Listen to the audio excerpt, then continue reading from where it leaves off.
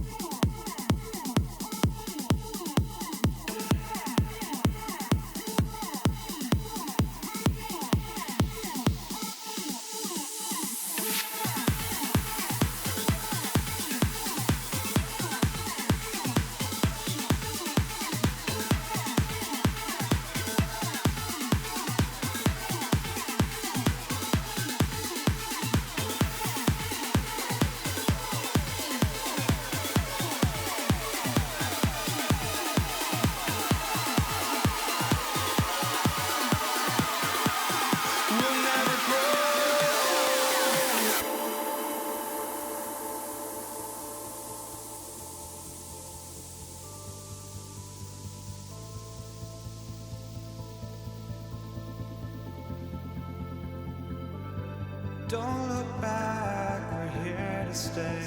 A life we knew would come one day. And this is it, the borderline to where the future leaves us behind. The fire will burn and never die, looking through the eyes of a brand new life. And so just find me, just find me. Sparks will fly if we scream no. This is not how we're gonna go. We just run to where no one knows. We'll never grow.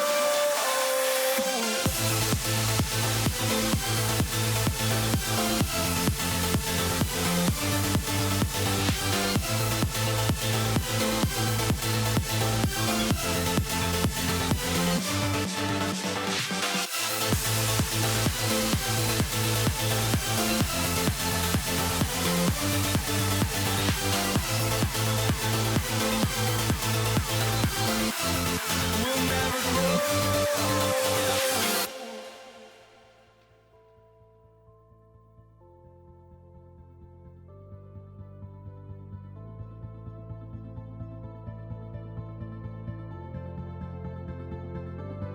Don't look back, we're here to stay. A life we knew would come one day. And this is it, the borderline to where the future leaves us behind. The fire will burn and never die, looking through the eyes of a brand new life. And so just find me, just find me. Sparks will fly if we scream no. This is not how we're gonna go. We are the ones who will never let go. Just watch us run to where no one knows. We'll never grow.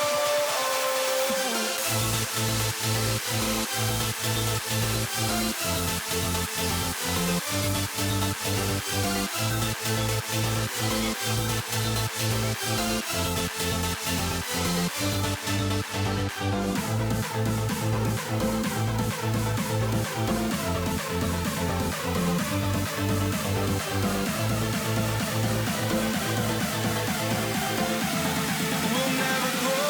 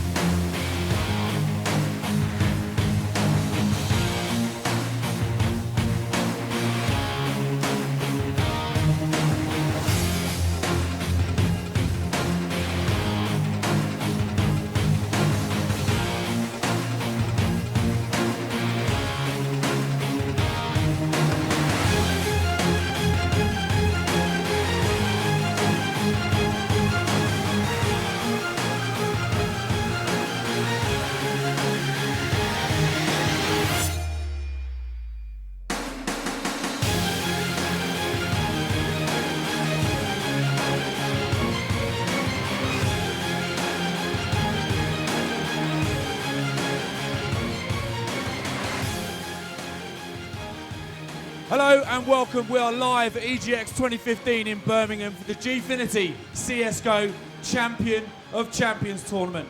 There's $100,000 on the line. 4 of the very best teams from all around the world fighting it out for that amazing prize pot and the title of Champion of Champions.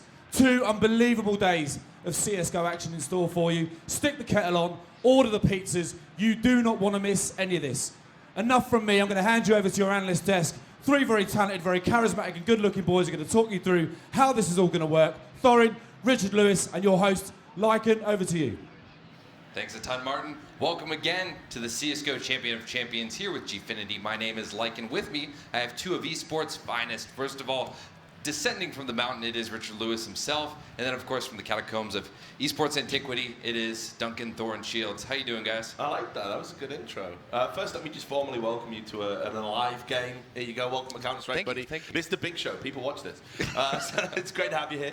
Yeah, we're doing good. Obviously, this is my old stomping ground. I live in Birmingham, so it's great to see a premier event like this sort of come to home soil. And, of course, it means I can just get a taxi. And, I mean, after this event, it'll be one of Nip's stomping grounds. Yeah, you know. So. They're not even from here, though. Yeah, let's get it in early. Why not? Yeah. So, as this is my first Counter-Strike event, I studied a little bit. I wanted to make sure that I did this right, and I watched you, Richard. I watched your that hosting. Won't help you. Well, I figured that I should bring a tradition. I wanted to make sure that my desk side manner was proper, so I brought a gift for you guys. Oh, here we go. It's prop humor. Here we go. Here we go. I believe as the host, I'm supposed to give you guys the League of banana, Legends, right? mate. Yeah. He's got the jokes all wrong, hasn't he? Well, thank you. We are going to see the King of Banana bananas here playing in an event, and we'll get to talk about him in just a little bit. So there we go. I've managed to tie it all together. Well done. Well Yeah. crafted. So we've got some we have some exciting games going on. Let's go ahead and take a look at the schedule, see who we're going to see this week. And looking now, we have Ninjas in Pajamas, Fnatic, NVS and Virtus Pro. Our first game is going to be Fnatic versus Ninjas in Pajamas, followed by the NVS Virtus Pro game. That'll be today, and then tomorrow will be the grand final. That'll be at 11 o'clock local. And that'll be on the teams that make it through. Yeah. Winner of the second semi-final versus Fnatic. Yeah, it's going to be a great final. A recurring theme that we're going to see is the criticism or the disregard of NIP, whichever way you want to go. He's doing it. So. I prefer to call it realistic observation of facts as they appear to a reasonable human. Okay, well, tell us about that, Duncan. Sorry, what did you say? All right, let's take a look at the graphic for the teams that are going to play. Again, we know who is playing, but this is the roster, the lineup. Richard, go ahead and walk us through the teams we're going to see today. Well, this is why it's an amazing tournament. As you can see, it's called the Champion of Champions for a reason. All of these teams, with the exception of NIP, of course, won a Gfinity. You've got Fnatic. Probably is the #1 team in the world. I don't think anyone would argue with that. But there have been some signs that Fnatic haven't been vintage. They haven't been in their top form. We've noticed that at the major in Cologne, for example, they really had to dig deep to beat Virtus Pro in that semi-final, and then they had to pull back ridiculously on Dust 2 against Envious. So Fnatic have got something to prove here, but equally there are questions surrounding them that they have to answer. Envious right now, they're coming in on a real hot run of form. They had a bit of disappointment in Dubai, but of course, after they were assembled together, they did make it to the final of the major. They just recently won DreamHack London. Me and Duncan were there last week, and they looked incredible against TSM. Virtus Pro, they won ESL Dubai. They're back to winning tournaments since they've changed some things around, putting Neo on the AWP and putting Pasha onto rifles. They just seem to have this new kind of zest about them. And then, of course, NIP, which, Duncan's going to count them out of the running. But what I will say is, if anyone thinks they're going to be the whipping boys, don't bet on that at all, because they've been playing with a kind of a new spirit. There's a lot of question marks about the team right now. This could be their final goodbye. I know we've been saying that for a few events. I think this is it. I think this is the last time we'll see this 5 here, and they're going to want to go out on a high, which of course is what their entire career was about, a series of highs And lows. Yeah. So now. But they're the original great team. Obviously. They're the original dynasty. Well, that's what makes the actual tournament. The theme does fit, because, 3 of the teams were Gfinity champions. Obviously, you can't have a tournament with just 3 teams. It'd be very difficult to structure. So you need a 4th one to round out the numbers. And if you're going to pick a 4th one, well, there isn't another champion anyway. It's not like if you pick TSM, they won a Gfinity. They didn't. Yeah. So as a result, why not pick Nick? They're the original champions of CSGO. 4 of the players in the lineup are among the greatest, most accomplished, decorated champions we have in the history of the game. So why not have it like the new school champions who've won all the recent events versus the old great champions, and see maybe that mixture adds in a little extra zest to the story. Like, hey, maybe they can pull maps out of somewhere. Hey, maybe they can even win a series and make it interesting. We'll see. Yeah. From the sound of that, are you expecting NiP to go down 0-3? I think 0-3 is probably a bit harsh. It's very difficult to win a best of 5 3-0, even if you're the better team, because it's such a marathon to get to 3 maps. I think NiP can definitely win maps. They can maybe even make it a 5-game series if they get the right maps. History says, though, that Fnatic have tended to nearly always bear out in those big series against them. In a best of 5, they've actually never played a best of 5 against each other. So I don't think it's looking good for NiP, put it that way. Yeah, I mean, and just to add to that, I think what you've got to remember here is these players, they're kind of playing for their future a little bit, some of them. We've all seen the rumours online coming into this tournament. We know that maybe the speculation that 3 players are going to be brought in from Gamers 2. And, of course, one of the names we're missing. We've heard that maybe Get Right's going across the Atlantic. These are all established rumours right now. And, you know, I think in particular, like someone like Freiburg that hasn't been mentioned, hasn't been linked with the team, he's in the shop window, right? Like, he's got to prove I'm still worth joining a team. So actually, I think, you know, Arlu as well, if he decides to keep playing. So I think actually, if anything, that these guys are really going to want to have a point to prove. They're going to try and, you know, be on their best level. They're playing for something a bit more tangible than just the prize money here. All right, in one of Duncan's recent videos, he's discussed the maps with regard to NiP and how NiP doesn't really have a map, right? What kind of, I guess, what would you say their best maps would be that we would want to see from them to have the chance against Fnatic? I'll let Duncan feel that one, but I will add the caveat that it's incredibly hard to tell what NiP's best maps are, because obviously teams practice between events, but historically, when it comes to the map veto, NiP always make it difficult on themselves. They never seem, they almost pick into their opponent's maps. They do it continually. I've never been able to figure out why they do it. I think the latter part of their career, collectively as a team, would have been very differently if they vetoed a lot smarter. That's just my opinion, but obviously Duncan can tell us a bit more about that. Yeah, I mean, basically, there's only 3 maps that NiP actually have shown strength on statistically, which is Inferno, Cash, and Dust 2. Now, the problem is, the reason why you can't say they've got one that's the strong map, they haven't got a home map, basically. They're not better on any of those maps than, for example, some of the teams here. Each of these teams here can pick one of those maps they're better on, and NiP themselves haven't shown any kind of like consistency yet. We think this is they don't have their own identity yet. This is our strongest map, regardless of the stats. So they've been rotating it around. So even though Inferno, over the last 3 or 4 months, is statistically their best map, recently they're going towards Dust 2 all the time. Then in the middle period, sometimes they were playing Cash. Actually, when this lineup first came together at the first major, they were able to play Cash there very well. They were able to beat Envious on it, who was a really top team. So they have a couple of maps, like 3 basically, that they're strong on. But the problem they have is not as strong as the teams here on those maps. And they themselves don't have one that they even think in their own minds, like, this is our map. They themselves are always kind of second-guessing themselves. Should we go with this one this series? Should we switch it up? So, and I think that's going to be one of the problems they have in this kind of a pool. Because there's no weak teams, the other teams here all have 4 or more maps. If you're talking about teams like VP and Fnatic, they basically have almost all the map pools. So that's what's going to be very difficult about a best of 5 if you're an IP. All right, well, let's go ahead and take a look at the format and what's on the line for this weekend. Coming up, we have every match is going to be a best of 5. We have 4 amazing teams, $100,000 total on the line just for showing up. Teams get $10,000. Then tomorrow, if they make it, it's either $30,000 for second place and $50,000 for first place. Single elimination format, so that we're not having any groups. And we go right into the semifinals. So it kind of, in a way, it's like we have, looking at these teams, 3 grand finals. Yeah. And this is why this event's great, and just in general, it's great to see Gfinity sort of embrace this idea. First of all, the qualification is obviously to have won a Gfinity, so you've already been rewarded for that, but now you're getting $10,000 just for coming and playing in the Champion of Champions. Like that's the minimum you're going to go away with. So that's a respectable chunk of change just for showing up. But on top of that, you know, the idea of doing a best of 5s, you know, me and Duncan, we talk about this a lot. It took us a long time to get best of 5s in the finals. We were going on about this for ages, that is the definitive way to do things. I did a tournament that had a best of 7. Don't recommend that by any stretch of imagination. That is too much. Best of 5 is the definitive way to decide a champion.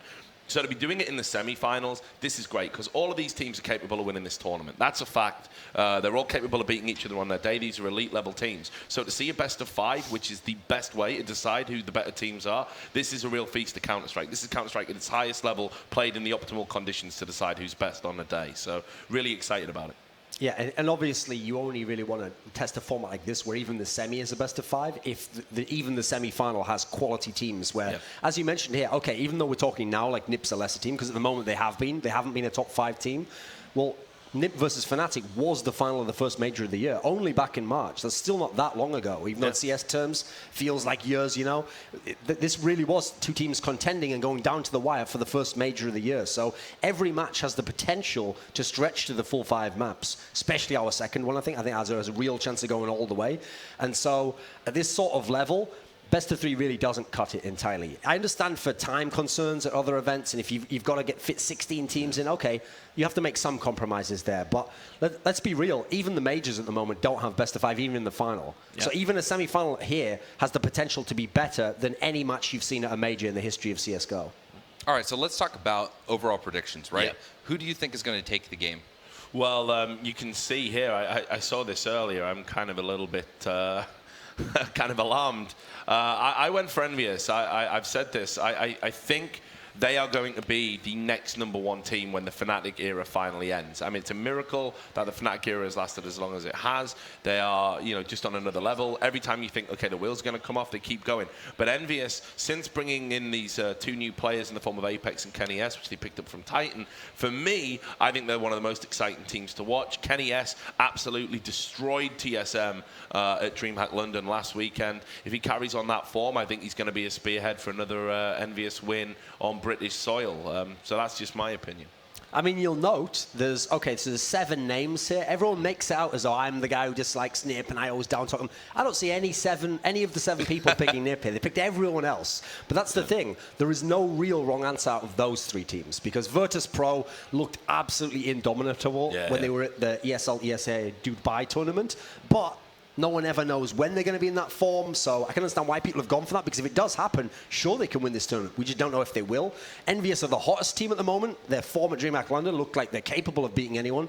Haven't so far in history with any of the lineups beaten Fnatic in a best of 3, as we saw in the major final. And then Fnatic, okay, it's true, they're not at their height. They're not at the zenith, the apex of where they've been. No pun intended, obviously, for the Envious scenario there.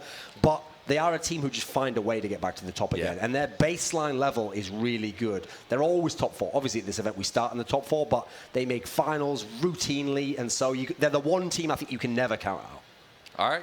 And for those of you at home, if you want to join in the discussion, you want to talk about who you think is going to win, you can tweet at us at Gfinity. You can also, if you're in the crowd, take a picture on Instagram at Gfinity UK, tag us, and let us know what you think about the event. One thing I want to ask you, though, is, Thorin, you have Fnatic taking it. That possibly means we might see a Virtus Pro Fnatic rematch after the ESL Dubai. What makes you think that Fnatic will come out on top after the performance, or Virtus Pro really just steamrolled them? Yeah. Well, I mean, one of the key factors that's different, obviously, will be a best of 5. We've never seen a best of 5 between Virtus Pro and Fnatic. We've seen many best of 3s, actually. They've gone back and forth. Now, Fnatic used to pretty much own that record in the past, okay? They had a couple of times they lost, but in general, they were always winning the ones that mattered, as we saw at the semi-final of the major. Okay, VP had that close to 1. Fnatic just stole it out from under them. So it's true, the one in Dubai was very dominant. Like, there's very few teams in history. I think that might be like the 3rd time ever Fnatic have really been beaten up in a best of 3. That's how good this team is. And VP obviously is one of the few teams, along with Envious to a degree, but Envious haven't shown us yet, who are capable of maybe pouring it on Fnatic. So I do think it's a very dangerous matchup for Fnatic if that happens. Obviously, Envious might do them a favor and just take care of VP for them, but I think with it being a best of 5, the key thing Fnatic have going for them is they're the only team I know of where they don't have any map they dislike or any map that they can't play against even top-level opposition. So VP, okay, they have a pretty wide map pool at the moment, but there's still 1 or 2 that they prefer. They usually always ban Dust 2, for example. Very strong map for Fnatic at the moment. So I'm feeling as though if Fnatic pick ban correctly, that can even up any form disparity there, and then it'll come down to stuff like who wins the clutch rounds, who's really good under pressure. And okay, VP, when they're in form, are incredible at that. Everyone wins clutches, but Fnatic historically, I mean, that's why we call them like the miraculous team in this era. They've almost taken over. Okay, so there was the Nip Magic Rich, we've got the Fnatic Miracles now. So we're in the miracles age. Yeah, but it's absolutely true. I mean, what Duncan's alluding to there is Fnatic's performances at ESL One Cologne. Like, everybody came up after the Virtus Pro Fnatic game and said that was the final. Ultimately, that was like as good a level as you were going to see, and they pulled out miracles to win that one. I mean, you saw on Virtus Pro's face, they were like, "How have we lost this? Like, we've played at an optimal level, and Fnatic pulled things out of the bag that only Fnatic can do." You know, we talked about Nip Magic back in the day. This wasn't magic. This wasn't just having that will to win, that tenacity. This was unthinkable Counter-Strike, stuff you just do not see. Then they go into a final against Envious. Envious are 15-10 up on Dust 2. That's done. It's all she wrote. And I think on the CT side as well. Yep. So Fnatic have to win 5 T rounds on Dust 2 in this current meta just to get it to overtime. They do it after a timeout, which is another thing to be mindful of. Fnatic call timeouts like no one else in the business right now. They do it, and then they beat them 4-0 in overtime. And they crushed Envious' spirit, which was why there was such an emotional outpouring from particularly Kenny S, but from the team in general at the end. This is a team that is literally, I can't express this enough. We've been saying for ages, okay, Fnatic can't do it again. Fnatic can't win this major. They can't, but they can, and they do. And that's why they're such a great team, and you can never count them out of anything. I even think as well, that's going to have a psychological effect on opponents, which is, okay, it's true, as we saw in Dubai, if VP's really rolling, they don't have to be afraid of that, okay? They can, okay, we can beat them anyway. We can beat them before they can get to that. But you're always worried when you're playing Fnatic, in a best of 3 even, like you saw in the major in the semi-final, if we let them hang around too long, we give them too many chances, they're going to do something magical. We know how strong they are mentally, so that's why in a best of 5, I also think there's that factor. Like, Fnatic's one of the only teams I can even think of that could go down 0-2 against VP and maybe still even win the series. Yeah. Like, they're going to reset map to map, timeout to timeout, half to half, and so it's so hard to beat them. You know, you've really got to play some of the best CS ever to beat them. And on top of that, they never give you the win, you know. Yeah, and on top of that, one thing that people, they don't really talk about this so much because we think about them as a god tier team and they're all super skilled individuals. But the reality about Fnatic is when they come into a tournament, it's not uncommon to see one player being dead weight. You know, so for example in DreamHack Valencia,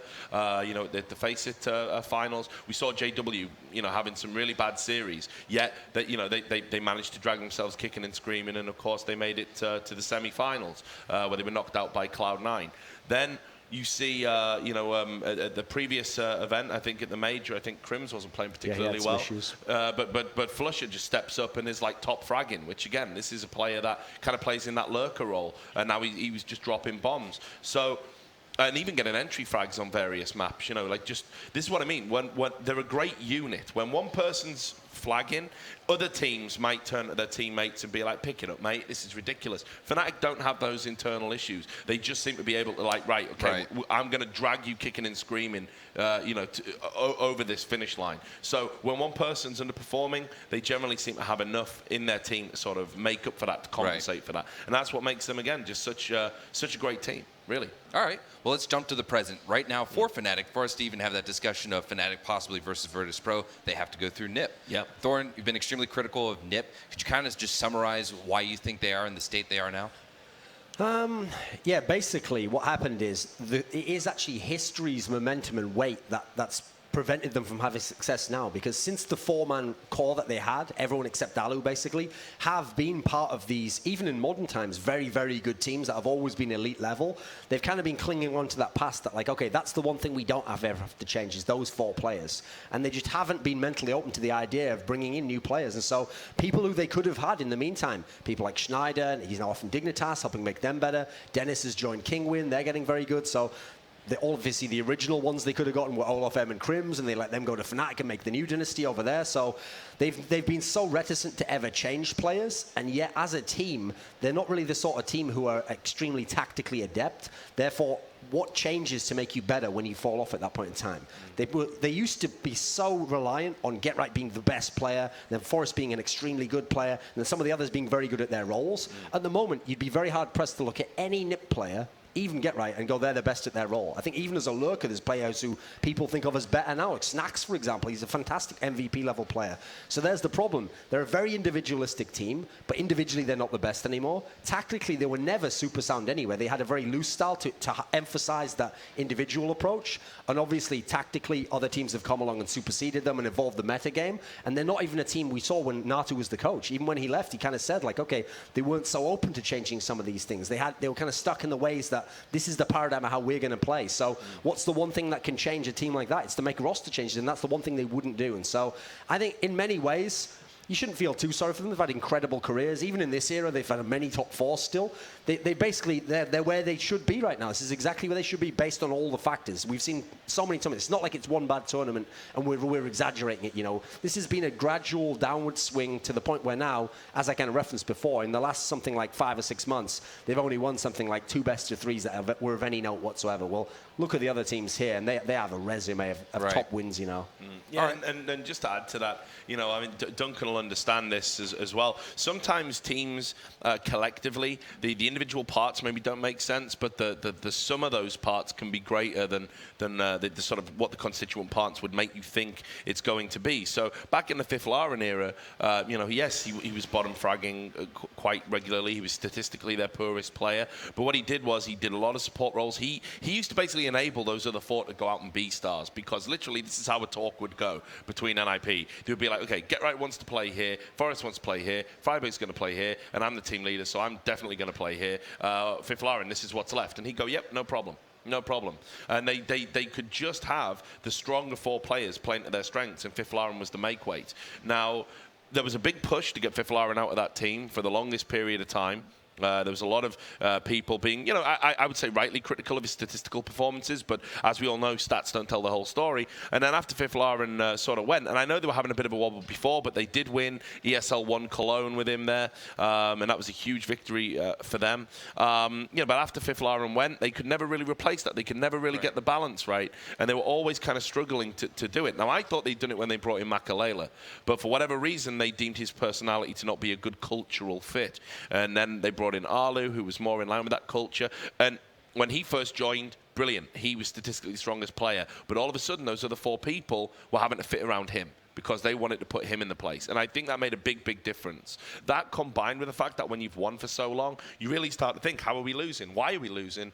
And it preys on your mind. So the sort of psychological factor with what they were doing with the roster changes, I just think it completely upset their rhythm. But for me, you know, I think a lot of people, if you're a NIP fan, I think it's be careful what you wish for, because there was a lot of people wanting to push Fiflaren out, and I don't think they've ever looked the same team since he left. All right, well, they're going up against what is arguably the best team in the world right now, Fnatic. Let's actually take a closer look at Fnatic and see what NIP's going up against.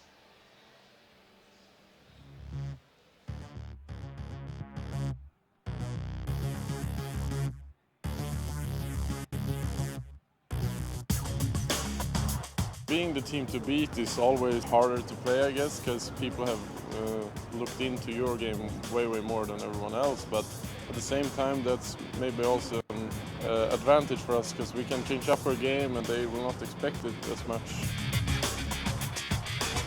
I'd say we're so good because like we have a good team synergy. We have played together for over a year now, and we mesh well together. Like we almost never have any problems with each other. If we have, we can solve them really easily. So I guess we just work together really well. Sure, NIP's 87-0 run is like, it's legendary stuff, you know, but I still think that what we have achieved is in a much more competitive era, I guess. So not to take anything away from them, but I think we currently hold the #1 and they have the #2, but what they did is legendary as well. Our plans for the future is, at the moment, of course, to stay together. I think we all pretty much have agreed on staying together for at least another year now. So yeah, we're staying together. The next big goal is probably the major. First things first though, so Gfinity first, then we're aiming for #1 at PGL as well, and then hardcore packing for the major. Very strong looking team. Thorin, why don't you go ahead and just talk to us about the players to watch on Fnatic and what kind of style we could expect to see from them today. Yeah, okay. I mean, if you're talking about players to watch, we've got to start obviously with Olofmeister, still considered consensus the best player in the world, because even when you talk about these other people, Kenny S, Snacks, it's one tournament you're usually really referring to. Olofmeister's the only player where, yeah, he has his ups and downs. Sometimes he needs help from the others, but he's the one line that runs through the Fnatic lineups, and every time they win a big tournament, he's going to be one of the 2 or 3 players who really was like the big factor to get them to that win. Just absolutely an all-around talent, can do everything in the game, and more importantly, he's a big game performer. I mean, I think we saw that actually when they beat NIP at Face It in that group stage match to get into the semi-finals, and he pretty much hard carried on Train with 39 kills. So then you go over to, let's talk about a guy we just saw in the interview there, JW, kind of like the wild card player. Just a really, really dangerous player. He's a player where it's weird because in some senses I almost don't feel like he's a star player because he won't consistently put up kills and get them in the same position in the game, but he gets impact kills. They're the kind of kills that change around or just change an opponent's mentality. I can't go to that position again, or he's going to be peeking me here, so we go a bit slower and that helps the other guys over-rotate. Then you look at, I mean, a guy who very recently really pulled them out of the fire a couple of times, including at that Majors, Flusher. This guy's supposed to be the 4th best player in the team. Meanwhile, he's a guy where he used to be the best player in Fnatic in their old lineup, and he kind of like, it's almost like he bides his time, he waits. When other people are struggling, he just asserts himself, he turns it on as it was, turns on that magic Rich, and then lastly, we'll pick Crims. Don't bring me into this. You're involved now, mate. We'll bring Crims into it finally. This is just the stable guy. So if you're going to have a JW, a really erratic player who's all over the place, even he doesn't know what he's going to do, then you need a stable base of the team to make up for that and to allow him, to facilitate him being crazy by you playing the smart way all the time. So if you ever are in a 4v5, okay, now we can still potentially win from that. And Crims is the guy who's going to do that for you because he's always going to be in the right place with the right gun, with the right technique, following up on people, getting the right trade kill when you can. And just that consistency that he puts in the 1 or 2 kills each round allows an Olaf M or of a JW performance to win the game for you. All right. Well, they're going up against NIP. Let's go ahead and take a look at that team and see what they're bringing to the table. I definitely believe we're going to win this one. I have no doubt in my mind that we will 3-0 Fnatic and then go 3-0 against Virtus Pro in the final. Get is the best player in the world. Yes, everything a great CS player needs to have. He's got great hair, you know. It's really beautiful. Yeah. We have got much closer to each other as friends. Yeah, we gotten really close.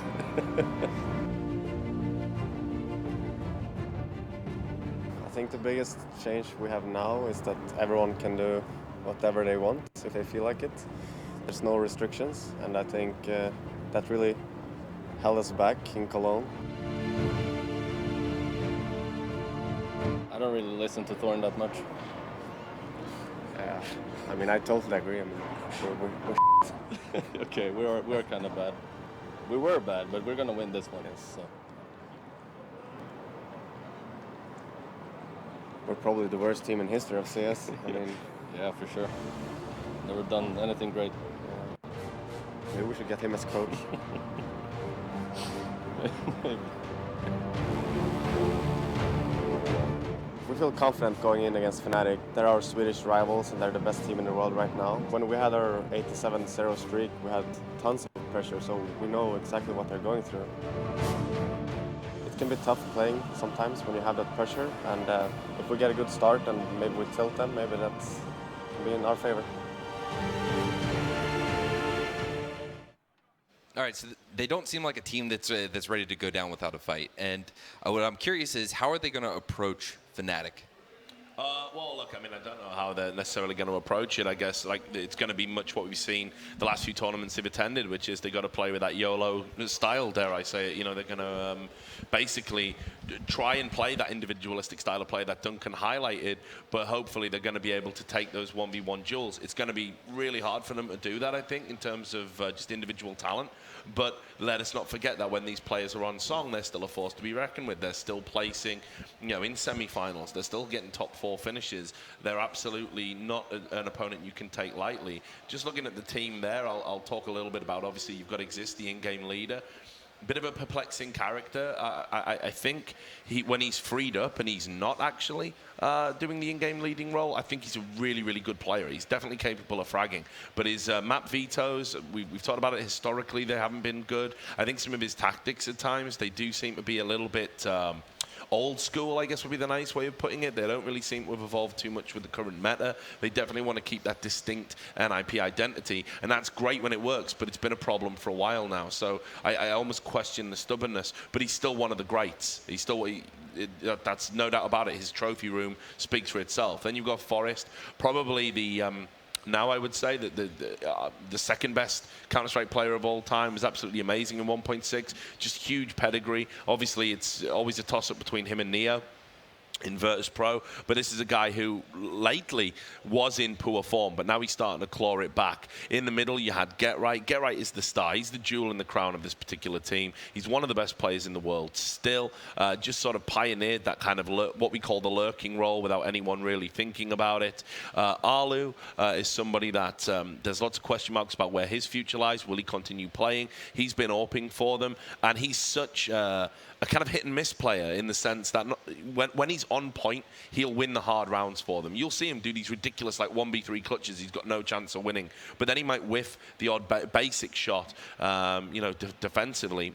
A very perplexing player, but he was at one point statistically the strongest player in the team when he first joined. That seems to have petered out a little bit. And then this is the one player who I think is really playing for his future here. And I don't want to put any pressure on him. I go back with him a long, long time. I've known him back in the Source days, but it's Freiburg. Now, Freiburg was the entry fragger extraordinaire. Back when NIP were winning tournaments, everyone was saying, well, they're going to get carried by Forest and Get Right. Well, it was Freiburg that was winning MVPs at like DreamHack Valencia and stuff like that. His performances were ridiculous.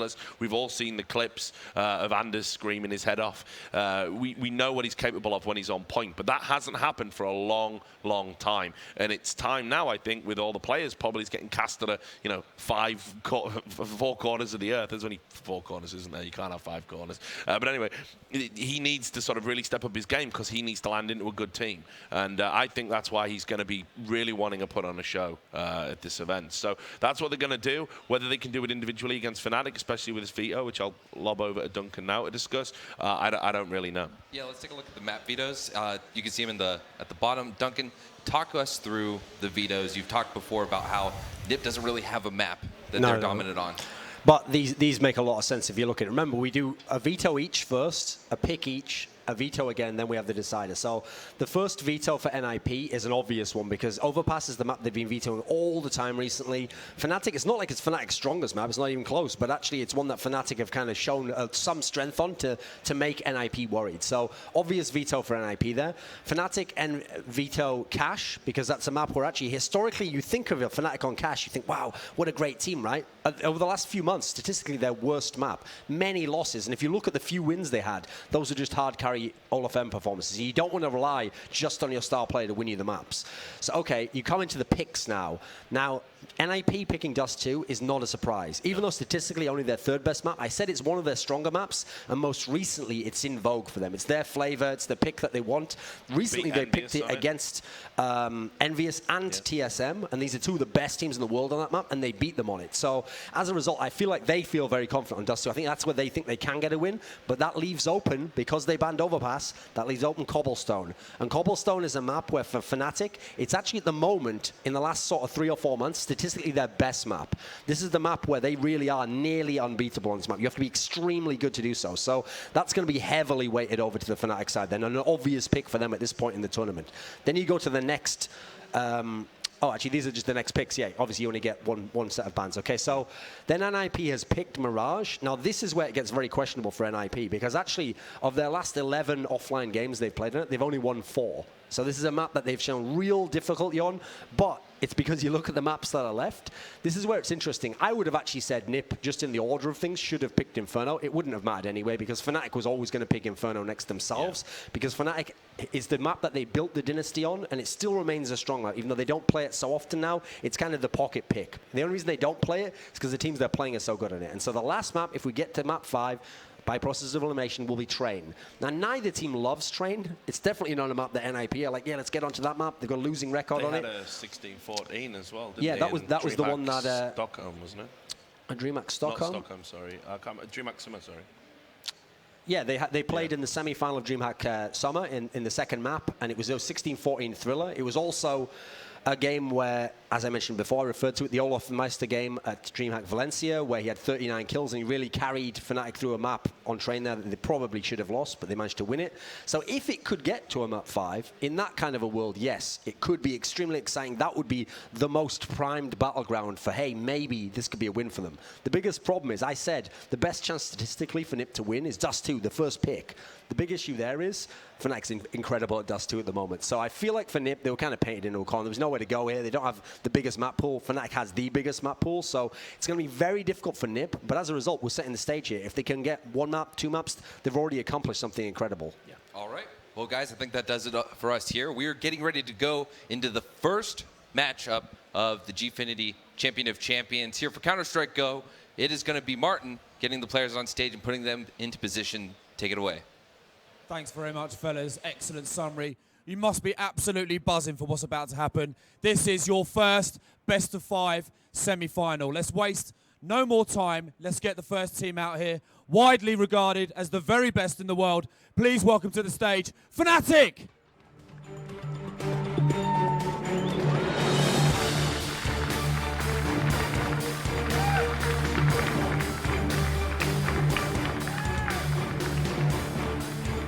Good luck, guys. Just like to head into your booth and get yourselves ready. Thanks very much. There you go. Fnatic, everybody. Now, their opponents, and again, their dynasty has been spoken about, their heritage has been spoken about. There's probably no bigger team in the world. Please welcome to the stage, Ninjas in Pajamas.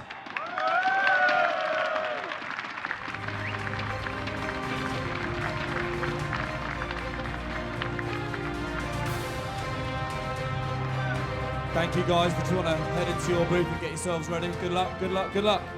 So, there are your 2 teams. It's the first best of 5 semi-final. Best of 5 is a format you love, we listen. Some don't, but we do. Anyway, time to hand over to your casters for this match. It's Kai Knight and Chewy. Take it away, lads. Cheers, Martin. Hello, everyone. Welcome to EGX. It's Gfinity's Champion of Champions. We've got 3 champions and Ninjas in Pajamas here to compete for $100,000. Yes, indeed. A lot of money on the line. And this is the thing, you know, we've been talking about the format already with the analysis desk over there, but this best of 5 final, there's 20K minimum on the line here. As soon as you win this, you're guaranteed at least $30,000. And if you take the whole event, as we know, $50,000. And just for playing this single match, they've guaranteed 10K in the bank. So not bad pocket money for a weekend of Counter-Strike action, in my opinion. But yeah, let's talk about predictions. We might as well start off with a strong question. Kana, I'm going to put you on the spot. Who do you think is going to take the series? I think Fnatic will take the series. Seeing that the first map's going to be D-Dust 2, how good Ninjas in Pajamas have been on Dust 2 recently, I'm going to put my neck on the line and just give them Dust 2.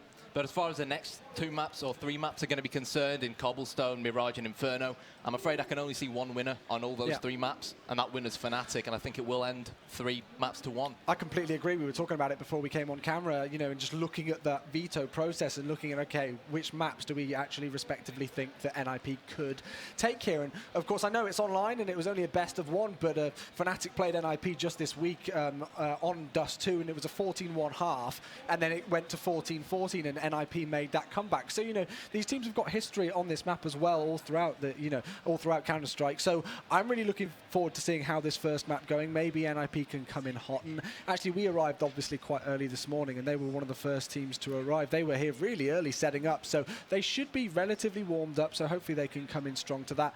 But I agree, 3-1 scoreline, NIP to take the first map. Yeah, as well, you mentioned it earlier on. Obviously, Ninjas in Pajamas actually just about lost early on in the week. 16-14, I believe the final score was, to Fnatic. But again, it was in the ESL, ESEA Pro League. It was an online game. Exactly. It was a BO1. Exactly. What can we really withdraw from that? But honestly, simply because Ninjas in Pajamas beat TSM in Dubai on Dust 2, and we've seen them beat Cloud9 recently on Dust 2 as well. I'm going to give them that map just because I like the team. I like Ninjas in Pajamas, but overall, we've got to be realistic, and Fnatic is just in amazing form at the moment. It's what Thorin said. He said, it doesn't matter what team you are, it is incredibly difficult to win a best of 5 3-0, no matter, and especially here when we've got 4 top teams. Yes, okay, there is a lot of debate, shall I say, for lack of a better word, around NIP at the second. Obviously, there's rumours which we can go into discussion about as well, but it's very difficult, even for the likes of a roster like Fnatic, who are the best team in the world in a lot of people's opinion, to take a series like this 3-0. So, yeah, again, it's not us necessarily gifting a map to NIP for that 3-1 scoreline. I genuinely think they do stand a very good shot of taking this first map, but looking at the veto process afterwards, it wouldn't surprise me if then Fnatic started to get that the ball rolling down. Yeah, as well. No surprise, really, that Ninjas in Pyjamas, or rather Fnatic, decided to veto cash out, because Ninjas in Pyjamas actually beat them early on this week on that map, 16-13. But one thing we need to bear in mind is the fact that Fnatic had a stand-in. And another thing that a lot of people often forget about when they jump to conclusions based on these online results is that prior to massive tournaments like this, a lot of teams keep their cards close to their chest. Yes, they don't want to give anything up online because they know that their opponents can scout them. And Fnatic, they're a lot more drilled than Ninjas in Pyjamas at the moment, and I think we could see a few surprises from them, and I'm really looking forward to it. We look at both these lineups on paper. Ninjas in Pyjamas, so much experience amongst them, but I'm afraid they were talking about the NIP dynasty. Well, it's no longer existent, and Fnatic are the team of the moment. Yeah, so again, you're talking about that experienced NIP roster. Let's have a look at the rosters. I know the analyst desk have gone through them very quickly, but for you, Knight, I'm going to ask you one player for each team. I know that's an incredibly difficult question, but for anybody who may be new to Counter-Strike, who wants to keep an eye out for a certain player, maybe individually on each team, who do you think they should be watching out for here? Well, I think it's a no-brainer for the Fnatic side. It's definitely Olafmeister. In my opinion, he's probably the best Counter-Strike player at the moment, at least post Kenny S. Kenny S's sort of period in time where he was probably the best player in the world. This man, he's fantastic. He's extremely versatile. He can AWP. A lot of the time, he's actually Fnatic's second AWPer behind JW. He can rifle brilliantly as well. So I think he's definitely going to be a man to watch out for on this Fnatic side. But at the end of the day, you look at this Fnatic side, and individually, they're all incredibly skilled. Yes. Even Pronax, how many times? A lot of people talk about the in-game leader always being the sort of player that's lagging behind because he's so focused on being the in-game leader. But that's not actually the case most of the time for Pronax. How many times, be it at major events or massive events like this, where he's actually top of the scoreboard, leading his team, but fragging left, right, and center. As for Ninjas in Pyjamas, I think we have to highlight Get Right and Forest. Yeah. Forest really stepped it up for me in Dubai. He started buying the AWP more. NIP started playing with a more fluid double AWP setup. And Forest, for me, at times, was better than Alu with the AWP, who's actually Ninjas in Pyjamas' main AWPer. Yeah. So definitely keep an eye out for Forest once he picks up the AWP. And in general, Get Right, king of the spray, along with Freiburg. But Get Right, phenomenal player. Keep an eye out on him. Most certainly so. I mean, again, it's a tricky one to pick out individual players because any of these 10 players on the server can do massive damage. But, ladies and gentlemen, I think we are ready to go into the 9th round. Knight, let's talk about, each side on Dust 2 so we can go in depth now and chat about this map. Talking about, statistics, you get a lot of discussion, especially with the recent patch that's come in from Valve, nerfing that M4 on that CT side. In terms of where you think the meta is now on Dust 2, is it a T-sided map? Is it a CT-sided map? What do you think we're going to see? Well, historically, there's no doubt about the fact that it was really seen back in 1.6 and CS Source was more of a terrorist-sided map. We went into CSGO. A lot of people used to call CSGO a CT-sided game. And I'd say Dust 2 sort of, you'd expect it to finish 9-6 at either of the sides. Yeah. But based off of recent tournaments, especially DreamHack Stockholm, what we're hearing from the DreamHack London, what we're hearing from the pro players is that after the recent M4A1S nerf, the AK is reigning supreme even more and is getting somewhat closer to CS Source, where the AK-47, being a cheaper weapon, has actually made the game slightly more T-sided. Yeah. So I think CS is changing a lot with the recent patches. Pronax actually had an interview on Fnatic's site recently where he said that in his opinion it's these types of changes that keep the game alive. So honestly speaking, I still think it'll most likely finish 10-5 or 9-6 to either of these two sides, but let's see how they all adapt to the meta, and we are going to go in game and begin. It's going to be straight out of long. Alu gets the first frag for the Ninjas as they stampede straight out of long. Exist with a headshot as well as Pronax returns a frag towards Freiburg. Olaf just about nails Forest in the head, and Chewy, NIP are marching towards this A bomb site. They're confident, feeling good so far, even with that even trade situation. We've got one player in Olaf Meister now tagged low. Get right, trying to find another player, but he will not find him. Alu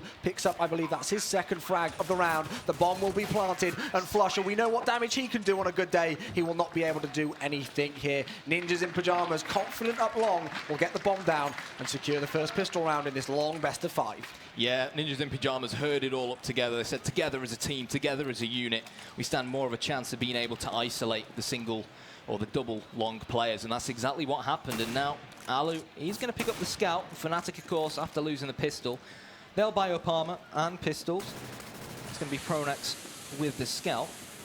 And they're just basically sniffing around this B bomb site at the moment, Chewy, trying to get a little bit of information. And NIP here, they'll be looking to take this slow, keep their distance, because we all know how strong the pistols can be up close and personal. Get right with that P90 in hand. We all know how much he loves to use that SMG. Starting off in fine fragging form there. First kill onto JW. Pronax is actually going to be able to bait that player out in Forest. Crims with a deagle, I believe that was. Picking up the return kill here. It's Flusher on top of the A-bomb site, but Get right, here he comes.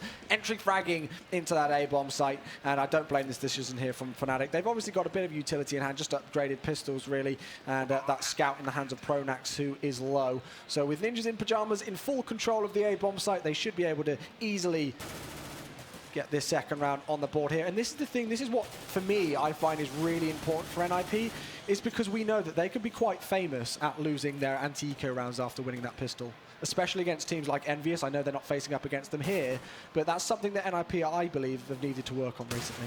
Well, at the end of the day, at this level of Counter-Strike, you just can't afford to be complacent. You can't afford to switch off, especially when you are up against probably the world's best team right now in Fnatic. Pronax is going to drop Get right, so that's the P90 lost, and he will be the only Fnatic player to survive. So he's going to keep that scout. The rest of Fnatic will most likely just buy up P250s, because they want to hold on to as much cash as possible going into this the next fourth round, because it will be the first gun round of the game.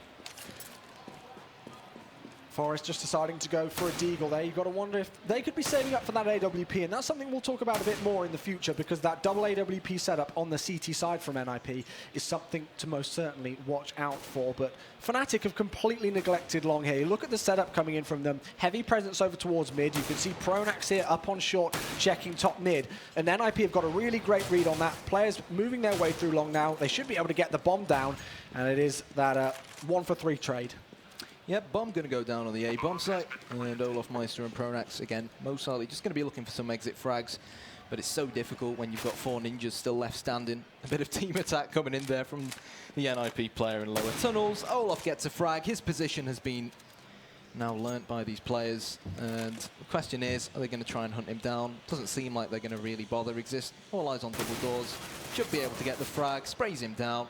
And now Pronax, let's see if he can pick up an AK and get away with it. But no, Get Right's not going to allow him to do so. And there we have it. 3-0, looking good from the Ninjas.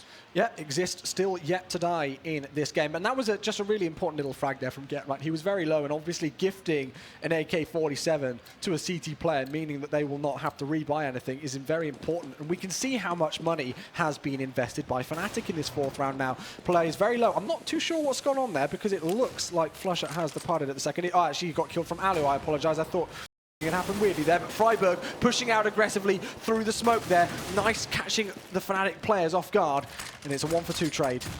Yeah, this is lovely Counter-Strike coming in from NIP, but even better stuff from Crims as he demolishes Exist, but he cannot make it a double. Pronax, the Fnatic in-game leader, last man standing, as NIP look to stampede towards their fourth round of this map so far. We've got Get Right with the AK, Alu and Forest still nice and healthy with the AWP. Bomb will go down on B, and this is going to be a very difficult retake for Pronax all by himself. Yeah, and that's the thing, again, it's a really difficult thing. You know, it was way quicker than I could even spot it at this early hour of the morning. Flusher being killed so quickly through those double doors by Alu. And talking about Alu, he will fall to Pronax, but with not too much time left on the clock, getting sprayed down through the door there by Getright, I do believe. Very low indeed. Just trying to keep Getright on this site as long as possible. Getright will peek out and actually does pick up the kill, feeling confident indeed. Forest salvaging the AWP. And that's interesting there. Did you just spot that? Getright swapped out his AK right at the end to pick up another AWP so that NIP can continue the double AWP setup on this T side. Yeah, what was good in that last round was as soon as Flusher got killed at mid, they knew that normally Fnatic, they put one person alone on B, they have one person in mid, and then most of the time they rotate that mid player towards the back of the B bomb site and then hold it with 2 players on the B bomb site. As soon as they knew that Flusher was killed, they knew Crims would be all by himself on the B bomb site, so they upped the tempo, pushed straight through upper tunnels, and eventually Crims just found himself outnumbered, and Ninjas in Pyjamas, they brute forced the bomb plan. Fnatic now back onto those measly little pistols after losing round number 4, where they were able to invest for the first time. Let's see what damage they can do. NIP have got to be very careful here. Again, we talked about their anti-eco state and how at times it can be a little bit inconsistent. So with all of the utility and equipment that they've got in hand, they've got to do well. Forest with the Deagle onto Olofmeister there to start things off. He's picking up another frag in this round, now switching over to his AWP. Crims is going to return though, gets the revenge frag, but I don't think it will be enough. All left up to JW here. They know exactly where he is. And Ninjas in Pyjamas, so far so good. Flawless start on Dust 2. Yeah, solid stuff. Took things nice and slow in order to win the round. Checked every corner. Very, very well played from Forest. Push straight out of double doors. Get the frag onto the Fnatic player. And then get a double with the AWP. But here we go. Forest, the man open through double doors. Getright. Seems like he wants to toy with Long, where Fnatic initially put 3 players, but that smoke and the few flashes coming over has actually forced JW back to playing from the corner. Olaf is going to be the secondary AWP, which we mentioned early on.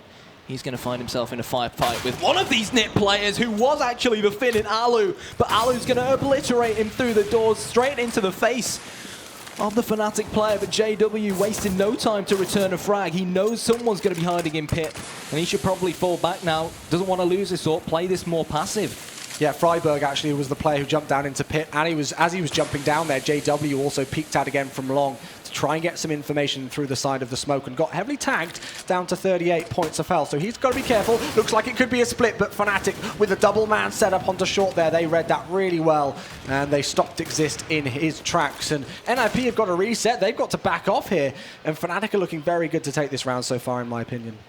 Yeah, NIP more than aware that 2 players were spotted on short. So the question at hand now for NIP is what are they going to try and do to counter this? Freiberg, all eyes on mid. He spotted nothing, but he will just about manage to frag Flusher. And Forest with the AWP as well. Pronax somehow sprays Freiberg down onto short, and it's a 2 versus 2. It's anyone's round, but both NIP players pretty spread out here. That grenade actually was the key there to Fnatic knowing that this is probably going to be a B push. We can see that it's actually Crims with the AWP in CT spawn. There's only 8 seconds left on the clock, so they've got to be careful about this one. Forest has swapped out the AWP for the AK-47, and Alu heavily tagged down with that AWP in hand. Forest is going to take down Crims though. Pronax will respond, and we're now into a 1v1 situation. Pronax and Forest both biding their time. One of them should get the triple here, but I love the way that Forest is playing this, backing right off. I don't believe Pronax has the information about where that player could be. Now he does. He's looking over to one. He's seen Forest peek out very close, but time is ticking here. He's got the smoke. He can cover himself off here. Let's see if he can defuse. He's holding, he's going for it, and you said Forest was in a good position, but he's just about going to win it. Pronax with the defuse. Great communication from Fnatic as well. It was one of his teammates, must have been on TeamSpeak, said to him, look mate, you're going to need a smoke. Forest has gone towards long, because they knew Forest was at long because of where Forest got the kill onto Pronax's right-hand man earlier on in that round. Yeah. So he said to him, mate, there's a smoke in CT spawn, go down, collect it, use it. And that smoke was essentially what won them the round. Alu entry fragging though, that's Pronax down. JW with a max 7 in hand will return the favor, and even better for him here, he manages to pick up that AWP, so that's a really nice trade for him in that situation over towards long. Freiberg has been tagged trying to enter things up once again from short. onto that A-bomb site, but finds no success here. So bit of action at the start of round number 7, now quietening off. Once again, Ninjas in Pyjamas just looking for information, seeing what they can find. And Crims, meanwhile, on this B-bomb site, down very low, 18 HP to his name. Yeah, Flusher in an interesting position, just behind the sand barrels. NIP just trying to see whether they can find the right key to unlock this Fnatic defense. They've got still plenty of firepower thanks to winning 5 rounds in a row, but it does seem like they've still got their hearts set on A. They've got a player just outside of Long as well, so the split could very well be coming in. Forest is going to play that entry fragger role, but Exist will assassinate Flusher as he hits the floor on the A-bomb site, and JW with a chance to go massive tried to go for the jump in no scope, but not today, JW. Bomb's going to go down on A. Too early for that, I'm afraid, JW. Maybe a bit later in the series, we'll see. Olofmeister does get the Kobe, though, on to Freiburg, now giving that man advantage in favor of Fnatic. They're all going to peek out one by one, and even though GetRight was able to get one player, the trade frag came in. Olofmeister with another frag in this round. That's the double, and now it's all left up to Exist. This in-game leader for NIP is going to find one. That's Olofmeister down, and he must have heard JW there. He's coming up A-ramp very, very quickly indeed. Exist sprays down, does get the clutch, and that is round number 6 for NIP. And what's going to interest me here, yes, the economy for Fnatic. That is exactly what they did not need. Well, that's the CT side in CSGO for you. Especially after they lost so many consecutive rounds. They finally reset their round loss bonus by winning a round, and they couldn't make it 2 in a row. And now they find themselves broke again. And that's how Lord Gaben punishes you in this kind of scenario. Exist, leading the charge straight out of Long, sprays down 2 unarmored opponents. And in a blink of an eye, it's suddenly very difficult to see Fnatic really doing much with only these pistols. Alu with another frag. He's been pretty on form with his AWP so far, I do have to say. It's good to see him doing so. And again, they're going for that double AWP setup on this T side. We usually see them do it on the CT. So, I mean, what do you think of that, Kanai? I mean, it's working so far, so who are we to judge it negatively? But it's an interesting choice. You don't see it every day. Fnatic, money's still very, very tight. They had the option to potentially force it up there. We are going to see a bit of a force. Olaf going for armor and a helmet, Flusher for just armor, JW opting for the diffuse kit, and well, Pronax going for the odd nade or two, but NIP, just look at this, it's beautiful to watch. GetRight just stampeding straight through double doors. He's pulled back now though, and they're almost playing with such fluidity without a care in the world. Richard was calling it a YOLO style of play, but it genuinely is like watching Golden Over 3 matchmaking. Yeah, it is. In the best Golden Over 3s you'll ever see in your life. But yes, look at Pronax here. He's actually been able to push right through Long and got so much information. Not only that, Crims has actually started things off here. First frag of the round. Exist will respond, although he has been knocked very low indeed. Let's see if Flusher can try and hold them off as NIP look to enter their way onto this B-bomb site. Flusher with the CZ-75 in hand will once again even up the situation, and this could be very bad for NIP indeed. Another player falls. They've not got control of this bomb site quite yet, and I like this push from Fnatic, catching them completely off guard. NIP really didn't expect them to push in that fashion, and that is Fnatic's just magic there when they could pull off rounds like that. They did not deserve to win it, but just with phenomenal aim work and phenomenal communication, again with Pronax saying that there was nobody over towards Long, they were able to salvage it. Well, I think JW, or Jay Wonderchild in this case, he does call himself the Wonderchild, and that really was a wonderful round from him. 2 CZ-75 frags. There is going to be a battle of the snipers at mid, and Olofmeister on short as well will chop off the face of Exist. And can Pronax finally start to rally the troops now? Can Fnatic start to make their way back into this game? JW thinks so with a kill onto the King of Banana, but GetRight is looking to try and breach Long. Sprayed Pronax down onto 12 HP, but still finds himself outnumbered. The flash comes in just at the wrong time there. Forest will respond quickly, but it's still a 2 versus 4 on with 2 AWPs in hand. This is going to be potentially difficult. Not if Forest could say anything about this. We know what damage this guy can do. He even legs Olofmeister there, pulls out the Tech 9, and the headshot comes out as Forest confirms the hat-trick for round number 10. Back into a 2-on-2 here, Karnite, but they've not got the bomb. And look at JW's positioning here. He's pushed right through, and he's found it now. NIP in a really tricky spot. JW exterminates Forest, and it's all pressure now on the X 3D Max Man on the X-Mal Sportsman on the Fin in Alu. He's just about, no, he's not going to manage to dodge JW, and JW will put his name onto a hat-trick of frags that round, giving his team a hat-trick of rounds. And finally, NIP are being forced onto a bit of a... Well, Yeah, no, I mean, they're opting to force it up. That's very interesting. They want to keep the indeed. pressure on the Yeah. economy of the CTs. They don't want to allow them to build bank. And if this pays off, full credit to them. I like the decision, but Get Right gets taken down first. Olaf Meister, you can tell they're feeling confident now. Fnatic warming up here. Looked a bit of a slow start for them, but as of yet, anybody's game, of course, in this long best-of-5 series. Now, did Freiburg pick up that AWP? Yes, he did. And what's very interesting is I want to have a look at their positioning. Obviously, he's not going to be able to hold it over, pass it over to Alu there, because Alu's playing really passive in his sneaky position over towards long. Again, just being very cautious that Pronax doesn't become a sneaky beaver like he has so far and push through long. He's moved away from that position now, so the AWP you would suspect should switch over to Alu, but we'll keep tabs on that. Yeah, very passive defensive setup coming out from Fnatic. We basically had JW with the AWP just watching B ramp. Meanwhile, Crims is going to try and hold up a tunnel. So NIP, they've been given a lot of breathing space. It's just a case of how they're going to try and utilize it. Pronax has somehow managed to push all the way through long, and I don't think NIP actually noticed this. It's not going to matter because Forest has been killed at the top of mid. Flusher will also get the kill onto Exist, but Freiburg's position has been sussed out. It's not often we see him use the AWP, but it's working for him so far. Turns a 4 versus 2 into a 2 versus 2. And let's see whether NIP can do this. Freiburg, all eyes on tunnels. Oh, he missed the AWP shot, and there's a 2 versus 1. Surely Alu's going to win this round, or maybe not. He's going to go aggressive at B ramp. Alu spots Pronax, but cannot get the final kill. And it will be yet another Fnatic round. But when you consider how much of a dodgy buy it was from NIP going into this round, the fact that they dropped 4 out of 5 players was still pretty impressive, and I'd be very surprised if they opted to force it up this time round. But with NIP's current method of playing style, who knows, and they have gone for it. It is full YOLO in swing here. And what's really interesting, again, you spotted it out, and we've seen it time and time again, is Pronax pushing through long. And NIP just haven't had an answer for it so far, to be quite honest with you.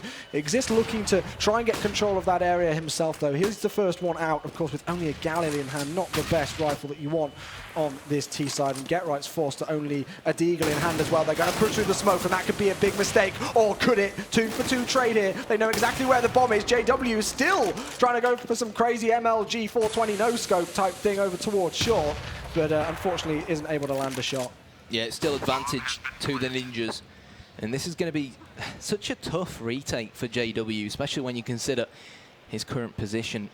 NIP, all they have to do is play this cool, calm and collected, play this patient and wait for the Fnatic players to come to them. JW going for the jump shot, not going to be able to make it. And now the XLGB man in Crims finds himself all alone. He's going to nail Get Right in the face, but Alu and Exist aren't showing themselves. Exist very low on HP, but this is a great crossfire coming out from NIP.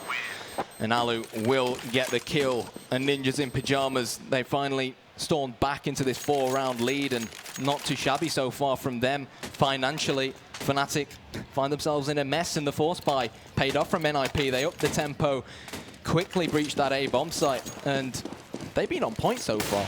Yeah, and I think with NIP, for me, really, again, it's been that game, that war of attrition, as we call it at times. You know, just controlling the money of the Fnatic side. We saw it where it was that 5-0 scoreline, then Fnatic took around and NIP instantly responded, and we've kind of seen some similar things here. Fnatic picking up the odd round here or there, but for the most part, Ninjas in Pyjamas have kept their fellow Swedes onto just these pistols. That being said, Fnatic can definitely do damage with them, and we've seen them do damage so far. Get Right aware of that, pushing through long, but he doesn't know that there are 2 more players coming through, so he could get caught out here, but Get Right's a very smart man indeed. He's going to be able to pick up, I was going to say the quad, but I bit my tongue there. Wasn't the case to be. Still, NIP pick up the round. They've won the half. They're already on 9, and the best that Fnatic can hope for on this CT side of Dust 2 is 6. Well, that's why a lot of people say, historically and at the moment, Get Right remains one of the best lurkers in the game.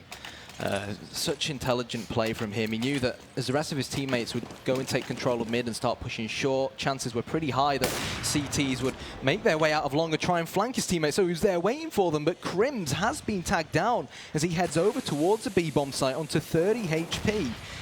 And Ninjas in Pyjamas at the moment hurtling up, all in tunnels. They're going straight towards lower tunnels, but if they can flash and smoke off JW, hit mid to B, this could work out well for them. JW is going to spot Freiburg climbing over towards short. In NIP, they've got options here. Yes, they most certainly do. They've got a lot of time on the clock to play with as well, and Freiburg just using the side of that smoke. I think he's caught out Pronax there, who tried to pop flash his way through the smoke, but didn't get far enough to be able to do so. JW, though, catches the head of Exist and evens up the situation. That being said, again, this is just what NIP can do to you. They'll just catch you off guard, and lovely shots coming in from both Forest and GetRight to secure that two-man lead.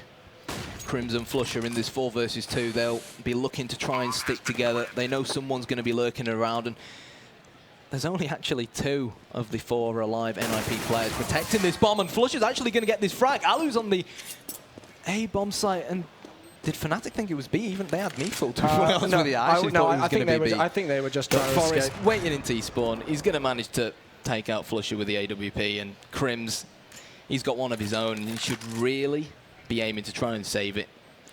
I really like that play there where they actually kept Forest in T-spawn for pretty much the entirety of the round almost. Crimson's going to be able to pick up another frag there. Really nice reactions onto Freiburg, and the 3 AWPs on the server will be salvaged as we go into the last round of the first half here. 10-4 the score. NIP already on double figures. But yeah, again, to counter JW, who'd already taken down Exist in mid, they kept Forest at the top of T-spawn. And also allowed him to spot any rotators rotating from B over to A. Exactly. But anyways, the triple up setup coming out from NIP. Meanwhile, Fnatic, they're looking for some shotgun kills. JW is going to nail Freiburg in the face. So NIP do find themselves one man down, but I'm all eyes on GetRight's Zeus right now. I want to see whether he's going to be able to cook up a bit of GetRight magic with it. We will see. He's that player looking to once again get information over towards long, but the AWP on that CT side, a crucial player with a crucial gun, has gone down as JW departs from the first half of Dust 2. Now into a 4-on-4. NIP still with a lot of time to work here with Knight. Definitely GetRight more than aware that Flusher loves to hold this position over to his right, but he's going to spray one down. Flusher with the double. Alu left standing, somehow manages to assassinate his opponent, but now finds himself in a very, very tough 1 versus 3, and he's not going to be able to do it. Credit where it's due to Fnatic. They didn't have much to work with that round, but JW's entry frag was great to help them on their way. And you're pointing this out, Chewy. Olaf Meister only on 5 frags. Very unlike him. Yeah, and look at NIP here. Just consistent play. I know, you know, frag count isn't exactly the most obvious thing to watch out for, as there are so many other things as well to look at. But the fact that NIP are all consistently doing, you know, a good score. The Olaf Meister that play. And this is the thing with Fnatic I'm talking about. And then Pronax and the players all just kind of play standing up on that team. When Olaf Meister or when a player can go quiet, you don't really realise it until you bring up the scoreboard like this and you go, oh wow, they really have been that one. So yeah, I mean, that's the beauty about Fnatic. Yeah, it's such a versatile line. Even when Olaf Meister probably a star player even when things aren't going like any individual, there's always someone else who can step in. I mentioned earlier on, how much of a good player Pronax is, how he's so great when it comes to multitasking as an in-game leader, yet he's also one of those in-game leaders who performs well on the server. If you look at the scoreboard, he's actually top of the scoreboard for his team. So when you consider, this is a team with the likes of Olaf Meister, with the likes of Fnatic, it's a great thing for Pronax to be able to step in. But as well, another man who can see the lot of leaders, as he obviously has, is out. Some people are going to call him Got Ali. But I think it's safe to say that all the NIP players on either 12 or 13 flags apiece, including Ali, it was a really, really, really solid team effort that high. It was, and again, there was quite a lot of that Romo style play. Some of the buys that we saw certainly coming in, some of the pushes maybe at times. But, I mean, if it's working for them and they can take 10 rounds in the T-side of Dust 2, you know, fair play to them, they can do those kind of things. Again, there's not too much to be taken. People who maybe need to see us and look at that 10-5 and go, okay, I don't feel I'm smashing this. That's not as simple as it gets. It was very tough for Fnatic as well, starting on the more expensive CT side. The problem was that a lot of the time, they find themselves up against an NIP side who was forced for a hook. Yeah. They had weapons themselves, and then they eventually find themselves back on pistols, and then find themselves playing with pistols up against rifles. And there's not much you can really do in that kind of situation. when you find yourself up against NIP in that kind of scenario, chances are NIP are going to win the jump round.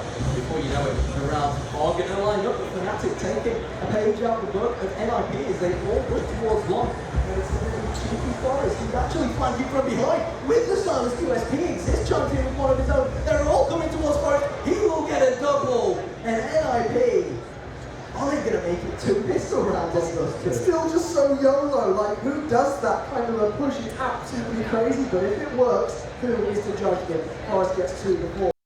Departing from this round, Olaf Meister's going to get his head dispatched of as well by Exist, and this is looking very likely that it could be another round in favour of the Ninjas. Unless Flusher can do something about it. He's knocking his players very low indeed, and he's actually been able to pick up Exist here. He turns around, and out of absolutely nowhere, Flusher picks up the round. NIP got complacent. Well, they faced him one by one, and Flusher's one of those players. He's known for his lurking ability, and he's known for his clutching ability. Many people consider him the best clutcher in CS as well, and he's so good. You watch him on the camera, he somehow manages to stay calm, even when there is so much money up on the line. Get Right has been tagged down 66 HP. But Fnatic so close to losing that last round. Very surprised they didn't actually leave a player in T-spawn watching down mid, because he may have been able to actually catch Forest, who was looking to flank from behind. But anyway, straight towards B, Fnatic are heading. Freiburg going to be the first man to stop them in their tracks. Not if Flusher's got anything to say about it, though, as he will respond to. Get Right can do some good damage. Yes, you said he has been tagged. Now tagged, in fact, even lower, and Fnatic are still marching on forwards this B-bomb site. JW actually misses a shot and gets punished for it, tagged very low indeed, but just look at the HP for NIP here, all under 20 points of health. They're not going to be able to pick up this round, you wouldn't imagine. And that should be 7-10, and this is the thing, kind of, that 1 versus 3 clutch there from Flusher could be one of the defining moments in this map. That could have been the glimmer of hope for Fnatic to really bring this ball back now, you know, and roll it in their favour. Well, it's not over just yet. Never with Fnatic. It's never over with Fnatic. Yep. Especially once a pause comes in. There's something magical about Fnatic's pauses. But as things currently stand, they don't need one, because NIP will find themselves on pretty much only P250s, probably with no armor as well going into this next round. They'll be wanting to buy up come 4th round of this second half. So let's see what's going to happen. We've got 2 scouts. It'll be interesting to see where these scouts go. I wouldn't be surprised to see one on the A-bomb side, just sort of utilizing the accuracy of the jumping scout just behind the boxes, and maybe one to go towards mid. It's actually Freiburg who's going to try and face Pronax or JW at mid. Crims opens things up against Get Right, and Get Right gets a team kill as well. Not exactly what you want when you're trying to build that economy once again here, and just a clean sweep. Hardly any players tagged down whatsoever, and that's 5 left alive for Fnatic as they confirm round number 8 here. Now, this is going to be the interesting thing here for NIP for me. What are they going to do AWP-wise? It looks like they're only going to go for 1, and why does that not surprise me to see Get Right pick up a P90? It's best weapon in the game, don't you think? In his opinion, alongside it seems the so. sniper. The Negev ain't too bad either. I'm personally a fan of the M249. But so Alu, he's spotted the Fnatic players heaving towards him at long. It's a nice boost coming out from NIP. It'll allow the player boosted up on Freiburg's head in Exist to be able to look just over that smoke, see if any players are going towards Catwalk, and I think Exist may just about have caught a glimpse of Crims trying to jump on this Xbox, but Alu, he's got to be careful not to get caught out as he repositions. There it is, he's spotted Pronax. Pronax knows he's been seen.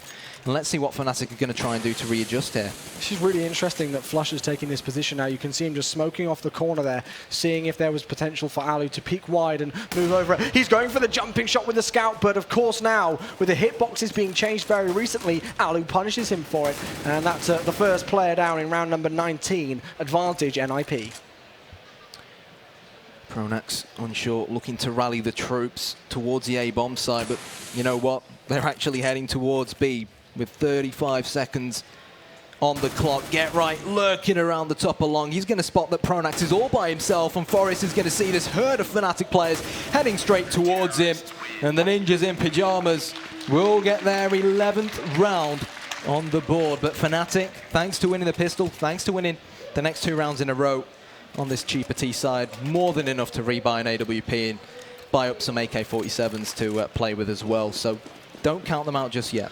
Most certainly not, but well played in that last round from NIP. They looked pretty darn solid across the board on their defense, including Forest, who did pick up a nice little hat trick as they entered over towards that B bomb site. So here we go into round number 20. Let's see if NIP can extend that lead further and regain their 4-round lead that they've had quite a few times actually so far in this map, if I'm not mistaken. But obviously Fnatic wanting to bring it back in their favor and try and destroy that CT economy, which happened to them so much in that first half. So Fnatic, as per usual, they've managed to get the short control. The question is, what can they do with it? It looks like they are going to maybe try and hit the A bomb site, but they're going to have a very angry Alu to try and deal with first. Olaf Meister is going to slay Freiburg. Rotation comes in. Alu just about misses another AWP shot, but look who's waiting for them. It's Exist on a ramp, who can't even get a frag. Pronax with 2 massive headshots. Olaf Meister does what Olaf Meister does best, and now it's all down to Forest to clutch, and he very well may do it. A double kill from him, and it's Olaf versus Forest, but Flusher, he's the lurker, yes, and he just showed us why. Yeah, exactly. Just slowly see him peeking through the mid doors and then rushing out, realizing that it could have been a close encounter. But key players on the NIP side there for me, it really was Alu. He needed to land those shots. Exist, I think, was able to pick up 1 frag, but no more as they entered onto that site. And Fnatic just relentless, pushing through short there onto that A bomb site. They were not giving it up for anybody. They landed their shots, and they were rewarded for it here. And not only have they been rewarded with a round win, they have now officially broken that economy of the NIP side. Yep, it's fully reset. The odd P250 here and there. But still, you've got to play this slowly if you're Fnatic. You can't underestimate these P250s. It does become a one-shot headshot, even up against an opponent with a helmet, when you get too far up close. But Forest, first casualty of the round, JW the murderer, and let's see how this pans out. Looks like Getright's biding to try and just maybe take a gun off one of these Fnatic players here, flashing his way through mid, but Pronax once again starting things off on to Alu. This should be 10-11 unless Getright has got anything to say about it. He doesn't land his shots again. The P250 outweighed by the AK, but Exist, this could be damaging. Olaf Meister peeks aggressively though, and I really like that play, not allowing Exist time to pick up that AK-47, cock it, and fire any bullets. He'll dispatch of him, and that confirms Fnatic into double figures here. 10-11. This game is still anybody's.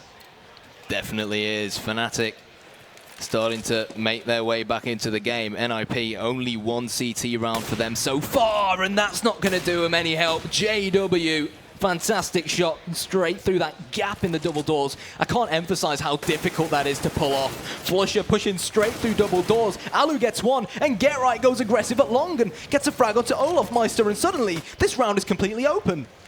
Look at who's just pushed through the side of the smoke, though. It's Pronax being a sneaky little beaver, and Freiburg was not expecting that whatsoever. And now we see NIP in a very tricky situation. Fnatic have got full control of this B bomb site, and look at how low these NIP players are. They're not going to be able to challenge for this one. You can see the smoke down there towards CT spawn, and the Kobe from JW takes Alu out of the map. And so we're all even here, kind of 11-11, and this is the thing that worries me. Again, I know it was a best of 1. I know it was online, which is completely different from this in a lot of aspects, but you've got to think about how NIP are going to be playing the CT side, because it was certainly the side that they looked a lot weaker on the other day on this map against Fnatic. And you've just got to ask the question, was 10 rounds on their T side enough? I'd like to see Ninjas in Pyjamas try and assert a bit more dominance towards mid control.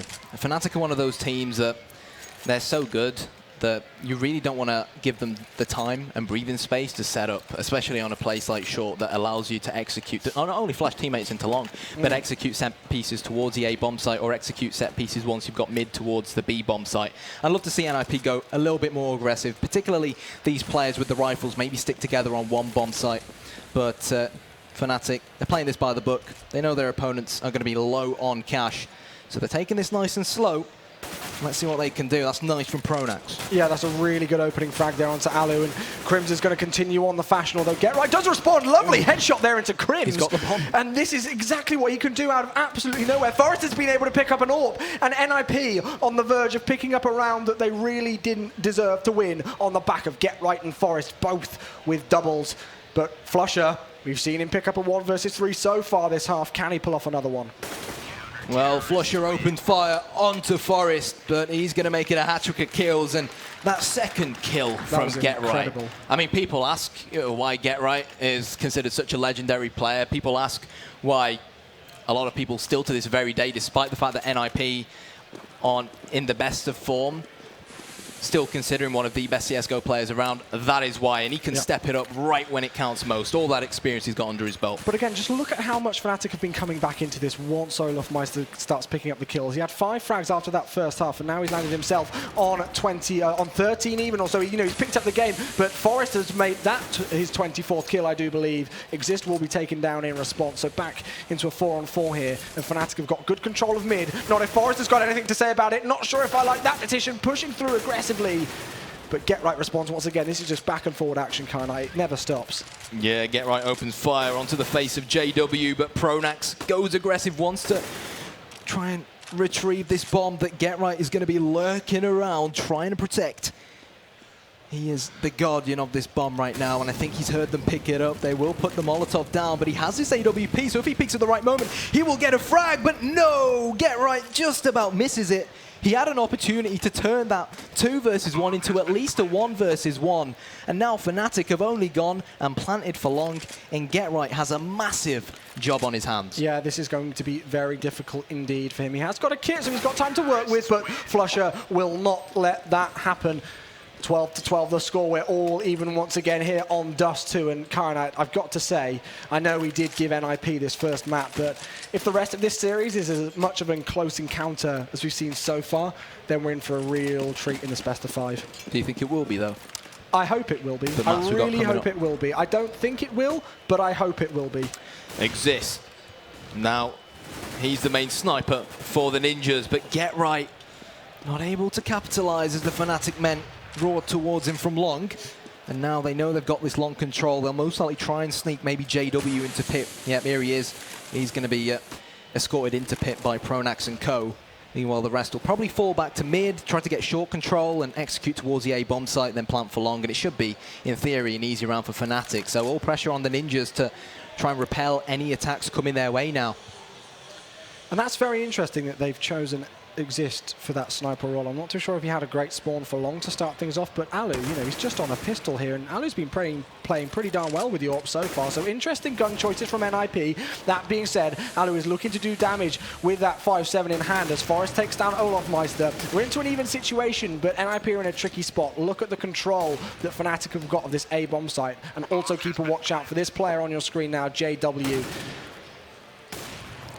Forest is going to assassinate Crims. He's going to kill Pronax as well, and suddenly NIP, they have the upper hand, but this bomb is still planted. Exist is all eyes on long as JW somehow manages to exterminate him. Bomb planted for long, and it's all pressure on the Wonder Child. He's going to drop Freiburg. He's in search of that second kill, but Alu's actually on ramp, and JW with a brilliant effort there, clutching the round for Fnatic, and they are finally going to charge into the lead. 13-12, and NIP, they're broke. That really could have been the round that changed the game, to be quite honest. Forest was almost the saviour for NIP, but another thing, they didn't have kits. And this is the thing that we've not talked about so far yet, but we've mentioned the CT economy, but to be able to pick up everything you need, including those diffuse kits, is so important. So NIP, the clock was ticking very, very fast indeed.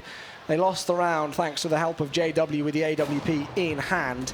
And now they will be, as you say, forced back onto pistol. So this is looking very good for Fnatic to make it a 14-12 scoreline. And pressure then is on NIP. And let's not forget that this was a 10-5 first half. Since then, NIP have only been able to pick up 2 rounds. Well, that's Fnatic for you. Yes. As simple as that. And there's no lie that NIP have been somewhat disappointing as well on this CT side. JW has an idea roughly with regards to Freiburg's whereabouts. The XFM Toxic man played under the leadership of the one and only Scottish legend in Neil Zeno. Shout out to him. But yeah, 14-12, Fnatic looking healthy, and for me, NIP, it's do or die at this current moment in time. Yeah, and they've got no AWPs. Have they been able to purchase any kits? They have not whatsoever. So this is going to be a really tricky one indeed. You can see, of course, as you would expect, JW with just the AWP in hand. But Karnat, what do you think about this decision from Olofmeister? Well, it's not worked whatsoever because he's 7 HP. He hasn't, but 7 HP is plenty for a player with Olaf Meister's skill set. Yeah, Forest, with that gun. I don't care. The Mac Daddy, bro. Get right with the P90 onto Olaf Meister who had the Mac 10. And there's a flash coming in from Forest. He's going to spray down Pronax, but it's still advantage to the Ninjas. Talking about Ninjas, Freiburg's definitely jumping around like one at the back of this B-bomb site. People call him the king of banana, but he's got to be the king of the B-bomb site if he's going to stand a chance of winning this duel up against JW and his AWP. He's looking to try and open up this B-bomb site. But is he pulling out? Crims is still in spawn here, so he's taking his time, trying to see if he can catch any rotating NIP players, and he does. Exist had no idea he was obviously going to be there, and it's worked brilliantly. Now Alu's trying to chase him down. And this could be really tricky because look at where JW's going through lower tunnels, and Crims wins the gunfight against Alu. This has all turned in favor of Fnatic, and this is what they can do time and time again. JW just misses the time of that AWP shot, but Freiburg with a lot of work to do, and JW has got flashbangs in hand to work with. You can just see how low Crims is. Freiburg gets one though. He's found the head of Crims, and we're into a 1 versus 1. Crucial round for NIP. Freiburg sprays, he prays, but can he pick up the kill? Once again, Kyanite, he hasn't got a kit. He doesn't. He's got to move fast, does Freiburg. You said he was sprayed and praying, and those prayers have been answered. Freiburg will clutch. Does he have enough time? He definitely does. And NIP are not over and done with things so far. They're still back in this. 14-13. Fnatic, they did so well to bring that 3 versus 2 back in their favor.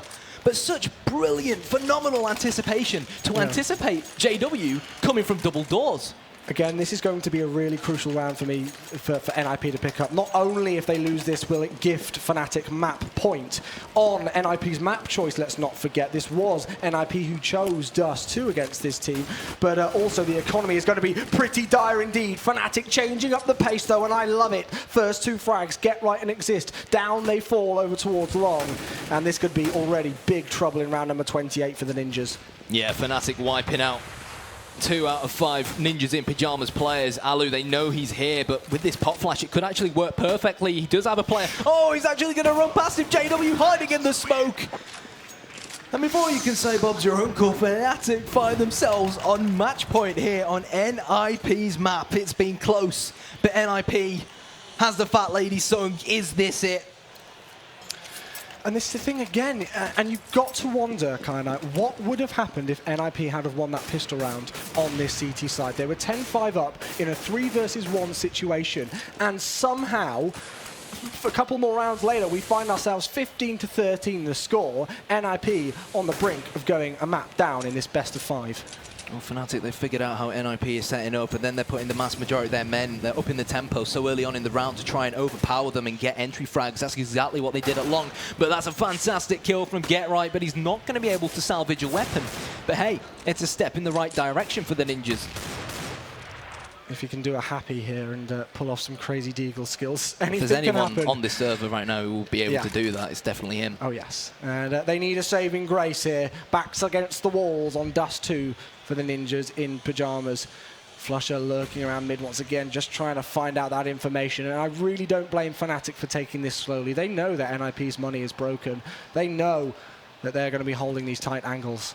Crossfire as well in the B-bomb site from NIP is so nice, and it seems like Fnatic could very well be heading there. Flusher pop flashing straight out of double doors. He is going to dump away Exist and go towards lower tunnel, so this just about confirms it. And Forest with the CZ75, this angle is perfect. Chewy, he's gonna manage to somehow exterminate Crims. He knows more are coming towards him. Forest with 2. Oh, so close to making it a triple, but there is the crossfire in action, and the Ninjas are not down and out just yet. They're gonna continue to fight on. And this is what it comes down to. Oh, he's so early on this morning, going into overtime. Or are Fnatic just about going to edge this first map 16-14? Let's wait and find out. Oh my gosh, this is what we wanted to see at the Gfinity champion of champions. Great Counter-Strike action right from the word go. And talking about going, Pronax is going to go in normal time. That's him out for the count here to the hands of Get Right. He's found information though, but Alu, I'm not too sure if he spotted that player who just jumped over towards top mid. I think that was actually Flusher, who's now congregating with his teammate in Crims. Yeah, so mid control in the hands of Fnatic. There's a CT spawn smoke, hence why Alu's fallen back to play this a little bit more passive, but he spotted Fnatic men rushing straight towards him. Olaf chimes in with one. Alu with the no-scope. He knows Flush is also coming to him. The Finn goes huge on the B bomb site. And now, JW. If there's anyone you wanted in this clutch situation for Fnatic, it was going to be him with the AWP in his hands.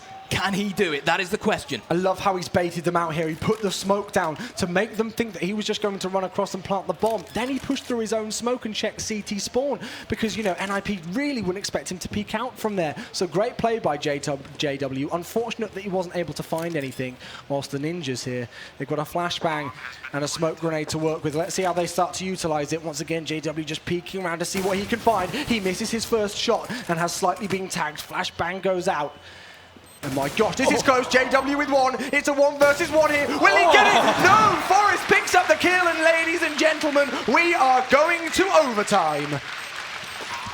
I thought JW had it there. I honestly thought he did, and there it is. 15-15. People have been saying that this NIP team are down and out. We expected Dust 2 to be a close one.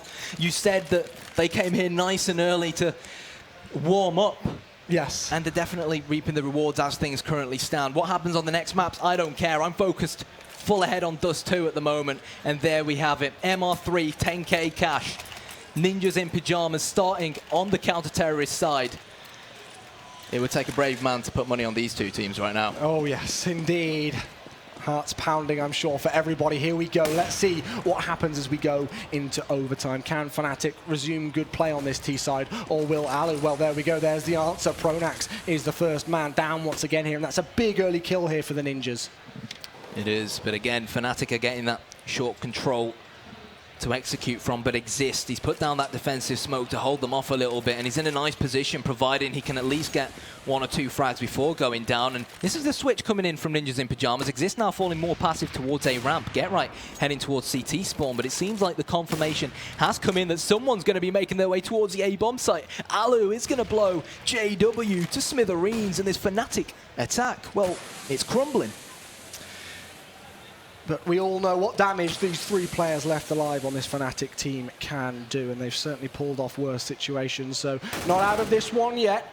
Exist biding his time once again here over towards that A ramp area. His head is going to be dispatched off to the hands of Flusher there. Get right tagging, I think that's Olaf Meister. Yes, it must be very low, 10 HP for him. The bomb's not been planted yet. Forrest looking to already try and retake that A bomb site, but Fnatic have somehow weamed this 3 versus 5 into a 3 versus 2, and they've got the bomb down. NIP, they've got to play this as a unit, and they just about finally do. It's the banana duo in Freiburg and Get Right who chime in with perfect timing together, and they will defuse this bomb. Forrest on top of the scoreboard, 32 frags. Overall, not just for NIP, and he was getting a lot of stick, you know, a few months ago, people saying that he's not been playing enough, he really needs to step it up, he's not sort of been playing at the level that we expect a player of his caliber with his history to play at.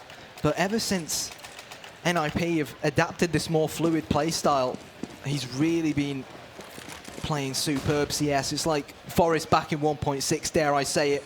And this is typical Get Right. No care in the world, pushing straight up mid, but Crims, oh, he waited for him, and he murdered him. And the CTs are a man down. Alu actually pushing aggressively as well. They're just trying to peek and get some information from lower tunnels where exactly Olaf Meister finds himself now. So that first frag now going in favor of Fnatic, as you do say, with Get Right down for the count, but Alu responds, and we've seen him do this time and time again.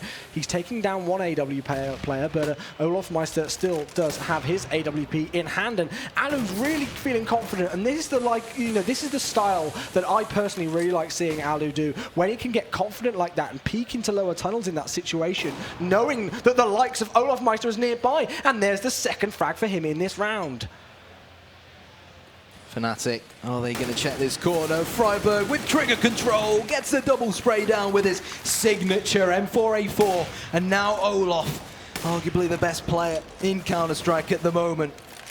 But surely not even he, a player with his quality, can clutch this, or maybe he's going to prove me wrong. Exist, first player exterminated for NIP. And Olaf knows what's coming here. He knows there were plenty of players over towards that B bomb site, and they're most likely going to try and cross double doors to rotate in. But Chewy, he's got this bomb with 15 seconds to go. He has to plant to keep this round alive. I just love that baiting there towards the mid doors. Olaf Meister expecting them to over-rotate and go quickly. Oh my gosh, hello Olaf Meister, that's a nice kill, but it will be responded by Forest. The no-scope onto Freiburg caused momentary panic for the Swedish side of NIP, but they still managed to finish it off. 2 rounds in a row here for Ninjas in Pyjamas into the last round of this first half of overtime. Yeah, this is it. Can Ninjas in Pyjamas make it a clean half here on the CT side, which they struggled so much on in normal time? Only time will tell. Alu, he's managed to go unnoticed straight out of double doors, went in search of a leaping Fnatic player down towards lower tunnels, but he is now going to fall back as NIP, they seem to know exactly what's going on. Exist definitely knows what's going on as Forest will execute JW. NIP 4 versus 3. Can they do this? Alu got so much information there. When he pushed through mid doors, he heard them coming up through short, but Olaf Meister with the Tech 9 in hand just deals Freiburg a nasty little headshot. Get right will spray down, but we find ourselves now in a 1 versus 2. Exist versus the double AWP setup of Olaf Meister and Crims. Back and forth frags so far this round. He's got a flashbang to work with. He's actually just utilised that now, and I don't think it really did too much. So Exist really does have a tricky time on his hands. And he won't be able to do so. 17 to 16 and a half. Yeah, quite poor from Ninjas in Pyjamas to let that round slip. And when it is this sort of overtime format, every little helps, as a famous supermarket once said. And I'll tell you what, that Olaf Meister jumping Tech 9 kill, Rec 9, we call it that for a reason, was pretty nice. I mean, I believe it was his controversial use of the Tech 9, where 50% of his kills actually came in from the Tech 9. ESL 1 Katowice 2015, and that's how good he is with that weapon. But here we go. Can Olaf Meister pick up a Tech 9 off one of these descending NIP players and rework that relationship that he has with that beautiful pistol? You call it the 3rd best rifle in the game. I do, indeed. And here we go into this second half of overtime now here. And of course, we all know the magic number of 19 that these teams are biding for to try and pick up. And if it goes to 18-18, we'll see a second overtime here, which personally I'd love, but for the sake of a best of 5, and another best of 5 following this one, which will certainly be a very good matchup indeed. We could be here all night, not that I would be complaining. Forest as part of this double AWP setup. Oh my god, Olaf Meister, he spotted Forest's bomb, but could not capitalize. As JW waits patiently, and he's just about going to get Freiburg through the smoke. It's 4 versus 3.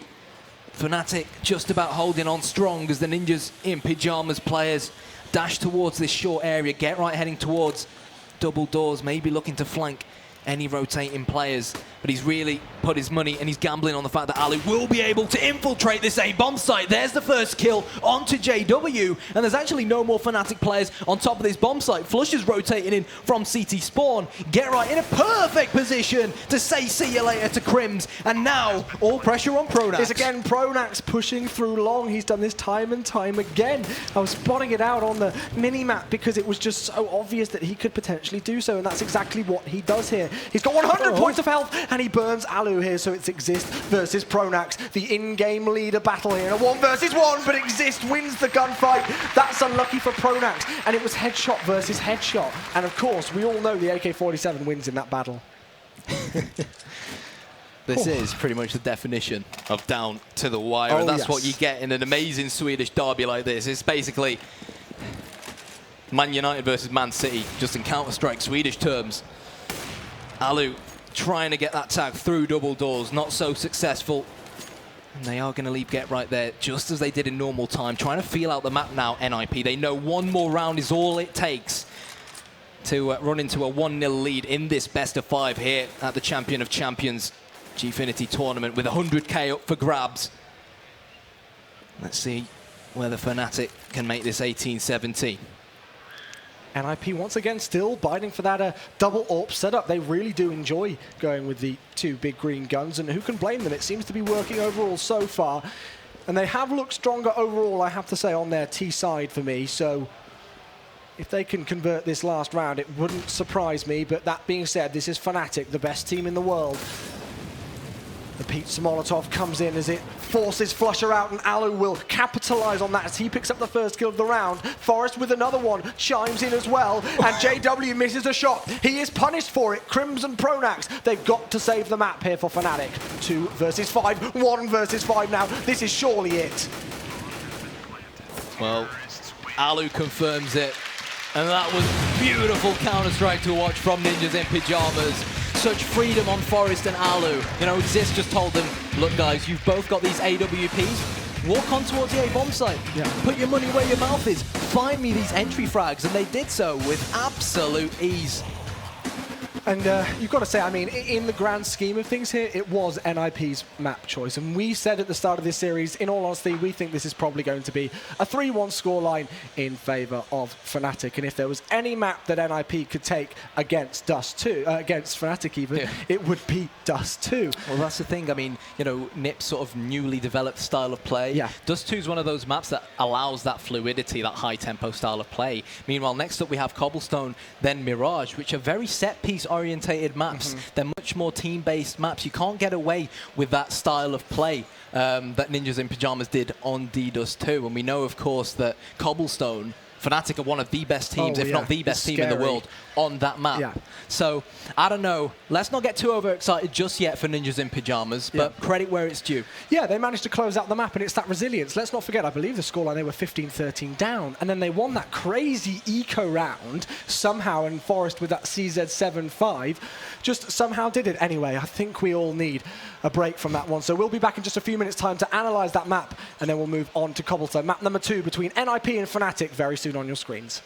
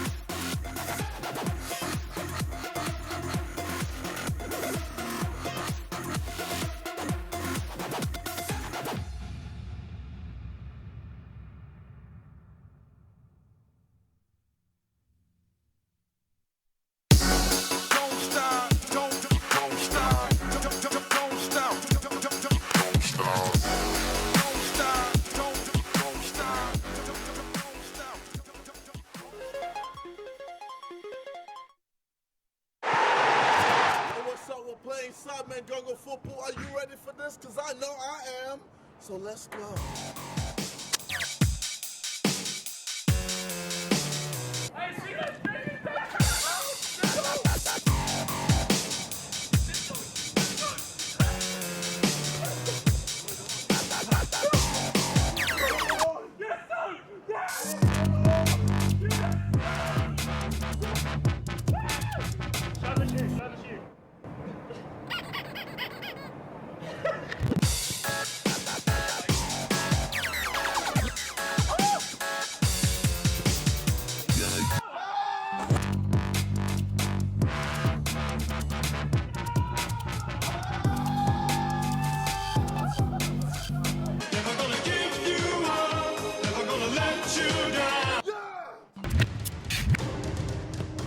Jack,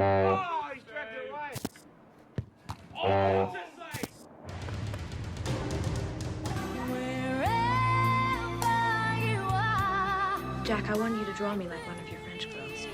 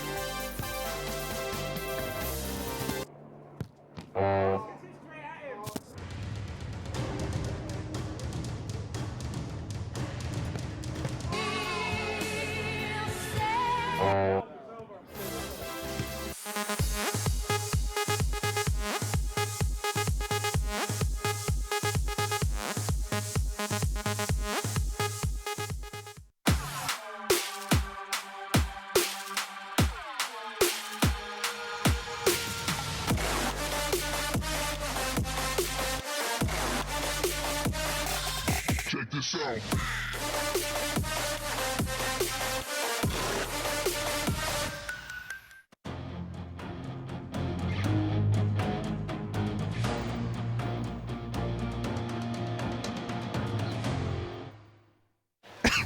Welcome back to the Gfinity Champion of Champions. My name is Lycan, and with me, as always, I have Rich, Lewis, and Thorin. Yes. Guys, Nip versus Fnatic, game one. I think it came out in a way that Thorin wasn't expecting, at least for the start. Duncan, what are your thoughts overall on the match? Yeah, I mean, it's obviously an exciting start because Nip, they're a third of the way there. They have to win 3, obviously, to win the best of 5. This was their best chance. Like I said, recently, this has been the map where it's not historically like their best map, but it's the one that they've been leaning towards recently. And they know they got those wins over Envious and TSM, so this was always going to be the one they were going to pick. Fnatic was going to leave it up because Fnatic's good on it, and I think we saw that in this match. Both teams putting on clinics on the T side.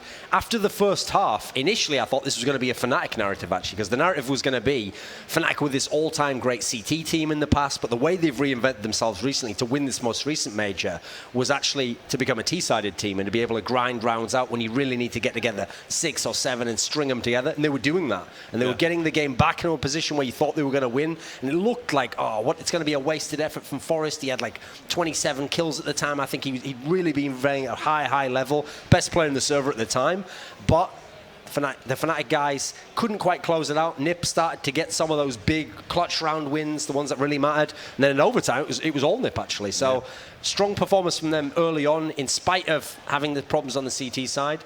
I think this was the best chance for them. They've given the best showing, and they've got one map so far. It's still going to be very tough from here on out. Yeah, I mean, I expected them to take Dust 2. Like right now, you've beaten the TSM on that map, one of the best, if not the best Dust 2 team right now. You beat Envious again, very good on Dust 2 historically.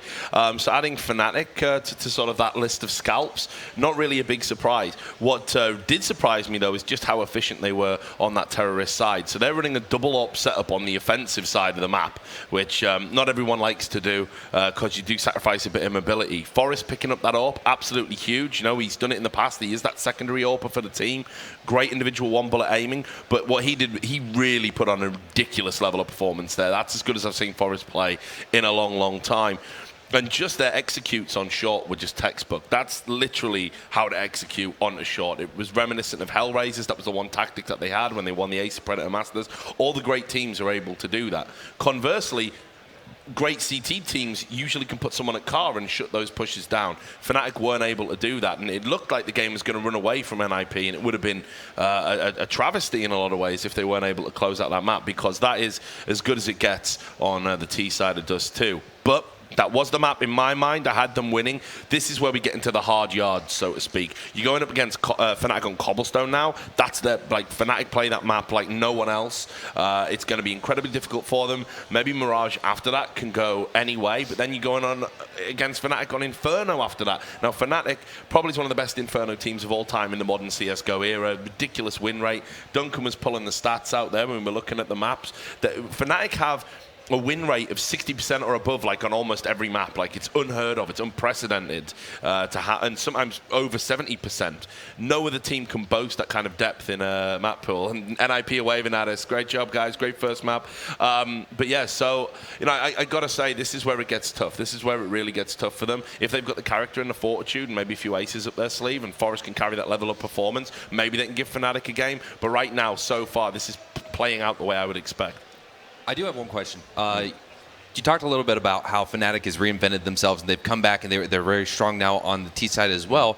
But we did see that Fnatic was able to tie things up, and it kind of seemed that Alu gave him that leeway, especially on that one round where he was covering short and he missed it. He choked a few shots, and that kind of seemed like a repetitive theme. That was a classic Alu performance. Duncan will be able to verify this. You can see as well, we've got some highlights playing at home that probably don't line up with what we're talking about right now, so apologies for that. But it was a classic Alu performance in the sense that Alu, he does that from time to time. He was missing shots while people were blind, but then what he always does and what he's historically done is he comes up big in the crunch rounds. When they needed somebody to be talismanic and be clutching rounds and making big impact frags, Alu was doing it. And this is, like I say, a classic Alu performance. If you had, here we go, this is some Alu here. You can see, he's going to whiff that shot, but then boom, there's a close range scope, boom, there's another kill like that, and then he gets picked, but by that point, he's already won the round. Now, that's what Alu does. 1 minute, you think, how can you miss that? And then the next minute, he does something where you think, okay, this guy's a premier world-class AWPer. It's the frustration of Alu and indeed how he fits in with Nip.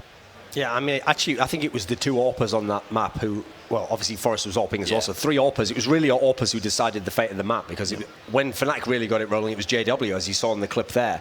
And the interesting thing is, historically, Dust 2 didn't used to be a really strong map for Fnatic. They were good on it because initially they were just good on everything. They used to be absolute beasts. But actually, I think, and that was back when we only had 5 maps in the pool, obviously. But one of the things that always made them good, I felt, just as I said when we were talking before about Cash, how they're not really that good on Cash, but Olaf Might is amazing on Cash. Yeah. What always made them good on Dust 2 is JW is really good on Dust 2, because the maps they traditionally like, okay, they like stuff like Inferno, that's not really as much of an AWPer's map. So you put someone like JW or Alu or Forest, you put them onto maps like Dust 2, they can pick where and at what range they take the fights at. They're going to have a huge impact on the game. Now, the big issue is, obviously, we've seen Dust 2 now. Nip grounded out. They got the win they needed. But this is going to be a monumental task to stop this going into the third map as a 1-1 series, because Fnatic are pretty imperious on this map. Since May, they've only lost 2 times on this map. One was to TSM in what is one of the anomalies, actually, that I've ever seen in a Counter-Strike competition, because TSM aren't even good on that map. In fact, it's the map they now ban permanently. Yeah. So that was just a weird anomaly that no one can account for. Then the other time they lost was that incredibly close game against Cloud9 at ESEA, the first Pro League finals, where it was a really, really back and forth match, and Fnatic just got pipped at the post there. Otherwise, no one can beat them on this map. They routinely take Virtus Pro on, who are phenomenal on this map, just toy with them. So I think if Nip can win this one, and if they can win this map, hey, they can maybe even win the series. But I think this is going to be, I think it's beyond the pale of what you can really expect from NIP. I think Fnatic's going to really, they're going to tie the series up, and it should be in impressive fashion. This is a very, very strong map for them. Yeah, I agree with everything Duncan said there. All right, thank you guys. That's all for us here. We're going to send it back to the casters. Take it away, Kai and I.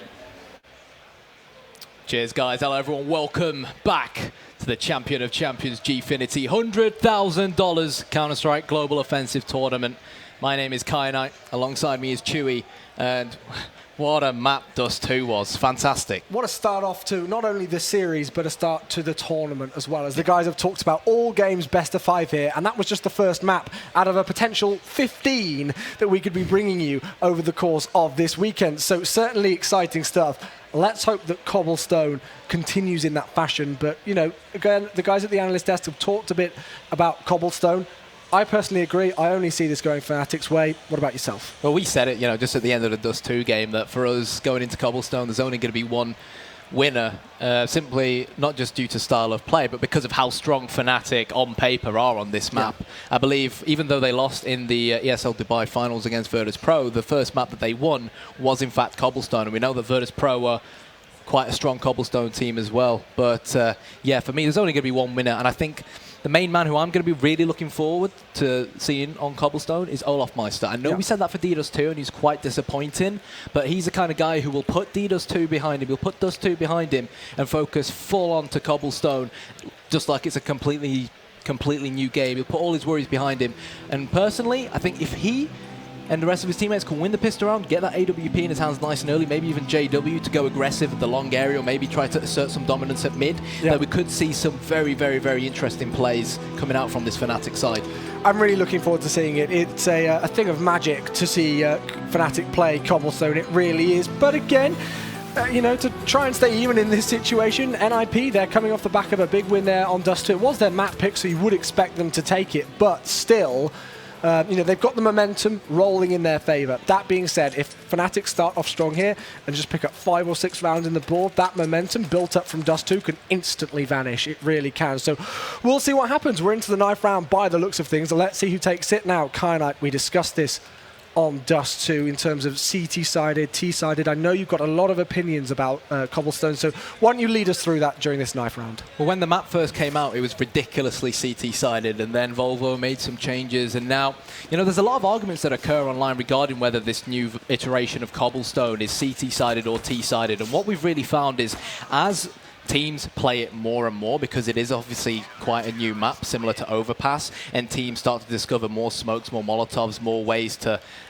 play their terrorist sides on this map. It's slowly but surely becoming a bit more of a T-sided map. And one thing that may very well be sort of like the deal breaker for this map is the fact that the M4A1S nerf came in very recently, and a lot of the pro players like at DreamHack London and DreamHack Stockholm were saying that, in our opinion, we used to say CSGO is a CT-sided game, but not anymore. Not now that the AK-47 is so much cheaper and has such a significant superiority over the M4s that the CTs have to play with. Well, it looks like we're live, ladies and gentlemen, into map number 2 in this long best-of-5 series. The Swedish battle with, of course, that single Finn. Alu, the man who was just on your screen. Fnatic won the 9th round and chose to go CT. Yeah, get right with the Rec 9. Taking a leaf out of the book of the one and only Olaf Meister, who, as I said, really needs to step things up. The mass majority of Fnatic's men heading towards this speed bomb site. None of the CT's gone too aggressive over towards long or the connector area to try and get information on where the Fnatic side is. But what I like from Fnatic is that they've stacked this B bomb site as the NIP terrorists look to be just getting ready to push straight into this bomb site. They've not got any smokes to really create any set pieces. I think they're just going to try and go in all guns blazing and try and overpower JW and co. I love how JW is just shooting through that smoke there on such low health. He will be dispatched off to the hands of Freiburg there, but instant response by Crims and Pronax there. 2-for-1 trade. Get Right's going to be in that typical lurker role. He's found one player there. He's actually going to find the other, but Olaf Meister swings round and picks up another kill. So that leads us now into a 3 versus 2. Ninjas in Pyjamas rotating quickly, but of course, Kyanite, they've got the longer route here. Look at how quickly Olaf Meister can switch his position back over towards A. It is, but they knew that all the Fnatic players had rotated over to B. Now they've split the defense up, and now they will find themselves in a one-on-one fight. Alu will drop down Olaf Meister, leaving things in a 2 versus 2. Bomb to get planted by the Finn, and Exist will be playing up close and personal and needs to clutch, but so difficult when you consider how strong the Tech-9 is. But Exist is going to get the frag, and now Crims in a 1 versus 1 with the silenced USP. Like a silenced assassin. Like a silent assassin, sorry. Managing to get that final frag of the pistol round, and Fnatic finally enter the scoreboard. 1-0. That went right down to the wire. I think it was very good thinking from NIP to split the defense up and go all the way back round towards that A bomb site, but in the end they just couldn't hold the bomb site. Very close encounter indeed. I like the decision from NIP to rotate, as you said, realizing how many players were over towards Fnatic, towards the B bomb site even, but still not able to clutch it out in the end. Pronax with a Tech-9, I think it was, in hand that he managed to pick up, did some real good damage, pushing through aggressively, finding that bomb planter. So, advantage the Fnatic squad. Let's see if NIP can respond here. They're not really deciding to go for too much. They've upgraded pistols, they've got 1 flashbang left in the hands of Exist, but not too much else, and that equals to me that they're going for that early round 3 buy. Yeah, they planted on the pistol, so this is pretty much the norm. JW, I think he's more than aware where Freiburg is hiding. It's just a matter of time until NIP start knocking on this Fnatic defensive door. But this is the thing, Fnatic, they can't afford to get a bit too complacent. We know JW is one of those players with a bit of a mind of his own sometimes, so they're going to have to try to keep their distance, bar JW with that swag 7. Are they and all with right? 40 They're seconds all to go, like literally they're all NIP, jumping. they're going to have to make a move on. It's literally just like the Freiburg They're has ninjas, just mate. been Of sat course they're there jumping. just constantly. I'm sorry to interrupt, but I just had to spot it out because all he did was just sit in the flower bed and jump constantly over towards B catwalk. But there we go, the first frags of the round finally moved their way in here as it looks very good indeed for Fnatic. Get right once again in this drop down position. He's going to find another player. Flusher really shouldn't have done that. He will eventually be taken out here. So once again, advantage Fnatic, but good damage dealt so far from the Ninjas. Alu knows exactly where Crims is hiding, just in that hut at the back of the bomb site, but I do believe he's going to get outnumbered in the end. Some nice submachine gun kills as well for Fnatic to allow him to build up a bit of bank. And here we go, Chewy. They got the bomb plant on the pistol round, did the NIP team, and they can now put money towards these Kalashnikovs. But Get Right, of course, who always goes for the P90. We all know it's his favourite weapon nowadays. Changing things up, and this is interesting because once again, just look at the setup here for Fnatic. Olofmeister was still that UMP in hand, and JW with the Mag 7 as well, so this could potentially really go any way. But in terms of armory, I think it could favour Ninjas in Pyjamas, although Alu's had very low already, down to 29 points of health. He's got to be careful in this situation. Olofmeister holding a very close angle there, as you can see, just over towards drop down with that close range SMG in hand. Yeah, on paper, you'd really, just based on sheer firepower, you'd expect this to go in favour of the Ninjas because of these AK-47s. Skyfall is one of the most difficult areas to hold as a counter-terrorist on this map on Cobblestone, but NIP have gained access to it, and what a player to put there. Get Right with the P90. Molotov going down. He's going to try and barbecue Crims. So close to dealing damage to him as well. But 45 seconds on the clock, NIP, they need to make a move. Yeah, they're taking this very slowly, and Fnatic are more than welcome to just let NIP walk into their crosshairs here. JW still once again holding that angle. Get Right swapped out the P19. He's actually picked up an M4, but it's 2 frags in favour of Fnatic. Back and forth we go into a 2 versus 2. Not much HP left, but it doesn't look like they may need it here as Flusher finds himself now the last one left alive, and Ninjas in Pyjamas leave it very late, but they do get the bomb plant down. Flusher storming straight in towards the B bomb site, wants to put his foot down and wants to make it 3 rounds to 0 for the Fnatic side. But Get Right is playing this from a long distance, but Flusher will just about catch him. Off with your head, Get Right. See you later, mate. And that, my friends, is what Flusher's capable of doing. What a player. They were really tagged low. I think Alu was on about 9 points of health, and then the grenade that came in from Flusher tagged Get Right very low indeed as well. So they were in a tricky spot just in that situation. It looked like Get Right could do some real good damage, pushing around in that secondary position there after the bomb plant, but Flusher too smart for that game. And NIP once again here going for the buy. They've really not got too much utility to work with here, Kylite, and that could be a bit worrying. Now they've got the bomb plant, so it's allowed them to do this. But at the moment, mass majority of the time, they just send the mass majority of their people towards this B bomb site and then just try and wait around for one of these Fnatic players to go a bit too aggressive in order to attain the entry frag. Not got much smokes to work with, and this really is one of those maps where it's, as I said on Dust 2, it's all about set pieces, and it's very difficult to infiltrate either of these 2 bomb sites when you don't have smokes to cover potential areas CTs can be hiding in. Fnatic already in the early rounds of this second map showing their class here. And will it continue? We'll find out. Pronax holding a very close angle with this MP9 in hand, but JW still deciding to use the Mag 7, dealing great damage once again here. He's found one player, exists knocked low to 1 point of health before eventually being taken out, and that is a 5 versus 3 once again here in favour of Fnatic, and this is going to be really difficult for NIP to try and penetrate. It's not going to happen. Freiburg, the last one left alive, versus 4. And he will get murdered by Olofmeister. So 4-0 to Fnatic. Ninjas in Pyjamas, obviously when they were in sort of a similar scenario to this on Dust 2, we saw them continue to force it up because they didn't want to allow Fnatic to build up any economy. It doesn't seem like they've opted to do exactly that right now. Get Right really the only player with armor, the rest of them going for the Deags. But looking at the bright side, it's nice to see the Deagles get back into play in CSGO. Well, Forrest will fall. Olaf Meister puts the smoke down and then pushes through. But look, the game is up here for NIP. Olaf Meister and Flush are cleaning up things in fashion. That is the triple for Olaf, 5-0 the score. And I talked a little bit earlier on about how that momentum from Dust 2 for NIP could easily vanish if Fnatic started off strong on Cobblestone. And we're already really starting to see potential glimpses of that happening now. We are. And JW opting to stick with that Swag 7. Why not? Let's see whether he can finally get a kill with it. Alu has the AWP finally in his hands, but that nade is going to be hurled straight at him. He's still looking pretty healthy, though, as JW gets up close and personal. He's going to spot Forrest, and he's going to get that frag before falling back. Straight towards the window he goes, and now Fnatic, now that they've got this first frag of the round, Chewy, they can just fall back, play this more passive, and wait for NIP to come to them. Yeah, exactly. It's all pressure on NIP here. They're the ones with the work to do. They're the ones who have got the clock ticking to try and get that bomb down. And the CT setup here for Fnatic is really looking strong. They've got grenades to work with once again, just to bide their time still. JW is going to get caught out there by Get Right, and that evens things up into a 4-on-4. Get Right in that sky fall position. He's going to push through, and Olaf Meister could bait him out here. He sees the barrel of the AK-47, securing once again the man advantage for Fnatic.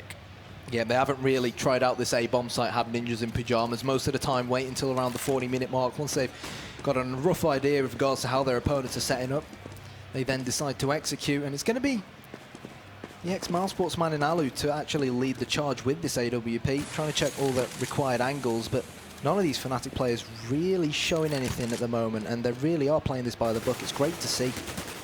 They've got a lot of information about what's going on. That being said, Freiburg does take down Olaf Meister. Instantly responded, though, in the trades. They're exactly what Fnatic needs, even if one player does fall. As long as the frag comes back in their favour, that's all they care about. Alu's going to be in a really tricky spot here. There was no way for him to escape, and that was such a simple little play there. Pronax has got to be careful. Bit too cocky, my friend. Not quite yet.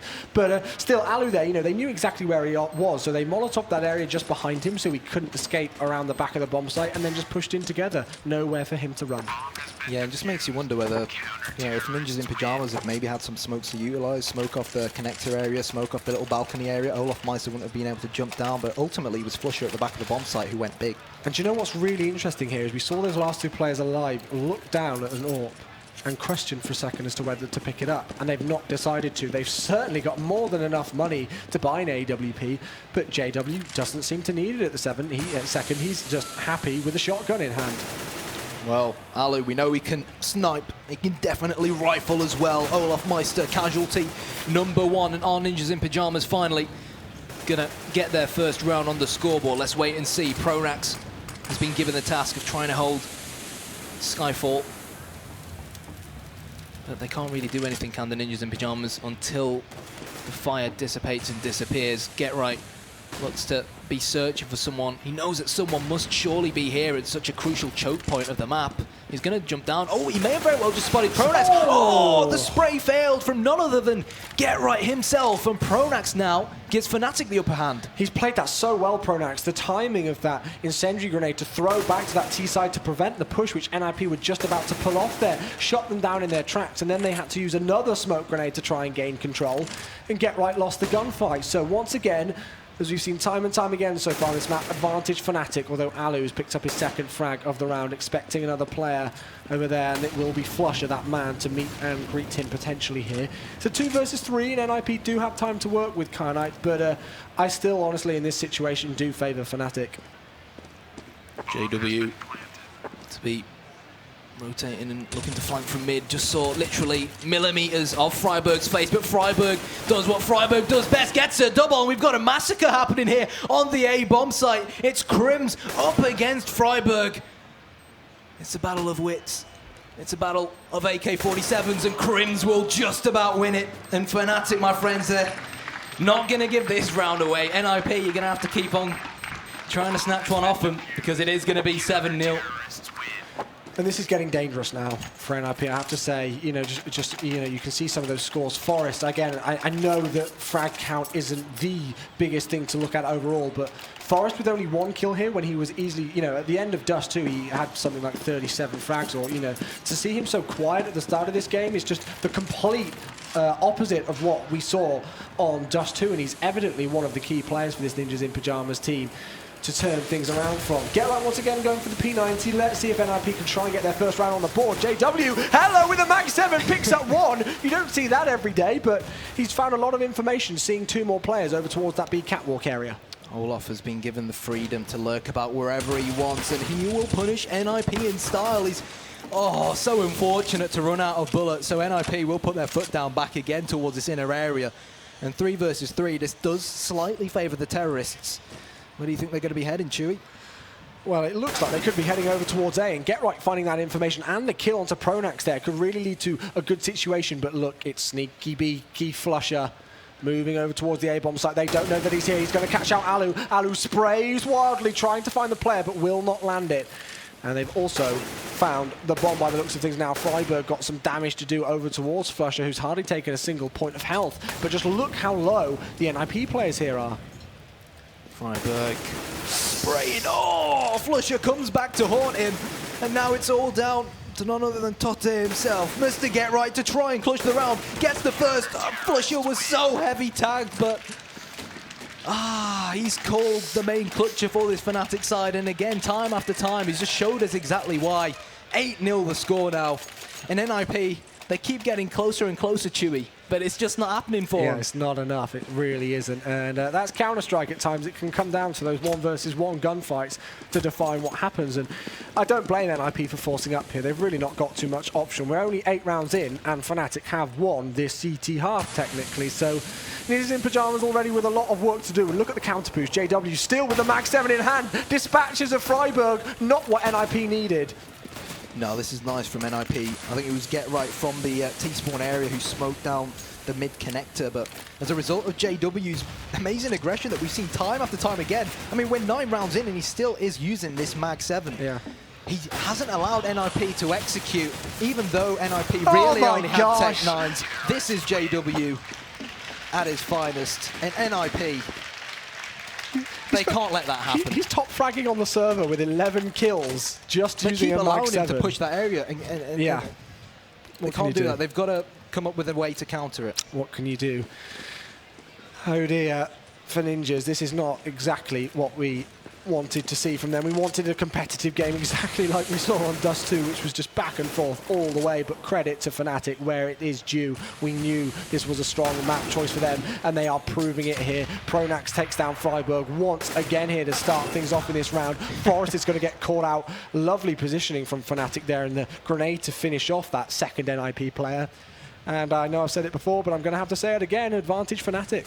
Yeah, Forrest tried heading towards the B bomb site, maybe to get a pick, split up the defense a little bit, maybe force a rotation over from the A bomb site for Fnatic.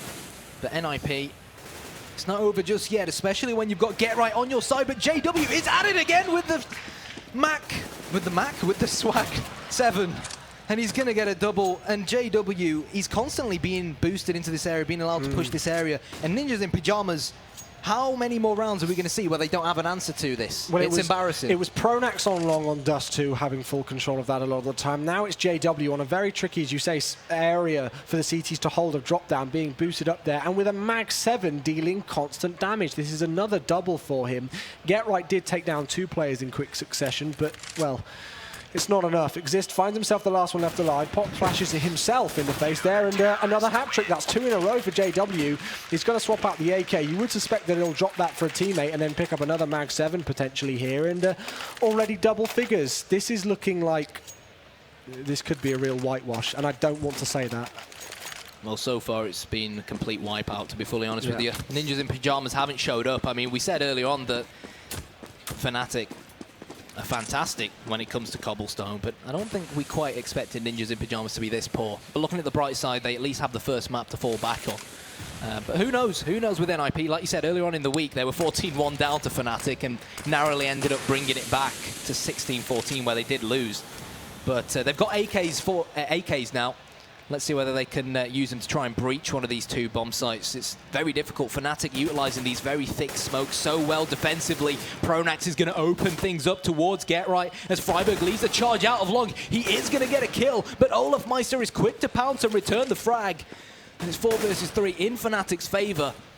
it's still difficult to see how NiP are going to unlock this one.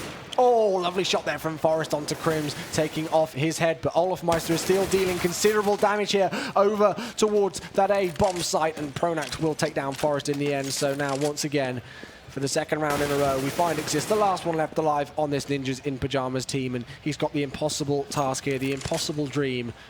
2 HP clutch won't happen. JW with his first frag of the round and the last one overall. 11-0 the score. And I mean, this is the kind of game that really, as a caster, you know, and as a viewer, becomes very difficult to watch because, I mean, what can you say? There's only so much analysing we can do over this. No, mate, what you do is you believe in NIP to bring this back to 11-4. Magic, in quotation marks. That's what you have to do. And the main destination for the Ninjas is the B bomb site. Nades thrown straight away, and they've actually dealt damage onto JW, but the fact that they stacked so many people over towards B has allowed Olofmeister to do what JW was doing elsewhere on the map. Fortunately, Ali was going to nail him in the face, and now Pronax has the very difficult job of holding Skyfall with only 20 bullets. Flash goes out there, will not do anything though to the NIP. The second one will though, as he moves his way through, and the flash was perfectly timed there, as was his push. Pronax gets 2, and they've still got control of this area. NIP really should not have allowed that to happen whatsoever. Double the man advantage here, make that triple if Alu doesn't somehow land this kill onto Flusher, I believe that was, over towards the A-bomb site. Forest is going to get taken down by the Mag 7, and JW just seems to have an arsenal of weaponry that he can just utilize now. You know, we can see what damage he can do with a long-range AWP, and now close range with a Mag 7. Well, that's actually something the developers put a lot of time and effort into, wanting to make all the guns in CSGO, you know, a viable option as opposed to back in 1.6 and Source. But hey-ho, we've still got a round going on, believe it or not. And Alu's going to be the pioneer over here towards a B-bomb site, but he will get disposed of with ease by Crims. 12-0 the score. But yeah, it's nice to see, you know, weapons brought into CSGO like the Mag 7, which serve a purpose, and JW was using it to its full advantages, getting up close and personal in them halls. And even though a lot of the Ninjas in Pyjamas players had armor, up close and personal, it's such a deadly weapon that it most of the time only takes like 2 body shots to kill you. That's how powerful it is. He's already got 16 frags on the board so far in this first half. Olofmeister, though, will be dropped down by Freiburg, who starts things off in this round number 13. Only a couple more here to go, but Flusher just using the smoke perfectly there. Really great timing, and he actually knows that there's another player around the corner. Forest, who's been very quiet so far this half, does pick him up, though, and that's the man advantage desperately, which they needed in favor of the Ninjas. Well, the Wonder Child is chilling in the smoke at the moment, and Pronax is trying a ninja defuse, genuinely taking a leaf out of the book of the old Ninjas in Pyjamas. I think he was back in CPL where it was Spawn who almost got the ninja defuse, but that aside, congratulations to NIP. It does seem like they are going to go into the second half with at least 1 round. And like I said, all we can do is believe at this point. A lot of belief is going to have to be had, though. Believe from the perspective that we won a game on our hands. Exactly, and that is the point. You know, this is the thing with how competitive and how closely fought Dust 2 was. To see, as you said earlier on in your words, a wipeout is not what we wanted, although it could have easily been done and has been done with how strong Fnatic are on this map. So, into the penultimate round of the first half we go. Once again, Olofmeister will be the first player to fall, this time to the hands of Alu, though, with the AK-47. Really, once again, good work at the start of the round, but Flusher responding straight away over aggressive towards long. Yep, advantage NIP as these AK-47s rattle off left, right and centre. It's going to be Olof and Flusher, 2 very important players for this Fnatic lineup who are going to hit the dust. Now, with a minute to go, the question is, where are the Ninjas in Pyjamas heading? I believe Pronax may have just seen the head of Freiburg, so down goes that Molotov, forcing Freiburg back. He's going to try and get the spray down through the wall, but instead he jumps up and drops Exist at mid. And NIP, they need to coordinate this push together. They've got to wait for Get Right to join in, and they've got to try and surround Pronax. Pronax has really been one of the key players here, but, well, Crims is also chiming in with good fashion as well. That's 2 very quick kills. Still deciding to use that newly nerfed M4A1, and who can blame him when he's dealing damage like that? And such well held there by Fnatic. It was just simple, holding good angles there, waiting for NIP to come into their crosshairs, saying, you know, come on, it's our advantage here, NIP. You're the ones who've got to push onto the bomb site. We don't really need to peek too much in this situation. Come to us. and see what you could do. Pronax did really well to sort of act as a decoy to allow Crims to rotate in from that small balcony area and get those 2 surprise kills. But anyways, Flusher has gone for a machine gun.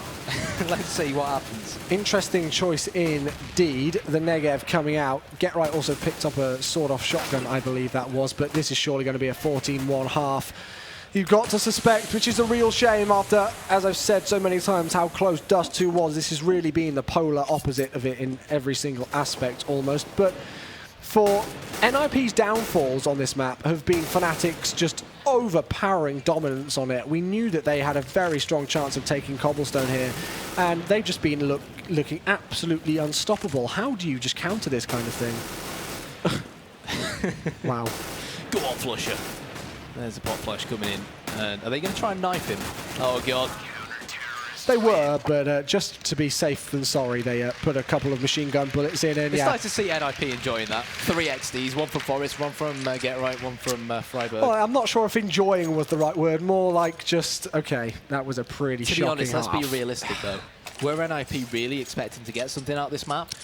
But still, to get so little out of it is still pretty appalling. You know, like, as we said, they had that momentum potentially coming in from map 1, even though it really didn't play a factor whatsoever.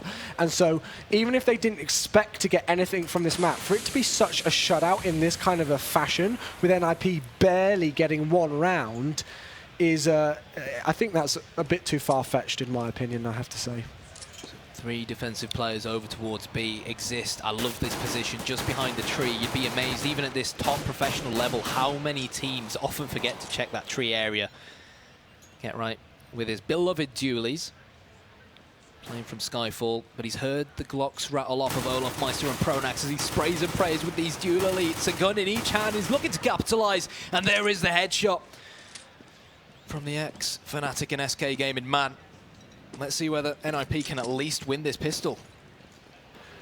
And actually, I believe those dualies have been buffed recently as well. They have, so, you know, Get Right, who always used to use them. Yeah, exactly. He's like, thank you, Valve and Lord Gaben, for improving them for me. That being said, just look at the push here again. So confident from Olaf Meister especially, and Crims, who both get 2 kills there. They move through drop down with ease, and what potentially looked like a great round for NIP to pick up has all fallen apart in a matter of seconds. Forest, well, we know what damage he can do with the pistol, so game's still on. Olaf going for the Zeus, so it really has descended into chaos. Oh, dear. You know, as the Chuckle Brothers would say, oh dear. Oh dear. No, you'd say oh dear, oh dear. You never watched Chuckle Vision as a child? I did, but I don't remember that. I know you're a big fan, meeting them just the other month, but maybe not me. I love Paul and Barry Chuckle. Love me a bit of Chuckle You know, Vision. it's descended into chaos and we have to resort to that with a 15-1 scoreline on our map. But anyway, moving on back into the game. Fnatic on the verge of evening up this situation here. Forest looks like he's just going to hide in the smoke. Yeah, I think Flusher knows what's going on, though. Just spraying and praying through it. He's not gonna actually manage to deal too much damage. And of course, with this being the potentially final round of the game, being match point, it's no surprise to see NIP, despite losing the pistol, investing fully into armor. Exist on Forest, he went massive, did Forest, with that CZ75 on DDoS 2 towards the B bomb site. Let's see whether he can do it again on the very same bomb site. He's not going to be able to. Get Right from Connector, spraying and praying with that 5-7, but it's not meant to be. As Flusher barges through the Connector area with that Mach 10 to nail Alu in the face. And it's very, very, I hate to say it, I really do, it's very, very difficult to see the Ninjas jumping back into this one. Yeah, no, I don't feel it whatsoever there, and Freiburg will be the last one left alive here, as it should be a 16-1 and will be a 16-1 scoreline, and the crowd applauds, but they're really only applauding there for just the dominant style of Fnatic. Not a competitive game, a complete blowout in every single fashion that you could ever think of, to be quite honest. A disappointing map overall for a neutral, you know, viewer's perspective, but I mean, let's stay positive. My gosh, Fnatic, what a performance. Yeah, like I said, we knew how strong Fnatic were on Cobblestone going into this map. We know that NIP aren't exactly... they're going through turmoil at the moment. Let's not lie to each other. And were we really, like I said, were we really expecting NIP to win the map? Maybe not. Were we expecting them to get more than 1 round? Yeah, probably. Yeah. But at this point, they're all experienced enough to be able to forget what happened on Cobblestone and even forget the win that they got on Dust 2 and just focus mainly on Mirage, which is going to be the next map. Yeah. Well, anyway, guys, I think, again, we need another quick breather, and NIP need to try and regain things. But we'll be going for a break in a second and then back to the analysts. But let's very quickly, just before we do, Kaya, let's talk about Mirage, because I really just want to get that in now before we go to it, because it's going to be an interesting one, I think. And I think in the grand scheme of things, I mean, I thought it could be a close encounter with Fnatic taking it, but you've got to wonder how low the heads will drop of NIP now after that crushing loss on Cobble. Well, I think, like we said earlier on, Cobblestone is one of those very set-piece orientated maps. The exact same thing applies for Mirage. Yeah. But the truth is, did we really see that set-piece style of play come out from Fnatic? Not really, because their CT side was that good that we didn't really have to see them try and pull it off as terrorists. Going into Mirage, this is a map that Ninjas in Pyjamas chose themselves. I personally was quite surprised that they chose Mirage over Inferno, but the only assumption we can really make is that they've been working on this map and they feel confident, and I'm really looking forward to, if we do end up seeing it, an AWP battle between JW and Alu at mid. Well, we will see. Anyway, guys, as I said, going to a quick break and then back to the analysts, who I'm sure will have a lot to say about that second map. So join us back here in just a few minutes' time.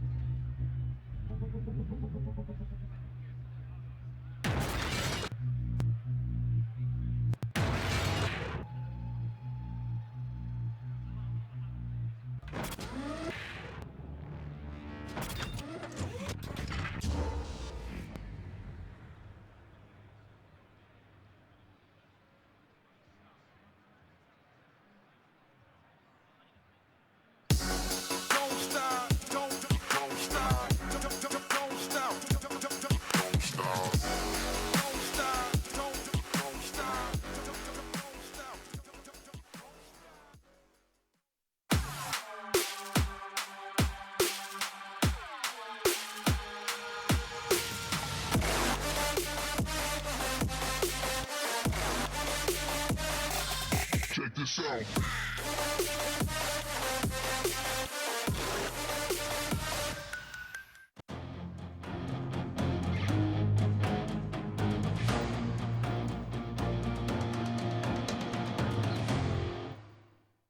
Welcome back to the Gfinity Champion of Champions. My name is Lycan. Again with me, Rich, Lewis, and Thorin. Guys, that was a pretty definitive win, one might say, over NIP. Yeah, I mean, definitive is one way of talking about it. They're going to have to put the highlights from that on YouPorn, I think. It was absolutely unreal. You know, I think we always expected it to go that way. Like, when we talk about how good Fnatic are on Cobblestone, it's not an exaggeration. You saw there, they put in an absolute masterclass how to play that CT side. There was really nothing NIP could do. They were trying to just feel it out and play for picks. Well, if you can't win the aim duels, you're not going to be able to get those picks, and that's pretty much what happened. Scoreline's a little bit embarrassing for NIP. I think the worst thing in terms of that being a second map is you perform heroics, you have that great overtime on Dust 2, maybe you get that momentum going, that hype going. That kills it stone dead. A 16-1 on Cobblestone. You're back to reality. There goes gravity. Holy moly. Okay. So the problem with this particular meta right now for NIP coming into a series like this is you basically put in a position where you must be a team who plays Overpass. Because Fnatic aren't the best on Overpass. They're decent, but they'll play you on it. Okay, they'll allow it to be in the map pool. At the moment, NIP always ban Overpass. So by doing that, you're going to definitely end up in a best of 5 playing Cobble. And at the moment, you couldn't get two top 7, top 8 teams in the world and have a more one-sided matchup than Fnatic Cobblestone versus Nip. It's always going to be an absolute one-sided plow by the guys from Fnatic. And you saw there, completely unbreakable defense. This is a map where you're supposed to be able to get T rounds. Keep going to the B site and you can get it. You can break into the site, you can get plants, you can get rounds.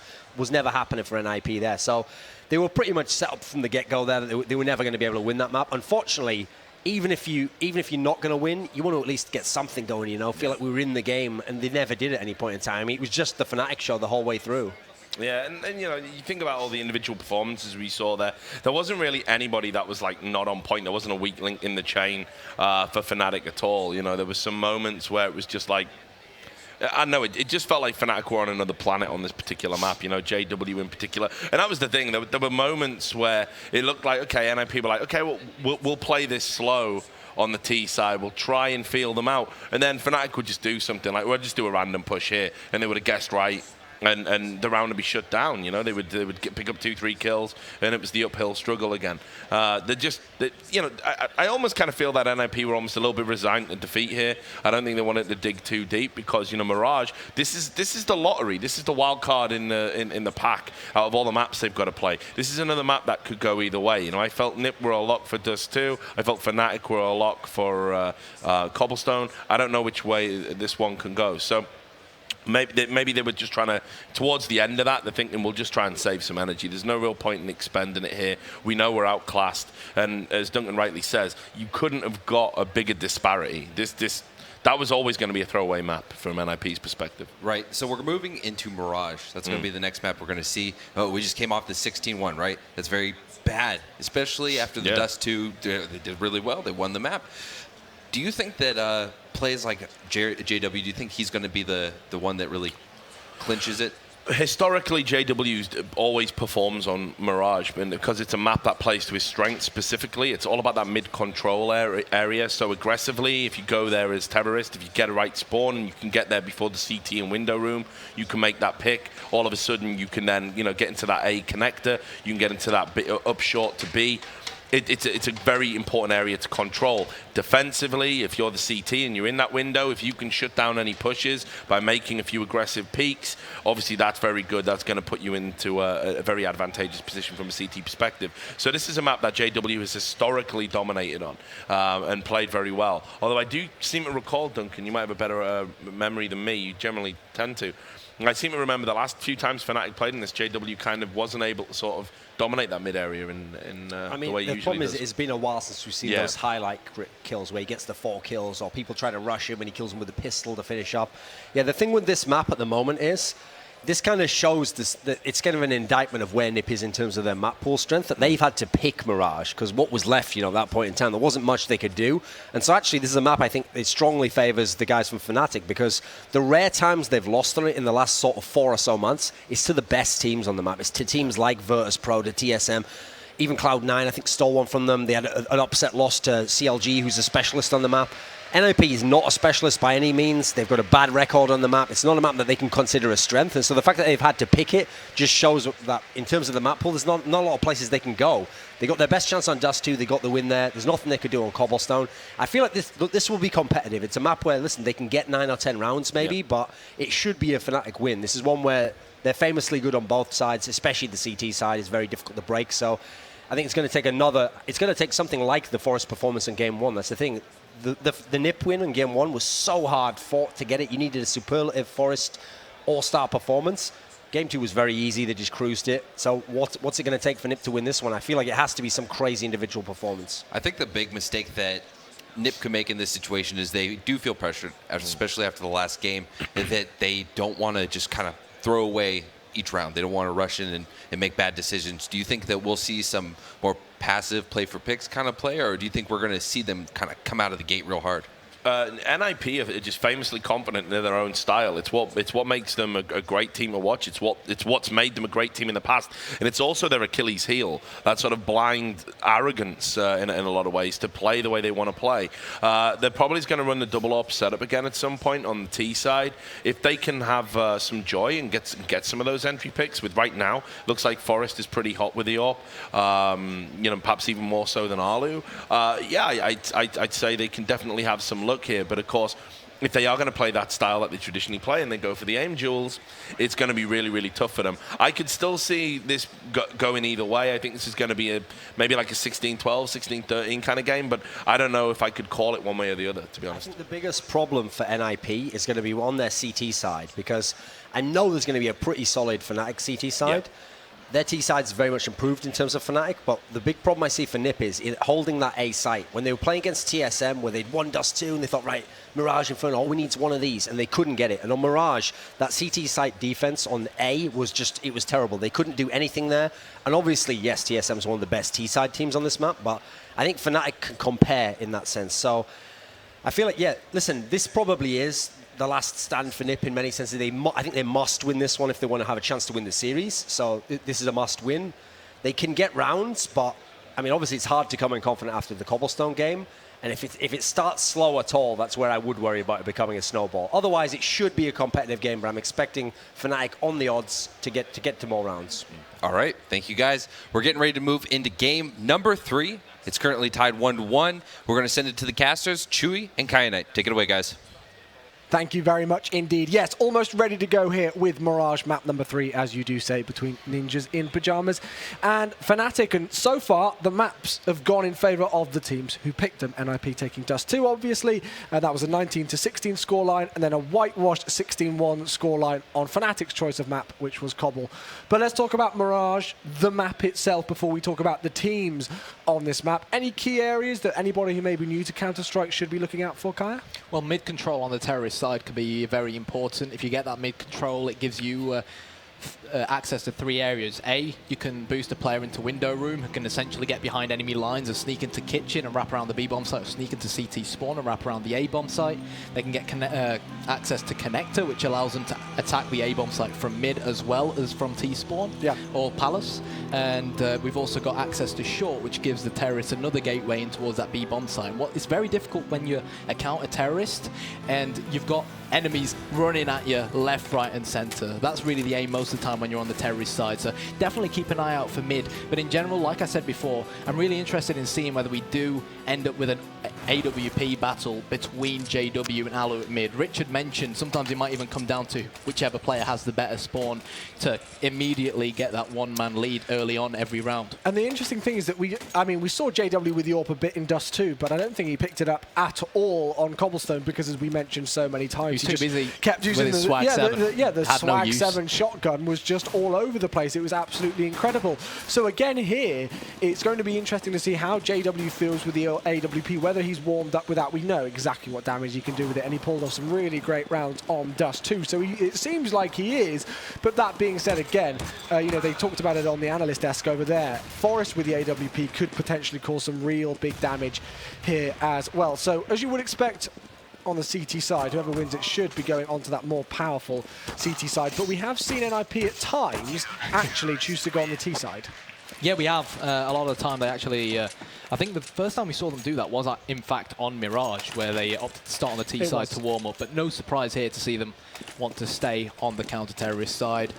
Mirage, really, normally you consider it to be a 10-5, 9-6 CT map. Again, with the new M4 nerf, that may very well change, given the meta of the game slightly changing. We'll have to wait and see.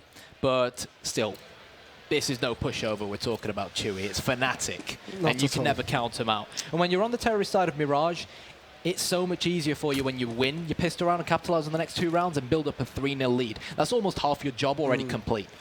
I personally feel here like if NIP are going to win this series, they need to win this map. I don't see them winning on both Inferno and Train, which of course will be the final 2 maps respectively if we do need to go there. But here we go into map number 3 we go. We are technically now in an all-even best-of-3 situation, if you discard those first 2 maps. And let's see how it goes. Forest. Last line of defense here over towards the B-bomb site, but yeah, Pronax is just going to pop his head off. Get Right has rotated in. Flusher in mid-air. We'll get the jumping headshot as Alu looks to pounce back and get revenge from the deaths of his teammates, but Crims will not allow that to occur. Double from Pronax, double from Crims. Fantastic pistol round from Fnatic, and they've taken a big gamble here, Chewy, going for the AKs. Yeah, but let's see what they can do with them. I don't blame them in some respects as well. NIP choosing to force up with 4 players holding armor now and upgrading those pistols as well. So the smoke grenade will come in just to cover off short as Olofmeister pushes his way up. The grenade to try and bait out any players there in that left side of mid, but Forest has actually been able to pick up the first kill of the round here over towards Biaps, and Alu picks up the second. Advantage, the less favoured side of Ninjas in Pyjamas with these pistols.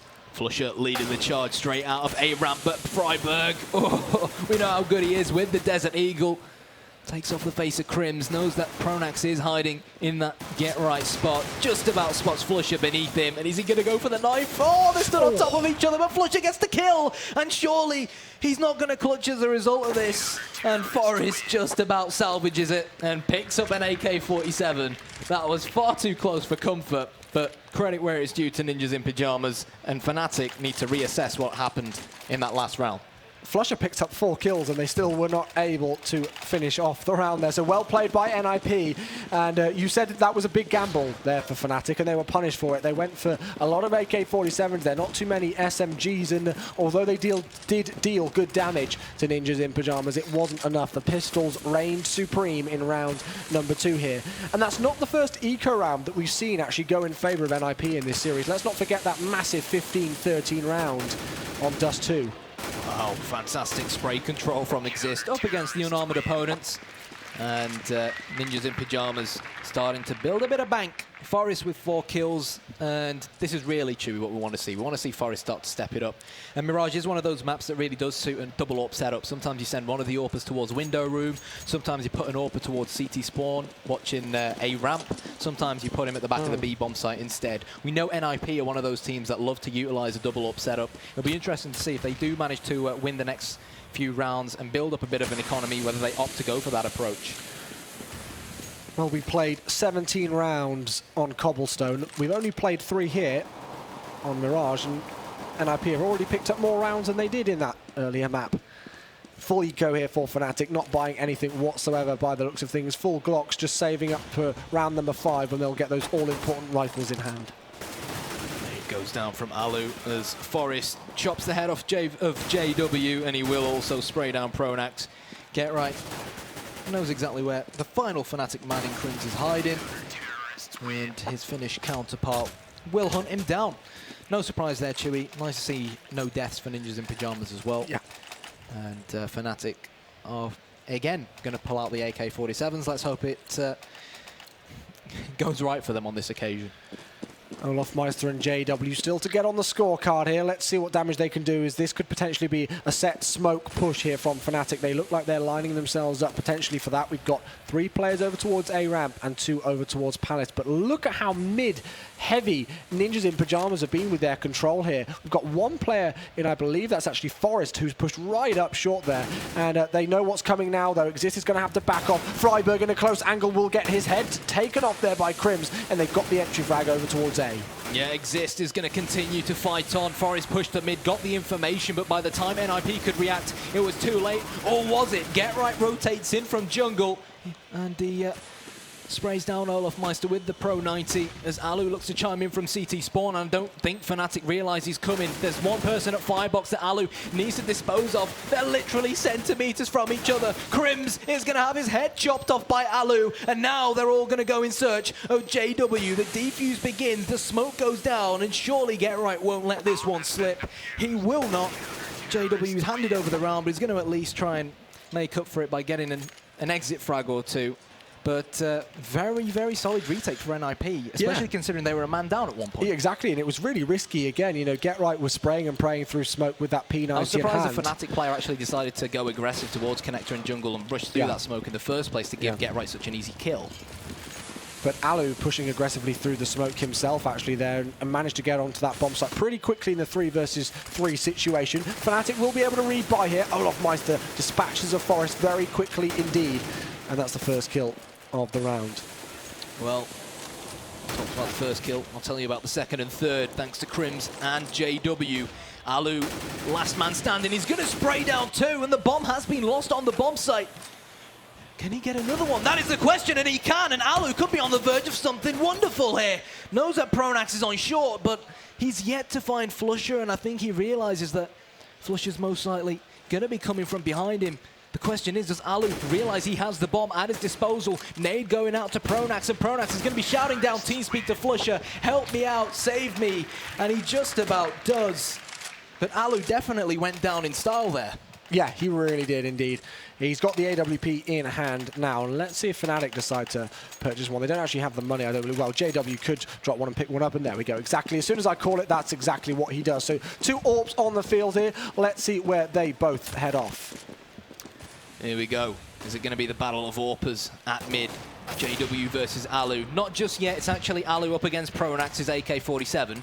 But look at this position from Forest. Has he hurt Olaf Meister? He did, but he could not turn around in time, and the entry has been found onto such a crucial player for NIP in Forest. 4 versus 2. Forest, that first casualty of the round. And they've only got that one player in Get Right over towards that B bomb site. So if Fnatic can somehow get a read on that, they should head over towards there. But it's still very, very quiet now. Both teams just trying to bite out that information. Yep, JW, I think he's seen a glimpse of someone towards that jungle window room area. There's had a bit of damage dealt onto himself as well. But here we go. Freiburg with his M4A4. I spoke about one of these NIP players utilizing an AWP at long distance from CT spawn to watch A ramp, and that's exactly the game that Alu was playing. And now Olaf Meister left all alone. That flash should roughly give his position away, but he's going to creep into window room, and Get Right is going to peek. So now it's suddenly a 2 versus 1, and Olaf has to go for this with 20 seconds to go. I don't think he knows where these final 2 players are, though, and Exist still on that triple already. He's fired shots, so now his position has been caught out here, but I'm liking the positioning from NIP here. They're not going to peek too aggressively. It looks like they will find out that final player. Alu hiding, and that will be his double there. So 5-2 the scoreline. Nice round from NIP, and look at the Fnatic money here, Knight. It's really not in a pretty situation, so they should be eco, which should, you know, according to the script, mean a 6-2 scoreline in favour of NIP, but we've already seen Eco round 1 on this map. It wouldn't surprise me if we could see another one. That being said, Fnatic have not really forced up here. They're just saving up for round number 9. Yeah, for sure, and NIP need to make sure they don't fall into the same mistakes that Fnatic did in round number 2 after winning the pistol. They should be looking to keep their distance, not allow Fnatic to overpower them with any of these pistols brought up on some of the Glocks, not allow them to get up close and personal. Make sure that any firefights they have are exactly as Exist just prescribed, at a long distance between the players. Forest has gone aggressive, but he's just going to easily mow the Fnatic players down. They're unarmored, and they're in trouble, and they will lose that round. And truth be told, we weren't really expecting Fnatic to do much there. But look at this decision now here. Again, the Fnatic economy isn't exactly pretty. They've been able to buy up a couple of rifles here, but overall it's not great. A couple of players around that $3,000 mark or so, maybe $3,500. So you can see Flusher and Pronax having to resort to just upgrading the pistols. JW is actually on a UMP here, which is really not pretty considering we're only into round number 9 in this game. So let's see if NIP can capitalize on that. We saw them on Dust 2 on their CT side really start to, on the T side, control the economy of Fnatic. Let's see if they can do that on Mirage here.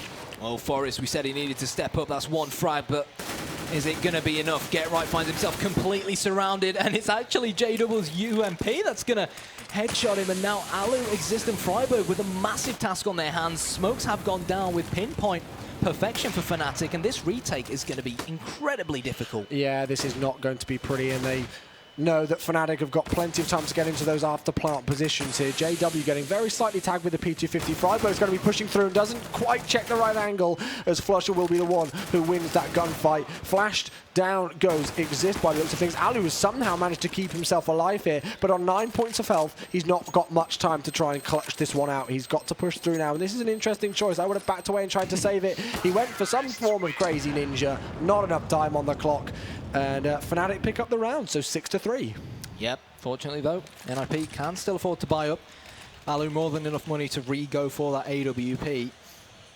Meanwhile, Fnatic, safe to say that they've got a little bit more firepower than last time round with a Galil in the mix. Crims picked up an M4A4 off one of the dead NIP players in the last round. So here we go. Alu might have a massive job on his hands as the Fnatic players saw and march into the mid area. Can't deal any damage. It was in fact his nade that I think put Crims down onto 72 points of health. But at the moment, Fnatic just trying to test out the map, trying to figure out exactly how their opponents are playing. JW's been put in Palace, and the mass majority of these Fnatic players have fallen back towards outside of A. So Crims seems to be joining JW in Palace, and we'll probably just see a good old-fashioned set piece straight onto the A bomb site. And once again, you can see that NIP, after it was Alu who got smoked out from mid-window there. With, you know, it was difficult for him to move, so he had to go into a different situation, a different position even. But 4-on-4 entry frag coming in from Olofmeister to respond on Freiburg. Exist will lose that gunfight though right when he didn't need to, and Olofmeister and Pronax are lighting up the A bomb site here as they secure that one-man advantage. Responded by Forest. Get right with the second one. Get right sprays. He gets 2 in a row. Will he get the third? Yes, he will. Hello, Get Right. The triple from the rotating man from that B bomb site. And a lovely retake there. Fnatic caught with their pants down and duly punished. Well, no one was watching CT spawn.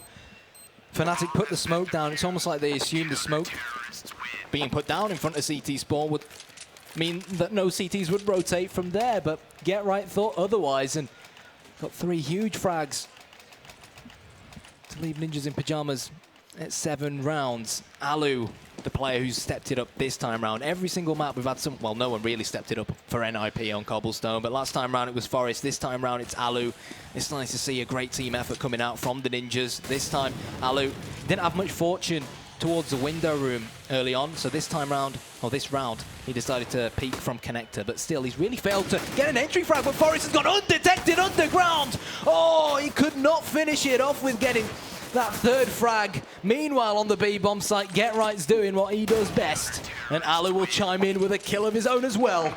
And NIP starting to assert their dominance on Fnatic. They can still afford to mount up a buy, but time is ticking for them. And we've not really seen that AWP come out too much here from JW. Again, as we said, you know, he looked good on Dust 2. He didn't use it at all. They haven't really found themselves in the financial situation to be able to buy it up and utilize it. Exactly. And I wonder how much that could be contributing to this. But anyway, it looks like JW can still enter things off with an AK-47 as he gets the first frag of the round. Alu's going to get caught out. The top fragger down. Exist misses another spray. That's not the first time we've seen him do that on that A-bomb site so far today. And a 2-man advantage for Fnatic. They're still actually just moving that bomb onto the A-bomb site now, so very, very slow indeed. Get Right is going to be caught out. I don't think he knows that Olofmeister is down here. He certainly doesn't. And Olofmeister with a cheeky little angle could catch the head of Get Right, and as soon as I say that, he does. Yep, leaving Forest, last man standing, and he gets done through the wall from Olofmeister. And Fnatic, they've got that all-important 4th round now, but really, by Fnatic's normal standards on a map like Mirage, Chewy, they're not going to be happy with this. They'll want 5, they'll want 6. But at least it's a way more competitive game than we saw on Cobble. And as I said right at the start of the game, I have to say, if NIP are going to take this series, which in all honesty, I have to say, it could be unlikely, they've got to win this map, in my opinion. So still a lot of work to do. But Exist will take down Pronax there. Will he reward himself, actually? Forest pushing up towards mid there, and we'll find that player. I think that was JW at the top of mid. It could have been, who's tagged down to now 68 HP. But Ninjas in Pyjamas, their economy obviously not in great stead, down to just pistols. Yeah, they've opted to stack the larger A bomb site as a result of them being only on pistols. And if they can maybe get a kill, pick up an AK-47. If the rest of the guys with pistols fall down, then they can maybe save it and take it into the next round. They only know that Exist is at least playing over from the connector area. They're not 100% aware of the fact that there's 2 more players over on A. It's nice to see that Forest has rotated over to B, but he's got to be careful that if Fnatic do come heading his way, he's got to be careful not to die, because realistically, in this current given scenario, every little helps. And if he can stay alive and act as a decoy, then it could work out very well for them. Flusher almost getting caught out, but he'll turn on to Exist there, and the Deagle somehow doesn't deal the deadly damage. As once again Fnatic look to get good mid control, which they have done. That's ticked off the checklist, and we'll move on to the A bomb site. Alu gets a nice little Deagle shot there, but it won't be enough. Fnatic now with the bomb plant. I mean, fair play to Ninjas in Pyjamas. They've actually done significant damage here, and once again Exist was actually quite unlucky not to be able to pick up that kill onto Flusher, who's now left on 16 points of health. But it was unlikely for NIP to take this round. They won't be able to take this round, and that's an 8-5 score between the two even. Yeah, and just to clarify, when I was talking about Forest at the back of the B bomb site, what I meant was if he'd managed to stay alive, it would have given the rest of his teammates time to rotate. That's what I meant by him being a decoy, but this is it. P90 coming out for Get Right. Freiburg with the FAMAS. Alu with his AWP. He's sat on 16 frags. Let's see whether he can at least get a 20 bomb. Crims marching straight towards him. But is he going to peek? That is the question. No smoke going down towards window room just yet. And Alu, normally he feeds on chances like that, but he just about misses Pronax. Very unlike him. The nade will add insult to injury as well. Look at Get Right.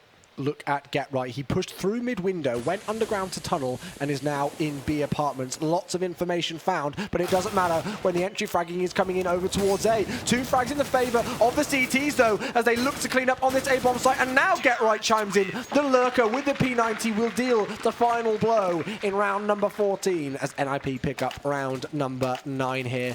And Fnatic's money, they're going to be able to drop for fellow players here, so they can all get a relatively decent buy-in overall.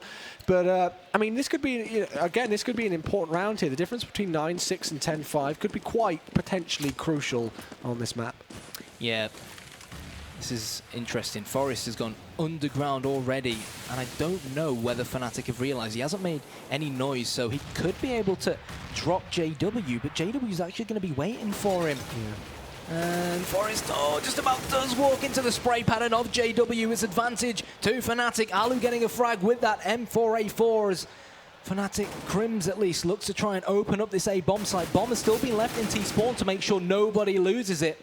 But it is 3 versus 2. Bomb will get picked up, and Fnatic look to be heading towards the B bomb site and taking the bomb towards there too. Look at Pronax. He could backstab Get Right here. They're very close to each other, but they've actually backed off, and they've got so much information about what's going on over towards B. Get Right pushed aggressively up through short, and now they have full control of it. So you can see Alu here on the rotate from CT spawn over from that A bomb side originally now, and Fnatic are taking it carefully, not pushing through, just waiting to see if any NIP players could push through aggressively. Get Right is now going to be found out as he misses a couple of shots there. Flashbang goes down. It flashes himself, actually. Meanwhile, Alu falls, and it will be a 9-6 half unless Get Right can somehow clutch this. He has got a kit, and these last 2 players are low. Pronax on 20 HP. JW on 11, but Get Right just could not do it there in the end. 9-6, so not too shabby from the Ninjas. Can't help but feel that if they can win their T-pistol and turn that 9-6 into a 12-6 and then win the first gun round, then they could very well end up actually winning this map. But can't emphasize how big this pistol round is going to be, honestly. Yeah, they can't allow what we saw on Dust 2 on that second half with the 1 versus 3 clutch and from let Fnatic. Something slip like that. They cannot allow that to happen again. And again, I mean, I don't want to keep going on about the previous maps too much, but everything in some respects was stacked against NIP in certain situations after losing that 1-on-3, then being 2 rounds down and somehow pulling it back. So that shows us, even though they got absolutely wrecked, to put it lightly, on cobblestone, that they have got resilience here. So even if Fnatic do even this out and we do head to a 9-9 scoreline, you never quite know. This could still go any direction here. And I'm really interested to see how NIP are going to play this T side now. Are they going to be that fluid, for lack of a better phrase, YOLO style, or how set will they be? Well, bomb is being sent towards outside the A bomb site. Alu heading towards Palace. In fact, with the bomber just behind him. So we could maybe try and see NIP go underground and try and either boost into window room or jump straight in towards connector. I'll tell you what, it'd be brilliant if they can get this frag onto JW. Get Right is trying to get the jumping Glock, and he will in the end. The burst fire comes in. Meanwhile, Forest is popping heads left, right, and center onto Olaf as well. And it's 5 versus 2. NIP, surely they won't let this one slip, and they will hunt flush it down, and they'll Zeus him as well. 10-6 to NIP. Shoots a couple of bodies as well, just for good measure. And that again, that's been something which a lot of casters have actually been talking about recently, Kana, and I'm sure we can mention it quickly. They made it cheaper, didn't they? Yeah, they made it. It's $100 now, the Zeus. So do you like that? Why not? I think it's great. Yeah, $100. I'm not really surprised to see players starting to utilize it. Anyways, Alu with the Mac Daddy in Palace. Meanwhile, he's got 2 players just towards A ramp and 2 players easy peasy, just sneaking up mid, so they should be able to get control of connector, and if they're careful towards short, they should be able to wrap around the A-bomb site, but Olaf wanted revenge with a Zeus kill of his own. Get Right thinks otherwise. Alu will come in and spray and pray towards JW. This isn't over yet, though, as Crim's response. We're now into a 3-on-3. The game is up, but Forest lands a headshot onto Crims there, and now into this 3 versus 2. Flusher is very close indeed, and I think NIP really need to be careful about the plant position. That's exactly what they're doing. Forest has found the information there, and Flusher, now the last one left alive. It's not going to work. And that was still actually relatively close. Really nice hat-trick there from Get Right to secure the round. But again, this is what we see from NIP. They can really look a bit shaky at times on these anti-ecos, and Fnatic pulled off some really crucial kills there. If they'd have been able to pick up maybe 1 or 2 rifles, that round really easily could have been theirs. Yeah, for sure, especially when you consider the AK, you know, being a one-shot headshot. It doesn't really matter whether you've got armor or not, just land a headshot and then boom, your opponent's down. But Fnatic, they want to buy up come this next round, so none of them have even bothered buying up armor. They're only really on pistols. Pronax has gone for the cheeky Zeus. A bit of banter going on between these 2 Swedish sides.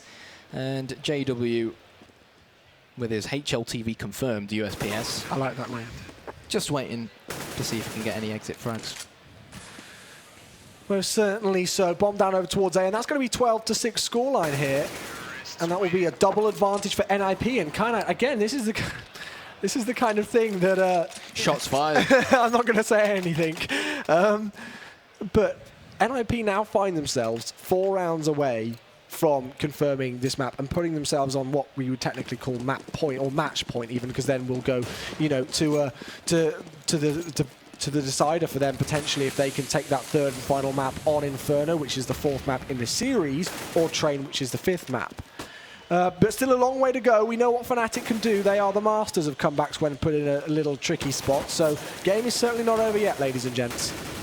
Flusher. That nade is, oh my god, surely going to blow a few ninjas to smithereens, but no, he actually finished off Freiburg with his M4A4. And in the blink of an eye, Exist and Get Right find themselves the last few ninjas left standing. If there's anyone who can turn this around, it is of course going to be Get Right playing so patiently, but Crim's reacted in time. I think Exist was just about on his way of making his way back towards Get Right, back towards the A-bomb site, so that they'd try and plant the bomb together, because even if they'd lost the round, if they'd gone the bomb plant, they'd of course get that small financial boost. But I don't think it's meant to be in a 4 versus 1. And this is the scary thing now for NIP, really, because of course Fnatic have got those all-important rifles in hand here. NIP, you know, not convincingly, it was a standard good CT side from them. 9-6 is a kind of standard score, really, on Mirage. Then they converted the following 2 rounds after winning the 2nd pistol round here, so that's what landed themselves on that large 12-6 scoreline. But now Fnatic have got these rifles in hand. That could very, very easily change indeed. And if Fnatic can control the economy of NIP and wear it down, and especially if they win this round where we see NIP invest so heavily, this could really quickly come back in their favour. Sure, 2 players heading straight towards B, and oh wow, JW's been put down to 19 HP already. Alu was waiting for Crims to peak, but it's actually going to be the M4A1S that gets the better of Alu and his AWP. And it's overhand to Fnatic as Get Right puts that smoke down towards Connector. I think they're aware that JW might very well still be lurking around the window area. Crims is going to make it a double before finally getting shut down by none other than Get Right himself. But this could still, you feel, Chewy, go either way. Yeah, it really could. Freiburg's got to be careful, though, because he's knocked down to 16 points of health, as we can see. And just look at how split up these CT players are now. They've only got that 1 player in Palace, which I believe is Olaf Meister. This could be big. Yeah, it could.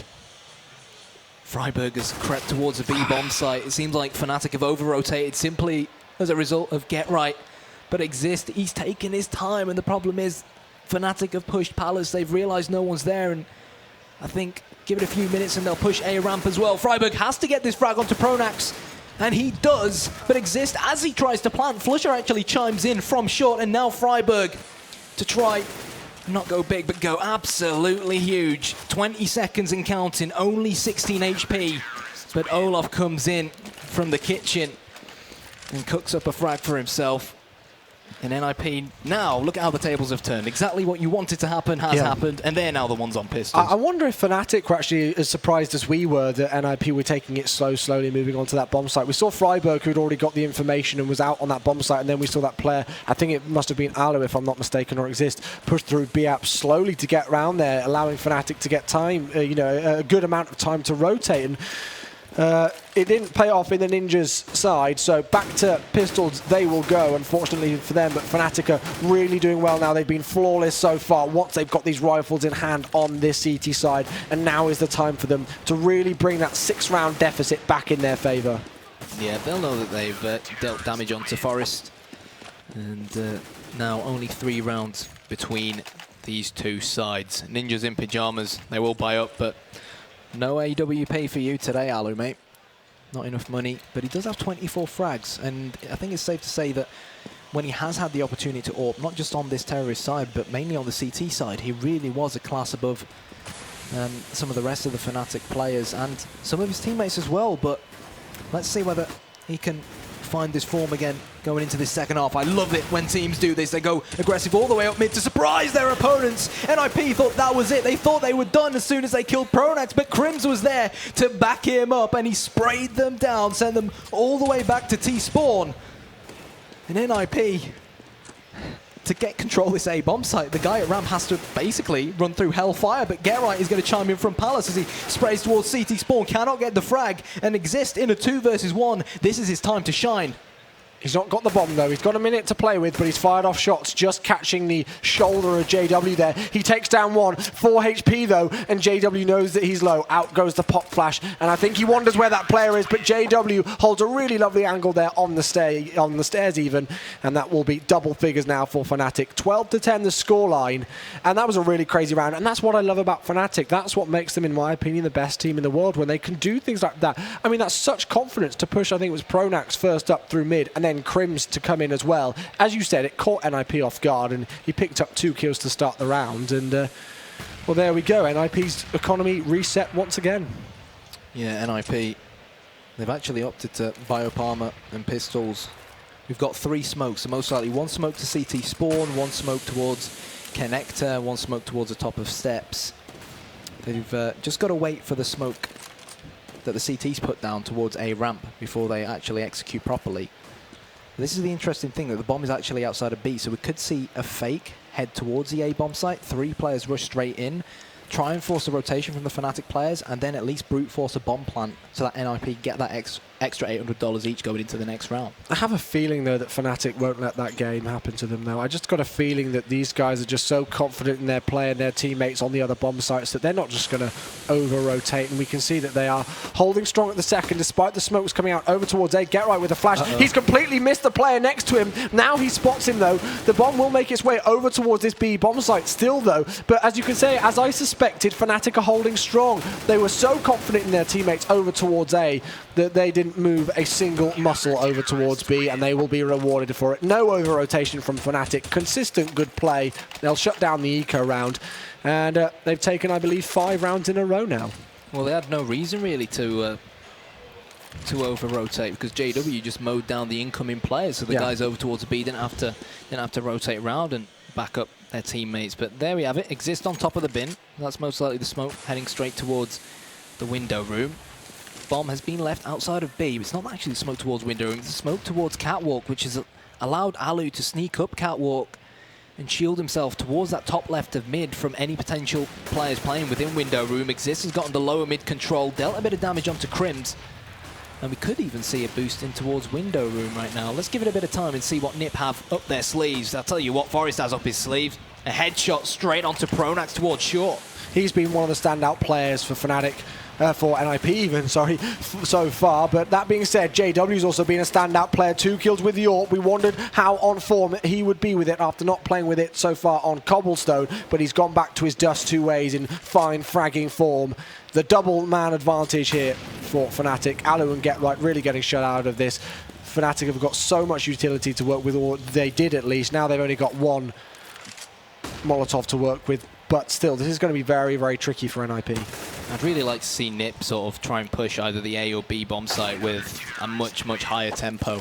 At the moment, they're splitting and picking, trying to figure out exactly how their opponents are setting up, but they're losing their individual aim battles because they've lost so many rounds in a row. Their round loss bonus is pretty high at the moment, so they will most likely force things up again. But like I said, I want to see a change from NIP, up the tempo a little bit, maybe just YOLO it straight towards B with some smokes from the apartments outside. They've got to force it up here in this situation. JW very close with the AWP, will tag Forest and Exist down with that HE grenade that he throws out, but Flush is there to clean up the situation over towards Short by the looks of things. He's using the T-side AK-47 to his advantage, picking up 4 by the looks of things here. Will he be able to get the full ace? Maybe so. Alu's the last one there. JW with the AWP will take it for him, and Flush is like, what are you doing, mate? I wanted my ace. But well played by Fnatic. 7 rounds in a row. And this is the thing, as soon as they pick up rifles on that CT side, they've been absolutely unstoppable. Yeah, not just the rifles, mate, but as soon as they start to build a bit of bank, they all have diffuse kits, the smokes start coming out that they use towards the start of rounds to lock off areas like A-ramp so that NIP can't do a fast strat against them, and the Molotovs as well, of course. So Alu is just going to sneak straight through this smoke. He's only actually bought armor himself, so maybe he's going to push and try and get a bit of information, but JW has left Forest on 14 points of health. He's searching for more and finally finds Forest. Flusher chimes in with one of his own off short as well. Alu gets decimated. And what can you do when you're playing against a JW as in form as he was there? And one thing really is that Fnatic was so confident with shutting out NIP on that middle area, you know, with the smokes going in over towards window area and then Molotoving out connector so that Alu with his AWP on that CT side couldn't do damage. But NIP, in my opinion, have really been struggling at times to get that mid control. Flusher from short, especially, and JW with the AWP as well, have been dealing a significant amount of damage there. And well, with 50 seconds left on the clock, Exist finds himself the last one left alive here in a 1 versus 4. This is pretty much the impossible dream, the impossible scenario for him to take. Pronax will get the final grenade there. 8 rounds in a row for the world #1 team of Fnatic. And I mean, like I said, I don't see NIP winning Dust 2, and then they picked up a crazy eco round at 15-13 and dominated overtime. So you can never count this team out, but it is very much looking like the momentum has fully swung over to Fnatic now. Alu, all eyes on connector. Don't think he's going to try and mess with JW in the window room. This is the problem now. JW is going to jump down towards underground, maybe even push towards the top of mid. He's changed towards connector, and he should be able to catch Alu first. Oh, he saw his feet, but he missed the shot. I think he may have even attempted the no-scope. But Fnatic falling back now, retreating, playing this a bit more passive. They're just waiting to get a bit more intel on where the T's very well may be. Bomb's still at mid, so this still could go to either of these 2 bomb sites.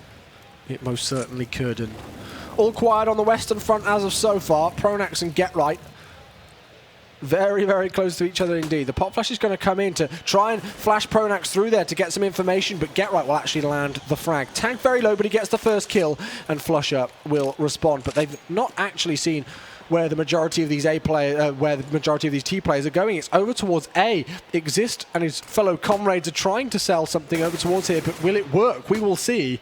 We're back onto a 3-on-3, and this has really been a very mixed round, Kainai. It's just been back and forward. What an important frag from Alu, and an even more important one from Forest to open up the A bomb site. Flusher, he's got mad in his name, and judging by his fragging, he definitely is mad. He doesn't want to hand this round to NIP. But the problem is, he's heading towards B, and Exist has actually given up on that bomb site. They're going to plant on A. Yeah, 50-50 chance there. He didn't see anything coming through after finding that first player advancing onto the A bomb site. Hedged his bets on B and lost the gamble, unfortunately, there. So after plant position, he has been able to get a diffuse kit even there. Alu knocked very low indeed, but as you would expect, it's planted for a ramp at the second. I think they may have heard him switch out a weapon there, so they should know where he's coming from. The clock is ticking. He's got a lot of work to do here. 2 players to find. Freiburg sprays and just about lands the shot there, and they will confirm the round. So 14-13 the score.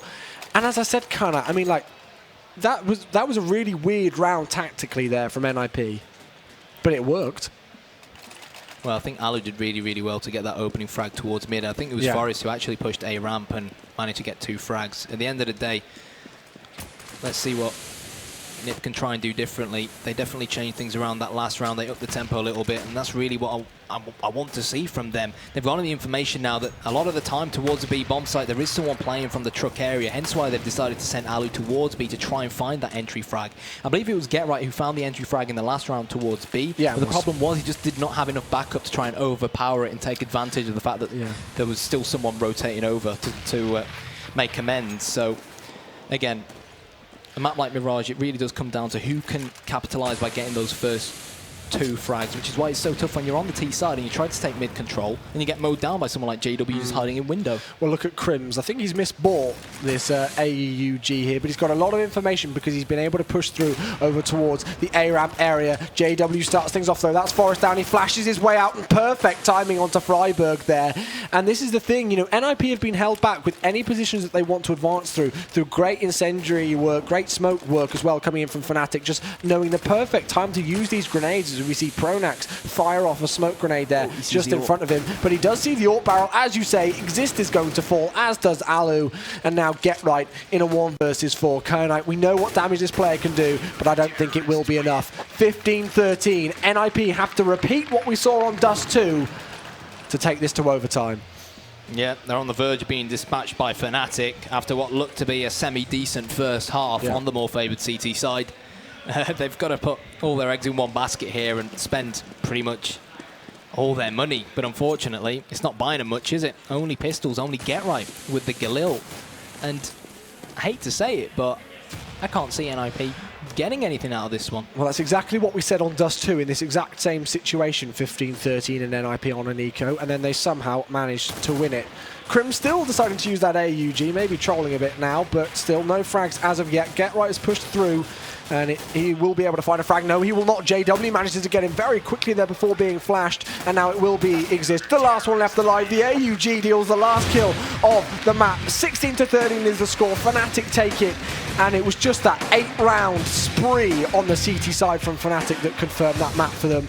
NIP, they were 12-6 up, and then they got 1 round after that. That shows the resilience of Fnatic.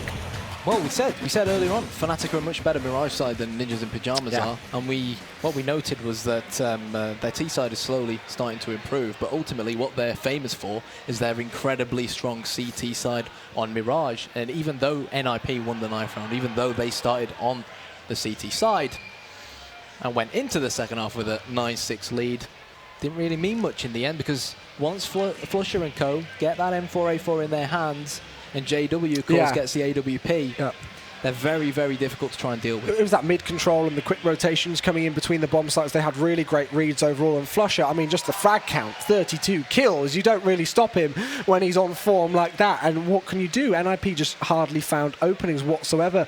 That round that they were able to pick up, as you said, where GetRight managed to push through the B apartments again, was a really weird tactically, and they were lucky that Forest was able to knock off a few heads over towards A. But anyway, guys, that's going to be Fnatic, the #1 team in the world, as we say, taking that 2-1 lead in the series. They are 1 map away from confirming at least $30,000 in their bank accounts. But we'll be back with map number 4, which will be Inferno in just a few minutes' time. Don't go anywhere, guys.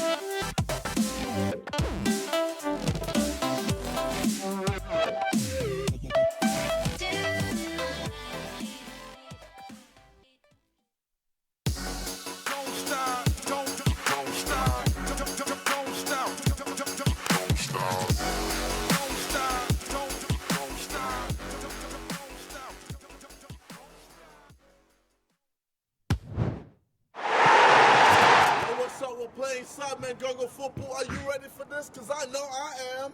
So let's go.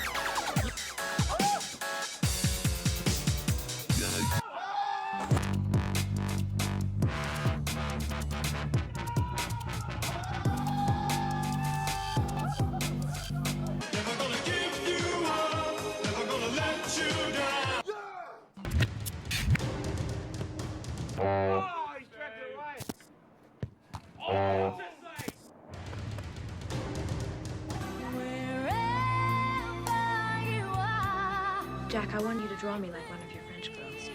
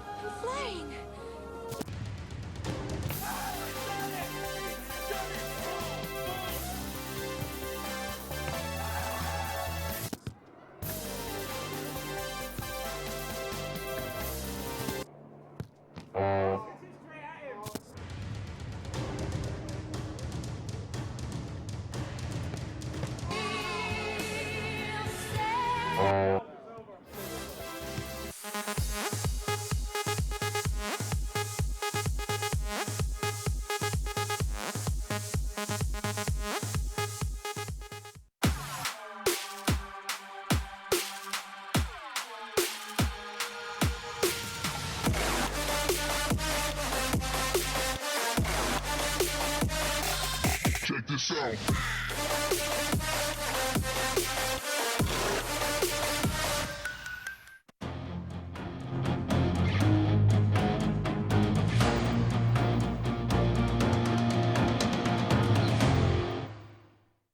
Welcome back to the Gfinity Champion of Champions. My name is Lycan. With me, I have Richard Lewis and Thorn. We just came off Game 3 of Fnatic versus Nip.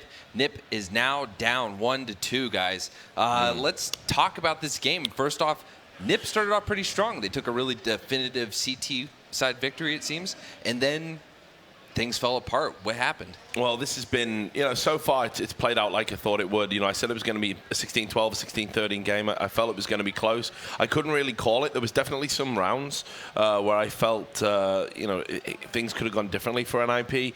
They had a good CT showing, but then once they got into that T half, they really didn't seem to be able to execute quite as well. But we know that Fnatic, when they want to, they're so capable of CT lockouts. And on that map in particular, they can make it very hard. The way that Flusher plays on that B site. It's very difficult to get on there, and if you do, he usually takes 1 or 2 down with him.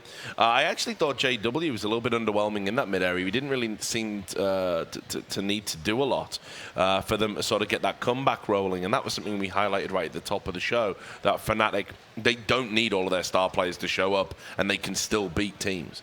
So really, obviously disappointing for NIP. They're up against it now, and they go into a map which, of course, I think Fnatic has like a 70-80% win rate on it. So it was one of the maps that Fnatic kind of built their name on. So very, very, very difficult task ahead. But just, again, thinking back to Mirage, NIP will be disappointed. They were in that game. They a few more rounds, and obviously they get over that finish line. Yeah, the two that they had the best chances on was Dust 2 and Mirage. They got Dust 2, but narrowly. This time they lose narrowly. You can see the problems Nip faces when they play against Fnatic here. Like I said, the CT side was going to be so crucial for NIP. They really need to get a lot of rounds.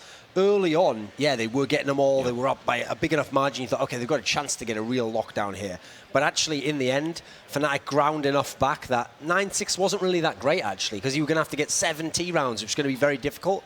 For a while, it looked like they were going to do it on T side, but all you saw was it was only going to take one key round, and once Fnatic got rolling on CT, 12 rounds may as well have been a mile away at that point in time. Getting 4 within the last sort of 7 or 8 was going to be a really hard task, and Nip were not up to it, unfortunately. Even when things went their way every now and then, they were too far away.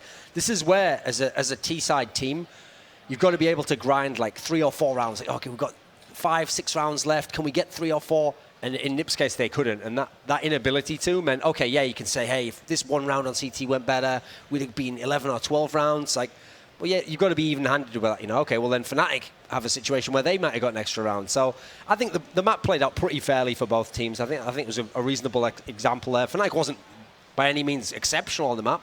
They just did what they needed to, and they got over the finish line just comfortably enough that, hey, they're 2-1 up in the series now. One thing I saw is that they kind of didn't seem to use JW in the mid too often. They seemed to actually avoid any kind of sort of mid play. Do you think that was intentional? They knew that Nip would be studying, trying to cripple where they're really strong? Do you think they intentionally avoided that? Yeah, I think it's certainly intentional, but I wouldn't want to speculate as to the reasons. I definitely don't think it's because they're necessarily afraid of taking on those kind of duels. JW isn't afraid of anyone in the game. You know, he'll always play his style and play aggressively. This was obviously something they did tactically. I think it makes sense within the context of the series to maybe be a bit more passive and to not risk giving that extra man advantage on a map that does have a slight CT bias, only slight. It's a very balanced map in that sense. But yeah, I think Fnatic made the right call there. There was no need to go head-to-head, play aggressive, go and try and force the issue. All you have to do is sort of let NIP do those executes when they're in that position. And as you saw, NIP were really struggling. I don't know if it was a direct result. They couldn't quite read the setup. But every time they were getting onto sites, they would just bodies were just dropping left, right, and center. It was incredibly difficult for them to make anything stick. I mean, that's it. That map, for me, it just shows why Fnatic's so dangerous. Aside from Cobblestone, they haven't looked in superlative form. They don't look like some super dominant team. They did on that Cobblestone game because it's such a mismatch. It's not a map NiP play anyway. But you see Mirage here. I mean, statistically, over the last sort of 4 or 5 months, since May, basically, Fnatic's now won 13 out of the 18 games they played on Mirage, and it's only ranked as their 5th best map. So when you've got a 70% plus win rate on your 5th best map, you can see what an incredibly deep map pool you have and how hard it is to beat you anywhere at that point in time. It's not just like only on Fnatic's picks, because remember, that was NiP's pick. So it's not like Fnatic has to hold serve on theirs and then hope they can get one. They're getting chances on NiP's pick of Dust 2, now on Mirage. Now NiP has to go over to Fnatic's pick, get a win there just to keep the series alive. Otherwise, it's going to be Fnatic into the final. And it's got to be said, and this will segue nicely into talking about Inferno. One player that's missing, of course, on Mirage there was Freiburg. And when you're playing on that T side, it's really important for your entry fragger to be showing up. And, you know, we always keep it real on a Gfinity desk. I never like, you know, criticizing players. It's never enjoyable. But he simply wasn't up to the standard. And, of course, there's this worrying trend at the moment where we're talking about, this team's going to get broke up and Get Right's going to go here and Forrest is going to stay and all these players are going to move around. And nobody's even talking about Freiburg right now. So I said right at the top of the show, he's got to have a big performance. He's got to show up. He's got to do something. He didn't do it on Mirage. Now, what's good for him is you're going into Inferno. This is traditionally a map, we all know the memes, okay, the King of Banana, we all know about it. This is a map where traditionally he has had an impact, and he's going to need to have one because Fnatic is so good on that CT side. But so far, it kind of feels like NIP aren't playing to their strength, to their full capacity, and they needed everyone to turn up to have any chance of winning this series. I think this last map is going to be where the series ends. Like, it's not as though Inferno is a bad map. I mean, statistically, actually, NiP's best map over the last few months, even though it's not amazingly one that they even picked in this series. But what's funny is Fnatic's gone away from it a bit because they've gone towards that meta of Cobblestone. They're playing a lot of Dust 2 recently. They've gone away from this as their go-to, always pick this map. But the stats are still unreal for them. I mean, in the last 10 times they've played it, they've won 8 of them. And the 2 losses they had, one was an overtime to Hellraisers, and the other one was a loss to TSM, who are an absolutely phenomenal team on the map as well. So this isn't a map that they lose when they play against teams like NiP. I don't think NiP's going to be able to do it. They haven't really shown as much so far. It's been competitive on their maps. Over on Fnatic's map on Cobblestone, it wasn't at all. I think they can get rounds, but this is going to be a strong Fnatic win, I think, and it's just going to end the series 3-1. Duncan taps into a point that I wanted to bring up, and that is that NIP have been much improved on this map lately. It's a map where they've been able to, get results, get rounds, be competitive with the top teams in the world. But again, this is Fnatic on their home map. This is as close to a home map as any team has ever really had, sort of in this modern era of CS:GO. The win rate is truly phenomenal, and I just don't really see what NiP have in their arsenal. I think they can make it competitive. I think they can make it respectful, but I just can't lean towards them being able to win. Yeah, I mean, I do think that what can make this a close map as well is that you do have that thing going on for Fnatic where it's like, listen, if it goes to Train, we're probably favourites on that too. Like, it's not like Fnatic aren't the ones facing elimination, essentially. If you're NIP, even if you were in any way rattled during any of the close rounds in the first 3 maps that we played, there's not really any point at this point being concerned anymore. Like, you're going to be out of the tournament after this map anyway. Just play free, play loose. I mean, I'm not sure which side they'll actually start on them, but if they can start on T side, just go all out, try and get it, and then try and snowball the CT side. I think it's going to be very difficult, though. I mean, we've seen that remember, it was the series they played against TSM in Dubai, where in theory everything was going great. Get-Right was playing absolutely amazing CS again. He was really carrying. They won Dust 2. It was like, wow, we got the win on Dust 2. Inferno, Mirage, those are the two ones that let them down. They lost on them. I think it's going to be a similar story here in this semi-final. Yeah, and let's be real. If you're a fan of NIP, take a good look, 'cause I don't think you're going to see them after this event. So, you know. They'll be alive, Rich. Yeah, obviously. I don't mean like that, Duncan. All right, one last thought. You were pretty close last game. You called it 16-12, 16-13. You pretty much hit the nail on the head. Give me your numbers for this one. Just because of the inherent bias in the map, this is a map that you're going to post rounds on, but I can honestly see this being like 16-10, something like that to Fnatic. Obviously, it's side-dependent, but I think it's going to be there or thereabouts in that ballpark. Yeah, I'll go 16-9 Fnatic. All right, we'll see. Well, that's it for us, guys. Going now to your caster desk. Guys, take it away. Thank you very much indeed. Yes, guys, at the analyst desk, going through everything in depth as always and giving us a good insight as to what we can expect and what we've seen so far. So on to Inferno we go. The teams are just getting ready and into the server for us to start here. And again, as always, let's talk about maps. Let's talk about Inferno as a map itself. What are your thoughts on it? I like it when CTs play very aggressive, you know, smoke the bottom of Banana from CT spawn, push all the way down, and don't even give the terrorists access to Banana in the first place. Yep. Then the only way that they can get to B is through Arch. And what it allows us to do is put one person at Tree or at the bottom of Banana to hold that area and rotate the extra man over towards the larger bomb site, which makes it very tough for the terrorists to infiltrate. But what we find is different teams in CSGO have their own ways of holding Inferno, and we're just going to have to wait and see whether NIP genuinely have anything up their sleeves. I mean, I know it's against a completely different opposition, but just as a kind of, you know, a point of navigation to look at on that CT side for NIP, we saw them do that aggressive stance on Banana so well against Renegades at the recent major in Cologne, where they were just pushed down Freiburg in that tree position, as you say, just by the log. Holding it against Envious. Yeah, exactly, yeah. And again, yeah, even at Envious, exactly, as well. And so they have done it, and they have got a tendency to do that. And Freiburg, in my opinion, as the analyst desk can say, has actually been a little quiet so far in this series for me. I mean, it's, you know, and knowing Freiburg's kind of how Freiburg plays on this map and how famous he is for playing on this map, he's going to be one of the crucial players for me, I have to say, especially, of course, on that Banana area.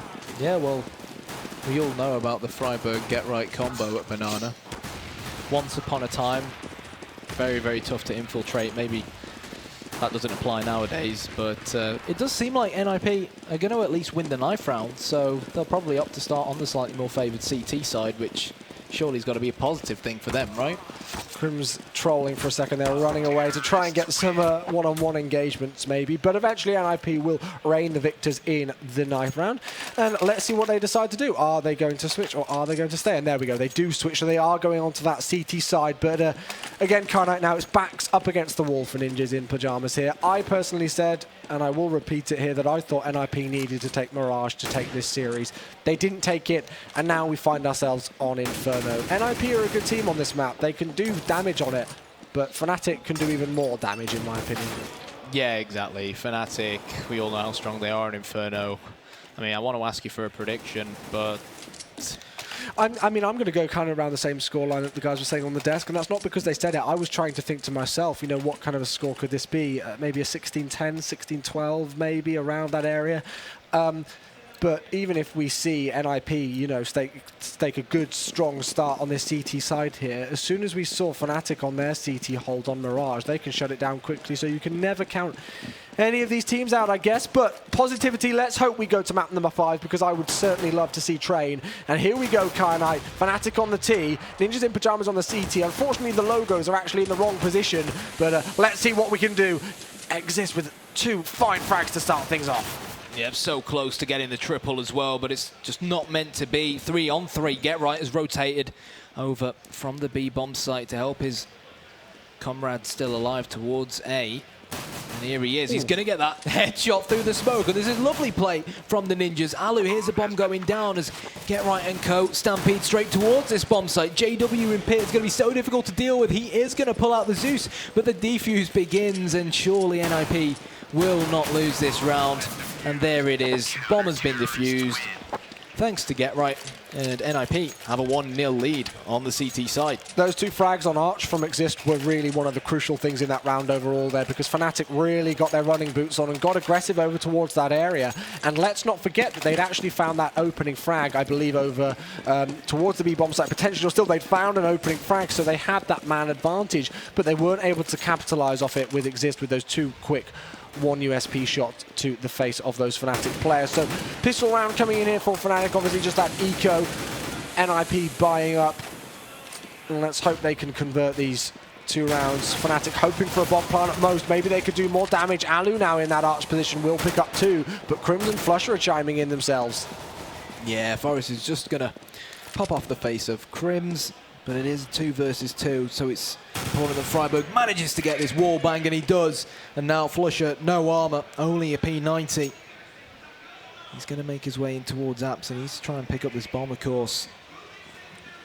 Do you reckon he can do this? I think it's going to be very, very tough. Well, with his performance on Mirage, you can never count him out of anything, but I agree, it is going to be very, very tough indeed. He hasn't got armor, he's not got any grenades to work with as well, and he certainly has not got the bomb.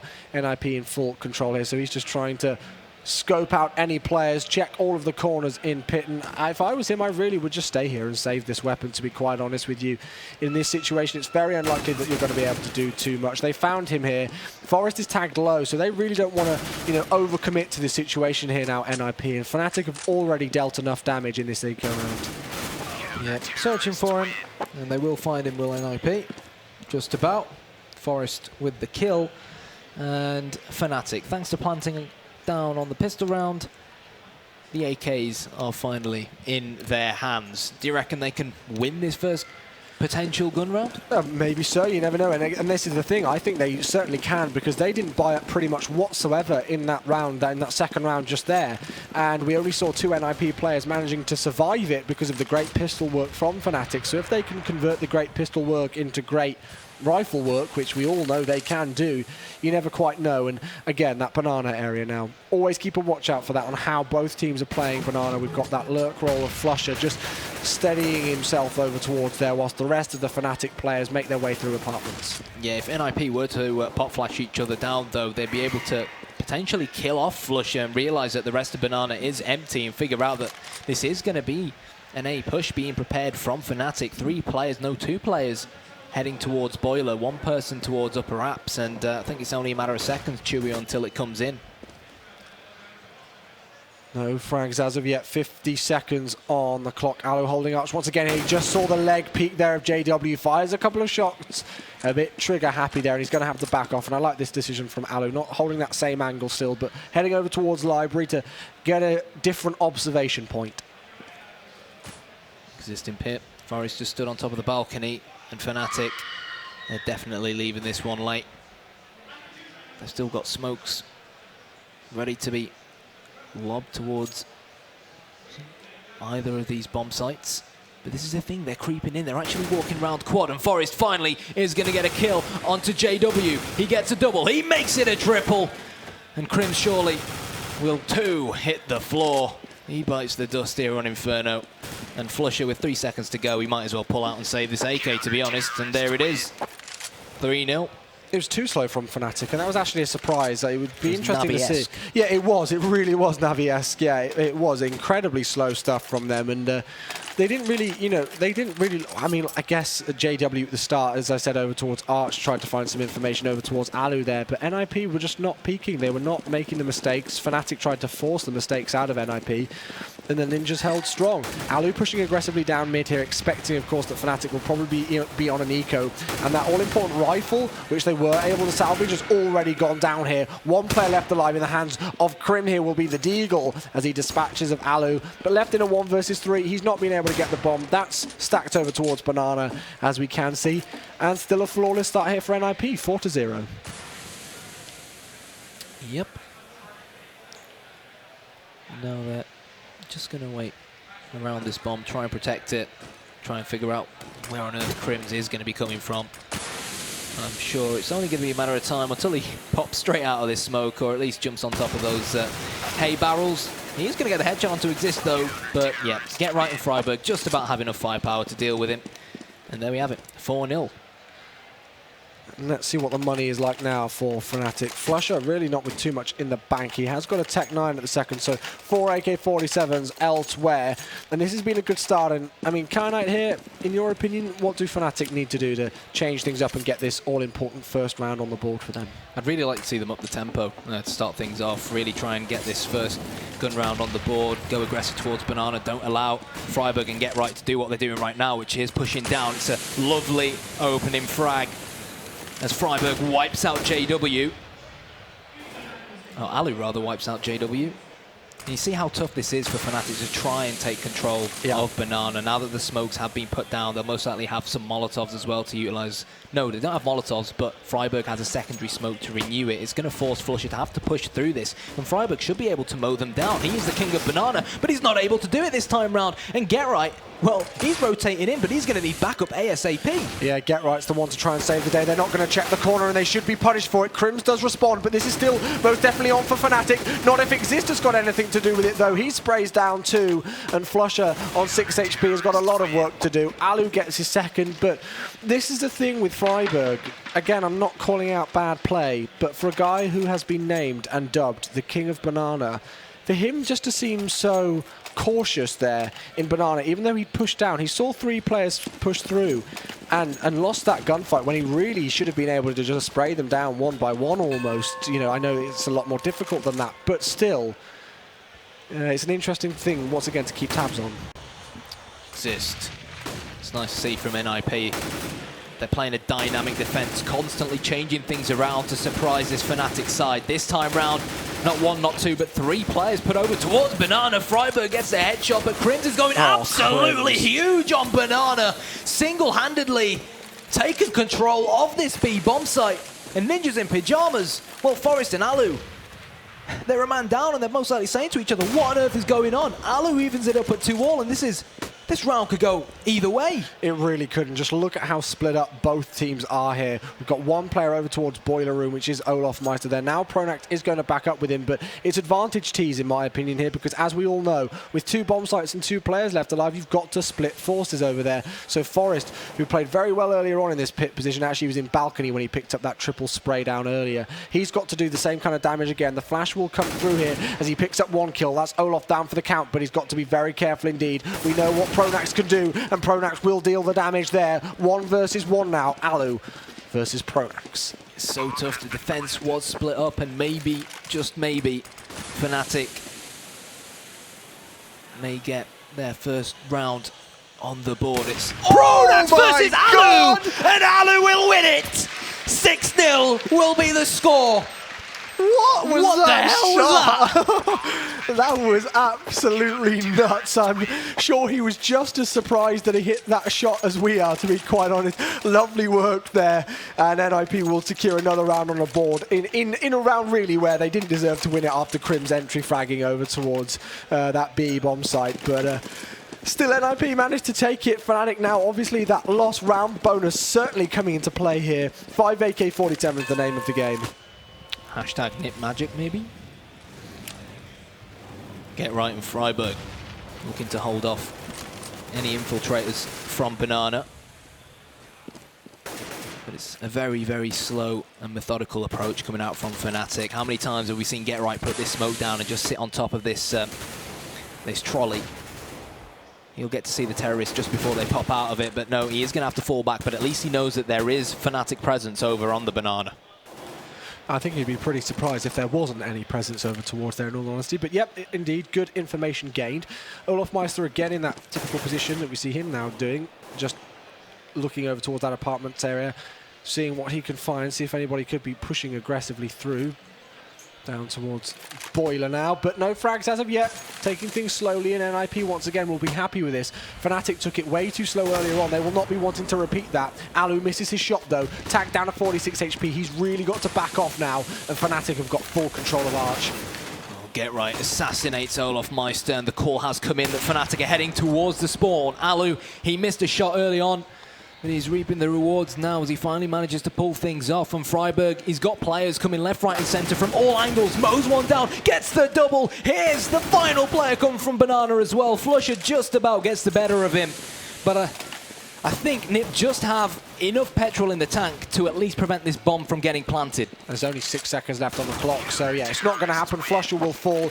That was good work from Freiburg there. It was kind of a common position, really, to expect him to potentially be in towards that little tree area there right in the corner near CT spawn, but still, it caught off Fnatic off guard. He used it well. He wasn't able to pick up the last player, but he did the relevant damage and secured round number 7 here for NIP.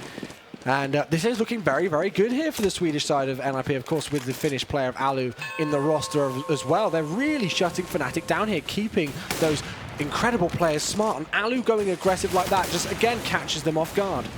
Well, let's not forget that this NIP side did beat Envious in Dubai on this very same map. And normally when you think about Envious and French CS, the first map that comes to mind is Inferno. Yeah. So they're definitely working that Nip magic here on Inferno right now up against their fellow Swedes. It's just a case of whether they can build on it and turn this 7 rounds that they've got on the board into maybe 10 or 11.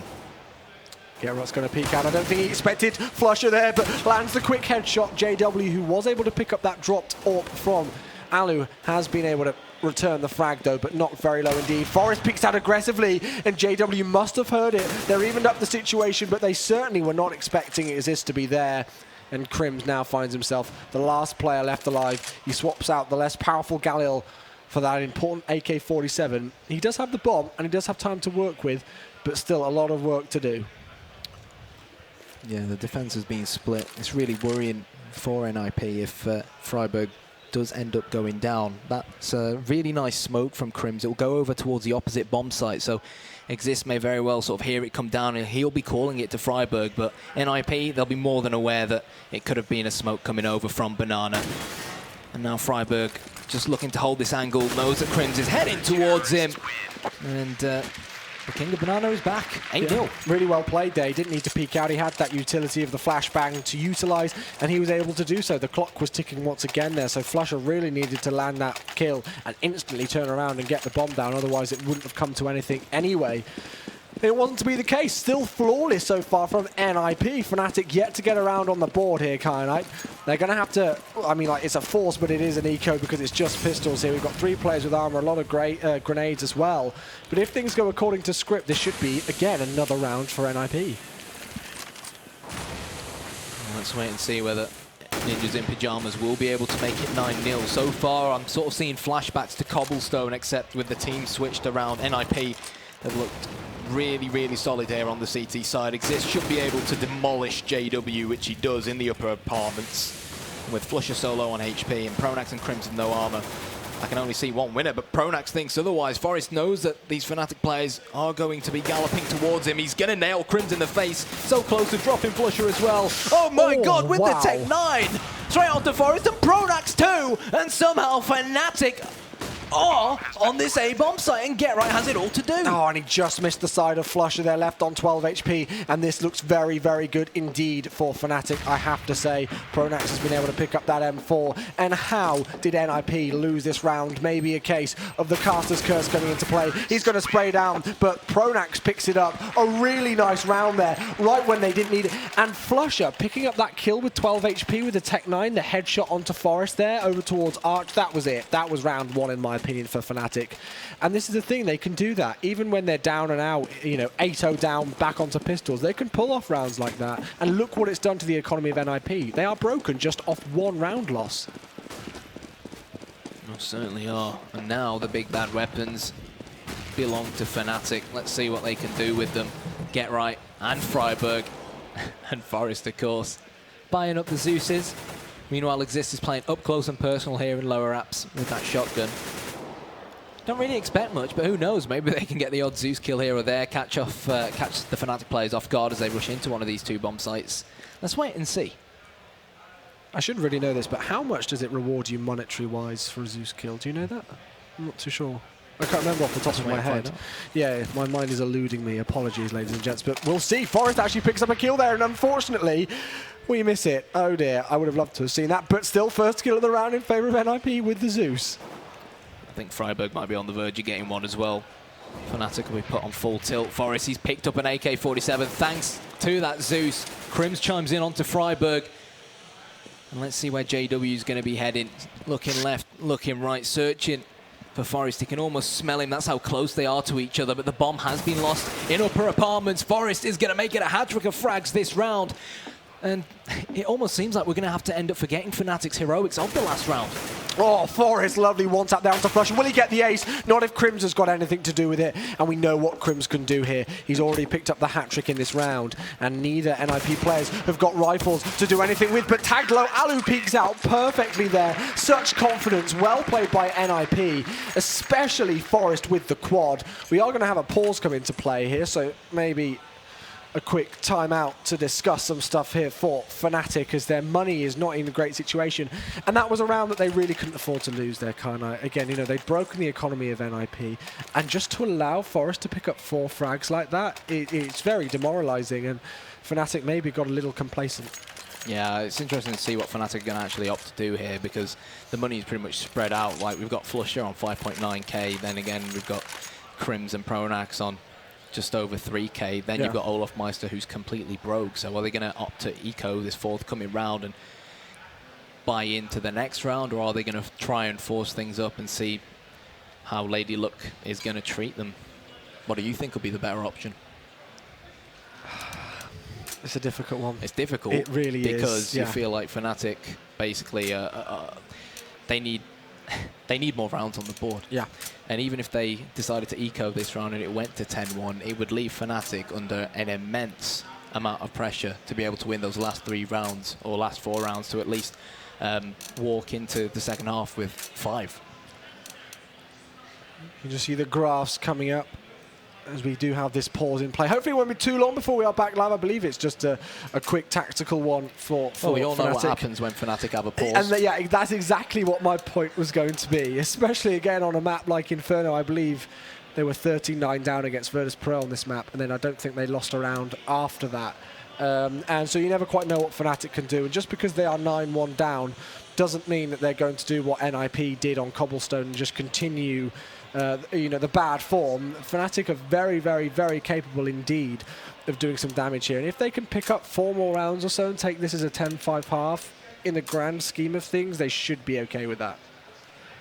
What do you want to see Fnatic try and do differently? I'd like to see them change up the pace. I know that's a really like a generic thing to kind of say here, but if they can catch Freiburg off guard, who is, you know, at times potentially being a bit slow over towards Banana there, and get good control of that area, I'd really like to see that, because I don't think, I'm trying to think if we've seen Fnatic plant on that B-bomb site yet. I don't think we have. Well, this is interesting. I talk about a dynamic defense, and Alu this time round is being sent all the way towards the car at Banana to try and hold it with his AWP. They're heading straight towards him. It's in fact going to be Flusher to get the opener with the AWP. They know that Exist is hiding around the sandbags, but he's mowing them down. This is fantastic play from Exist. A massacre at the top of Banana, and Freiburg, he's playing Satan's role in life and wants to burn them to a crisp. And Pronax and JW, they've been forced to retreat. I mean, the change of pace was great there from Fnatic again, picking up that first frag, Alu going down. The game was up for NIP after that, but Exist in such a perfect spot, and the flashbangs that came in to help him out were absolutely phenomenal there, and he sprayed them down. Then it looked like Fnatic were going to roll through anyway, even after taking Exist down, but Freiburg with the counter incendiary grenade shut that push down in quick fashion. Get Right found out Olaf Meister, who was lurking and pushing through Arch there, and now JW and Pronax, both with AWPs in hand, find themselves in a very tricky situation here. It's all gone very, very quiet indeed. They're just trying to find this opening, but it's going to be a difficult one. JW looking for that opener with his AWP, and the funny thing is that Pronax too has an AWP, but they still want to go for this. They know how important this round could be, and they're anticipating that Freiburg could be hiding behind this fountain, but you can't help but fancy him given his current position. Pronax does get the kill, but even if he does plant, it's still a 2 versus 1, and my money's going straight on the Ninjas. Oh, most certainly so. He's already picked up 2 in this round, though, so you never quite know what other damage he can deal. Very, very low indeed on the health points, and he's actually going to be able to take down Get Right there. Now this could be close. Forest knows his position though. Forest does have a kit, and he does have a flashbang to utilize, but still it will take one single click of the trigger from Pronax. It will not happen though. Forest lands his shot perfectly timed there. 10-1 will be the scoreline. And that was a great round. It really was. Fnatic, they're crumbling. Do you think? Well, I mean, the scoreline says it, but do you think... Well, you think this is a good performance from no, Fnatic? but I know, I'm trying to say mentally, do you think they're crumbling under the pressure? Well, they paused. And good old Pronax hasn't managed to fix it, and they have to force up again pretty much. So let's see what they're going to try and do. You said you wanted a change of tempo. They tried to do that straight towards Banana, but Exist was just far too powerful for them to resist. Alu looking to hold mid and arch with the AWP, keeping his distance. Meanwhile, there's a lot of grenades, a lot of smokes on this Fnatic side, so we could very well see a good old set piece. But no, they're actually going to smoke quad and try and overpower Alu towards Arch. He gets the no-scope, but it's not going to be enough, and JW is going to pick up the AWP. Crims is going to manage to slay Exist. And Forest realizes they're going to be trying to wrap around, and he too is going to bite the dust. And Fnatic, you wanted them to up the tempo, and Chewy, they must have listened to you. Yeah, they really did. And Alu not landing that first shot really was a nightmare for NIP. And then when the M4A4 sprays just absolutely failed for Exist and Forest, I do believe it was, that was round over. Fnatic simply winning the gunfights there. So Get Right is going to try and escape with his life, but that will be the second round on the board here for Fnatic. A nice play from them. That was a round again that they really shouldn't have lost. NIP really should have been in the positions to mow them down one by one, especially Forest, who was still in the balcony area there in that advanced high position. Being able to see them push through from Arch and them not knowing that he was there originally, he really should have been able to pick up at least 1 or 2 frags. Wasn't able to do so. Alu did get that first play around the corner, but instantly got traded, and that's Fnatic's second round on the board. I think what Fnatic did really well was they realized that Alu loves to play Arch by himself with an AWP, so they purposefully threw those quad smokes and the pop flashes to force Alu back and isolate him all alone, and then they just completely overpowered him with the Tech 9s that they had, and they picked up his AWP as well. So solid stuff from Fnatic, and NIP find themselves broke again, but Forest has pulled out the Zeus. Yes. Let's see whether he can work a bit of magic with it again. This is the thing, though, again, as I say, it just takes one single round win for Fnatic to break the economy of NIP. So if they could continue on that and maybe force Build NIP onto a double eco, then this really could have gone back into their favour. But again, going back to that round with Forest, he's going to be able to get the Zeus. Yes, he does indeed. It's only 300 in the bank. There we go. I deliberately watched that to see how much money it landed in the CT economy, but he does get the Zeus kill. Alu just hiding behind the truck with this Desert Eagle. JW's head pops out, and his head is no more, nor is Olaf Meister's. But Freiburg with this USPS. I'm not sure whether he's going to have enough artillery in his gloves to get a frag. He's picked up this M4A4, and he will have received the call from his teammates that Crims is going to be incredibly low on HP, but it's not going to matter in the end. Flusher with the headshot, and Fnatic, this is more like the Fnatic we're used to seeing, and they picked up that AWP as well, and they're going to give it to JW. NIP economy still not the best here, and it looks like they're going to force up with FAMASs, so no diffuse kits whatsoever unless Get Right decides to choose and to pick one up, and I'd really like to see him do so here, in all honesty. He's not deciding to do so, going for more grenades. So what do you think about that decision? We know that he's gone for that P90 option, of course, but not a single diffuse kit on the CT team, and they did have the money for it. Let's wait and see. Where has he taken the P90? At the moment, he's pretty much just sat towards Arch. We've got 3 NIP players looking to try and reimburse the Arch area, with only Exist, I believe it is, playing either from pit or from apartments. So let's see whether Forest can find an opening. No movement yet from Fnatic. They've left 2 players towards the bottom of Banana to just make sure that they can force Freiburg back, take control of that area in case they want to go back there later on in the round. But at the moment, bomb still towards second mid / the A bomb site.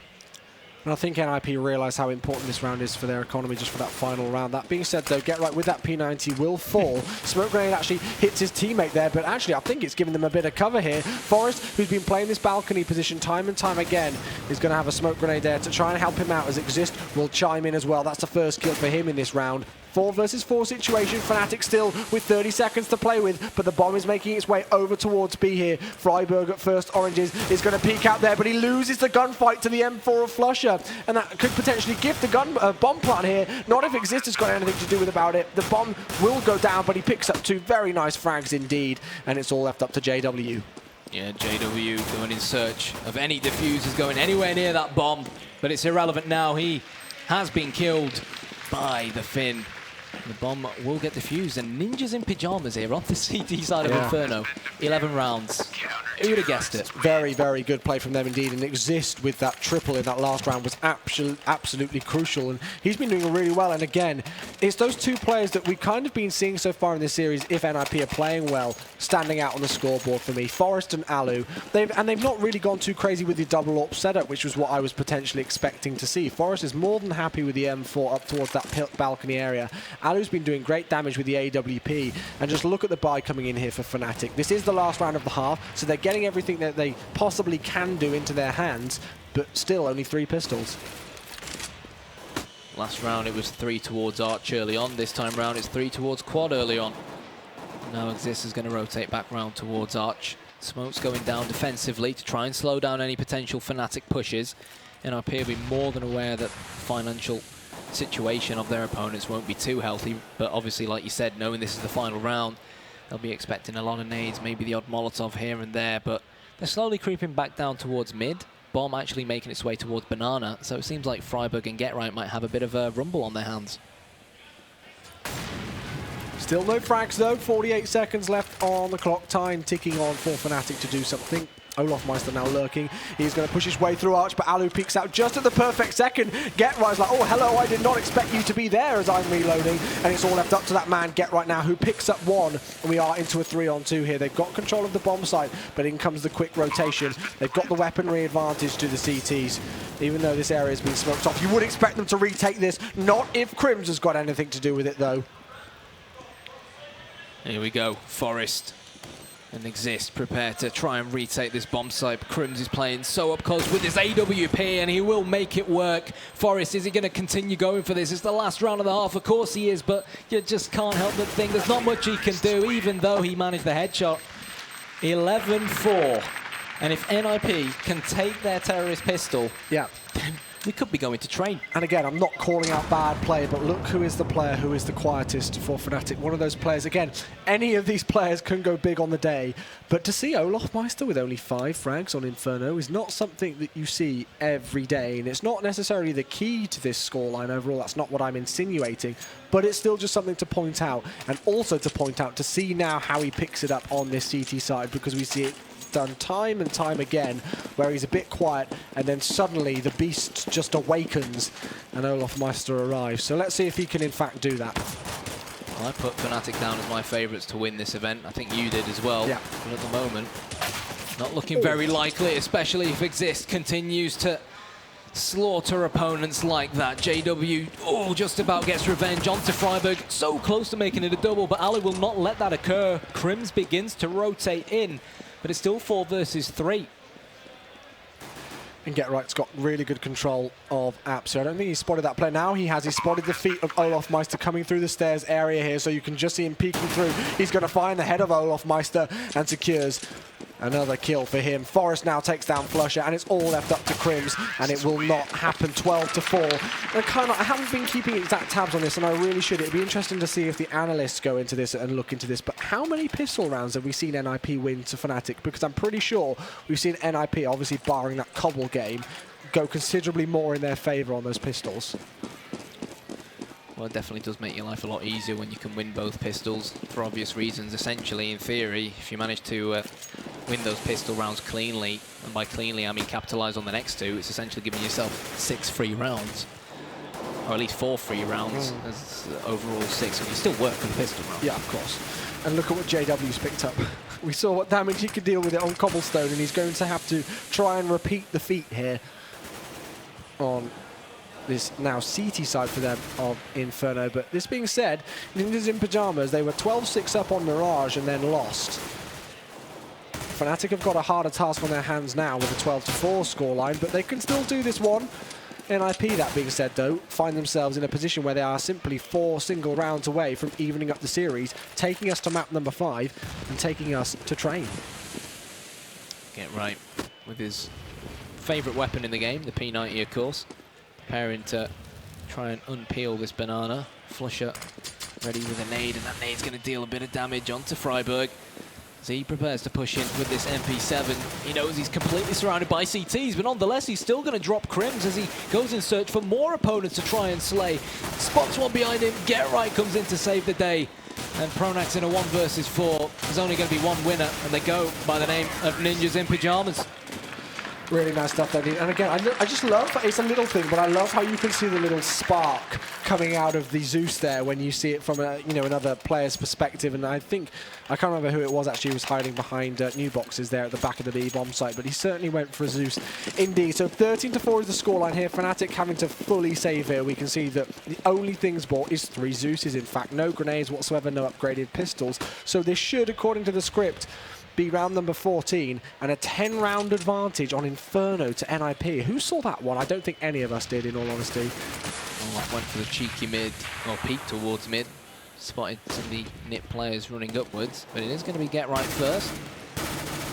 Pulls the trigger onto JW, gets the kill, and him and his teammates will try and sniff out a few more, but look at this position from Olaf Meister with the Zeus. I mean, you were asking whether I could see it become sort of a weapon that these teams begin to utilize on a regular basis.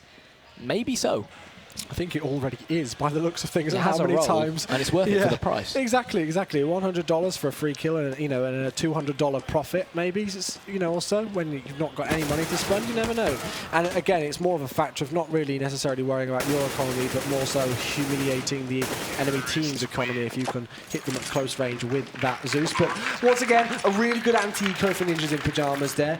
Only one player falling, which was Freiburg. So now we find ourselves in this 14-4 situation. Fnatic buying up once again here.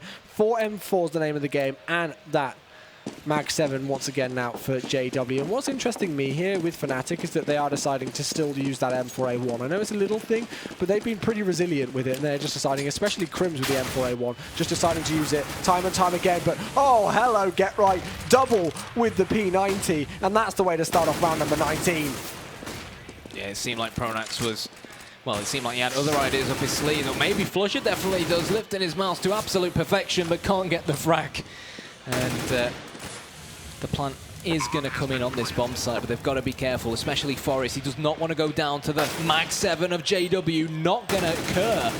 And Flusher, he might as well just pull out and try and save this M4A4 now. Yeah, he's got to save this in this situation. He hasn't got a kit. He's not got tabs on all of the positions for these NIP players, I don't believe. And so the best he can hope for is a couple of exit frags. He may have the information that a few of these NIP players are low, one of them being Freiburg, who will fall there, but still, and not enough time left on the clock. And I'm liking this call from Forest here to actually push around over towards Arch. He may find the player just through the statue there, but Flusher will actually be able to pick up the kill.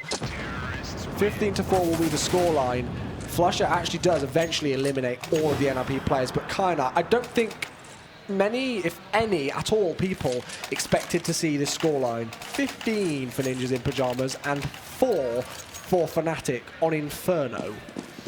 Yeah, it's been disappointing, to say the least. It has, it's almost like Cobblestone switched around to an extent, but who knows? Who knows? Not even the magical Fnatic pause could save him. And I mean, like, fair play, in all honesty, like, although it's been a shutout, fair play so far to NIP to do this. When their backs were against the wall, they're 2-1 down in the series, 1 map away from being eliminated from the tournament, and, and losing that extra guaranteed $20,000, if not 40.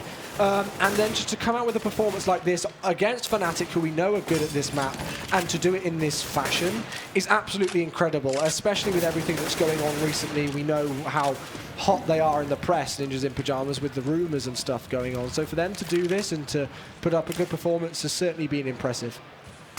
Smoke going down towards CT spawn from Freiburg, but JW, I'm seeing flashbacks to Cobblestone. He's managed to creep into Apps and he's got no resistance. Crims as well taking a leap out of his book with the Mag 7 over towards a B bomb site, but Get Right somehow opens things up onto JW as he dumps him down and continues to make his way towards upper Apps with that AK-47.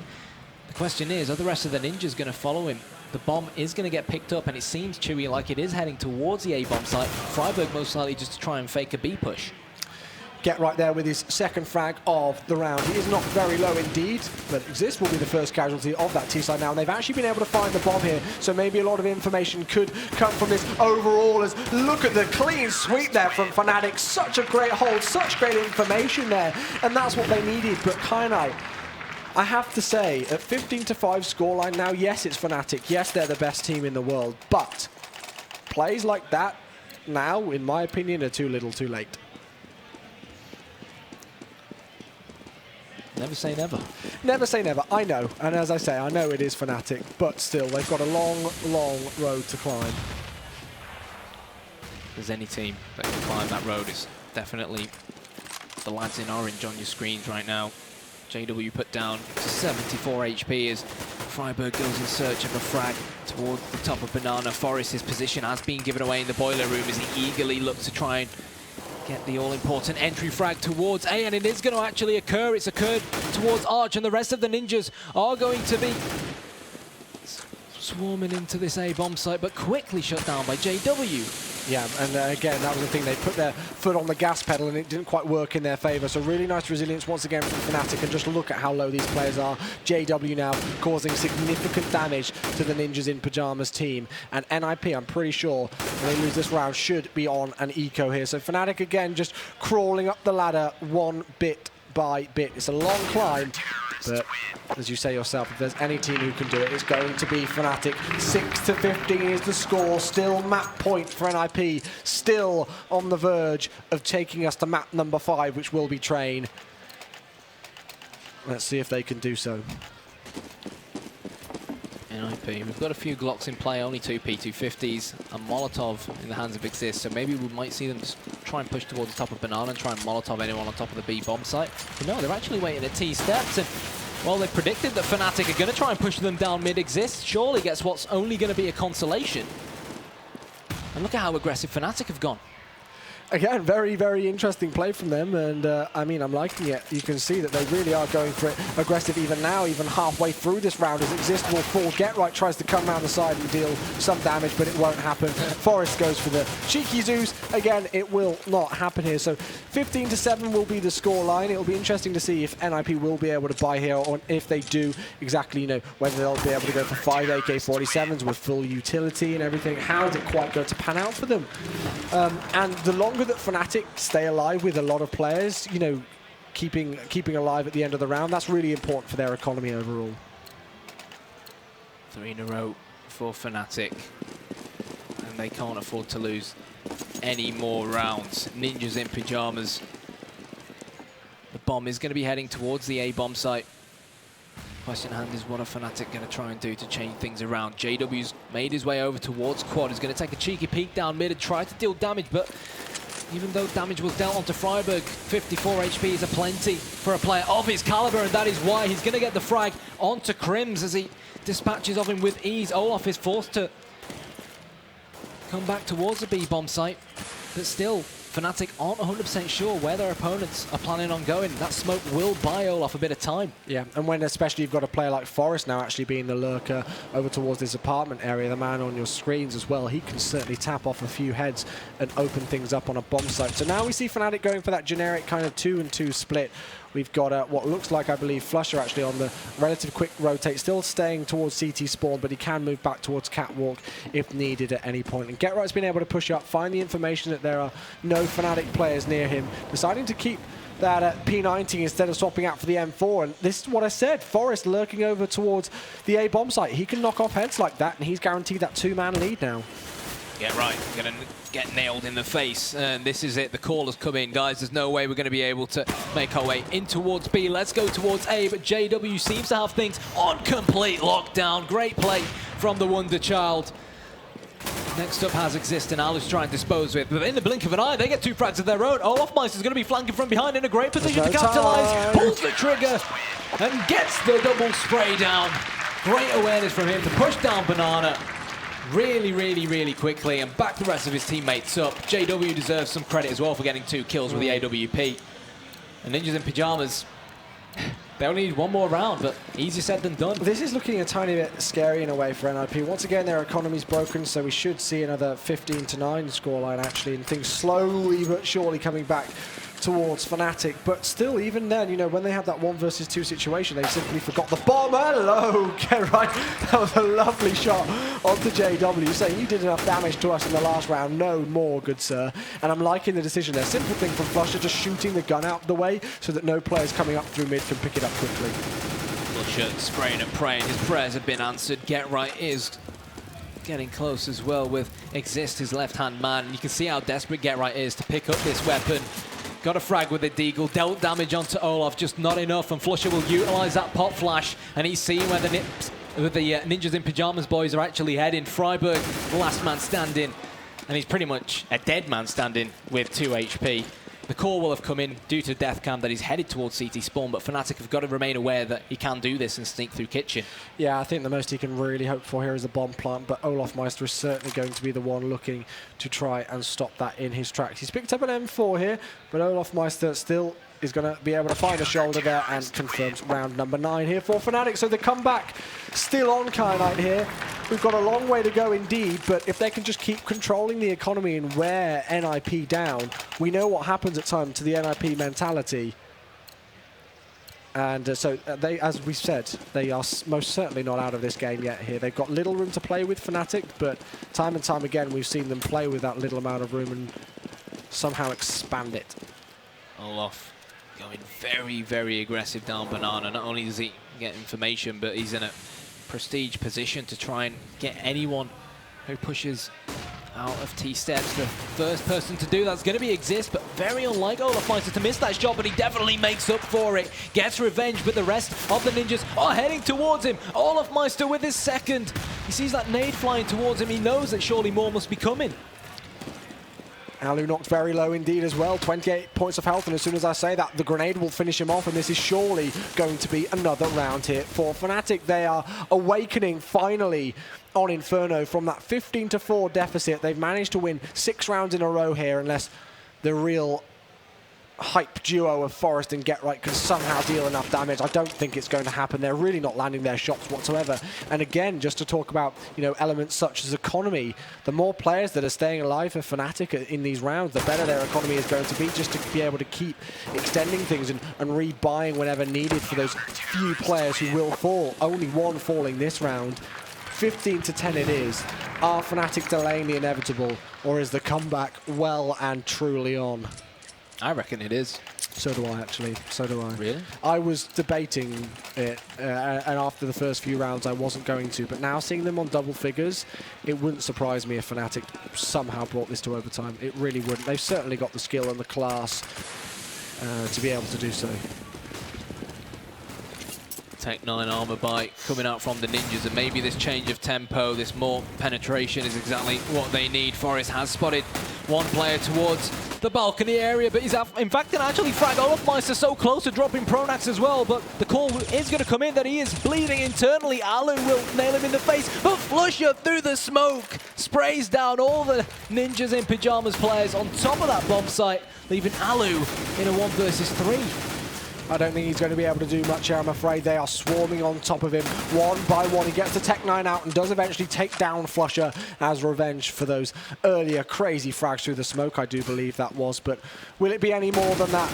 We will see. They're peeking in together here, and Crims will eventually dispatch of Alu. So now 15-11 the scoreline. Let's have a look at the NIP economy, see what they're going to be able to do. And now this is interesting. They're going for an AWP. Let's see if Alu can utilize that. Where do you want to see him take it?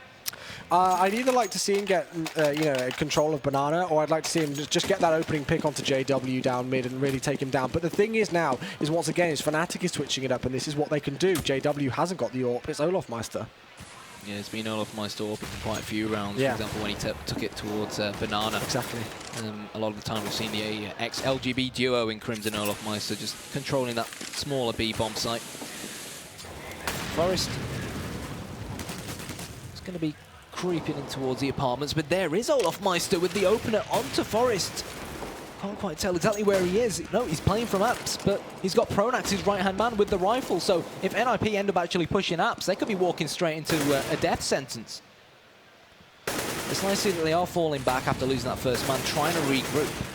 JW pushing through the smoke there, and I'm not too sure why he managed to, well, what encouraged him to try and do that. That being said, he did lose the gunfight. Freiburg being taken very low, but still, man advantage. No, sorry, it's all even now, even, apologies. It's 4 versus 4, which does, you would think, favour the T side with those CTs having to split up, but Fnatic are so confident that this is going to be an A push, and I don't blame them, that they're still stacking 3 players over towards this larger bomb site. It is intelligent play from Olaf Meister, great positioning. He should be able to, well, I was going to say he should be able to get that first frag. He's going to put the Molotov down, which should slow things down, but NIP put a smoke down. Olaf gets the frag. This is good stuff from Olaf Meister, more like what we're used to seeing from him and Fnatic, but Alu is still being let off his leash. Olaf peeks, Olaf gets the kill, and now Freiburg and Get Right trying to plant over on this B bomb site.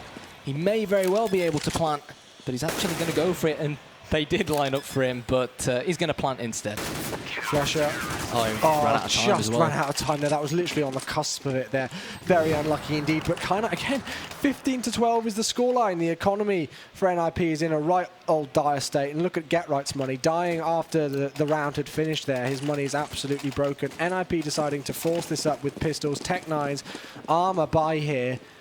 And Fnatic, I mean, this is just absolutely phenomenal play. 8 rounds in a row now on their CT side. How NIP have not closed out this game is beyond me. And I was just about to mention that man, Olaf Meister. He's picked up his game and now utilising that off to its full ability. Yeah, JW's picked one up as well. Olaf makes it a double. He was quality in the last round, and so far he's been quality this round.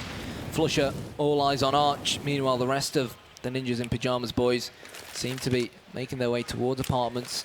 Might see, have they got any smokes? Yeah, there's one smoke. Forest has got a smoke as well. So Arch has been smoked, so they might very well try to breach quad and try to brute force a bomb plant down towards the A bomb site. If they can kill Olaf Meister, which they can.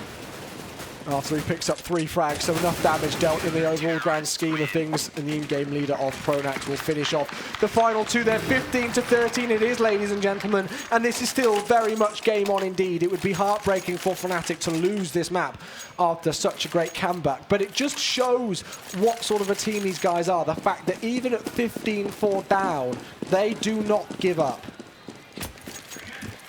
This is it.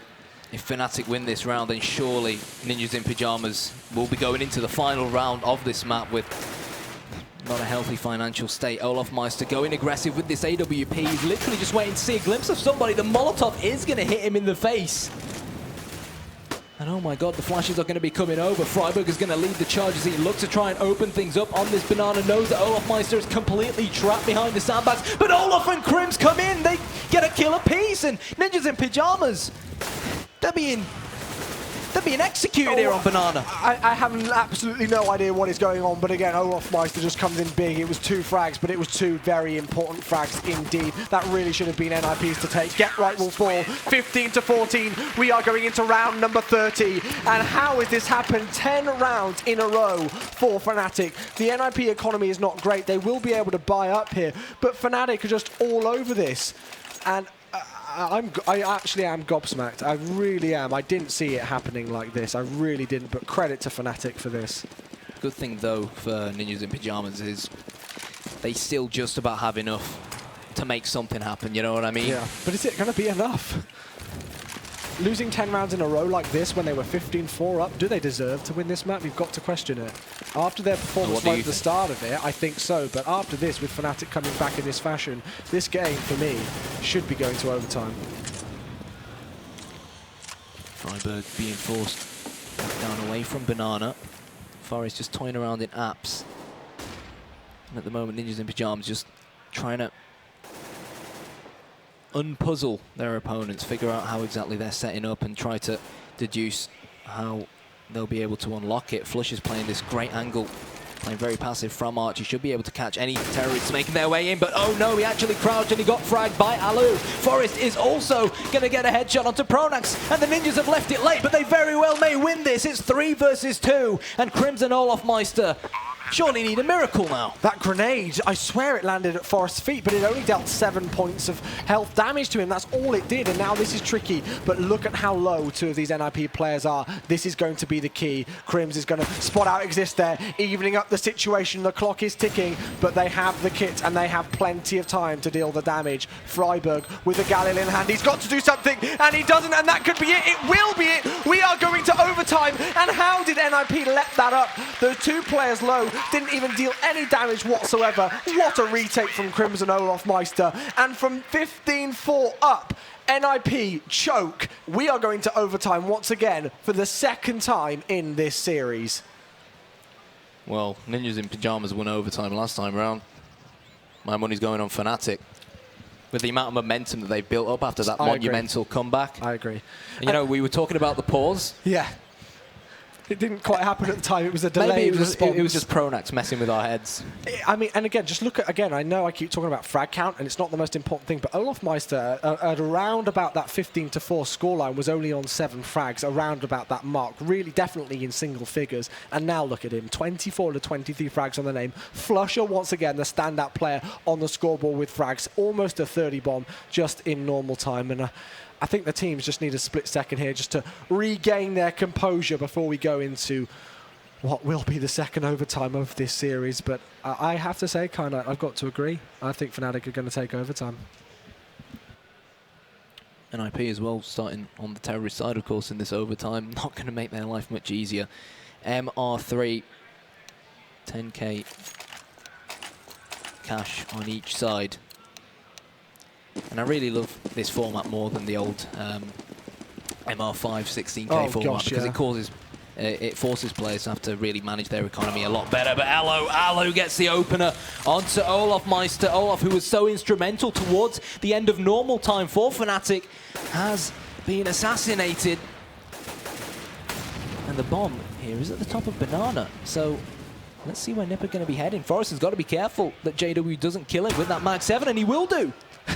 Again, with the Mag 7, it's just the gun of choice for JW. I'm pretty sure he's probably got more kills with it than he has with an AWP, which is not exactly a common thing. That being said, he has still been very, very good with the AWP, and he's actually switching out between the two. Just, you can see him doing so. Anyway, all the action is going in towards B. Crimson, a cheeky spot that we saw Get Right playing in earlier on, will get one. Flusher gets 2 of his own here to confirm the 30 bomb, and Get Right now with the Pro 90 in hand. 1 versus 4 situation here. It's going to be another round on the board here for Fnatic. And I'm trying to count up how many that is in a row. I think that's 12 rounds in a row we've seen from Fnatic now on this CT side. There it is, 16-15. I don't know about you, but I can't believe what I'm witnessing. This is why people say Fnatic are the best team in the world. They just never say never. They didn't even let their heads drop. No. And they continue. They took every round as it came. And now they've somehow, after being 15-4 down, are 16-15 up. It's a lesson to everybody, you know, who's aspiring to be a professional player. This is the kind of thing you aim for. To be 15-4 down, a lot of even professional players would drop their heads, but Fnatic just simply did not do so, as we can see just from the scoreline. The way that they've played has been phenomenal here. And if, you know, Richard's prediction that this is, potentially the last tournament that we see NIP at, with this roster anyway, it would be a great shame for them to go out in this fashion on this map. They definitely go out in style and Get Right. He doesn't want to go out just yet. He wants to win Inferno. Jumps straight down into the pit, and I don't think Pronax even realizes he's there, and he is going to get the kill. Flusher playing right on top of this A-bomb site. His role is going to be massive if Fnatic are to win this round, but the old Fnatic and SK duo in Get Right and Forest chime in to get a frag apiece, and Crims now, not much he can do in this situation. No, most certainly not. Just going to salvage that M4 and keep it in hand, of course, because with this being the format that it is in overtime, we've only got 1 more round left in this half before the sides do switch. Crims is going to be able to take down Freiburg there, losing that gunfight. Knock low onto 12 HP. They know exactly where he is, and they will go hunting for him here by the looks of things. So he's actually having to use that utility to prevent the hunt coming his way, the swarm of these NIP players. But we're all evened up once again here.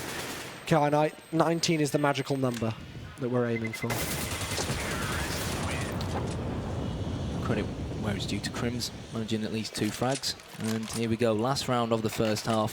I do feel like Fnatic really do need to win this one. You know, going into their second half here in overtime, MR3, you want to at least go into that second half into the more difficult T side. 2-1 up, and we know how much Fnatic struggled when they were on the terrorist side, so I don't really feel like they can afford to lose this round. Into that last round of the first half that we talked about. A little pop flash there from Olofmeister just to ward any advancing terrorists off, but they've got that advanced smoke grenade down there. It looks like Forrest is going to peek out aggressively, does take down JW, but Flusher instantly responds to even things out now into that 4 versus 4, but Fnatic are taking a lead out of NIP's book. They're pushing aggressively down Banana here, and they've got that advanced smoke down, completely shutting the Ninjas out of that section of the map. Yeah, what it's done is it's allowed an extra Fnatic player to rotate over towards the A-bomb site. Yeah. Flusher and Pronax patrolling the A-bomb site, but so is Alu. Crim's just playing sneaky beaky within the smoke, and the second it disappears, NIP won't be Ninjas anymore. They'll probably find themselves in a lot of trouble, but Freiburg, he's caught on here.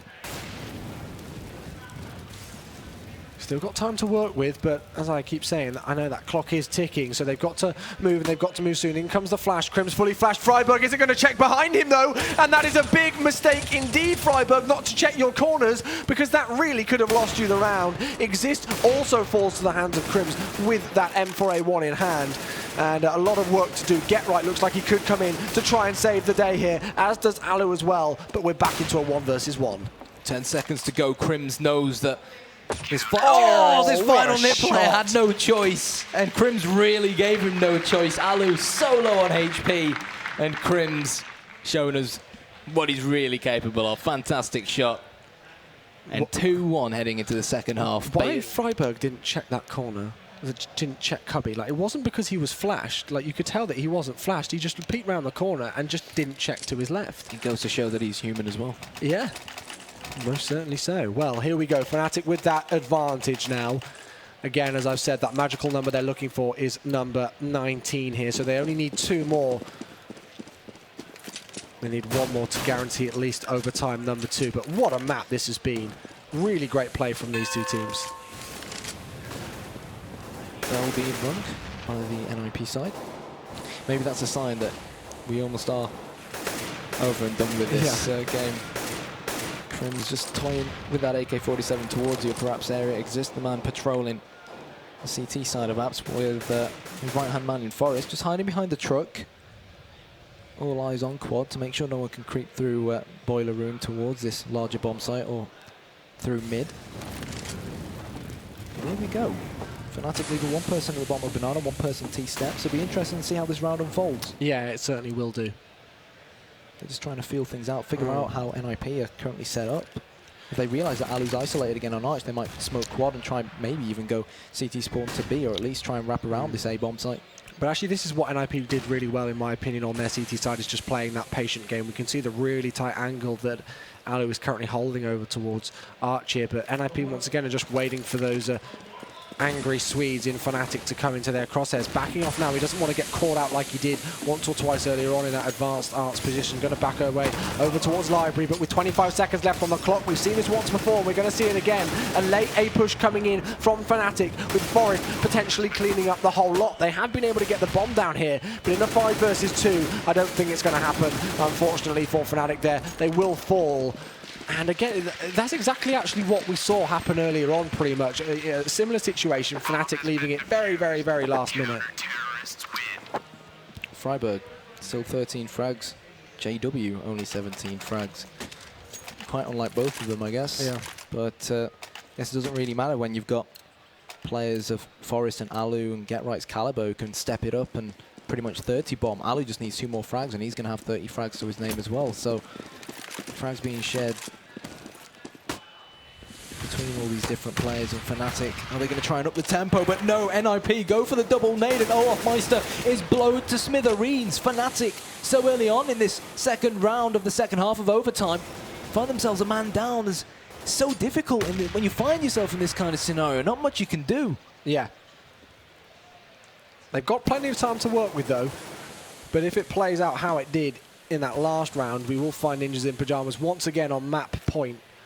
I dread to think how many map points they had earlier on. As I said, it was that 15-4 scoreline, and they weren't able to convert it. So even if NIP do win this round, Fnatic will certainly come out fighting in the last round of this first overtime. But in they go, they're going to flash their way through. Exist is going to be able to take down 1, though. Exist with 2. Flusher eventually responds, but now left in that 4 versus 2 situation. This is very, very tricky indeed for Fnatic. They're split up.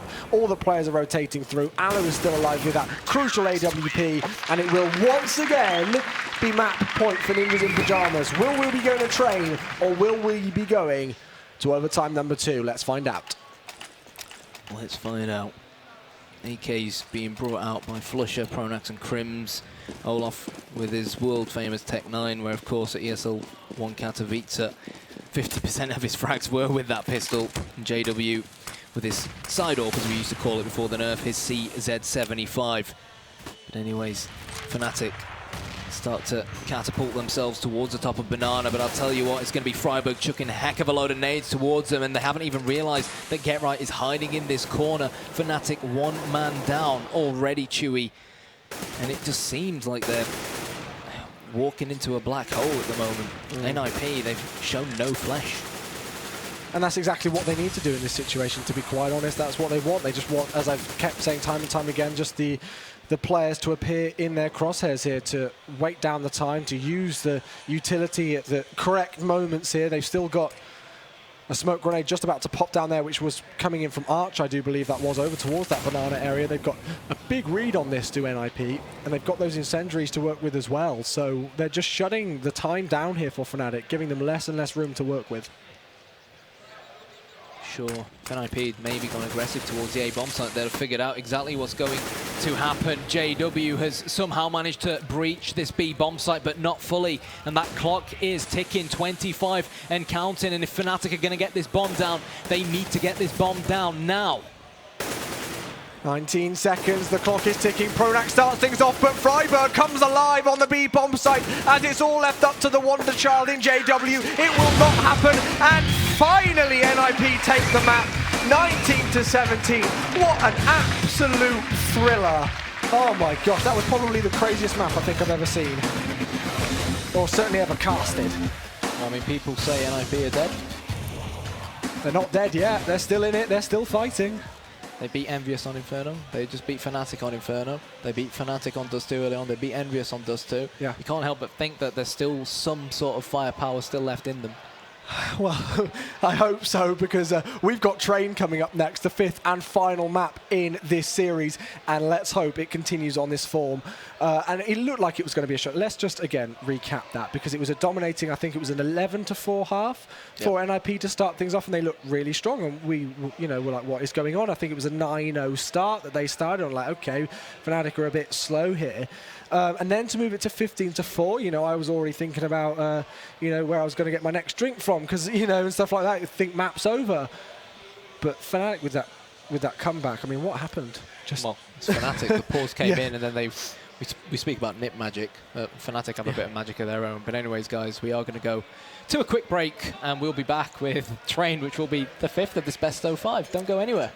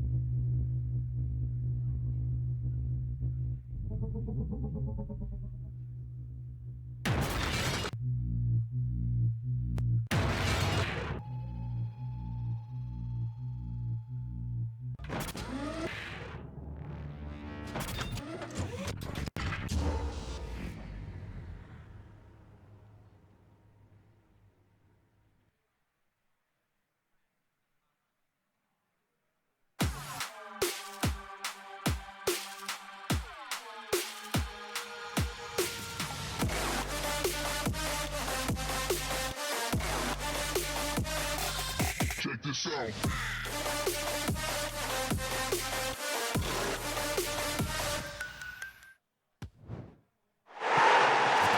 What's up? We're playing Sideman Jungle Football. Are you ready for this? Because I know I am. So let's go.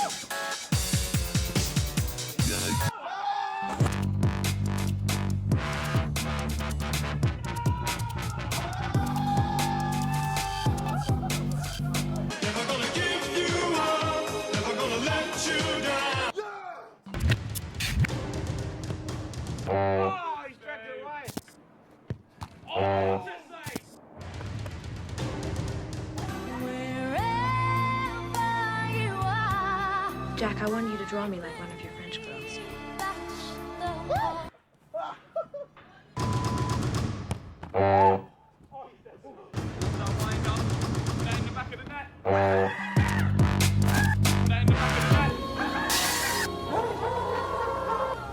Flying!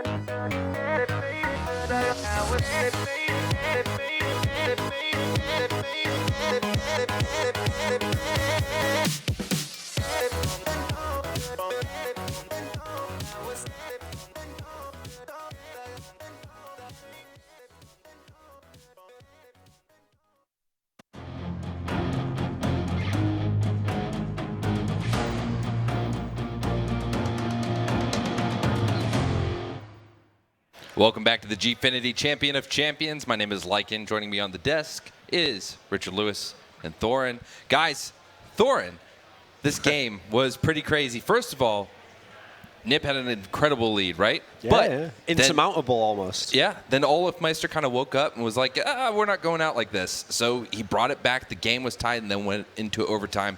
What are your thoughts overall on the performance of Nip in this case? Yeah, obviously, it was literally insurmountable as much as they couldn't have lost the game. They were up 15-4 at one point in time. They looked like, okay, I mean, you don't even have to be an incredible T-side team probably to close that game out there. But you saw in the map before Mirage, if Fnatic get like a key CT round at the right time, they can just snowball a whole CT half. And they get that momentum going. It builds up, builds up, builds up. And the biggest problem for the guys from Nip is they just started doing what is I think it's the cardinal sin on T-side of Inferno, which is where when you can't get entries to a site, you just go slower and slower, and you just start, everyone's walking up. You're never attacking a site. You're never rushing in with a flash and going just before it or just after it. Instead, you're just walking in. And when you do that, really good CT teams like this are just going to eat you alive, because as soon as they get one kill, they're going to rotate over, get the advantage there. And yeah, as you said, like it was basically the Olafmeister and Flusher show. Those were the two guys. I mean, what summed it up for me was there was actually a moment where Nip, towards the end of the half, had, I think it was a 3v2, and they had the bomb planted as terrorists. But because it was Olafmeister and Crims, who had that fantastic synergy with how they play off each other, they actually won without either of them dying. And they did just a full retake. And that really just summed up how good Fnatic was overall. But with that said, they got it to overtime. But in overtime, it was all NIP. They were very good there. I mean, well, if you wanted to get an idea about why we talk about Olafmeister as the best player in the world, here's why. Because it's halftime, he's got like 7 kills on the board or something ridiculous. Looks out of the game. All the armchair analysts at home are like, ha, Olafmeister is bad now. You know, like all of this stuff. And then boom, he picks up the AWP, which isn't something that he does primarily. It's not like his bread and butter, so to speak. And he just starts picking up impact kills, starts snowball, helping his team really get back into the game, and then he just goes absolutely ham with it and finishes right up at the top of the frag charts from coming back at like absolute rock bottom. And that's why he's the best. That isn't even what he does for a living. That isn't even what he does in terms of what he brings to the team. He's not like a designated AWPer in any way, shape or form. You leave that to JW, but he picked up that AWP and he made it work on the map. Now, all of that said, I don't want to focus too much on Fnatic, because obviously what NIP did, I think maybe Duncan's playing it down a little bit, because it did look like they were going to choke. But what NIP have done there is they've beaten Fnatic, probably, if we just look at it in pure statistical terms, the best team in the world on Inferno. And sure, they had to take it to overtime after having a 14-4 lead, but they still did it. I didn't give them a prayer on that. Duncan didn't give them a prayer on that. And it's also got to be said, what's really remarkable about it is how, again, I hate to keep harping on about it, but how ineffective Freiburg was. There's an argument there to do it. At times, they were almost playing 4v5, and they still managed to overcome Fnatic, the best team in the world. So you've got to give mad props to what NIP have done here. Now, you're going into train.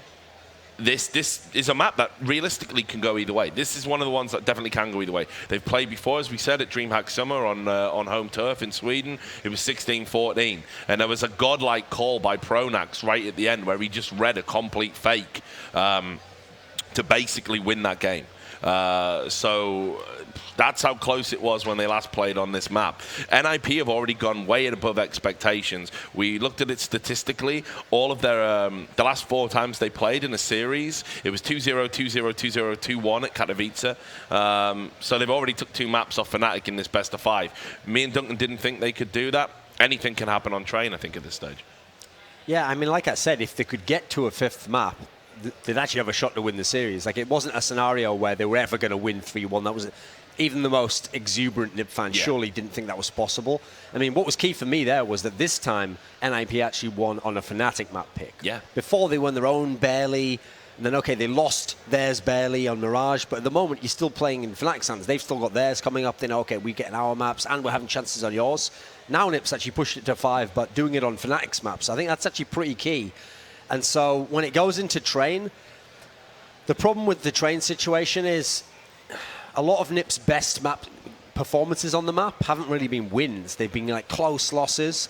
And you always look at close losses and you want to feel like, wow, you're so close. You're always in the game. You're always so close there.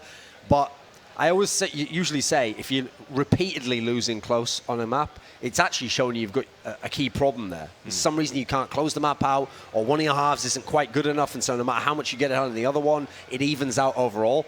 So yeah, I'm still edging it towards Fnatic here, but I think now, amazingly, now we're in a position where there's actually a chance NIP can win this series. Yeah, and it's got to be said as well, you take the Cobble map out of this equation, I think we're looking at one of the great, like, this is a great series. This is like, all the games have been super close, super competitive, which realistically, again, even the most biased NIP fan, I don't think would have put them in this position, would have thought they're going to be in this position. It's 2-all, you're going into train, anything can happen. You know, this is a huge performance from NIP. I agree. I think that regardless of the results of the next match, the performance we've seen from NIP today, they've got to be feeling good. The fans have to be feeling good, and NIP has to be feeling good because it shows them coming out of whatever the slump is that they have been in.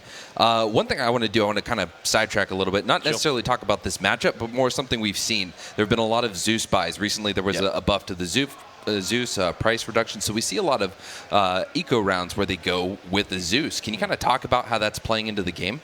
Well, I mean, look, all due respect to our casters, which made several references to how it's like a bit of banter or a bit of fun or whatever, the Zeus is now a viable buy in the current meta. It's like $100. You're playing on a map like Inferno, for example. There's so many tight corners up close. You know, you think about bedroom and apartments in general. $100 for a one-shot, one-kill weapon. That's great. You are going to see it play into the meta more and more people are going to be picking them up. I think it's a very viable buy in the pistol rounds now, especially when you're in an eco position. You want to try and save as much money as possible. You're going up against full buys. You can maybe, pop the Zeus, get a gun. It can turn around on its head for $100. That's ridiculous value for money. Yeah, the big problem is the fact that it's a kill. It's not like there's any skill. You don't have to hit them in a specific path. It's just a kill. So yeah, you do have to be point blank, but obviously on certain maps as CT, you can choose the range it takes place at. Like if you're sitting on the balcony as a CT waiting for them to come out, okay, yeah, in theory they could come from another area, but most of the time, a large percentage, they're going to come out of there, and it's basically at that point, what's the counterplay to that? If you hit into quite a large area, you're going to get the kill, and it is only $100, whereas none of the pistols, in theory, you're going to be like, you're going to have to shoot them specifically in the head, or you're going to have to use technique, or, I mean, admittedly, you can't miss, obviously, it has to be the first shot, but I think it's kind of a scenario where what I don't like about it, crucially, is the lack of counterplay. That's the key thing. It's not just like there are a lot of conditions within it that make it hard to get the kill because, like I said, you've only got one shot. You have to hit them immediately, close range, all these things. But the biggest problem is it's the fact that what can the other guy do against what you're doing there? There's not really much there. So, I mean, you saw it in this game. Forrest had a couple of them on CT on Inferno. I think the fact that you're seeing it so much, it just feels a bit abusive right now for the games. It doesn't really feel that good even when someone does it themselves. It just feels like they're trolling you now. Yeah, I think what'll end up happening is this is like one of those instances where right now, because it's not really being utilized quite so much, everyone's like, oh, look, it's a Zeus buy. Oh, look, it's $100. It makes sense. I think it'll get to the stage where it does play into the meta, and this will probably be something, I don't know, like a month or two down the road, people are crying about, oh, we're going to nerf this. If there's a big major and someone like MBK wins one key round because he gets this one kill against someone's going to kill 3 people. That's when people, that's like the sort of thing that will galvanize people to be like, right, they'll go crazy. I mean, I always make jokes, okay, when there's ridiculous stuff like that in the game that really isn't in the spirit of Counter-Strike, I always make jokes, okay. So, for example, I had one, I was telling Henry G, I was telling him, what they should do now is make it so that when the next upgrade to the Zeus is you buy a Zeus and you can attach it to your rifle, and then when you right-click, it actually sort of like a bayonet, you know, and when you're up close, you get the kill. Problem is, I'm always scared to even make those jokes on Twitter in case Valve actually do implement that. You know, so. I think you're safe. I don't think you need to worry about that quite just yet. But Valve don't listen to the community. Yeah, you're right, Mitch. Bang on. You're always telling me that. I didn't say that. You hate working majors, don't you? I love Valve. You know that. I'm the biggest fanboy. But anyway, so I think the situation we're in right now is, it's one of those things. I think it's freshened up the meta a little bit. I do like seeing it being utilized, and I agree with Thorin. I don't think there's a lot of counterplay yet, but this is what we need to do. Metas evolve. Things can change, and a few tweaks to that gun, who knows? It could be a regular staple. Certainly for now, it's absolutely worth picking up on certain maps, Inferno being one of them. Yep. All right, so we're going to be going into the final game. The final match is going to be on Train. So talk us through Train, Richard. Yeah, okay, so, I mean, this is obviously a map that when it was introduced originally, it looked very different to what we've got now. In fact, it was introduced originally, it didn't really take off as a competitive map, and then they did this reimagination of it, which is a lot better. So, I always think the key to this is when you're playing as terrorists, you've always got that option to do that kind of fast B execute. You go through what they call white walls. It used to be like a toilet area in previous iterations of the map, and it can be very easy to get a couple of smokes down and get a fast plant, but it can be quite a hard site to hold because you've got these long train tracks where you can AWP and rifle from. Other parts of the map, you've got what they call Ivy or Side, depending on which version of Counter-Strike you played.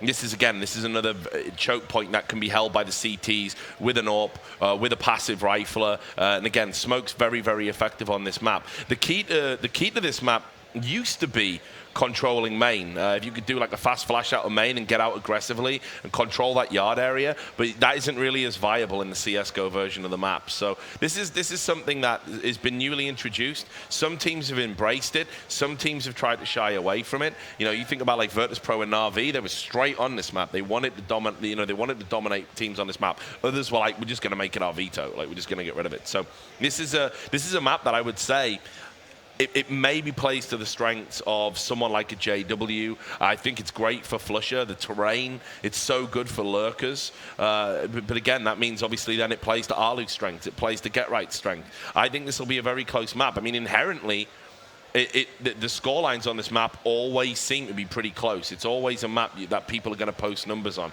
I can't really think of any big blowouts I've ever seen on Train. Well, the key thing for this particular matchup especially is what makes it so uncertain is that neither team, in theory, plays it much. Like, it's actually the least played map for Fnatic entirely out of all 7. And in terms of NIP, it's... I think it's like the third from least that they played because they so heavily play a few maps. So neither team really has, like, even the big data set on it. I mean, neither of them have even played 10 times. Fnac's played 9 and they've won 6, and Nips played 7 and they've won 3, so it's kind of hard to have any real consistent idea that this team's definitely going to be good and in this way. I think this is the most 50-50 of all the maps in the pool because the other ones, even when Fnatic had an advantage on something, I thought they had advantage on Dust 2, we still at least had a history of Nip winning some key Dust 2 games and how they might go about doing that. I think the big trend for me on this one is, as I've already referenced before, that great performance where Olaf Meister went 39 kills on this when they played against NIP at DreamHack Valencia and faced it stage 2 in the group stage. I think that what that really highlighted is this is another map where sometimes Fnatic can struggle a little bit on the T side. So they're used to getting the big CT half, 9-10 rounds.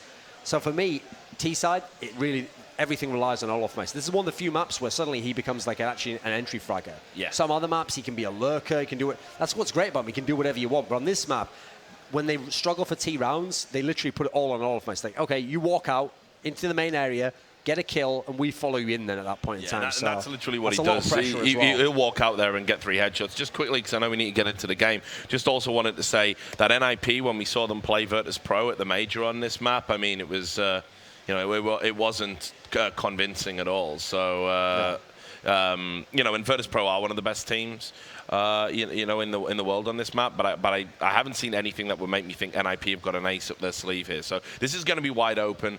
On skill, you probably have to just give it to Fnatic. But as I said, anything can happen at this point. All right, real quick before we go, score predictions. I mean, obviously, again, this is a very specifically, like, if they start CT, you can get a huge snowball.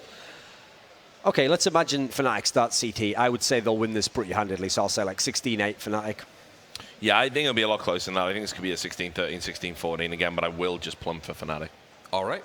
Well, thank you guys. And once again, we're going to the last match between Fnatic and NIP. It's tied 2-2. The winner of this moves on to the grand finals tomorrow. So take it away, boys.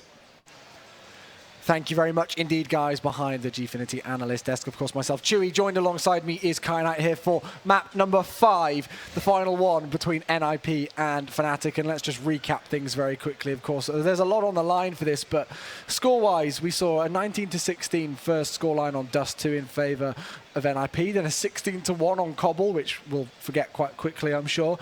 And then it was 16-13, I believe, in favor of Fnatic on Mirage, and then a 19-17 on Inferno. So it really has been a thriller of a series so far. But Train, what do you think about the map? I think Fnatic will win, but then again, I predicted that Fnatic would win 3-1. Realistically speaking, I really like this new iteration of it. I was gutted when they initially removed it from the map pool because it's such a legendary map. Like, we think back to, I believe it was Wally versus Pentagram, I think it was. Okay. But yeah, such a legendary map, and it's so nice that they brought it back into the map pool again.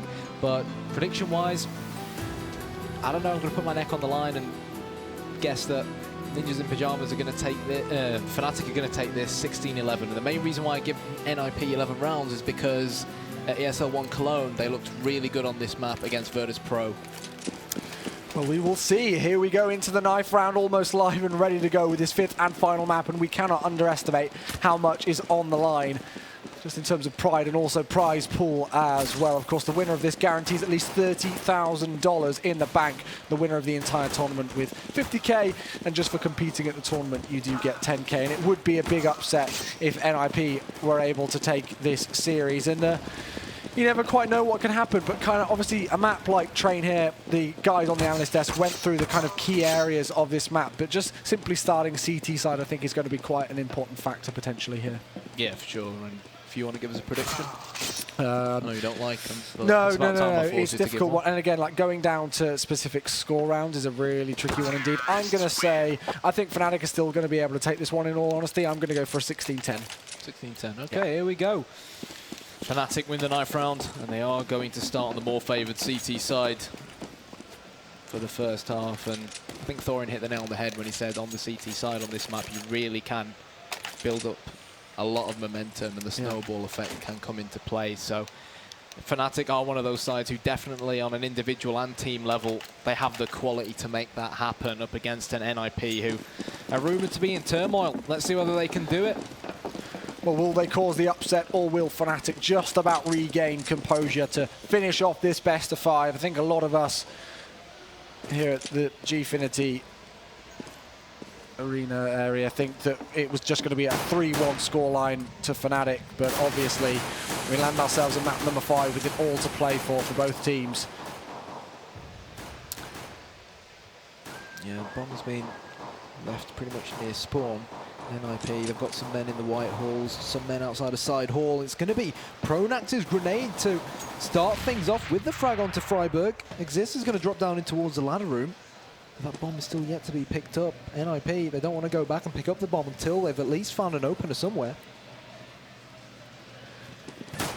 Get right very low indeed as well. That's going to play a factor into this one. Alu will fall, as does Exist as well. This is looking really good for Fnatic here. Get right still very low indeed. Now eventually he will fall, but it's all left up to Forest. 5 versus 1. We know what damage he can do with a pistol, but it's a clean sweep for Fnatic. Great work indeed on that pistol round, and that will be the first on the board for them. Let's see what they decide to buy up here, what exact weaponry they do decide to go for. Yeah, well, they've bought quite a few rifles here. Remember what happened on Mirage, where they started off on the terrorist side, they won the pistol, then they bought up the AK-47s and ended up losing them. Let's hope we don't see a repeat of that. I think Train is a completely different kettle of fish, so hopefully as long as they keep their distance, play passive with these M4s, they should be fine. Meanwhile, NIP, they bought up armor because they failed to plant the bomb on the pistol. And they failed to do anything on that pistol round, and Freiburg starts off tagged heavily low, down to 31 points of health, and as you say, they forced up in the sense that just buying those armor and upgraded pistols in this round number 2, but still no frags as of yet. Fnatic just trying to engage in those long range battles here and not let those pistols get too close up front. Meanwhile, GetRight's been able to push through the T main kind of area and slightly push out on towards this A bomb site, but still not been able to find a player as of yet. Oh, I think GetRight just got spotted by JW, but JW's been brought down to 47 points of health as NIP look to at least try and brute force a bomb plant towards either of these 2 bomb sites, but it's so difficult with just pistols and Train. It's one of those maps that includes so many long-distance encounters that it's very difficult to be effective with the pistols. And they've just been overpowered here. They've been able to pick up 2 frags, but it wasn't quite enough. I believe both of them were GetRights, yeah, if I'm not mistaken. So Forest finds himself once again the last one left alive, just looking to do some damage, but with the Deagle, I don't think he'll be able to do too much. Tagged down to 14 points of health. Flusher will eventually finish him off there, and that's 2-0 in favor of Fnatic here. Ninjas in pajamas again, as we've said, because they were not able to plant in that first round, and they did buy up there in some respects in that second round. They will be on pretty much a flat, full eco going into round number 3. Flusher only 5'7". He's got a Molotov though, and the fact that he's got armor as well up against these unarmored opponents, I'm pretty sure yet most of them have P250s, bar Alu. Should still see Fnatic end up being the victors. Flusher, the second he sees these NIP players, down will go the Molotov to try and burn them alive, slow them down, and that's exactly what it's done. Still that man advantage in favour of the counter-terrorist side of Fnatic, and they're just going to get another smoke grenade down there to prevent any players pushing through. And we can see JW now, the man on your screen, just using the side of that smoke to his advantage. He is going to spot Alu there. Will he be able to find any more players? Because there are 2 more lurking in towards that pop dog area. Elsewhere, GetRight has been spotted and tagged low. There we go. Now JW finds them, sprays down, and that will be the hat trick for him. So a good clean sweep here once again. And only 2 deaths on the Fnatic side so far in this entire first 3 rounds, which means, of course, their economy is going to be in pretty good stead right now. Yeah, but JW getting 4 frags in that last round, it's given him more than enough money to buy up his favoured AWP. Alu has gone for 1 as well. So the previous older iteration of this map, we used to see a lot of AWP battles underneath the trains from the normal main area. Now, obviously, main has been moved to the side a little bit, so it's not exactly the same, but we still do see a lot of sniper rifles utilised because this map has so many long-distance battles inside of it. Freiburg gets the opener onto Pronax. Olaf returns it, but GetRight and Exist elsewhere on the map are going big, and Fnatic are finally starting to drop an NIP. Could this be the round that they get their first terrorist round on the board with? Yeah, apologies, didn't manage to catch many of the frags, but all the same, Ninjas in Pajamas push their way through, and JW and Flusher now the last 2 left alive here. We can see that's Exist, I do believe, not very low on HP indeed, but they've not got too much time to play with. They have got defused kits, but I don't believe Fnatic are going to be going for this one. We can see that Ninjas in Pajamas are now starting to spread out across the map, trying to look if they can take any rifles away here. We even see Freiburg pushing all the way into CT spawn, but that's the first round on the board there for NIP, and an important one as well. You know, against a team like Fnatic, and we know how Fnatic can play on that momentum, you certainly do not want them to start to run away with things early on in the game. Yeah, I think Fnatic need to try and adapt to more of a Virtus plow way of playing their CT side. So, for example, utilise the rifles, get up close and personal towards that side main area. Don't give NIP any breathing space. Even go aggressive towards upper and lower over on the B bomb site to get information and choke your opponents if you need to. Do not allow NIP to execute and utilise, for example, the window near white halls that allows you to smoke off the outer bomb site. So let's see how round number 5 plays out here. Once again, just a slow start. We've only got one player, actually, which will be Flusher over towards that B bomb site. And this is the thing with a map like Train. You can just play that dynamic CT setup with such quick rotations in area like that connector spot. As Get Right will be the first casualty of this 5th round here. Olaf Meister with his 2nd kill there as he takes down Freiburg. This has certainly been a very good start indeed for himself and that Fnatic team. Are they going to find one? Alu actually gets caught out. Olaf Meister already with a hat-trick in this one, and Kana, he is just single-handedly shutting them down. Yeah, very good use of grenades coming out from Fnatic. And now Forest all alone. He's going to nail Olaf in the head. I think he's seen a glimpse of Crims to his left. I'm not entirely sure, but these Fnatic boys are slowly but surely creeping in on him. And Chewy's decided to pull out and he's going to fall back to plan B. No, he's picking up the bomb. He's going to continue to go towards side main where he will meet resistance. Crims pushing through now, and Forest will get caught unawares there. So again, Fnatic just regaining that 3-round lead now. 4-1 will be the scoreline here, and the money for Ninjas in Pyjamas is not in good stead whatsoever. We can see after winning that round in round number 5 and then losing this one, they've really struck down on their economy. So we'll see what they decide to force up and buy going into round number 6 here. But this is already a good, strong, solid opening few rounds from Fnatic, I have to say. Yeah, but it was good from Fnatic that previous round. The nades went in, prevented NIP from being able to push out that side main area. Even the players who tried to escape ladder room. And then the Fnatic players just got up close and personal. Literally, NIP were just left with no breathing space to execute anywhere. Forest returns, or trades a kill rather, onto Pronax towards side alley. And NIP, we've seen them do this quite a bit. They force up after losing a round to try and apply pressure on their opponent's economy, but Exist and Forest are going to have to really step it up here. Yeah, we've actually not seen NIP so far in these first 5.5 rounds actually head over towards that B bomb site. It's really not played a part whatsoever. So it will be interesting to see if they decide to switch over there and try and get that bomb down over towards B at some point. They're getting shut out. Get Right just on the edge of that incendiary grenade comes through, but Crims will find Forest there. That's one player with a rifle down. Exist now the only player on this T side with a rifle in hand, and of course if NIP lose this one, their economy is going to be in an even worse situation. The AK-47 will fall as Alu does try to respond, but this is still very, very difficult indeed. Alu does a great amount of damage though. 2 kills with the Tech 9. He's got another one here. This is a 3 versus 1 clutch almost. You've got to think if he could pull off this final kill. JW, and this is the thing now, JW's got the CZ, but he's left very low as well, 30 points of health. JW's going to peek out, pull the trigger, and assassinate Alu.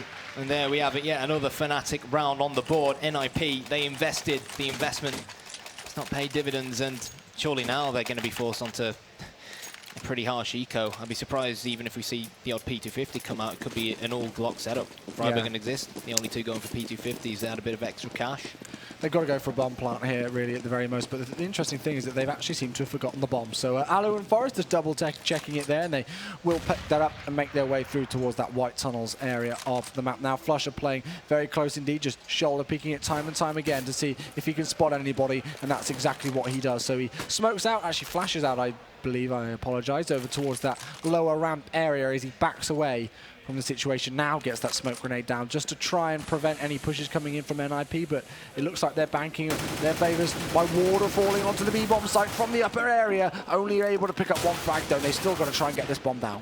Yeah, the important thing for them is to get this bomb down, get that extra bit of cash once they lose this round, which they most likely will, unless Get Right can go massive. He's going to get the double, but he found himself surrounded in the end. Just wasn't meant to be. And I still feel NIP did very well to drop 3 out of 5 Fnatic players there regardless, as well as the fact that they got the bomb plant. So hopefully, come this next round, they can buy up those AK-47s and start to really show us what they're capable of. And they've only gone for the double AWP, and it doesn't surprise me on a map like Train with so many long-distance battles. Yeah, let's see what it can do. Fnatic, of course, just sticking with 1 for now in the hands of JW. But on Dust 2, we saw the T-side double AWP set up in the hands of Alu and Forest, of course. Be utilised very, very well indeed, actually. It was quite an impressive sight. So let's see if they can continue on that form. But look at how aggressive Fnatic are being. Alu's caught them off guard, though, as he picks up 1, he picks up 2. Out goes Flusher and Crims there, and they've opened up this B bomb site, but the quick rotation will come in. And NIP have not fully committed yet. They've not taken the bomb onto that site as of right now. They haven't, but Olaf Meister is nearby, and he can smell the smell of ninjas. And they know he can't. That's why they've fallen back now. Most likely heading straight down towards the ladder room and over towards this outer A bomb site. JW has spotted them, so unlike him to miss shots like that. Alu with the hat trick gets his third as he dispatches of JW. And I really can't see NIP dropping this round. Surely this is the round that they can finally get themselves back on the scoreboard with after a bit of poor luck, to be honest. Yeah. And it's all thanks to Alu again. Those opening 2 frags onto Crim and Flusher, I believe it was, who pushed aggressively up towards that B slope area, were absolutely perfect. He completely caught them off guard, and at close range with the AWP dealt the good damage to open things out. He also picked up the 3rd kill as well, which really put Fnatic out of any chance of getting that retake on towards this A bomb site. So there we go, 6-2 will be the scoreline. Olofmeister will take down Exist in the end. 5 players staying alive at the end of this round. Let's see if NIP can start to convert off this one, because if they manage to pick up another round here, it's going to be really interesting to see what the economy is going to be like for Fnatic. For sure, Pronax still stuck on that FAMAS. Crims, Desert Eagle, Flusher, 5-7, Fnatic. They want to play NIP at their own game here. They want to force it up as well. They want to make sure that NIP can't make it 2 rounds in a row, but it's going to be so tough when, oh no, JW actually dispatches of Get Right. I was going to say he's in a great position to use that P90 to its full advantages. Freiburg's going to be the ninja escorting Alleyway. Meanwhile, Forest and Alu, with the AWP in their hands, trying to sniff out a frag, but JW, he's the man of the round so far. He's going to find his 2nd kill. And Ninjas in Pyjamas are slowly but surely starting to drop one by one. JW's just responding to Alu here. He's saying, whatever you can do, I can do better. After Alu's hat-trick in that last round, JW not allowing anything of that fashion to continue once again here, as he's already picked up 2 so far. The only 2 frags of this round. Ninjas in Pyjamas taking things very slow. Freiburg will spray down. Left alive on 19 points of health. He'll confirm the frag onto Pronax, and Flusher will fall as well, as Exist manages to pick up the kill to now even things into a 3 versus 3. Exist gets the 2nd one here. These two players in Exist and Freiburg are very, very low indeed on the NIP side. They've got 30 seconds to play with, and it looks like they could be banging their way down towards Pop Dog, but Crims with the Pro 90 gun that Get Right uses and bought at the start of the round will actually deal damage to them as revenge. 3 kills in a row with a P90. Lovely work from him to close out the round. And it paid off for Fnatic. Ninjas in Pyjamas, wouldn't be surprised to see them force up against their opponents again. And what do you think about this style of play? It's a risky one, to be quite honest. Again, but it's sensible. It is indeed, and especially against a team like Fnatic, as we talked about, with that momentum factor and being on that more favoured side. You don't want them to start to run away from this one. I find it more questionable when you see CTs in a situation where they've got quite a few rounds, you know, in their stead, and decide to force up silly situations when they really don't need to. But again, yes, it will be the force up here, and again, the frags are going in advantage of the Fnatic side, as we now once again find Exist and Forest, the last 2 left alive. They are going to be able to take down 1, but Exist finds himself in a 1 versus 3 situation. This should be an 8-2 scoreline unless he can pull off something pretty miraculous, and he will not do so. 8-2.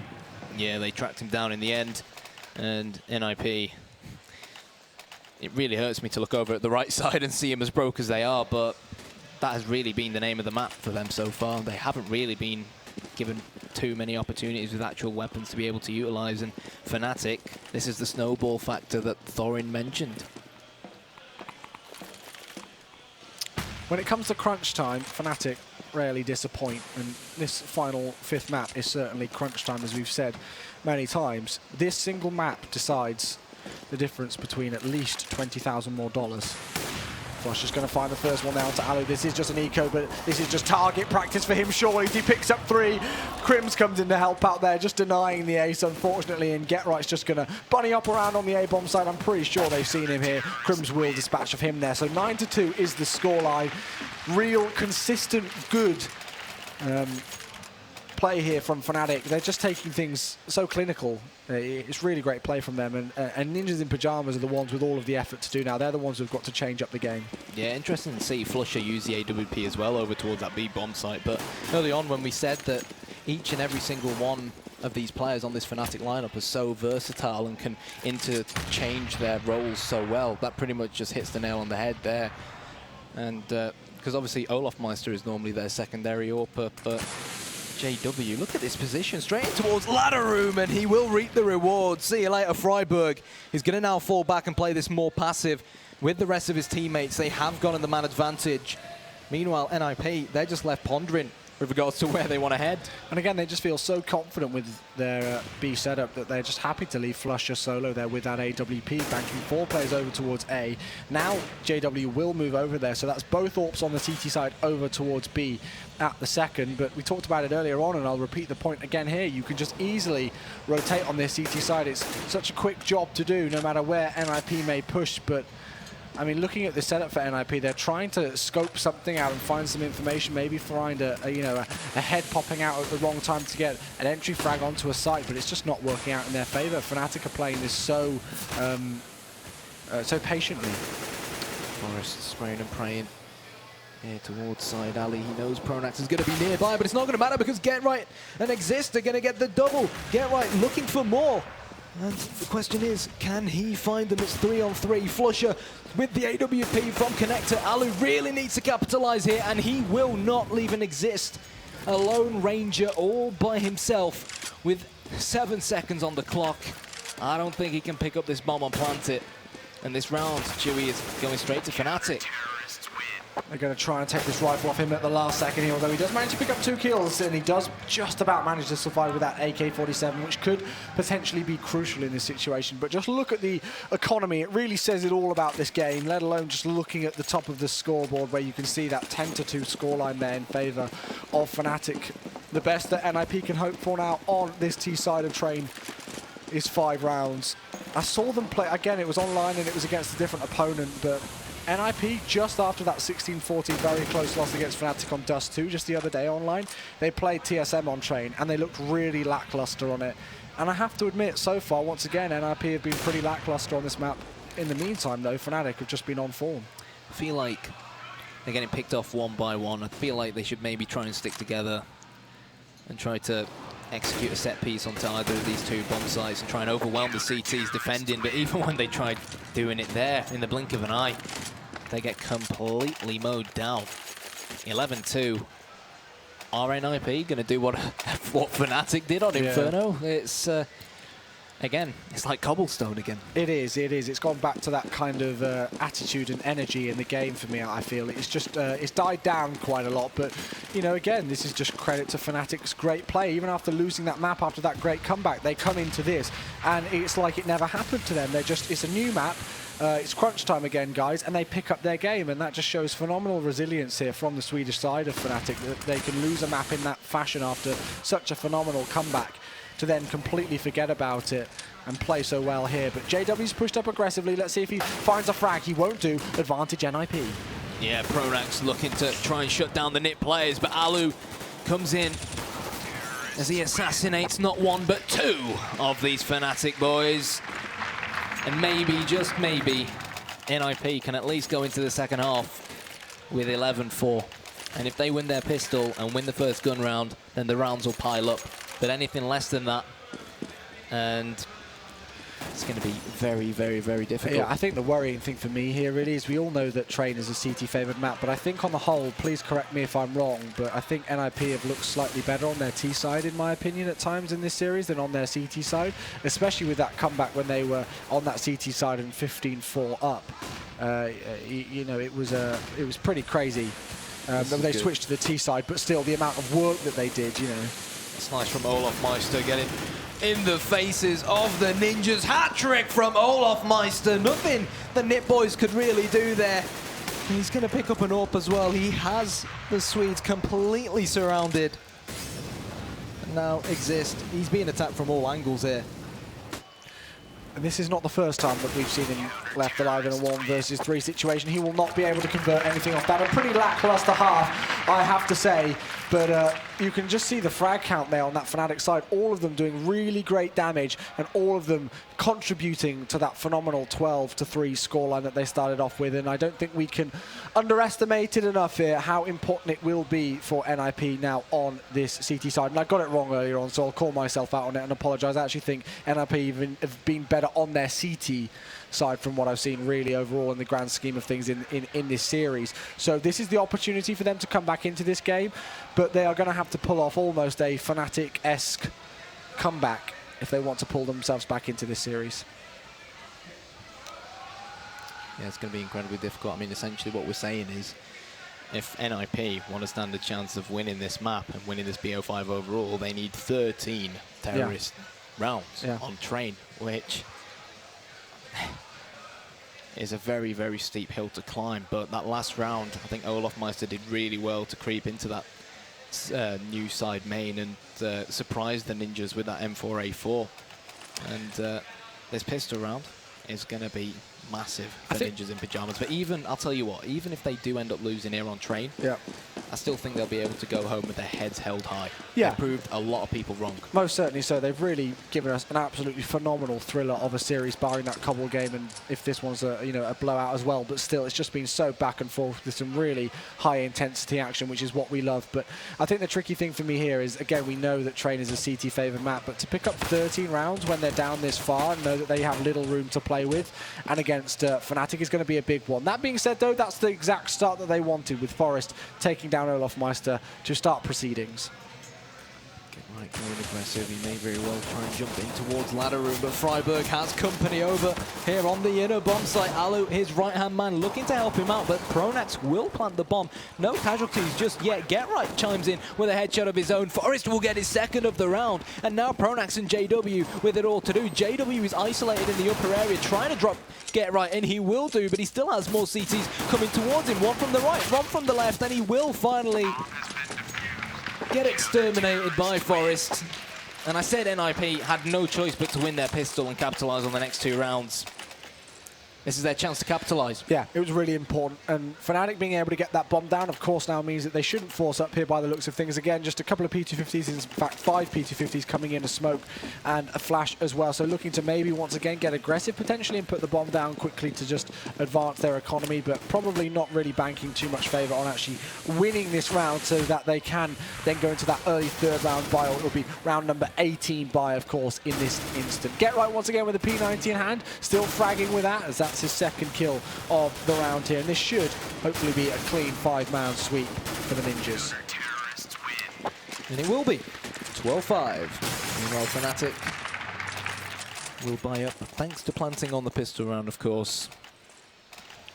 And this is it. They've got the big Kalashnikovs out, the AKs are out, and I don't really need to tell you about the advantages the AK-47 has above the P90. In fact, the FAMAS and all the M4s, it's a one-shot headshot, and this is Fnatic's chance to see whether they can take advantage of this. I'd like to see a very aggressive defense play from Ninjas in Pyjamas. This is nice from Forest. Waste no time, push straight through Ali, figure out exactly where your opponents are. But he's got to be careful because Olofmeister is still lurking around, and Forest will burn him alive. And the call will now be given in that, guys, there's no one at T-spawn, there's no one near side Ali. Focus on the other areas. Most certainly so. Get Right's going to be one of those crucial players here. Playing quite far forward, going to flash his way through. Let's see if he decides to push this. It looks like he will, but he'll be caught off guard there, and gives the frag back in their favour. JW with a lovely headshot onto Forest there. Gives the man advantage now in favour of Fnatic, and this is all falling apart for NIP. They had the man advantage. They had the opening frag of the round. It's all going to be left up to Alu and Freiburg to save the day. The bomb will be planted, and we're back into a 2 versus 2. I think Alu may have gone unnoticed, but he's definitely being heard now. He's definitely no longer unnoticed. He's a dead man. And Freiburg 2 cannot clutch. And finally, Fnatic will get their first terrorist round on the board. 13-5, 3 rounds away from winning this map and this best of 5. And you can't help but feel that NIP at the moment are just a ticking time bomb. I have a feeling so. And this is the thing. When we saw that 15-4 scoreline on Inferno, although it was very, very unlikely in a lot of aspects, it still could have happened that Fnatic will have made the comeback. I really feel if we see this go to 15-5, or anything near that kind of a scoreline with Fnatic on match point, I personally, and I'll put it out there straight away, I don't think NIP have the resilience to be able to pull off a comeback of that form. And, you know, and again, technically, they are, I hate to say it, but they are technically playing 4v5 right now. We're into round number 19, and Freiburg has only picked up 2 frags. Crims, casualty number 1 as Fnatic search to avenge their teammate's death, and they do so with what a frag on to Get Right.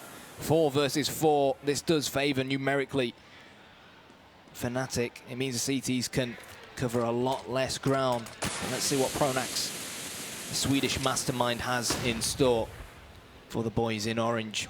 Exist, all eyes on side alley. Meanwhile, the bomb is slowly starting to make its way towards the white halls, and it seems like Fnatic may very well decide to dedicate late on with 30 seconds to go straight towards this inner bomb site, and Freiburg has a big job on his hands. He most certainly does do indeed as they make their push through. We saw them take it slow on the T side of Inferno, and at times it was almost too slow. Will it be a repeat here? They've got time to play with, but Forest is the one doing significant damage. That's the second kill in a row here. The bomb will be planted, but Forest gets his third. Absolutely phenomenal hat-trick from this man.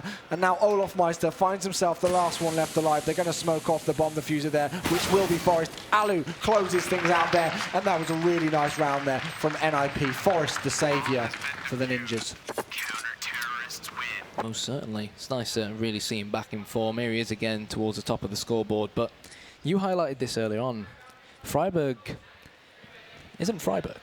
And I hate to call it out. Like I know I say that a lot, but I really do not like calling out bad play. But in a best of 5, in a final map, where so much is on the line, to be heading into round number 20 with 2 frags is simply not good enough. No matter who you are and who you're playing against, it's not good enough. Fnatic pegged back onto these pistols. JW, that CZ75 that has been so dominant with so far, but he is going to get headshotted by Alu.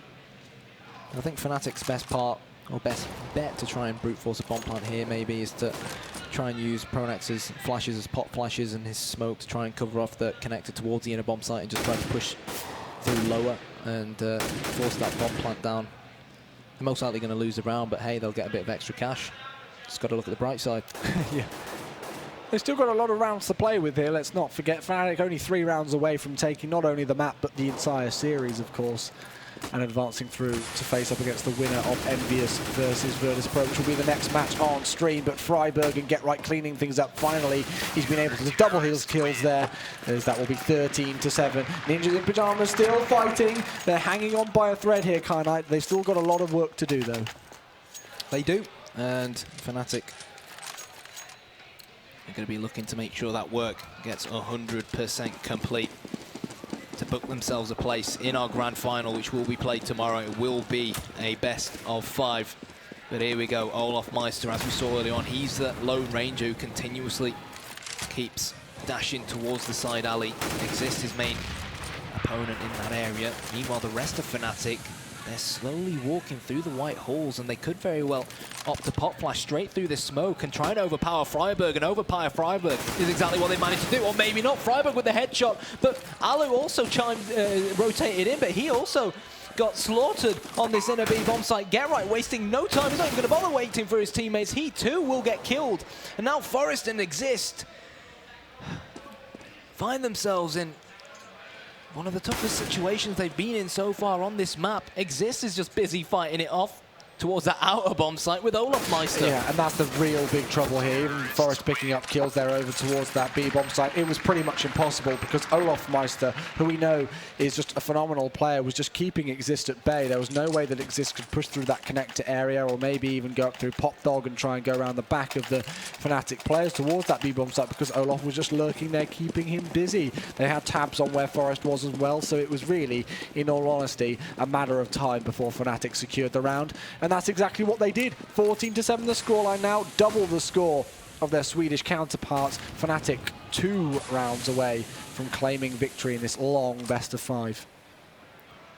Alu has made his way by sprinting towards this electric box. He'll put the smoke down now towards the ladder room, and most likely his teammate will pop flash him straight in towards this side connector. He pushed in, but he didn't catch any glimpses of these Fnatic players, but I think they may have heard him.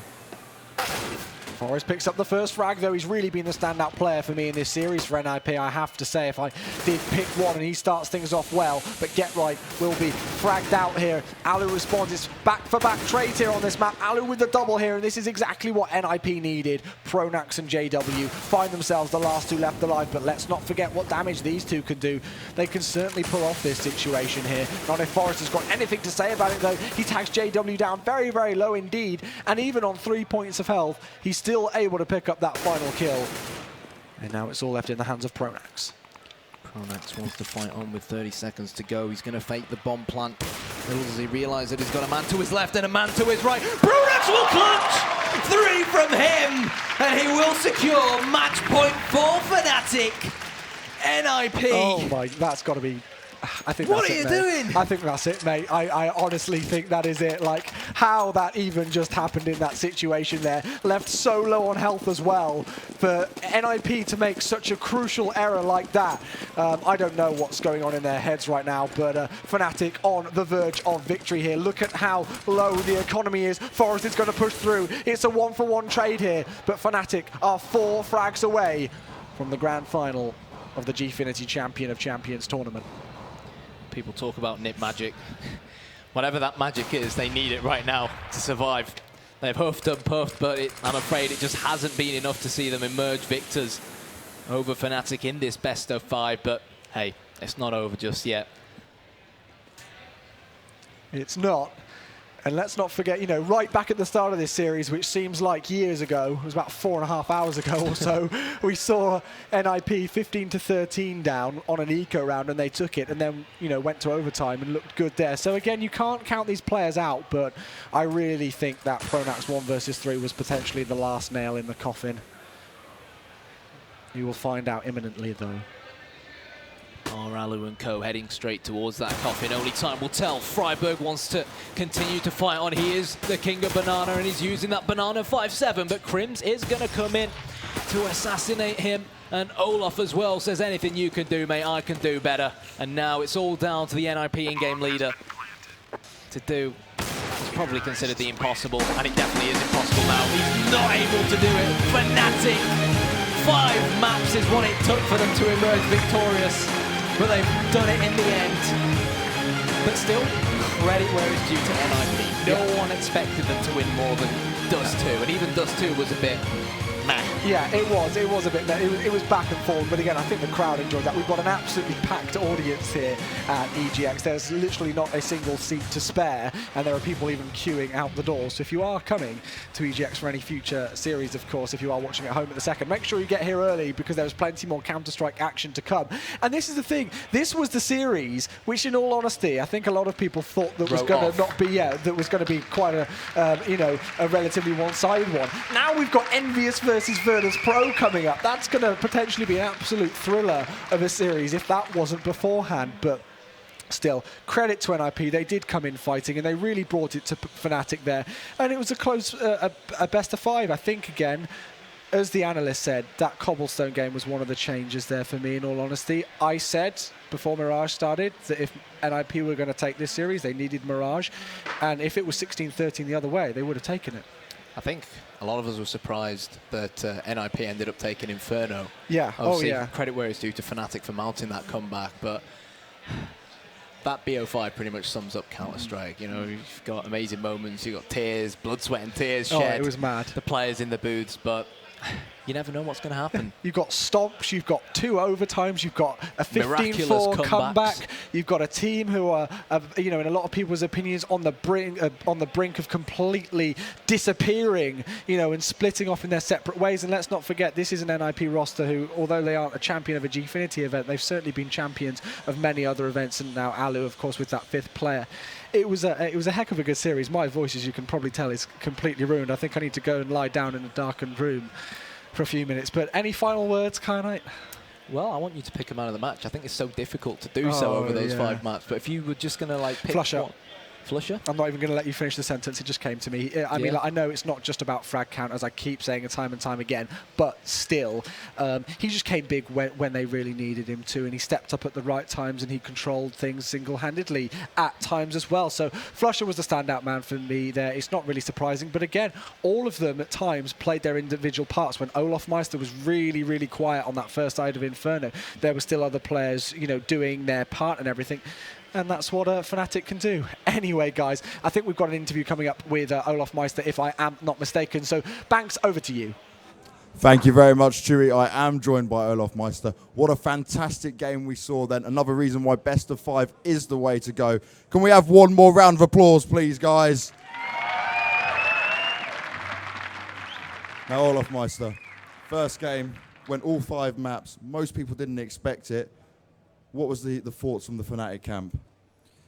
Well, we always play really even with NIP. We have done it ever since I joined. But, like, it was a hard game. We lost 2 maps on overtime. And, yeah, well, we won in the end, so I'm happy.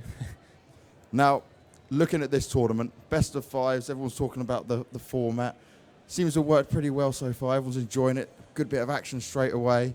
Out of the 2 teams you could possibly face next, who would you like to face? Well, I always want to beat Pasha, so Virtus Pro for me. The rivalry between you and VP, well, we will find out what's next going to be happening between them 2. And the last question I'm going to have for you is, what went wrong in the overtimes for you guys? I don't know. I think overtime is always 50-50, and they won it this time, both times. So, well, next time it's our turn. Well, let's see if you guys can handle the pressure next time it comes to the overtimes. But we're going to head it back to Lycan and the guys on the analyst desk.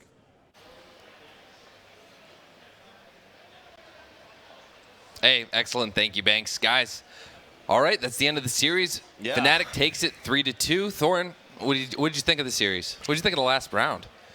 Yeah, I mean, you know, the rest of the maps were so exciting, but I think if that guy from The Simpsons was here, he'd be like, worst final map ever. It's like just nothing, was it? Unfortunately, the hype really was killed there because Fnatic's CT side was just way too good, and they didn't really give enough of a window to NIP that they were really ever going to come back into that.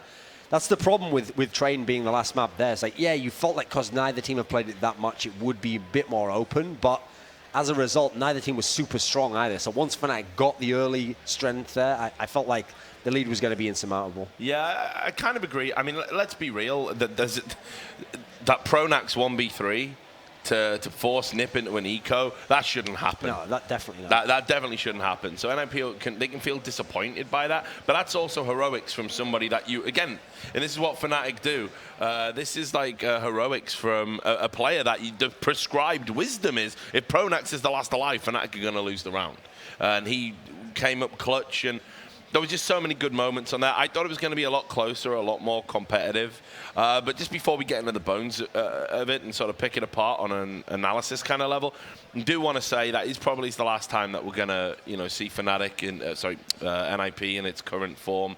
That core 4 that have been together for so long. I think we can safely say they're not going to play again together. And I think, they've been a great team. They really set the bar to begin with for all professional teams. They created the aspirational element in the scene. It's ultimately a sad day, that they're going to be breaking apart. And I'm sure all the, true fans of Counter-Strike all wish them well wherever they end up. Even you. Yep. I mean, obviously, they had a great run. Even in this series, they gave us some thrills overall. Yep. But when you really look at all the maps, if you look at the series in totality, realistically, you can see that Fnatic was always leading the whole way because it was on NIP's maps that they would always be either winning or it was incredibly close. Yeah. NIP could only make one of the Fnatic maps very close, and then Cobblestone and Train, they were just completely out of bounds. And you saw, like I said at the beginning of the series, the big problem here is the map pool for NIP. Yeah, depth. It's not even just about specific maps. It's like they can't match up over a full 5. In a best of 3, hey, obviously it would have been possible there to make that really competitive, but there's nothing you can do in a best of 5. You really, if the better team is nearly always going to win. I mean, there was some great individual moments, from both sets of players as well, throughout the tournament. But, you're right. You can see why Fnatic are the best team in the world, why they're a cut above. They always seem to have that just extra little bit of oomph when they needed it. They were able to just take it to that next level. And, it's really tough out there. But the fact that NIP went and took 2 maps from Fnatic in a best of 5, that's unprecedented. They've not done that to this Fnatic lineup before. In many ways, they're still going out on a high, in my opinion. Yeah, so if you look at the hype that came around this, it was more because NIP just decided to show up today, and we saw some great games from them. We didn't expect them to, the eyes were on them. Everyone expected them to go down pretty hard. They didn't go down as hard as we thought they would. Does that speak for NIP, or does it speak against Fnatic as they move into the finals? Look, there's no doubt that you've got to give credit to NIP there. I mean, you know, Fnatic, if they were up on this stage now, they'll tell you that was a hard-fought game. It's always going to be that way. You know, the Swedish scene's very intimately acquainted with everybody. They've all played in teams with each other. They all know each other's games inside out. You know, they're usually, you know, close games, even though Fnatic have obviously had the better of it. So I think Fnatic have done what they needed to do. They beat a very strong opponent in the form of NIP. And NIP were literally just playing with nothing to lose here. They come here, they're not a champion like everyone else in the lineup. Nobody expects them to be in the final. Nobody expects them to win a best of 5 against the best team in the world. Well, you know, they took 2 maps. So I don't think it's to any, anyone's credit except Nips. You know, I don't want to take away anything from Fnatic. They've overcome a strong opponent. That's what champions do. So, yeah, the thing is, in Counter-Strike especially, I always say, between really good teams, it resets even between maps. Yeah. Like, it doesn't matter if you get smashed on a map, you can come back if you're really good on the next map, it'll be totally different. Between series especially, and between days. So as a result, you can't look at this one and go, oh, well, Fnatic, you know, seemed like at times they weren't on all cylinders, you know, they weren't like the best team in the world on certain maps, it was competitive. Tomorrow, hey, listen, they might turn up and be terrible, or they might turn up and be even better than they were today in Imperius. So I think it's very much, it's not going to be a form guide this series. Yeah, all that matters here is they won the series. They did what they needed to, they got to the end of the map, and they won the series overall. So yeah, I feel like ultimately this isn't necessarily going to play into tomorrow. And what's good now about the result of this series is now the name of the tournament is certain to be true. It's going to be the champion of champions. Yeah, absolutely. Just one quick point, because I know we talked about it a little bit from a narrative perspective. I don't want to keep harping on about it, but again, I always think it's remiss if you don't talk about things that are pretty much the elephant in the room. We talked a lot about, you know, Freiburg is the one kind of player that's coming out of this NIP organization that doesn't look to be having a lot of opportunities laid out for him. Doesn't look like maybe he's going to be joining another team anytime soon. Certainly hasn't been talked about or linked with any of the big organizations in the way that other players have. And I felt he really needed to put on a strong performance here, and we didn't get that from him. I mean, in train, he was woefully absent. Yeah. And I mean, he had like 2 kills in the first half, I think. Yeah, and you know, again, we talk about his role as an entry fragger. I don't even know if at this point it's something you need to revise, or it could just be the environment he's in. Maybe he needs a restart as well as everyone else in NIP. Maybe he needs to be playing with other players. Maybe an in-game leader that can utilize his talents better. Because right now, that's as abysmal as I've seen Freiburg play. And I know Adam very well. I've known him many, many years, and I'm going back to CSS. That on his day, he's a great player, seriously. But he hasn't been for some time now, and I think he really needed a performance to sort of take that confidence into whatever he's going to do next in the post-NIP era. So really disappointed for him, and it was a big factor in NIP not being able to overcome Fnatic, because you need firepower against a team that has fraggers across the board. Right. When you talk about the games, let's look at the ones that were really close between NIP and Fnatic. Do you think that they underutilized the available timeouts to them? Do you think that maybe for Freiburg's sake they could have called a timeout, kind of just, you know, shaking each other up for a second? I definitely think so. I think NIP, again, you know, Fnatic are quite cognizant of when we need to use a timeout. They use them better than almost any team out there. I think NIP, again, there was times like on Inferno, for example, where you were like, maybe you should call a timeout here. You know, you get the game slipping away from you. Like when it was heading towards overtime and you were losing all that all those T rounds, I'd have called a timeout there if I was the in-game leader. Well, sometimes it can help. Here's the interesting thing, is that when the major happened and Fnatic made literally like a pattern out of calling timeouts, fixing things somehow, and then going on to these crazy runs, everyone initially, and I was caught up in this, thought, wow, Pronax just must be so on the ball, he's reading like the temperature of the game.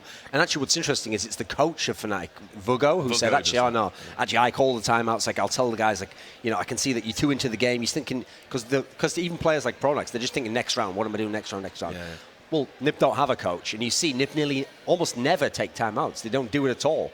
Now in their case, I don't know how much it would actually change things. Like, they play such a formulaic style, it's not really like they're going to figure something out, especially within the team. And even the idea is in Fnatic, they don't necessarily come up with a tactical change. It's more like they reset emotionally. They're like, listen, you're playing like too aggressive at the moment. Just calm down, like trust in the system, it'll work, etc. I mean, at NIP, that's kind of the biggest flaw that everyone's been saying they've had for the last 6 months or so, is the idea that mentally it's gone, you know. Yeah. If things start to go wrong, there's nothing can bring them back together. So in their case, hey, who knows, maybe it wouldn't even do anything. I'm not sure in their case it's that big of an issue. I say it every time when we talk about teams, you know, the difference between confidence and arrogance is measured in your successes. And when it gets to the stage where... I keep trying to tell people. I'm killing it now. It's true, mate. It's true. And when you get to a stage where it's like, we don't want to change, we don't want to do things differently, we want to do it this way, we're not going to utilize timeouts, we're going to pick into opponents' maps, and all of these other little sort of idiosyncrasies of the NIP way of doing things. That's great if you're winning tournaments, right? It's that, but when you're not, and you're actually not going as deep into tournaments as your fans want you to, as people believe you can, as your pedigree suggests you will, then you really have to change something up. I mean, I think it must be incredibly frustrating for NIP fans to see them do this time and time again. But I got to say, I almost admire it, just like the sheer brashy nature of just not. We're never going to change. This is how it's always going to be. This is why that particular lineup, I don't think they could ever attain success again. I think they do need to have this big shake-up that I'm pretty sure is coming. So, yeah, the sad thing I think about NIP is that kind of mindset, when it was the Makalele lineup, or it was early on, those first 1 or 2 months when they had Alu, it meant that you got some of the most crazy series, because then when they would have an incredible performance and it was on the maps that both teams liked, we're going to get all-time great series, because you have people just pushing each other to the highest level. The problem is, it reminds me of when Envious started to fall off before they made the roster change, because they have this really heavy force buy style, which again is counterintuitive. It's not the way you're supposed to play the game, the efficient way. It means when things are going badly, you will snowball the opponent's win. He starts beating you, and you're going to force buy, and you're going to destroy your own win ratio, basically, the differential. Likewise, NiP being so stubborn, when things started to go badly, that's when you saw them starting to just get thrashed on certain maps as well. Before, okay, they could lose, but it would be like 16-12, 16-13. Instead, you ended up with maps like in this series where you got the cobblestones and the trains where they're not even in the map. And at that point in time, it actually just gets a bit sad at that point. You just want something to change for their sake, because even if they're not going to be a championship team again, no one can know whether that will happen. You want it to be competitive at least. You want to know going into a series, right, you've got to really watch out for NiP on this map, or if you're not really on point on this CT side over here, it's going to cost you the game. No one knows that against NiP at the moment. No one knows which maps they win, which halves they'll turn up on. They don't themselves. And that's really an indictment of where they've come to as a team. They're not even the team they were 5 months ago, 6 months ago. They're a team that at this point, listen, we've got to be real. Take the names off the scoreboard. They're like a 7th or 8th level team. They really are. Like, they're in tier 2 now. Yeah. I mean, you know, they've exhausted all possibilities as well. This is the key thing here. Like, it's not like NIP. Like, the guy who's the observer is just looking through Reddit comments, right? And he just came to a Reddit comment, which I got to say, I've got to give you props whoever put this. The Reddit comment said, Freiburg has transitioned from entry frag into entry frag. Anyway, you know, they've exhausted 10 out of 10. Thorin rates, great bait, mate. Anyway, so you know, they've exhausted all the possibilities. They tried to swap, you know, in-game leaders around. They tried to swap tactics and kind of roles around. They've tried everything, and nothing's worked. When you get to that stage, the only option is we gotta break up. We gotta force roster changes. And I think they put it off as admirably for as long as they could. But here we are, and it's a shame. It's a shame, because the last few tournament performances, you know, we're already talking about you beating, you know, you take your maps off Fnatic, you're beating Envious, you know, you take your maps off TSM, online, individually, in best of ones, you're showing you're capable of beating anyone. But ultimately, it's all about trophies in the cabinet, and they haven't really looked like getting one of those for the longest period of time. So let's talk about MVPs for each team. I think that coming out of NiP was definitely Alu. We talked about in the first game, he was kind of choking some shots, but later on in the other series, he was really him clutching in a lot of cases. What are your thoughts on just overall NiP, I guess? It's a tough one. Like, standout players for NIP's Alu, but I got to say, like, Forest was God mode on the first map especially. But I think he put in a great consistent performance across the series as well.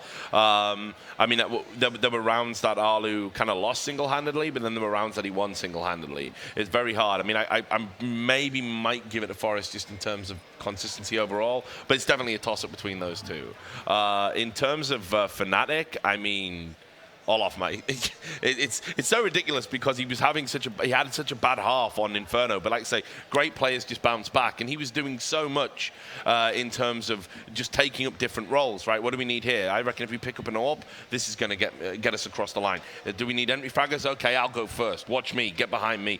This is a player that consistently puts a great team of great professionals on his back, so it's always really, really hard to look past him, whatever the statistics say. He just had so many important moments. Yeah, I'll take Olaf Meister as well, because actually on the last 2 maps he was really spectacular. Even on the map they lost, he was basically the reason they had a chance to even win that. Remember, there actually should have been one map in this series which NiP got to stomp, which was the Inferno game.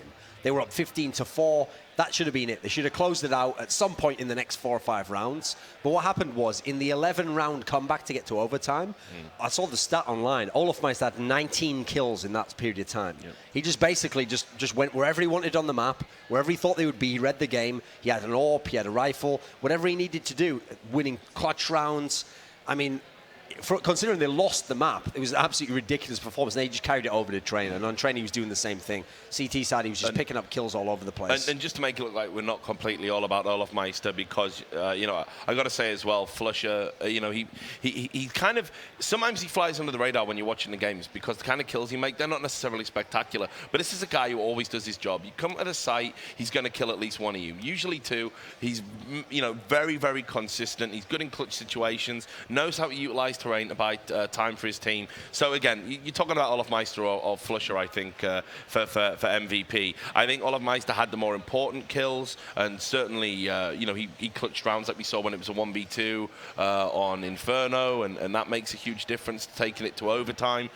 But obviously Flusher as well, just for his sheer volume of kills. I think he had the most overall. The thing is, though, even though Fnatic won the series and it was a full best of 5, I don't even feel like there was one guy who definitely was like it wasn't like, for example, Olaf Meister had maps, so he just took them off. Like in the first 3, he had a couple where he was just chilling. He was like bottom of the scoreboard.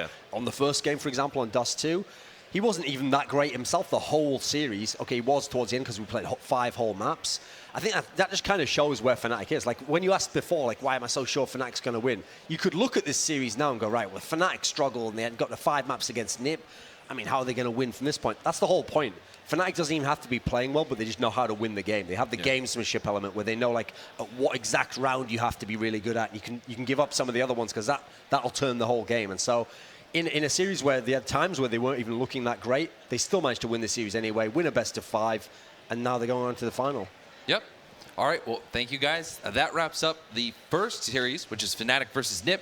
Fnatic taking it 3-2. We'll be back after a short 10-minute break with more Gfinity Champion of Champions here at EGX 2015. We'll see you soon.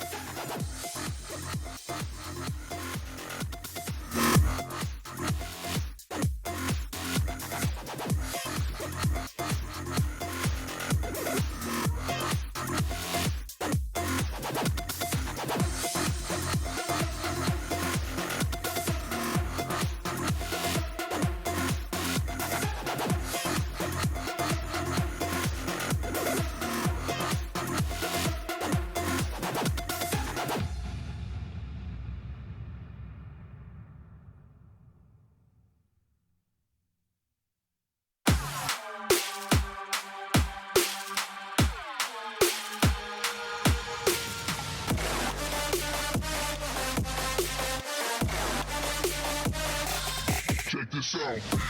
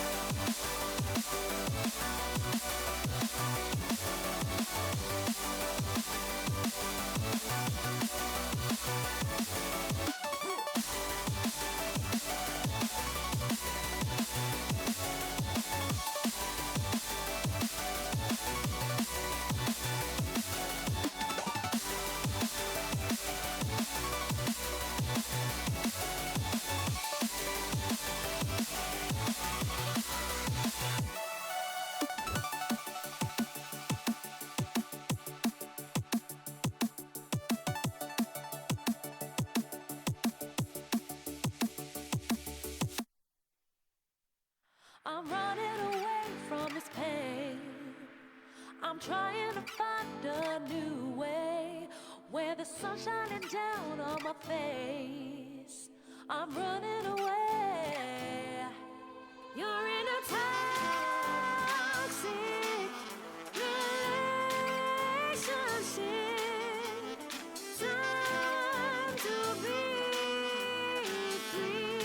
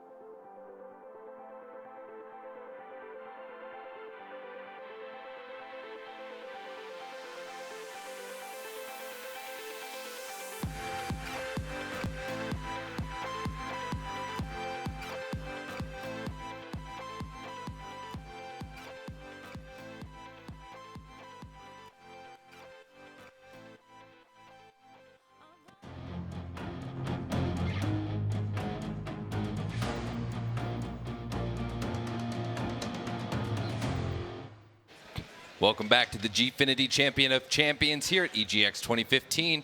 My name is Lycan. With me on the analysis desk is Richard Lewis and Thorin. We have a game coming up for you guys. It is going to be Virtus.pro versus Team Envious. The last game, it was NiP versus Fnatic. The hype was there because people wanted to see NiP come out and show some good stuff, and they did.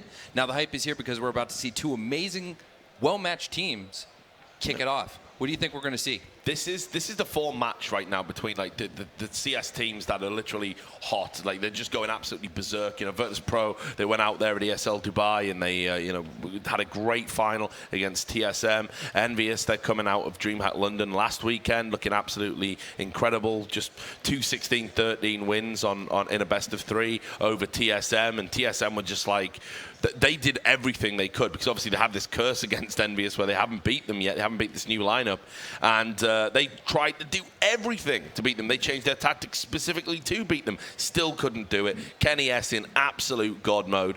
This is going to be, for me, this was the game I was most looking forward to. All due respect to Fnatic and NIP, this is what I was like, yeah, I want to be here. I want to see this. Yeah, because the other thing is, even though these two teams at different times have had great performances, Envious made the final of the major, Virtus.pro won in Dubai.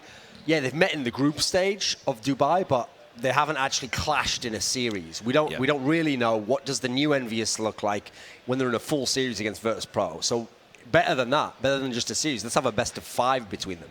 Now let's also see another question mark about Envious, okay? One of the things I still wondered was what happens to Envious when they're not playing teams that like to play the same maps as them?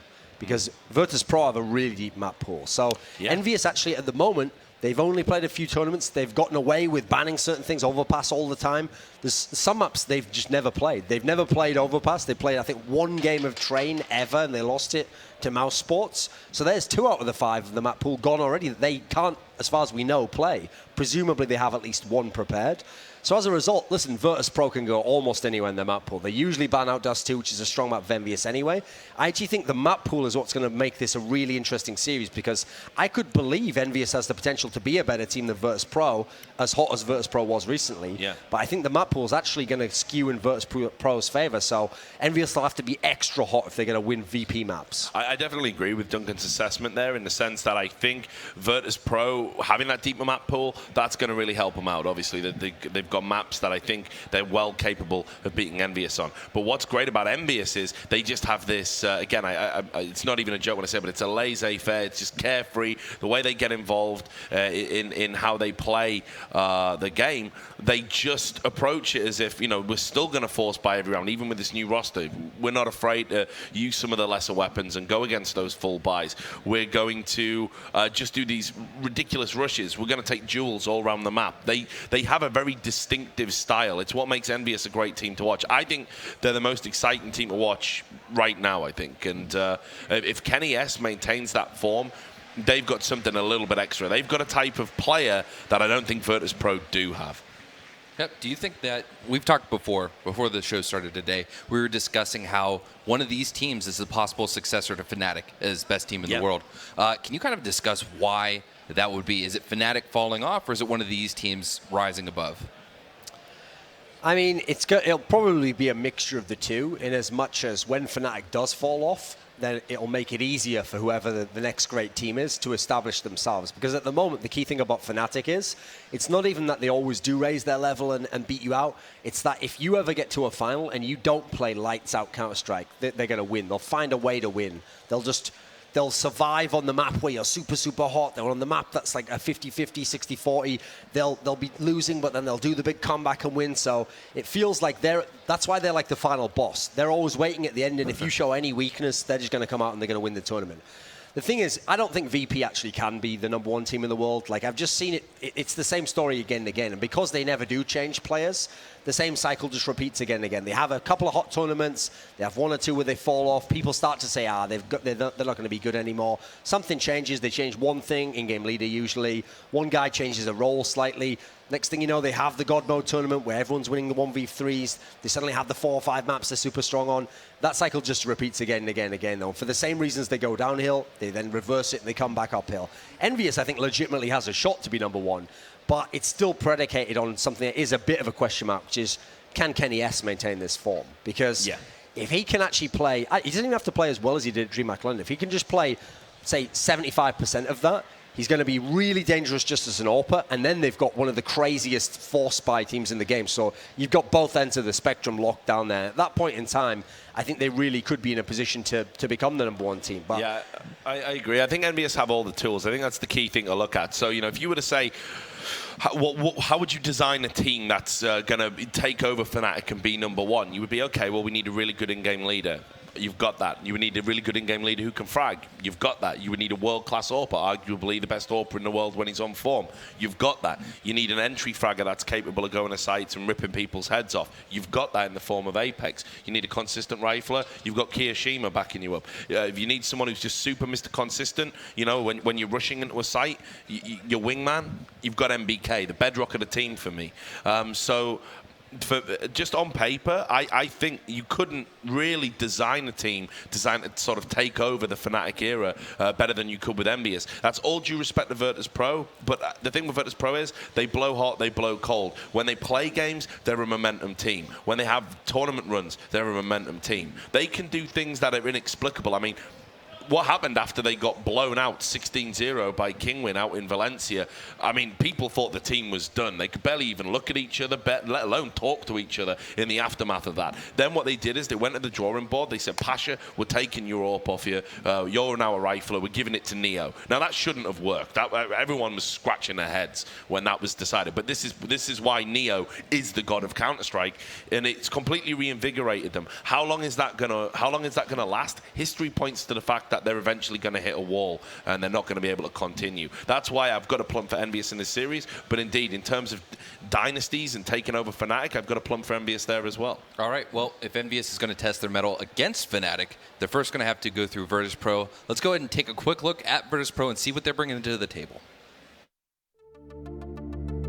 I think winning this event is important for us, but we had to take a break, so it will be a hit or miss this event. We feel confident after winning in Dubai against Fnatic, against Envious. I think that the most important part with Dubai coming to this event is that we were able to 15-0 Envious, as we did passing against LDLC in Katowice 2014. So it shows to all the teams that the 1 year passed since our win in Katowice, but the team is back on its track and is still like one of the strongest lineups. And I will always say that for me, this lineup is the most skilled and this lineup has the biggest upsides. I just want to play Fnatic again. It's just winning when you play against a theoretically weaker team is always nice, but the best wins and the best feeling you always have when the tournament is at its hardest. And we hear that NIP is splitting, we hear that NIP has a lot of problems, and I hope it's not true. I hope the guys will stick together. But if it's true, then Fnatic is certainly a stronger team, and that's why I want to face them. I think they're coming here ready to play. I really do. Duncan, Definitely. Why don't you go ahead and talk us through the players that are coming Virtus Pro? Okay, so we'll start on the left here. Taz. For most of the periods of time where they've won the titles that they've been able to acquire, they've won something like 6 or 7, I think, in CSGO. It's mainly been the eras when Taz was the in-game leader. That's when it's been at its best. Unfortunately, with the nature of the team, it's quite contentious in terms of personalities and what people want to do in terms of roles. There are periods where he can't be the in-game leader. He has to pass it off, and they have to let the experiment run its course, and then eventually they always come back to him. I think he's best suited in that role. You can see in general he's kind of embraced being a support player, but there are certain maps and certain positions where he still can, amazingly as a support player, be like a very vital player. So a great example is he's one of the reasons why on Train they're so unplayable, because they've got so many other good players, but on that one map, when he plays the inner CT position, inner ramp, he's just one of the best ever at timing, when to push in, when to pull back. Neo, guy to his right here, probably the best Counter-Strike player ever. He hasn't been like that in CSGO. For a long time, he really struggled to find his role. What was he going to do? It's this weird transition they've put him onto where he's become the primary AWPer now, where suddenly now he's entering star territory again, which was something it really seemed like it was beyond his remit, you know. Guy in the middle, Pasha, one of the most popular players in the world, mainly was known as this really aggressive AWPer. Now he doesn't AWP at all, but he's actually found kind of a groove where he doesn't need to be a star in this team anymore. He just has to contribute, use some of his aggressive tendencies, because they're at their best when they have 2 or 3 aggressive players at once. Then you go to the guy who I think is the real star of the team, which is Snacks. And it's when he was in incredible form in Dubai. That was one of the things that put them over the top. That was why they just were on Imperious against Fnatic. That's why against TSM they just had a little bit extra because he could go toe-to-toe with Device, who was fragging out of his mind. Then the last guy on the right, Bialy, he can be very streaky, very up and down, and variable in terms of how many kills he gets. But his kills are the ones that just destroy the opponent. When it's like Virtus plow mode, he's the guy where he's so aggressive in terms of how he plays. He's just so in your face with his rifle play especially that I can usually... he's always like the barometer of the team to me. I can always tell just what level they're in by how he's playing. If he's really going off, I know that's when they're dangerous. All right. Well, they've got a tough fight against them. They're going to have to go against Team Envious. So let's learn a little more about them. Everyone here has won already a major. It's really strong teams and competition will be tough. We didn't really practice for this event. We didn't have a lot of time. If we start well against VP, we definitely have a shot at showing good stuff here. We would have liked to play NiP because they seem a bit off. I don't know what's going on here, but they seem not really practicing and stuff. And obviously we didn't want to play Fnatic because they are like the #1 team right now. So VP is kind of in the middle, so it will be, I think, a very even match. I think it will go to 5 maps. DreamHack London was really exciting because I didn't expect the crowd to cheer for us and make a lot of noise, but they did and it felt really great. I think not in Birmingham, but we did a signing at DreamHack London and there were quite a lot of people, so definitely a big thank you to the UK community and feel great. I think we're going to see absolutely incredible games from this team. Go ahead and talk us through the team, Richard. Okay, well, just moving left to right, you can see obviously Happy, the in-game leader there, and an in-game leader who can frag.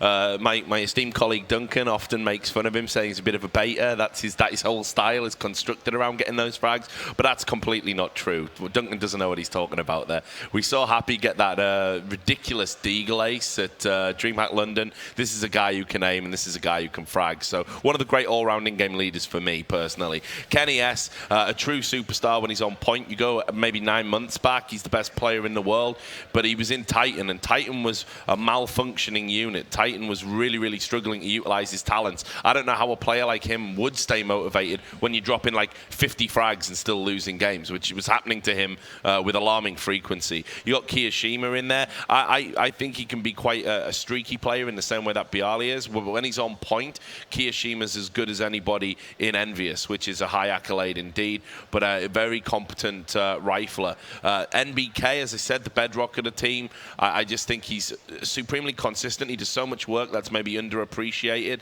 He can sort of lurk. He can just do a bit of everything.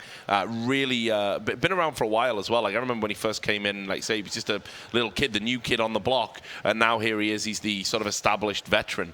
And then obviously Apex, one of the new additions from Titan, an entry fragger, and I mean he is playing like a pure entry fragger. When he first came to the team, it was when they were getting to the finals of the major. They won IEM, where they beat TSM three times in a row, 3 maps due to the format that was out there. He was playing absolute god tier entry fragging. Like he would just go somewhere and just kill people instantly. So Apex, hugely important. He's been he's cooled down from that level, but still definitely a threat. All right, Thorin. Maps are going to be extremely important in this matchup. Go ahead and talk us through the vetoes and the picks. Yeah. I mean, the vetoes are absolutely by the numbers for these two teams because Virtus Pro, it's always Dust 2 they've been banning recently anyway. The only time they changed it up was every now and then against some teams they'd do a cash ban. But Dust 2 is an obvious one for them because if they take Dust 2 out, they're good on all the other 6 maps. Yeah. Now for Envious, they were the ones who were in a really tricky position for this veto because, like I said, there's 2 maps they just don't play. They've only played 1 game of Train ever, which is their first tournament, and they have never, with this lineup, played a competitive game of Overpass. So Overpass is their default ban. I think VP is the best team in the world on Overpass, so obvious choice to take that out there. But the problem there is, I just said it had to be Overpass or Train, and since VP is amazing on both, maybe the best team on both, the second you take out Overpass, that's going to be their pick. Immediately VP is going to pick Train, and they're going to be heavily favored there. Now, for the Envious guys, okay, their 2 strongest maps are Cobble and Inferno. So Cobble's also a strong map for VP. You don't want to pick that right now and give them potentially a 2-0 start. So you pick Inferno, the obvious choice there. It is further down the list. It's actually statistically the worst map for VP overall. So that's a very obvious choice there. That's going to be edged over to you. And then I can't see them on screen anymore, but I know that Virtus.pro picked Mirage, I believe. So that's a map where historically one of their strongest. It's currently only their third in terms of actual stats. They won 7 out of their last 10 there, and they only tend to lose to the other top teams on that. So I think that's a map that makes sense for them to be picking there. In terms of Envious, they didn't play in Mirage initially. They played it once at the Major, and otherwise that was their second ban, basically. But they played it a whole bunch at the DreamHack London, and actually it worked out really well there. So maybe that's one they've been working on, knowing they have to expand the map pool. So that's going to be more a 50-50. Maybe we'll edge that 60-40 to Virtus.pro there. I think that then the pick over on the side of Envious was Cash. Yeah, I think that was theirs Cash, there. So, I mean, that's one that's kind of been a bit questionable for both, actually, because VP used to be really good on it, but they've lost quite a few games recently, looked a bit shaky, so maybe we can say Envious have a good chance there. But that leaves a really, if we can get to a 5th map, this will be an incredible 5th map, because the 5th map will be Cobble. Both these teams love Cobble. Amazingly, it's actually the 6th map statistically out of 7 for VP, but that's a deceptive stat, because what you have to realize is VP is so dangerous on Cobble that it's actually usually been auto ban status for, not the road obviously, it's been automatic ban status for most opponents, unless the opponent was amazing on Cobble. So when you look at it, okay, they've lost 6 times on Cobble. 3 of those alone were to Fnatic, and they're easily the best team on Cobblestone. So I actually feel like that's a deceptive stat there. They're not really as bad as they look there. It's that people usually only consider playing them on Cobble if they also are amazing. Now, in the case of Envious, they live up to the billing there. They're really good on Cobblestone, and it's because it's a best of 5 that we're going to see it. So when I look at this now, I mean, I'm feeling VP here. I actually think that VP have got a really good chance, because I think when you look at the first... Well, first of all, VP are good on all 5 maps, but I think when you look at the first 3, they've got a really good chance there. All right. Well, thank you guys. Really appreciate it. We're going to now take it to the stage where our players are going to get ready to get in their booths and kick this off. One of the best series we're going to see today. Take it away, Martin. Thank you very much, Jared. Thank you very much, guys, indeed. Right, it's time. Welcome back to the main stage here at the Gfinity Arena, live from EGX for the second semi-final of the Champion of Champions CSGO tournament. It's time to meet the teams. Let's bring out the first team. Everybody knows who they are. Massive characters, massive talent, massive game. Go mad, go wild. Welcome to the stage, Virtus.pro!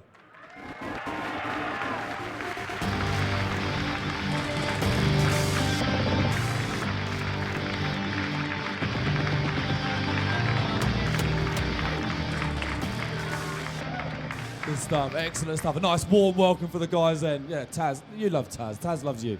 In you go to the booth then, guys. Get yourselves nice and ready. Of course, Virtus.pro, the winners of G3 at the Copperbox Arena last August. Great guys. We love these guys.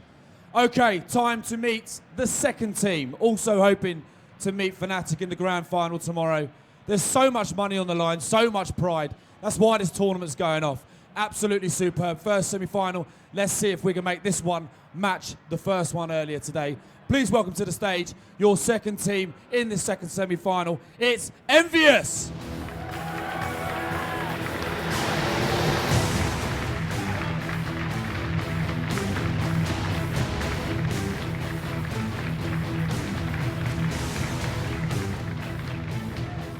Nice warm welcome there for the boys in blue. Well done, guys. If you just want to take your place in the booth and get ready, all the best. Good luck. So, it's time. Let's not waste any more time by talking. Let's get down to the action. Just going to hand you over to your casters. One of these guys is one of the best dressed men in esports, especially CSGO. The other one is Henry G. Toby One, over to you. I love it, man. I absolutely love it. I am, of course, the underdressed one. This is Henry G. And Hello, I'm Toby One. Hey. It's great to be casting with you, man. Yes, it's been a long time coming, I think. It's finally happened. Here we go. And what a tantalizing series we've got to kick things off in our first debut together. Yeah, what a great series. Like, I've always been a big fan at heart of Virtus.pro. They just play a wonderful, aggressive style. And they're one of those teams which have just been around since the dawn of CS. Sure. And for me, that gets more respect than anything else. Yeah, you're absolutely right here. It's just so great as well. Both these teams are in fantastic form right now as well. So we've got Envious coming off the back of a huge win at DreamHack London. We talk about them being slow starters going into tournaments, but this time you don't really have that kind of breathing room to get into. So going in against one of the world's best teams here, like DreamHack London, they had the British team to go up against and actually decimated them, so they had a great start. Yep. Will they be able to convert that form into this? D-Train against Virtus Pro. What a horrible first game that is. Like, Virtus Pro and Train is it's their best map. I think they're probably one of the best teams on this map in the world. It's so scary to watch, especially their CT setup. So this is one I definitely favour towards VP to kick things off, but we know it's a best of 5. I think it's going to go the full distance. Man, if it does, then I'll be a very, very happy caster. But really, like, focusing it now on Train, you mentioning it, Thorin was touching on it as well, VP on their CT side. I'm wondering if they even want to have T or CT, or if it even matters to them, because they seem to be as aggressive on both sides, and they get to play their rhythm on this map, no matter what side they're on. I think Envious definitely won the CT start. I refer to VP CT side as like the fortress. It's almost it's so hard to get even any rounds whatsoever. You need to win a pistol to even have standard chance against them. So I think if Envious can get the CT start, get some momentum built up, and just get themselves comfortable in this sort of arena. Obviously, it takes a few rounds to kind of get yourself warmed up. But that's saying that as well. VP's T side as well. It's just as scary, to be honest. They have a great hybrid of set pieces and executed strategies mixed in with fast-paced spawn-based. Fast executes onto the main bomb side as well. Pash's AK-47, really scary on the terrorist side as well. And Neo's AWPing is one of the most consistent maps for him. I think he's absolutely great at working around, very mobile on the CT side as well. So expect to see a great show between Neo and Kenny S. This is going to be a very huge factor. Can Kenny S turn up on this first map? If they are going to have a chance of winning this one, he needs to go absolutely huge. Yeah, and getting that early momentum as well up against VP. Like, if this meant to be VP's comfort zone, Envious have to come out here and dictate the terms of how this map will be taken. So up to Envious how this train will work. Of course, we do have 5 formed maps, as you can see it up on the screen right now. Train, starting with that, heading into Inferno, Mirage, Cache, and then my personal favorite, Cobblestone. Yeah, you've been waiting for that, haven't you? I really have. I really have. Well, this is it. So, like I said, I do definitely favour VP in this first one, but Inferno, that's VP's weakest map going into this. So Envious, even if they don't win this one, they have a great chance to bounce back. And these teams are in such good form, as I mentioned before, right now. They're both off the back of fresh wins at tournaments, so looking very strong right now.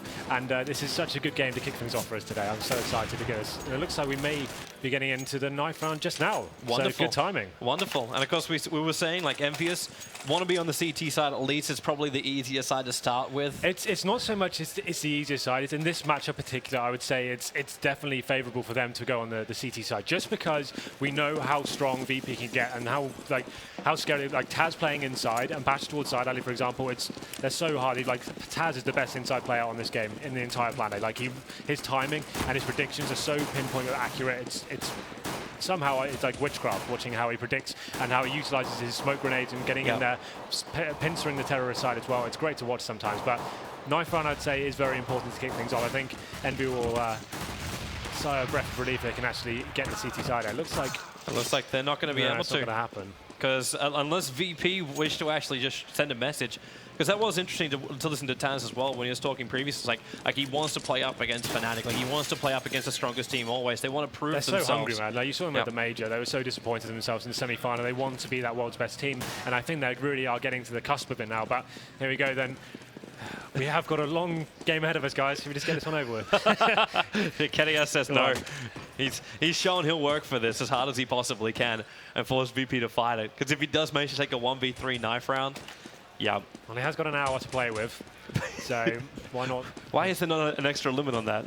Why has it always been an hour? He finds one, he finds two, but he won't find the third. Exciting so where do they send him? It's in the hands of Virtus Pro? They'll stay. And they are definitely going to stay. So VP, we'll get to watch this this movement. I really want to see how they start their rounds as well.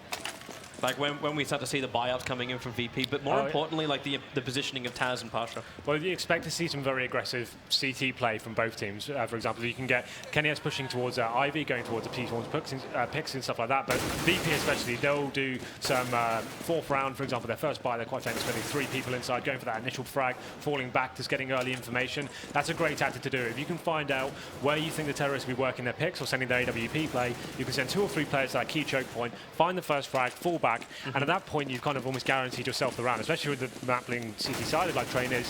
Finding the first bit of information at least, or getting that first frag can be so essential, and VP are great at doing that. So look out for all of that stuff coming on. We think we're just getting into this one. Obviously, both teams just working out how they're going to approach this. Pistol rounds always so vital on this. D-Train pistol is interesting. There's two school of thoughts here. You can either go for the very simple play, rushing inside with one smoke grenade and have one person holding the flank, or you can do the outside smokes and try and go for a post-plant situation where the bomb goes down and it's quite easy for the T's to hold that bomb off. But it's something the CTs have to work a little bit harder for here. They need to gather intel early on. They need to be pushing up and choosing one point just to kind of eradicate some of the possibilities for the T's. But here we go then. Looks like we've got 4 sets of armor for the T's and 1 utility player is going to be MBK. Yep, and that point you're talking about, they're trying to hold the train site instead. So at this point, Envious, they're slowing things down. They are looking around Pop Dog, but already Snacks looking for the early bit of initiation. He's able to find us. There's that exact situation you're talking about. Get the initial kill, get the information, fall back. And he's actually spotted some key points there. 5 on 4. You can see the utility is still available. He's got MBK and he's towards Ivy. So he's going to be the player by himself, trying to get some attention towards that outside bomb site. Use his smoke grenade there. You can see the rest of the T's actually getting ready towards the inside bomb site. This is a real rough start for Envious. When Parch is also able to bring down that floater MBK. Now Taz revealing 2 players coming in through the train yard, up through. And in fact, now with the drop down, moving as quick as they can to get that plant. Just the money if they can get it, but they can't get it. Kyo be brought down, and Virtus Pro have an almost flawless round. Absolutely, really interesting stuff. And that's why I prefer the faster strats on this map. You almost guarantee yourself the bomb every single time when you rush inside, for example, or even go out main fast. That's so key here. The fact they didn't get a bomb down now means they're definitely going to be double eco. They have the option to do a force buy with Tech 9s, but right now that's probably their only option. If you get the bomb down on the pistol or even the second round, you have that option to get the early AKs, and that can be so vital against the early buys of the CTs. They only have the pharmacies, for example. But now we've got a quick pause coming in. I assume that's going to be something technical, seeing as it would be quite strange to take a tactical timeout at this stage of the game, but I think it's probably a TeamSpeak issue or something like that. Okay, well, hopefully they can sort it out. I have actually noticed too, like, VP, they're starting to spend up a little bit of their money right now. Like, how much do you really want to be spending at this point? Because I'm already seeing an M4 in the hands of Snacks right now. Well, but he already had the armor from previous round. Train is an interesting map. There's lots of close. It depends how you want to play. You can stay very far back with the rifles and utilize that long range potential you have. But when you know the T's aren't going to be buying AKs, you know they're going to be Tech 9s armor. You want to have that close range, running and gunning advantage, holding close to a lower round, for example, go up close to Pop Dog, and then you're able to go toe to toe with those sort of guns. So that's what they've gone for here. They've gone for a heavier SMG buy here, a couple of P90s, an MP7 and an MP9. You can see Envious now. They have got P250s going to be going towards the inside bomb site. One smoke down, a couple of flashbangs, and try and get the bomb down, force the issue here. So this is a round they're looking to win as well. They force board into it, flashbang, smokes, and a Molotov purchase as well. I love that smoke from Taz, just bouncing up the ramp where he likes to be aggressive. Neo playing closer to MP9. He's already going to find one, looking for the second, but Envious get the entry frags. Neo and Taz dropping down already. Bialy's going to try and slow this down with the Molotovs, but it's not going to do enough. They have to play from range with these SMGs, but Envious making the most out of the Deagles. Now to already get down 3 players from Virtus Pro. And they're perfectly spaced out on the side. 3 down low on all three rails, then 1 up high. Bialy, all is in his hands, and now it's taken away from him. Envious able to hit back after VP had their buy round. That's really interesting as well. If you notice, the T's didn't actually get HUD on by 3 of the players didn't have them. And that really benefits the CTs. They actually can utilize those SMGs perfectly. But somehow Envious get into the bomb site, find the headshots with the Desert Eagles and the Tech 9s, get the bomb down, and they didn't even have to wait for the bomb to explode. Normally you expect that to be a really tight post-blind situation going right down to the wire. But here we go then. CTs have purchased into this round as well. They are force buying straight back into it. Yep. Neo with the scout. A couple of guys with 3 Desert Eagles and a 5-7. But they have going straight back into it. And Neo opens it up with a kill onto Kenny S. What a huge scalp to take to open things up. Man, this is going to be so big if they can keep that man advantage, which they're able to do so as the trade goes on happy. Kyo jumping back down again. Trying to protect these weapons. And 3 AKs for Bialy pushing up so far up. But the monkey business going to work. It's now a 2-on-4. Still VP have managed to regain all the weapons. They've only got one of those AKs in their hands.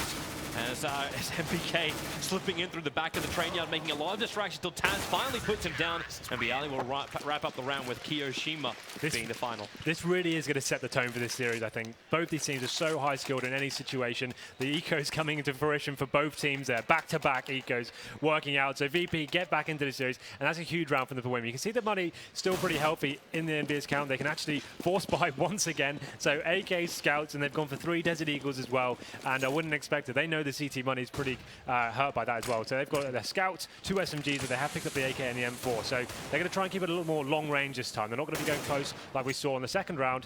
They're going to be waiting. And now the scout on MBK, one of the most formidable players of that weapon, heading towards Ivy. We'll see if he can find that pick. For now, Pasha with the smoke cover fire. There's not a lot of vision now. Kicking in for the rest of Envious, who's still trying to push in through Ivy, but they committed pretty heavily. 3 players plus Bomb pushing towards Ivy. While Envious keeping everyone else a little bit more spaced out. So now with Apex trying to enter the top of the train yard. This is at least keeping Virtus.pro's attention down here. He still do have 2 smoke grenades, so right now they're just trying to work a pick. You can see 3 players working up Ivy. Pasha is going to spot them and take quite a lot of damage as well there. He back up in time though, he can, but Bialy only able to claim out one of the pushing Envious as Pasha just starts spraying through the smoke, and now with no bullets left in the clip, KNS is able to get himself in the better position. Happy from Pop Dog. Okay, it's just full trade-offs left, right, and center, but it's a 2-on-1. Keo, last man left alive, and Taz will take care of him with the P90. And this means that VP, they will be able to take now their 3rd round here on CT. Yeah, finally stringing 2 rounds together here. We've seen so many eco rounds working out for both teams, and now finally VP gets some momentum together. So we can see they did get the bomb down, but Envious, you would assume it's going to be, they can do almost a quasi-buy here, so it means they can get some P250s, a little bit of utility with the objective just to get the bomb down again. This is a problem now. They keep force buying into these rounds. They're going to have the Kenny S issue of no AWP. So you can see them actually, Apex going straight in with the Desert Eagle, head armor, and full set of utility as well. So some of the team investing into the round, some not. That's kind of strange, really. You'd kind of want to keep the economy the same across the board there, but this should be another round. VP should be able to get on the board here, but they've got 5 rifles, no AWP for Neo just yet.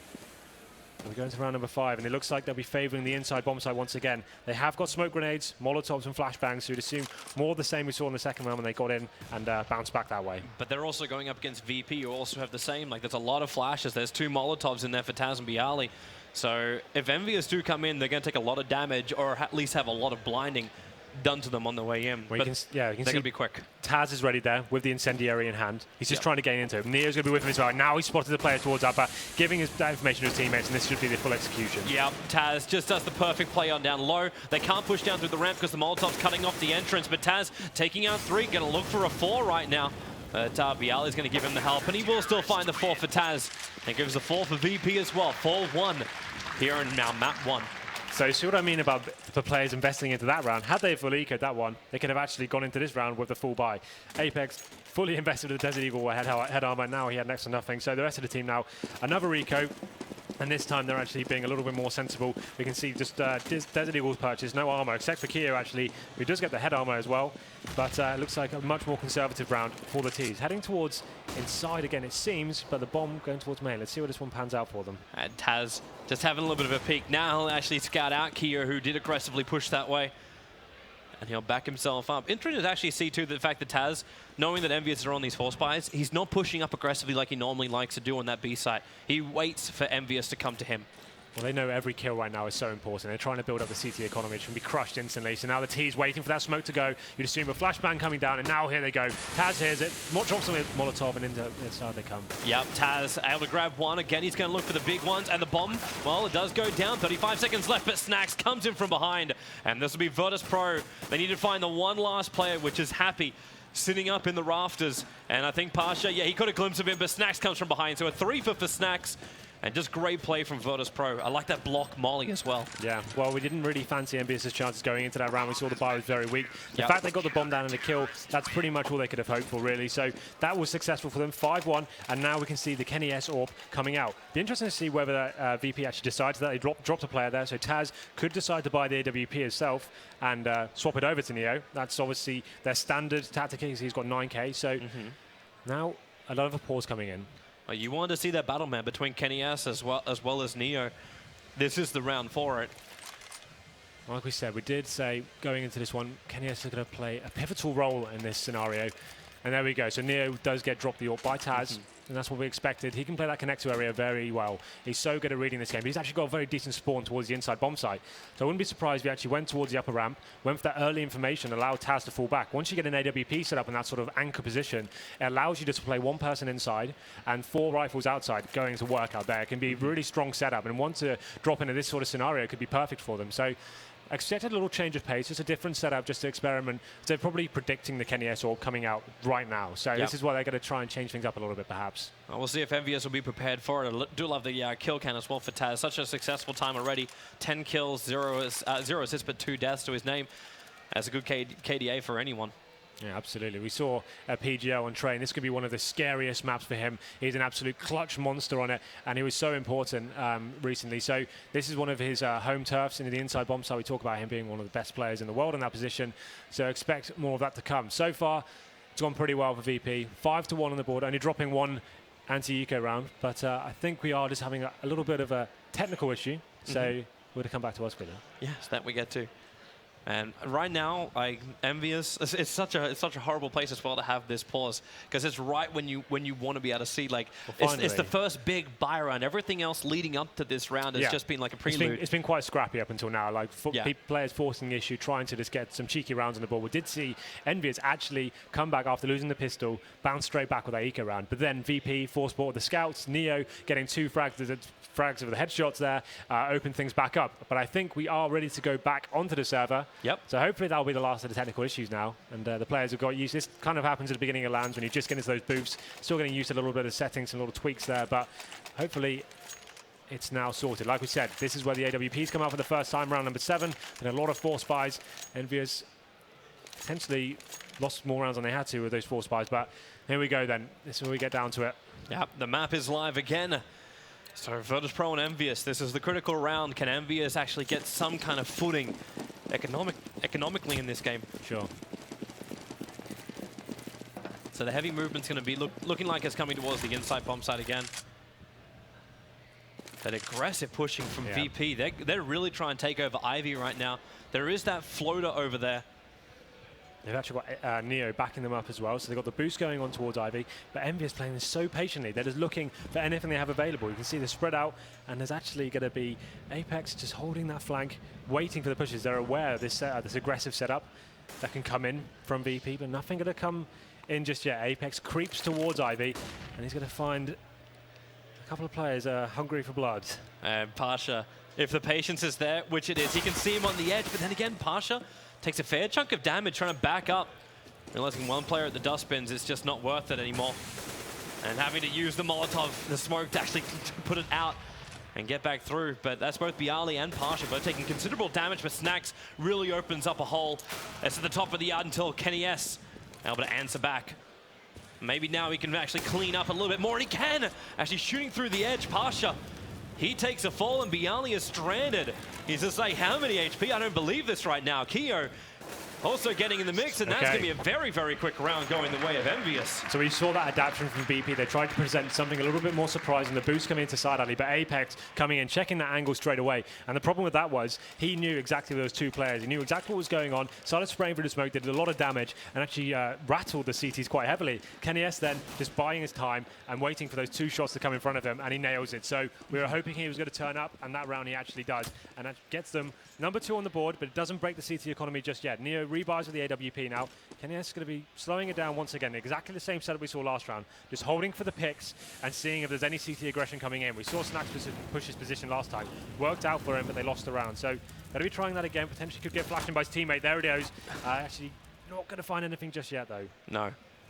No, he's not. But then with a Molotov, they're really just pushing Apex all the way out. They refuse to let him through. Well, looks like Keo's going to get the first one out in Neo. So the VP lineup getting a little bit smaller as Kenny S. He's just hoping for someone to have a peek down Ivy with this boost up.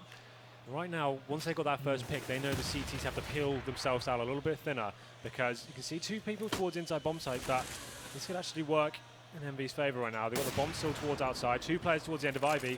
And Pasha now, this is going to be forced back with those smoke grenades. He's lost his intel there. Yep. It's going to be Bialy isolated on the bomb site now as the players make their way out of main, and he gets Molotov off as well. Pasha can just be happy he didn't lose his life for it, so now we can actually try and combine up. Bialy can't move over to help him out, however. In fact, he's going to get brought down inside the train yard, and Pasha left alone behind the trains.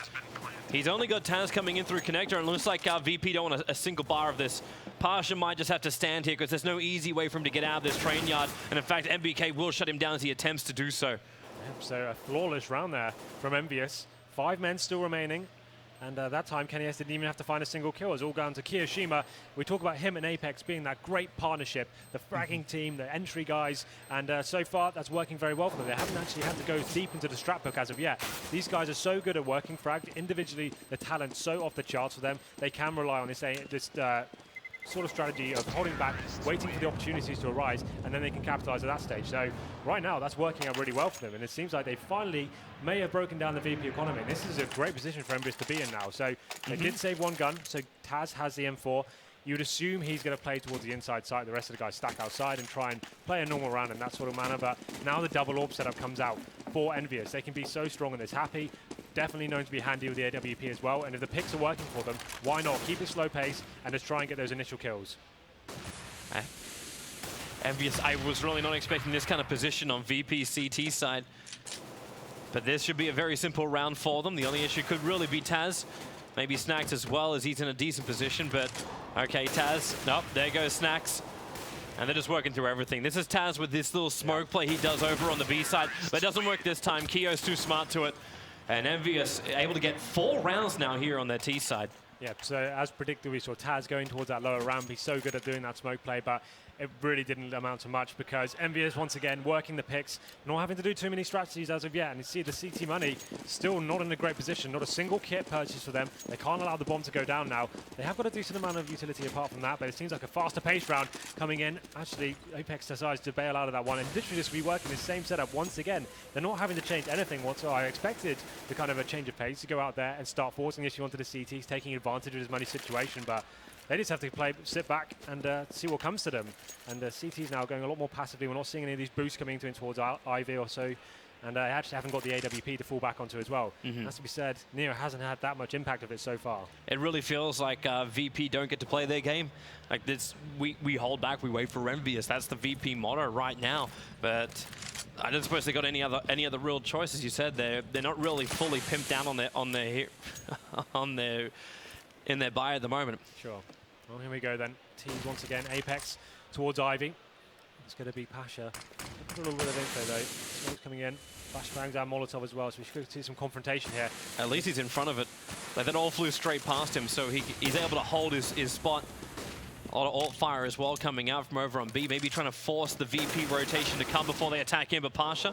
Oh, there goes MBK, so no more troubles about Ivy. And Snacks is also just revealing the fact that the rest of Envious, they're coming down in the train yard. Has to move the back of the bomb site, able to bring down Kenny S. And Keo and Happy, now they team up together, cleaning out these VP defenders and opening up the A side. The problem is that bomb hasn't moved over just yet. So the flank has time, yep, they have to pick it up off the top of the train. In the meantime, Taz able to get a revenge kill into Keo. And that means he's in connector. And with Neo moving up through the train yard, it's all down right now to, well, the one man.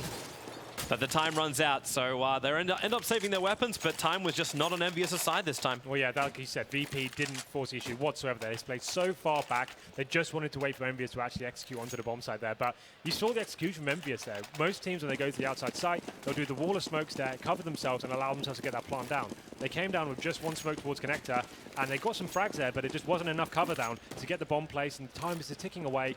And now they do come back with money, though, but the CT economy is still pretty ropey. You can see Nero there actually forced to go on a scout this time, unable to salvage any of those weapons. So this is still a massive round there, and Taz opened things up onto a headshot on Kiyoshima. He tried to get some intel on the inside bomb side by himself, and he gets punished for it, but Apex answers straight back. And the perfect time for Taz to also make this play over on Happy. Happy goes for the shot, and this will fail on them as well. So even though they didn't have that AWP, the great play coming out there from Taz, able to free up the inside plant. But Envious, they're still looking to make this play over onto the A side. Able to bring down Neo at the start. It's going to be a good way to start this, forcing out the 2-on-2. And Kenny S looking for that small little glimpse, and no! Aims lower on Snacks, but Snacks aims up higher, finds the head of Kenny S. And MBK, the last man left alive at the back of trains. He's being chased down by Snacks. He has got plenty of time on the board. A smoke grenade as well, just trying to find any sort of kill he can, but the CT's playing very disciplined right now. They're not giving anything away. They know they have the bomb in their favor, and right now they don't need to move. They have a nice crossfire. They have full control of that outside area. 2 kills each. It's all down to MBK to find this initial frag here. He shouldn't be allowed to have 2 one-on-one situations. Unfortunately, he's not going to be able to capitalize on seeing that gun. Snacks with the reflex shot there, picks up 3 frags for himself that round, and you may see, actually, they can see Apex has 10k in the bank. They are high rolling right now. So 7-4, VP salvage a couple of rounds, but that double AWP setup coming in once again. The problem with the double AWP setup is you don't have the option to do these proper outside executions. You can't really go in the little fragging unit. You can just have to work the picks and see what you can do with them. And I'd imagine we're going to see more of the same here. But now we have 2 players heading towards side alley with the bomb as well. I'd actually want to have a look towards the B ramp in a moment too. Like you talk about, like the fact you have to play such a slow style game with these double AWPs. Like a slow style game up against a VP quick move. Like, unless you get that initial hit, which is what KennyS is looking for now, this kind of stuff happens where Taz creates a lot of problems for them. Sure. And now once again, Envious trying to work the picks here. Happy he's going to have the AWP towards the inside ramp as well. Oh, perfect line dash. You see that jumping up CT player. There's Neo, in fact. But they're coming down, or actually going in. So an aggressive push coming out there from Taz. He's going to come in behind. In fact, yeah, he already managed to find one, finds out Happy. MBK ever so stealthily gets caught sandwiched between 2 VP players. And Kiyo's not quite sure where to go now. He's all by himself. He's losing all of his teammates. There's just no one left. So he'll have one last little run down towards the train yard, down through Pop Dog. And in fact, he'll be cleaned up pretty easily too. VP only losing 1 weapon there. And they have managed to get that AWP into Neo. So now they finally have broken the Envious economy. So you can see the players there. Apex still had that huge bankroll from last round. He bears up the AK. I'd have preferred him to save that cash so they have the AWP once again, but maybe it's time to change things up a little bit. Just because this picking mentality inside VP have actually caught on to what's going on. They're playing a lot more passively and then kind of facing angles together with set flashbangs and taking down the AWP players. So Force Spy does come in. AK scouts. Maybe AK. I'm going to go for that first pick there. Does actually hit Patcher, but not going to do pretty much any damage, but the second phase does more. But he gets taken down there with the AWP. Yeah, considering Pasha has been sitting there with rifles most of that time, having that AWP made that battle a lot more difficult. It's interesting, normally we talk about Neo now being the main AWPer. Yeah. Change of pace here, so Pasha's going to be picking that one up. As I said before, Neo hasn't had that much impact with it. Maybe he's just not feeling it this map. Maybe. And now 4 players going to be heading towards the inside bomb side. They have got full sets of utility here. 4 smokes, flashbangs. But it has, I would say this is quite telegraphed right now. They're not showing any presence anywhere else on the map. And that's why you have got 2 CT players now rotating towards the inside area. And they're perfectly positioned for it too, but Neo can't find the kills that come down, but he softened them up for Taz, taking out 2. There's your 3rd for the man. He was the top fragger in the early rounds, and he's going to get a lot more right now, unless the Tech 9 of Happy's able to go on top, which it can.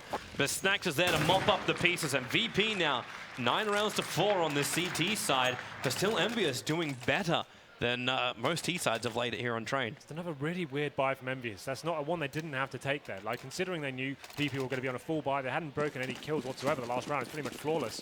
And they come in with the Scouts and Tech 9s, and now they're back. They could have had a full buy this round. But nope, they're going to have to look towards the last round here. They've got the quasi-buy coming in, Desert Eagles, P250s and a CZ. And looks like they'll be favouring towards the inside bomb site once again. It did work out for them in the second round, but they haven't had too much success since then. But no grenades this time, just 1 flashbang to play with.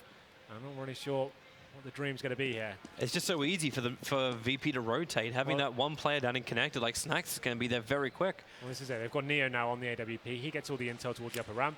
Taz waiting to incendiary, and this is it. Drop perfectly, and now the spray down comes in. Yep, they run out to the side, but Taz, he's locked them in onto the side. That's the reason why they can't back up. But MBK doing work with the Deagle, and Snacks trying to come in, and this is what we talked about, the quick rotation to clear it up. But Happy, they didn't see him running down the side of the train line, and now it's up to MBK with the Seagull, just looking for some kind of joy, but can't find anything, and VP able to go into double digits now, 10-4 on their rounds. Absolutely, so now they've actually got the double AWP set up themselves. So we saw Envious doing that on the T side, and it did have reasonable success when they got 1 gun round of that. But now they're going to do it themselves. So you have Neo and Pasha on the AWPs. You'd assume Pasha will be going towards that side alley area, but this is the full buy from Envious now. So going back to something a little bit more methodical. You can see Smokes going out early on. They're not going to be doing the slow pick play, it seems. Smokes will be going out. They're going to be doing an actual set piece towards the outside bomb side. Oh, there's the last round, the half, but Taz waiting for that set piece. He actually can only find one of them, but again, it's just really the softening. They beat him up for the rest of VP to come in and finish the job. That's up to KennyS as well as Happy.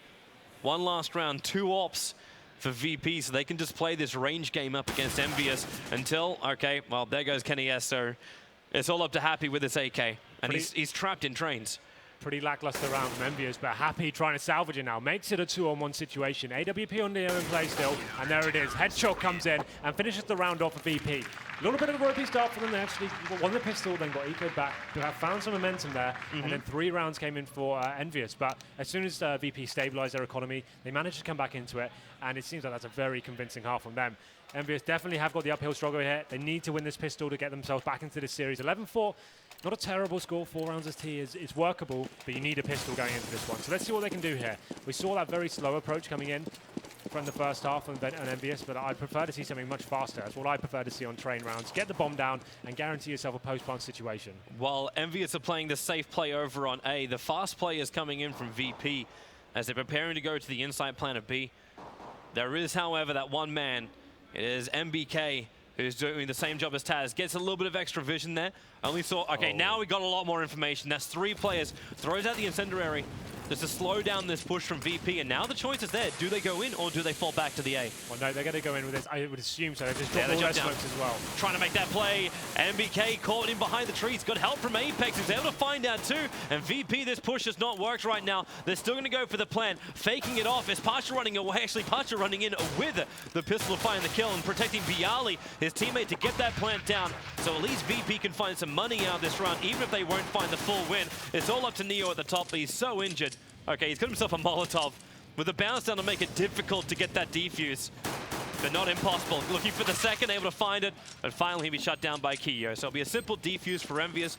But VP, they still got that plant down. Yeah, absolutely. So that's normally the objective on the T round. Just getting that bomb down is the first part of the operation. We saw Envious didn't even do that on their pistol. So this time, MBK there, really good work from him. He held on to his incendiary for as long as he could, getting that information, spotting that lower ramp, and then delayed the team coming in there for at least a good 5 or 6 seconds, allowed his CTs to rotate over, and from then they were able to clear out. The bomb did go down, but they won the round. Like we said, that's exactly what they needed to get themselves back into this. But this is a different approach now. When you get the bomb down in the pistol, you know the AKs are coming out, not this round, but the next one. Yep. So they're preparing themselves for that with 3 rifles in hand. You can see Kenny S is just getting a CZ. He wants to make sure he has a nice, healthy buy going into the next one. So full eco pretty much coming in from the T's. Just going to be trying to get the bomb down once again as they make their way down Pop Dog. Yeah, but Envious, because this rifle advantage, they can just play everything from range. They do, however, lose Apex, and Snack's going to make him lose another one, or maybe he can't. The burst fire just cannot do the job. Brought Kenny S down a little bit, but that armor protects him. Key thing for the CTs there, don't drop any men. Everything was so valuable there. Like I said, they know the AKs are coming this round. They managed to only drop 1, so that's pretty good from them. You can see now they've got the 4 rifles, and Kenny S will be picking up that P90. His bank's still quite healthy, though. If they win this round, he's definitely getting an AWP next. So here we go, then. This could be one of the most important rounds of the game. A chance for VP to rock the economy of the CTs. They get the 5 AK-47s. They have got 3 smoke grenades as well. And they've very aggressively moved here. Envious getting Kenny S up on top of the box with that P90, so he's wanting to shut down Ivy so they can focus on the main A site. Had to throw down the secondary smoke as well. He's able to find one, then has to back it up. They're spraying through the smoke. Tanzari managed to bring down Apex, and Kenny S, he doesn't, well, actually, no, he does get himself out of there, but drops by half of his life, and VP, they're coming down to the A site now.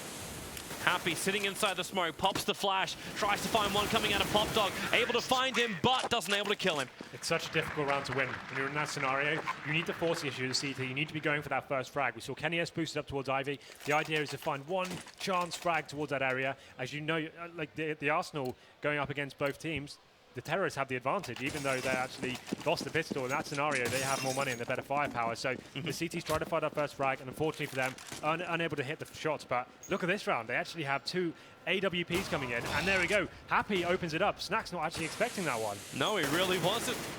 And that means now, Envious, well, they can't regather the gun, and in fact, they're going to lose Kenny S. Taz completely blinded as Apex cleans up that A entry. So the rest of the work for VP just became a hell of a lot harder as they have to regain their line again. Neolis has managed to secure Pop Dog and is able to say, you know, at the top of the train yard, it is clear. Such a big call to make as well. 2 players on pistols, 2 AWPs coming out. Had that not worked out for them, that could have been that game over for. But this is Envious. They always find some sort of room here in these situations. They get the first frag, but it's a 4-on-3. Make it a 4-on-2. Yeah, making an Apex, only 2 frags there. And just so quick, VP would just try and look for a little bit of information. Now Bialdi's going for that. It's just the small chance shot. Gets tagged on the way out. wants to try and protect this AK, but for 40 seconds surviving, Keo is already very aggressively pushing up through vines, and in fact, that's the kill that gets that's the player that gets the kill on Bialy. Yep, well, there we go then. The orbs coming into fruition there for the CT side and actually completely rattles the economy of the T side here. You can see two players going to be pretty devastated. They can afford to get AK-47s and Tech-9s they wanted to. I would have said this sort of scenario, you probably didn't want to. You wanted to make sure you had the full healthy buy going into it. You got the advantage here, and now they know they're going over the double orb setup. The best play here for me would be going towards the inside bomb site and smoking off some key areas and trying to get the bomb down and out. But here we go then. Looks like they'll be smoking towards the outside bomb site. But they haven't thrown him out just yet. So Envious holding tight. So this is the play I'd like to have seen. So they are going to go towards the inside side. This is the best way to isolate the Orpus. You can smoke them out. And once the bomb goes down, it's a case of pushing down, getting aggressive, and not allowing the Orpus to even get out of connector or CT spawn. Well, here they come. Happy's going to flag it and instantly gets the kill over on Neo. Doesn't matter if he's blind. He can blind shoot that. And with VP losing their entry fragger, actually Happy moving up a very, very long way here. Wants to pop the flash. He's actually bumping straight into him. They don't know they're right in front of each other. They're touching noses, and they're going to go down. But at least it becomes now a 2-on-2 situation after the chaos stops. Snax looks for the opening, but Keo is there. Partial get the plant down, doesn't realize they're in very, very close. Kenny S will drop, and now 1-on-1. Keo and Pasha. Pasha, the walking wounded, and Keo will put him out of his misery. Envious able to claim just another round, but VP really made him work for that. Yeah, you're absolutely right there. Big round there. Could have gone either way. We saw Pasha, the last player alive. Had he had a little bit more HP, could have brought that one off. But a decent round for them going towards the inside side. That's what I'm talking about. Once you get the bomb down there, it's just carnage that goes on in that bomb site. And especially when you've got double orbs to try and retake that sort of area, it will be very difficult indeed. So getting the bomb down once again, this is where VP start to struggle a little bit. Going to be force buying once more, it seems. So going to get the AKs, the Tech-9s out, and it's getting to the point now they're going to keep doing this, and it seems like they're going to be feeding Envious money at this stage, but they have got grenades, smoke grenades, Molotovs, Tech-9s, and one AK on Pasha. If it pays off, then Envious are in a bit of a crippled position too. You can get those weapons back into VP, but then again, like, the ability to pull it off when this kind of stuff happens, then again, Pasha, that one AK, that one weapon they have, brings down Happy. That's a kill Happy should be hitting all day long. I'm not sure why he didn't get it. He had time to react to it. Does not like managing to land it. Now they give the AWP to Neo. A real chance now of taking this round. But where do you go from here? What's the thing? I'd say you probably want to wait for these smokes to eradicate first and then probably make your way to the inside bomb site once again. You can see Apex trying to find a frag to open things up there. Does a little bit of damage, but not really going to amount to much. Taz getting some distractions towards the outside area, and now the bomb going down towards inside. Gets neutralized by MBK. It looks like again Bialy now. He's able to get into MBK. And Snax close with a Tech-9. Can inflict heavy damage, bringing down one and dropping Kenny S at 24. And he can't walk through this until finally he throws down the smoke, knows the plant's on its way. But it doesn't do enough damage, and Bialy will finish up the round, and 13-8. Like I said, if Envious they lost this round, it's going to hurt him. How badly has it hurt them? This is the thing, you only get $1,400 going into this round now as a CT side, so this is where they probably do have to buy in a little bit into this one, get some P250s, try and do a stack somewhere, try and work out what's going on, but they really don't have the ability to get any grenades or anything. This should be a tied-up round for VP, and this potentially could be this series as well. Normally, you would say Envious have to double eco in this situation just to get their AWPs back out, but they're not going to have the opportunity to do that. One more round after this puts VP onto map points, and you can see them playing a little bit slower here. They're going towards inside once again, but Snax could be working that outside area. He's got great map control here. The TCs have no idea he's there. It's going to be very exciting. They just don't know, and now Kenny S gets a surprise to the side of the head. And Snax, while he finds a second, looking for the third over a connector. And Envious, it looks like they're not quite sure where they want to move to. They're trying to protect the inside plant, but they've lost control of outside. Patience, absolute patience. Snax, he's up very, very high. They're not going to check Belly, and he looks away, but no, it doesn't really matter. Not with that AK. Able to catch up both Apex as well as MBK, sitting on a Forfa. Are they going to give him the ace right now? Well, it's hard. Happy's on the run. He's gone a long way past Vines to loop around, and Neo's going to be perfectly there waiting for him. What a great round for VP. Not a single weapon lost. Yeah, very clean. Snax with that outside lurk play there, making sure he gets 4 frags and punishes every CT who had no idea. And this is what I'm talking about now, the CT economy. Normally, you'd be forced to do a double eco situation here, but Envious just don't have that option right now. They have to buy. They're looking down the barrel of map point against VP on train. So buying over the Famises, no defuse kits, a few smokes, and 2 M4s there. So obviously a round they have to win. And nothing too special coming out from them. They're not going to show an aggressive play here. They're playing very passively and making the T's come to them. But VP, really working at AWP, just making sure they squeeze out any sort of utility the CTs may have. They're well aware of this economic situation right now. Yep. Well, for now, Envious holds strong. And VP, they're happy to play this patient game. Yeah, absolutely. It's all they need to do to squeeze out anything the CTs may have, just force them to use any smoke grenades, any flashbangs, and then make their move. They know how much of a strong position they're in right now. Well, there's only 3 flashes and 1 smoke left for Envious, so they've managed to bleed it pretty dry. While VP, they're cooking up a storm with all their stuff. They've still got 4 mollies and smokes and everything. How can you hold this off with no kits and no utility? You need someone to go big. Someone needs to go for a pop flash and go for that first pick just to deny the full execution coming in here from VP. But they're trying to play safety instead. Well, this is it. If they play full safety here, all the smokes will go down, they'll get the bomb down, and then it's be an almost impossible retake in that situation. Here comes, they're setting up for the execution now, so the smoke's coming out. Very, very deep, so A site. Envious now know where it's going to come. They haven't started the rotation just yet. In fact, it's a bit more of a dummy. They throw the smokes on the A, but the bomb is coming over towards B. So Virtus Pro, that's where MBK has to really step up here, but he's been shut down. Happy, he's still that last man standing over on the train side, able to bring down 2 from range. Looking for the third, but Bialy starting up the plant. It's just Bialy and Taz left. Taz hearing him running up towards Heaven, able to shut down Happy. But the T's are split, and Kenny S, well, okay, he will go down, and VP with a crap ton of map points. Absolutely, there you got 7 in a row just to kind of close this one out, and you know the CT money is absolutely done for us now. This should be this series over, but Happy doing everything he could in that inside bomb side. I didn't expect him to get 2 frags in that situation, but somehow manages to do it. It's not going to be enough though. We go to 15-8. Full buy obviously coming in for VP, and now Envious once again force buying into this situation, but never discount them from these rounds. They can do serious work here. Not going to be pushing towards any sort of inside area though. No. Not for now. Envious, is there magic? Is there something left in them? Virtus Pro just playing the safe game again. Envious, they do at least have a hell of a lot of flashes and smokes, but as you said, like, they haven't gone for any kind of aggressive play. There's no push up with the CZ. Looking for that instant kill. Neo able to get a little bit of information right there. All they can do is just sit here lying in wait and hope that somehow someone gets a big spray down with the CZ here. They have got a decent amount of grenades, but there we go. Snacks opening up to Keo, and that might be all she wrote, Toby, for this map. It could be. It could well be, man. But ever the optimist. Hold on to the very, very end. You never know when someone can go big in CS. That's the thing. Well, Apex, maybe he is going to be this man sitting. Well, Bialy, he saw him, though. Had a bit of a glimpse around the power unit, and now Happy. Well, there's one. But the Molotov's keeping him at the back lines, and they know exactly where they are. Having real trouble finding the second. Pasha and Bialy, they'll wrap it up. And that one goes the way of Virtus Pro as they take it out against Envious. Well, this is their pick. We expect them to take it. We talked about Envious being slow burners, like trying to get into tournaments. Like I said before, Dreaming London, they had the British trying to go up against them and get warmed up there and firing all cylinders. So far, it seems like they're a little bit cold. No one really turning up there. It was quite quiet performance across the board for them. Did have some interesting T rounds there, but only got 4.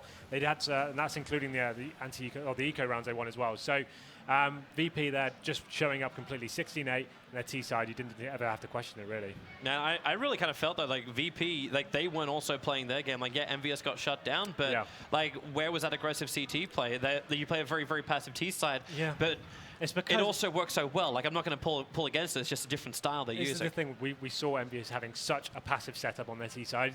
VP, the rounds they lost is when they were actually trying to force that issue. As soon as they switched that very passive setup and forced the Ts to actually come to the bomb sites, that's when they started locking it down as well. We saw a little bit of a mix-up of play there. We saw Pasha picking up the AWP, which is obviously, it's not strange, but it's now we know Neo to be that side, the main AWPer, and he was actually sitting back on that role a little bit on the CT side. Maybe he's not really warmed up just yet, but we saw Pasha picking it up, doing some decent work on the CT side.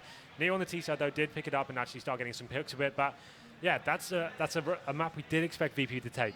Going into Inferno, though, that's when things get interesting. This is a map we know Envious can be very strong on, and it suits their play style perfectly, right? Because they're so good at playing that 4-on-1 formation, so they can go the Apex and Kiyoshima setup, and then that's what we're going to see them come to into their own, perhaps. So we'll see what happens. Well, I'm looking forward to seeing what's going to happen in Inferno, but of course we go to the guys that can predict these kind of things, which is the analysts.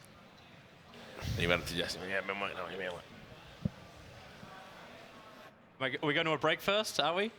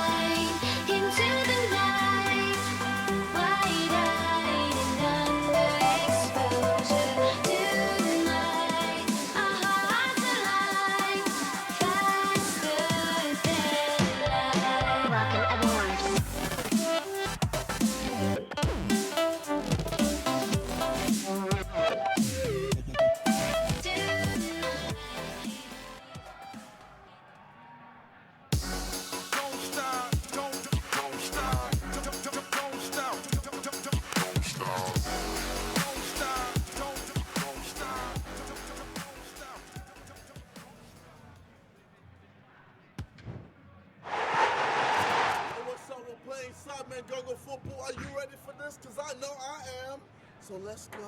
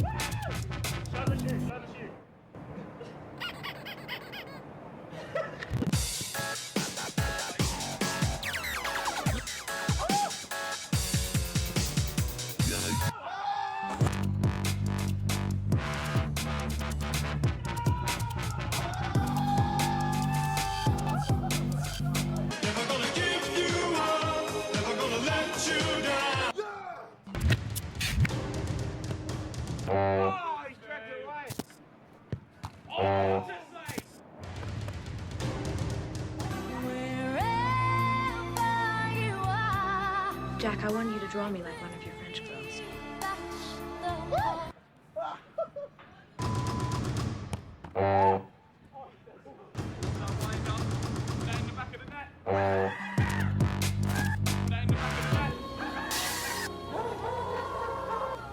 Flying.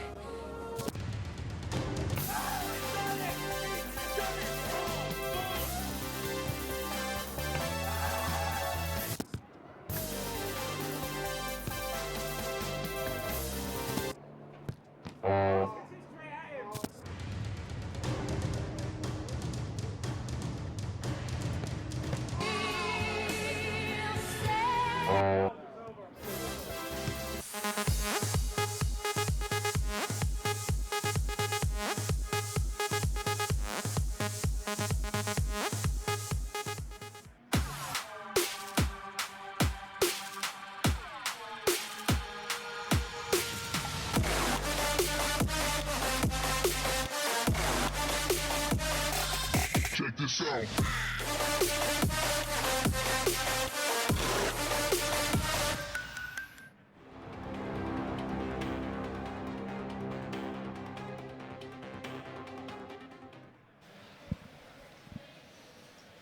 Welcome back to Gfinity, Champion of Champions. My name is Lycan. With me, I have Richard Lewis and Thorin. Guys, I think the map really speaks for itself. Yeah.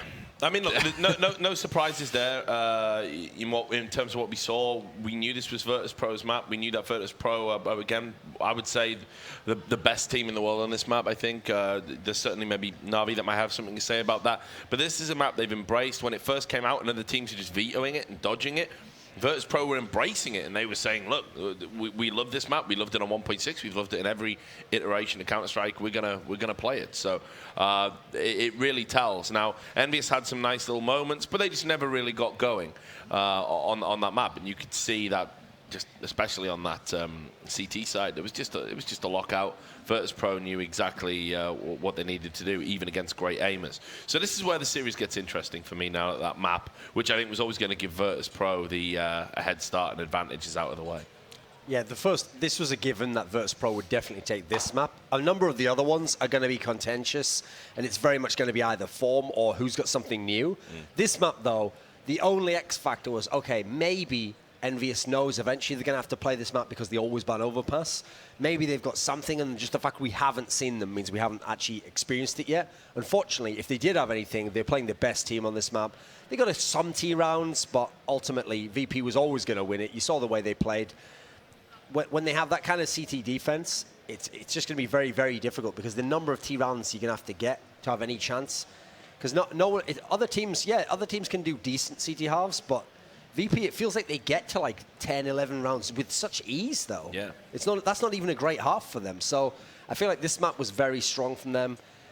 Now then, as they go into this next map, this is where it's true. This is actually statistically the worst map for VP. Yeah. So this has to be a win for Envious, because if VP goes up now, and this is in theory their worst map, the best of five's all but out of reach at that point in time. So if you're Envious, there's a map you've been playing really well on recently. It's been one of your strongest maps. It's a map you beat TSM on. This is the map where, okay, you forget about the first one. It's not a big deal. You knew that was the one that was going to go to VP. You win this one. And I think this is the one where it's going to be the T side of Envious, because that's what they've been really showing us off in their big performances. T side's been very impressive, and so let's see what they can show us against Virtus Pro now. How important is it for them to start off on T side to set the momentum? I think, obviously, if they get the option, I think they'll definitely pick CT just because of the inherent bias of the map. I think even though they've got a super strong T side, I don't think they're going to do anything crazy like start T. You want to set the foundation, and you're going to do that on the CT side of the map. But that's the X factor about Envious. Their T side's absolutely ridiculous. They do it on Dust 2, where obviously we're not going to see in this series. They do it on this map. This is, they can do it on Cash. This is where they're really good at sort of just having those sort of godlike T rounds. You got Kenny S with an AWP, you got Apex getting picks, and they just seem to coordinate their executes so sharply, so well. And this is why a lot of people think this is one of the most individually skilled lineups that's ever been assembled. But perhaps because of that, maybe that takes a little bit of the shine off just how well coordinated they are, how well drilled they are. And when you consider this is still a relatively new lineup when we're talking about the lifespan of some of the teams they're coming up against, especially against like a Virtus Pro who've been together for so long now. It's a real testament to how good they are. So I think if they get the option, I don't think they're going to do anything crazy. I think they'll definitely want to start this, on the CT side. But here's the thing. It's not really a knife round that they have to win to set that bedrock, whereas I definitely think Virtus Pro are going to want to get that CT side and then try and just do something with this because they don't have a great record on this map. No, this is one of the maps, though, you still do think of when you think of Virtus Plow. You think when they're in really, really strong form. T-side is where they can just overwhelm you here. They batter down that middle, and they just take apart anyone, even crossfires. It's very hard to get a setup that works against them when they're in that kind of fine form. The problem is, this is the map where, for Envious, I feel like they should be the most confident. This is a really, really strong... Because, the two best Envious maps so far in their short history with this lineup, it is Cobble, it is Inferno. Now, Cobble, great map for VP also, so we're not going to see that unless we get to map 5. This is the one where, right now, all signs point to this should be where Envious can even it up now. And then we'll be going into the third map, 1-1. It'll very much be an open series at that point in time. There is a chance for VP, but this should be the map where that beautiful, incredible constellation of skill can really shine from Envious. Because the problem with Train is, because it is so CT-sided now, I think really CT-sided maps like that, like Train, they very much come down to like team play aspects, more so than like amazing tactics or really high skill level. If you have the excellent team play, like you play off this guy very well, you know where he's going to be looking, so you can look the other place with the right timing. Certain teams have it, certain teams don't. The problem with having so many aimers like Envious have, and new constellation of aimers, is if that is going to be something that's going to be a factor for you, it's probably not going to present immediately. You're going to have to play maps out a few times. I mean, I told you that was the second time they've ever played that training competition. So this is a map they've played a lot. This is a map that I think it might even be their most played at the moment. So this is the one that we're really looking for. It has to be an Envious win here, I think. All right. You've talked a lot about Envious and how they have the force buy. That's something that they're very good with. They do it a lot. Can you explain on this map in particular how the weapons that are available for a force buy will play into the matchup? Well, I mean, this is particularly good for force buying in the sense that, first of all, we've already seen evidence of this on Inferno in that previous round. The Deagle's back, and it's back with a bang. We saw Get Right pick JW with an AWP with a Deagle from that sort of long range in mid. It's not the kind of shot that every player is going to be able to hit, but again, Envious has started to use these Deagles and bring them in a lot more. And in those kind of areas where you've got these very closed off but long sort of parts of the map, the Deagle can have a big impact. Also as well, there's lots of tight areas and choke points. SMGs here can be absolutely lethal. So even on those force buys, especially on the CT side, you can still have very good lock-up rounds. You can still hold Banana, for example. And that's a feature of just how Envious play this map anyway. They like to push down and sort of take aggressive control of Banana where they can. They'll get right in your face and not make it easy for you to sort of spread out around the map as T and maybe look to work those picks. SMGs, so even on the rounds, if they do lose any, they can still make good use of them. So their force buying style, I think, it is suited on a map like this, perhaps more than others. But still, I just think overall, Envious are going to win this map regardless. It's not even that the map itself, or rather I should say, it's not even like the economy or how the game works or anything itself. It's just the map and the fact that Virtus Pro don't have a great record on it. They don't play it a great deal. And this is one of Envious' strongest maps. In fact, if you were to ask Happy what one of their strongest maps is, he'd say Inferno, even when maybe statistics and performances don't bear that out. I think what makes them so dangerous when they're on the force buy is that they're one of the best teams I've ever seen. It's not just, okay, the conventional wisdom says when you're on force buys and you have like whatever it is, a Tech 9, a CZ, all you do is just, people say, right, you just rush them, you coordinate it. People try that. That's how you end up on a frag highlight where a guy just, two of them are just spraying you down when you run into the B site. What they do is they will actually walk, just like they do on their main T executes. They'll walk in these two-man teams, but it's once they like isolate a guy. Once they get a guy on a corner and the first guy tags him with a bullet, then that two-man team will swarm, and then a guy will come in behind to get the trade kill.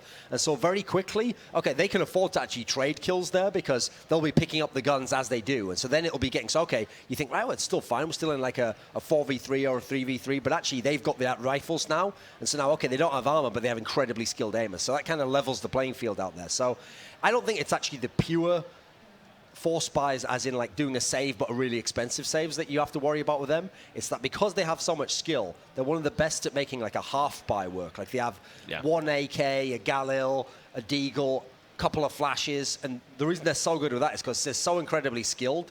In theory, they're going to use the guys with the AKs to get picks, and there's more guns for your team. So they are very, very difficult to play against in terms of you can't really economically manage against them.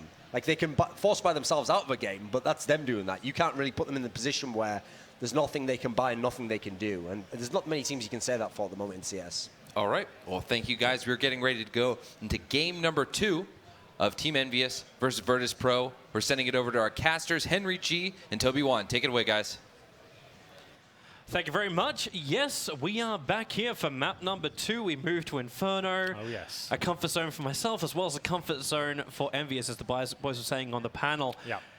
Do we really expect Envious to have an easy time here, though? Definitely not an easy time. The guys talked about this being statistically VP's worst map, but I still love their approach to it. I think, although their results haven't been great as of late, I think their CT game can be absolutely fantastic and be one that Envious could find very hard to actually dissect properly. Like the way VP play this map so well is they're so good at utilizing the smoke grenades and the incendiaries. Once they get some decent momentum and a decent bankroll going, they're so good at reading the game and working out what the Ts are doing, and they can lock out Ts for so long. They're so good at cutting the map up with their own smoke grenades and forcing the Ts into unfavorable situations when they're going in with very little time here. So I think the knife round, or as always on Inferno, going to be so pivotal because this is one of the few maps now which is actually, I want to say almost broken because of how CT-sided it can be. But we've seen it recently how much that can affect results going into this. So knife round will be important, but you can see some teams go absolutely ham on the T side if they do get that kind of momentum going. And Envious definitely can be one of those teams. The individual skill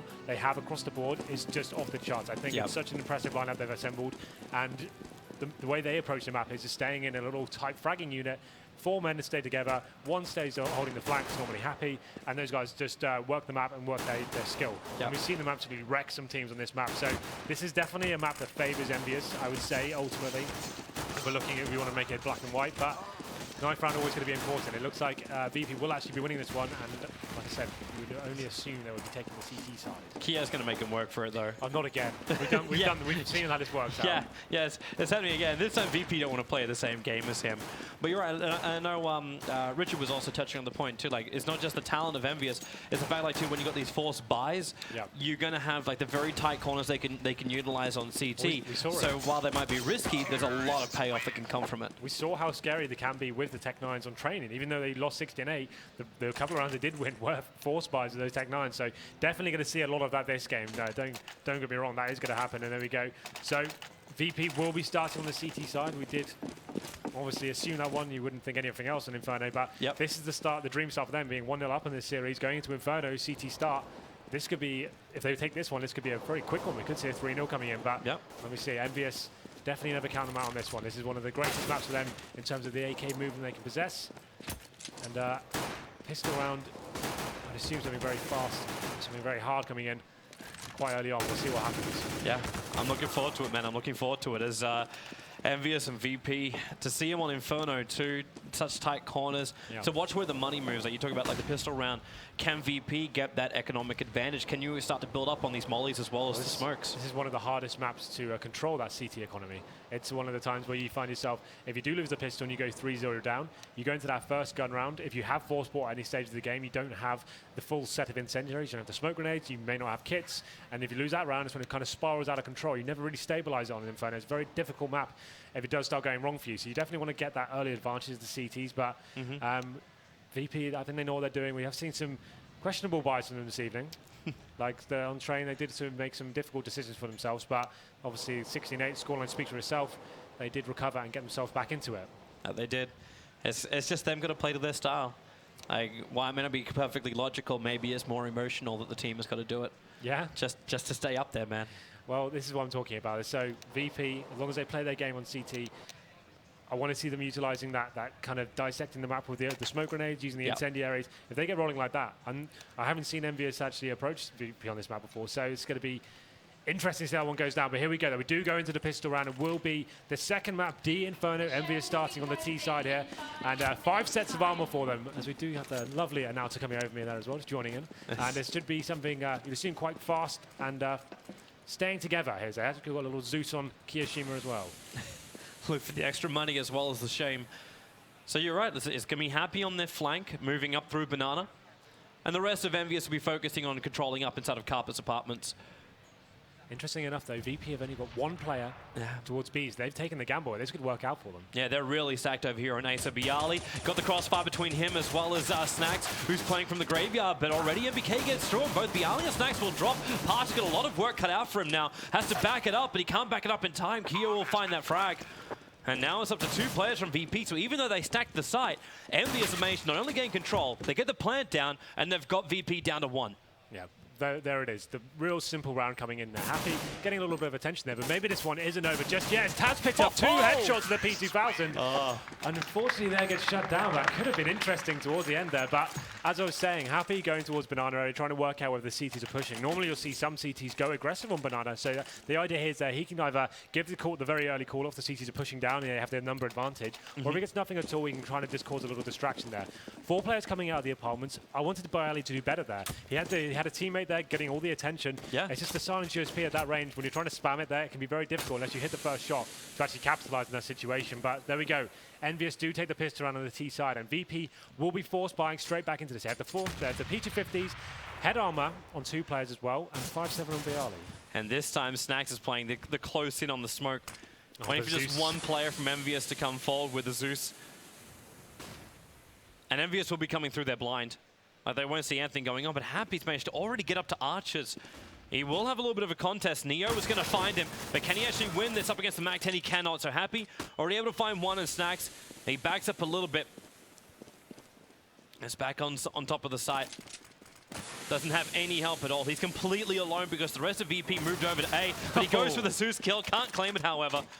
But Happy does die, so they lose their flank. There we go then, 4-on-3 situation. The CTs probably just want to save their guns at this stage, right? So once you buy the armor and you make this investment, if you don't predict the stack correctly, the bomb goes down, it's literally like a 90% chance, maybe even more, you're going to lose this round. So just save the armor, save the upgraded pistols. They've got a Mac-10 on Pastor as well, so try and use that for next round. This one didn't work out too well for them, but that's just decent play and nice discipline from Envious there.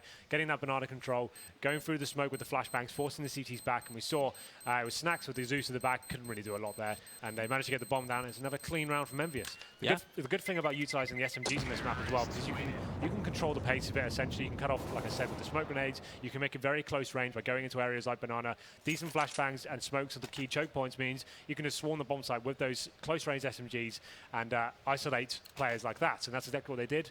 But VP do save some armor and some decent pistols here, and that Mac-10, of course. Yeah. So let's see how this one goes down then. It's going to be Apex with the rifle there. Yeah, he's the main man to watch as far as at least the initial long frags. But VP can just keep playing this close game. They've only got 1 smoke, 1 flash, 1 nade. So sorry, actually they've got 2 smokes with 1 also over on Bialy. But they're not playing aggressive on Banana this time around. But Happy, he's already managed to get past the front lines, up not into apartments just yet. But the problem is Bialy has to smoke it out. This is just Happy doing classic Happy things now, trying to get the CTs over towards that area, and he's doing that. 3 players stuck towards that site, 2 players go towards B. They're going to have 2 CTs waiting for them, but this has kind of worked out perfectly for them so far. Happy will probably show a little bit more presence now. And VS hasn't pushed up all the way. Now with that pop flash from Snacks, he might find himself a little bit of space, finds the Zeus kill, and actually grabs the Mag-10 into his hand, looking for the second, able to find it, and they need a little bit more help. Apex is able to get himself in and at least bring down Neo, but this is a 2-on-2 round until Snacks comes through and changed it up. So it's a 2-on-1. Happy that one man playing the distraction game over in Apartments is now held out of the B site. He cannot get to the bomb and may have to just concede. Well, there we go again. That Zeus coming into the current meta actually manages to land that first shot and gets Snacks those 3 kills, and that massive spree is going to be Happy now. Left on a 2-on-1 situation. CTs know where he is, and then Snacks picks up the 4th frag there, and that's a huge rebuy into the game as VP take the 3rd round there. So 2-1. But the T economy shouldn't be too rattled here, as like I said before, they've been getting those SMGs and keeping the pistols, they've been keeping their bankroll pretty high here. So this will be another difficult round for the CTs, but this is where things definitely get interesting now, because Pasha's going to keep keeping that Mag-10. Yep. And I wouldn't be surprised if we saw something a little bit change. Okay, so we've got 3 players going towards B from the CTs. This is good for them. They know they're probably up against the AKs here, so they'll be trying to show some presence there at the start of the map, at least push them back and show that they have control of that area. Yeah, but it's nicely read by Keo. Throws out the Molotov, throws out the nade. So Envious, they don't allow VP to get control of Archers. So holding Banana, they have to do it from the top end with the rifles. And already VP, they're starting to drag a couple more players back over to the A. They're heavy on the Arch side. No one's playing anywhere near the Apartments. And this is the one time that we don't see that early push coming into the Apartments from Envious. There we go then. Nothing going down just yet. They've actually left 1 player. It's going to be Neo towards that B site. Here they come. A lot of contention now. They're coming up. Neo's going to smoke it, but at the same time, he gets caught with the smoke in his hand. So MBK, they'll take the top and they're moving so quickly. And VP, they dragged everyone off. They were ready for the A push, but it never came. Ooh. And now, because MBK's moved up so far, he's got to find both Pasha and probably looking for that extra CT spawn rotator. But VP, they're hiding it up. They're looking for exit kills, or at least Envious going for the Wander. They're going to find one, and maybe able to find that second. Taz being shot from the Archer side. He does have a little bit of help coming in from the library. They catch out too. I suppose it's better than Envious just running all over your entire team. You lock him up at CT. There we go. Classic Envious play there. Textbook from them. Just making sure they show some presence towards across the board on the map there and trying to bait out some of the CT utility. Happy stays there towards middle. And then it's a very simple execution from there. Just going in with their key players here. MBK can be so frightening on this map. Goes straight up, finds 2 huge frags and gets him into that B bomb site. And then what can VP even do? They had no choice there. First 2 players going down without a single frag exchanged. And they have to save their 2 rifles. They only managed to save 2. They could have had 3, but Taz did get taken down. And that's a very clean round for Envious now. And this puts them in a fantastic position in terms of the economy, because the CTs, although they did save 2, they forced into this one. This is going to put them in a very difficult situation indeed, as they may be looking down the barrel of the double eco. Yeah, and VP again, they're trying to find this early advantage, pushing 3 players towards that Banana. And they're not coming down. They cannot reach the Archers again. So they have to be held back. But Envious patience. They just leave the bomb down, but they have taken over the Apartments area. Haven't got all the way out to the balcony yet, so they don't have a view from the apartment. And Snacks, he does come down a little bit further, but Envious aren't giving VP an inch as the CT side. Normally, like VP, they try and push out, they try and find the early kill. Information fall back, but they're not finding the opening. Well, look who's got all the information right now. Envious actually just taking that whole middle area now. The CTs don't have any intel as to what may be going on. They have to fall back to crossfires on the bomb site, and it's puts them in a very difficult situation. It just gives so much freedom for the terrorist side as they make their way onto the A side now. Oh, there's the double flash as Bialy completely blind. Had to jump back deeper into the balcony. He's going to find one spraying into the side. Can't find a second, however. Pasha was the man with his crossfire coming to help out into a 3-on-3 situation. The CTs, they've returned, pushing in through Archer's library as well as another one down through main. Pasha, he's still looking for that easy pick, and he's able to find one. Happy, showing himself in the back of the truck. And Snack's going to flash himself in, realizing the last 2 are on the bomb side, jumping up, able to find Apex, but no, he can't finish the kill. Neo can't do the work either. They hold the round here, Envious at 4-1, protecting the retake of VP.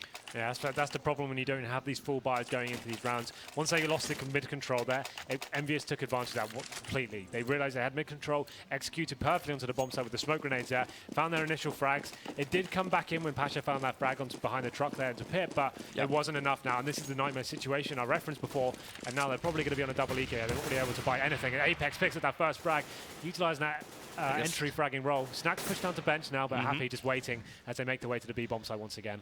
Yeah, they didn't actually see Snax run down. There wasn't vision at the time. So they're checking every other corner apart from bench. But at the same time, as Envious already managed to get the kill over on B, they're just poking up slowly to see if they can get the plant there. And Snax is waiting for him to come up to A, and he's never going to have that chance. The smoke covers the cross, and VP trying to hightail it back as quick as they possibly can onto that B site. But I kind of feel like Envious is playing them again. You smoke up towards the B, you force the rotations. They're basically trying to bait out rotations from the CT. They're seeing if anyone will come down mid and take the bait here. The Kiyoshima going to be making his way in. Has got some backup as well. I need to see Taz just for the Zeus. Trying to get that cheeky frag there. As we said, that they stack sticking with Desert Eagle shot. The Zeus does not actually work out for him. It's a 4-on-2 now. Bialy and Snax. They have got the Mac 10 in hand though. Bialy just going to be trying to work that smoke and see if he can make any magic happen through it. Yeah, but Snax is so far away. He's saving the Mac 10. It's just Bialy. He's the only man there. And MBK will drop him down. So Snax actually pushing over, coming in towards CT side. He has managed to get one frag so far. Picked up the Mac 10, but it's not really going to help them out that much, to be honest. Yeah. But as I say that, though, that's the round where Snax actually managed to get that 4K. Zeus as well picks up the Mac 10 and got a little spray down going into that one. So maybe he does fancy his chances of that gun next round. But the money should be still quite bad for VP now. They're actually getting a little bit of a dangerous situation. 5 rounds in favor of Envious now.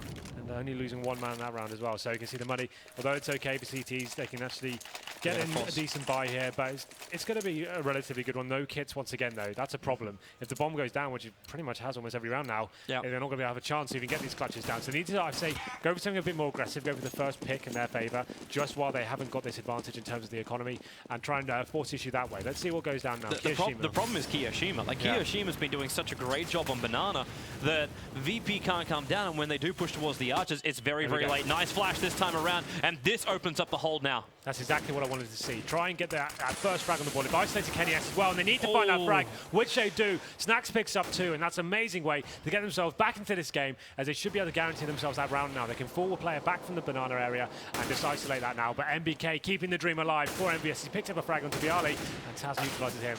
Yeah, but ends up just being tit for tat right now, and Happy only catches out VP getting a little too aggressive, jumping through the smoke at the bottom of Banana, and Apex has opened up the A side. It was such a great start for VP, but they've lost control, and they're about to lose. Well, actually, Happy goes down to a 1-on-1. He cannot win the last little battle, though. It will go the way of Apex. And Envious, they keep the round 6-1 after what was a great start by VP. I don't know how you lose those rounds. That's insane. If you get the first 2 picks and you don't even lose a frag in that situation, leave one player towards B, and just come back and play that passive setup then. Make the T's come to the bomb side. VP were too hot on it then. They were facing the key choke points, allowing MBK to find frags. They just needed to be making sure they actually just forced the bomb to go down. They actually didn't allow that to happen. And now look at them, 6-1, and they're on another VK at the P250s. And this could be one of the fastest rounds ever. I don't even have a chance to finish my sentence there as that one goes down. 5-man. Death there towards middle, but this is where they could probably get the AWP out, and I'd like to see it happen, to be honest. Now they need a change of pace here. 7-1. Envious definitely running away from this. This is the T side of Inferno they're doing this. There we go. AWP coming out on Snax. He can be the secondary AWP on this map. That's what the kind of restructure this team has gone towards. You don't normally see Pasha pick up the AWP. Snax kind of has a go on Inferno. He can be very good at this car position as well, but Kenny S answers back with one himself. Yeah, and they're on exactly the same position, but Snax, he can't stand there. Kiyo's doing the same thing he did before. It's the Molotovs, the flashes, the grenades. They're pushing them off top Banana, so the AWP has to move all the way back. Snax does at least get the pick off on MBK. And it's given Envious second thoughts about pushing into this B site. Well, they get the first frag here, but Snax has taken a lot of damage as well. T's got control of the Banana, pushes CTs back to the bomb side, but the CTs haven't quite reacted to it yet. You can see Kenny S now just going back to try and work a pick. There is a player towards Junkyard there, and Taz is going to be lying in wait. This could be a difficult angle for him to hold as well. And there we go, because Apex just rips his head off. I'm not a fan of that. Checking the corner every time, losing Pasha as well in the archers, and Bialy is now the last man standing over on A. He needs to actually have his friends rotate over. The question is, can they do anything as they come over? Bialy's going to go for that little flash, give him a little bit of space to move, but he can't. He can't actually find the opening, and now they've lost control of A.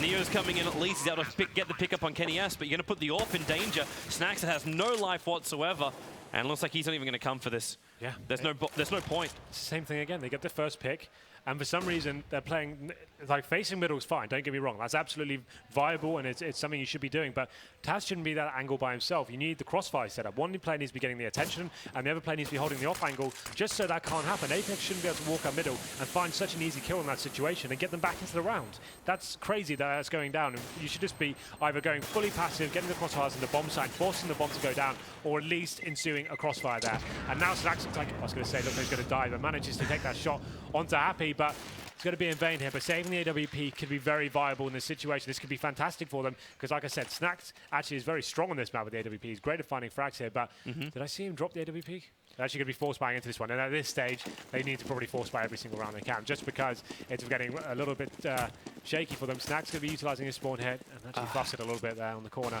Yeah, he locked up with the pillar, which means he doesn't get the perfect movement, but still gets the kill on Kia, a little bit more delay, goes to the pop flash, gonna find, what? It goes straight through his body, same with the second shot. They back it up even further, but he's blind, moving into the cheap spot. Able to now find the second over on MBK. Supports there from Pasha, and they've at least got Envious down to only 2 players, and Taz now dropping it down to only 1. Happy, that last little floater man for Envious.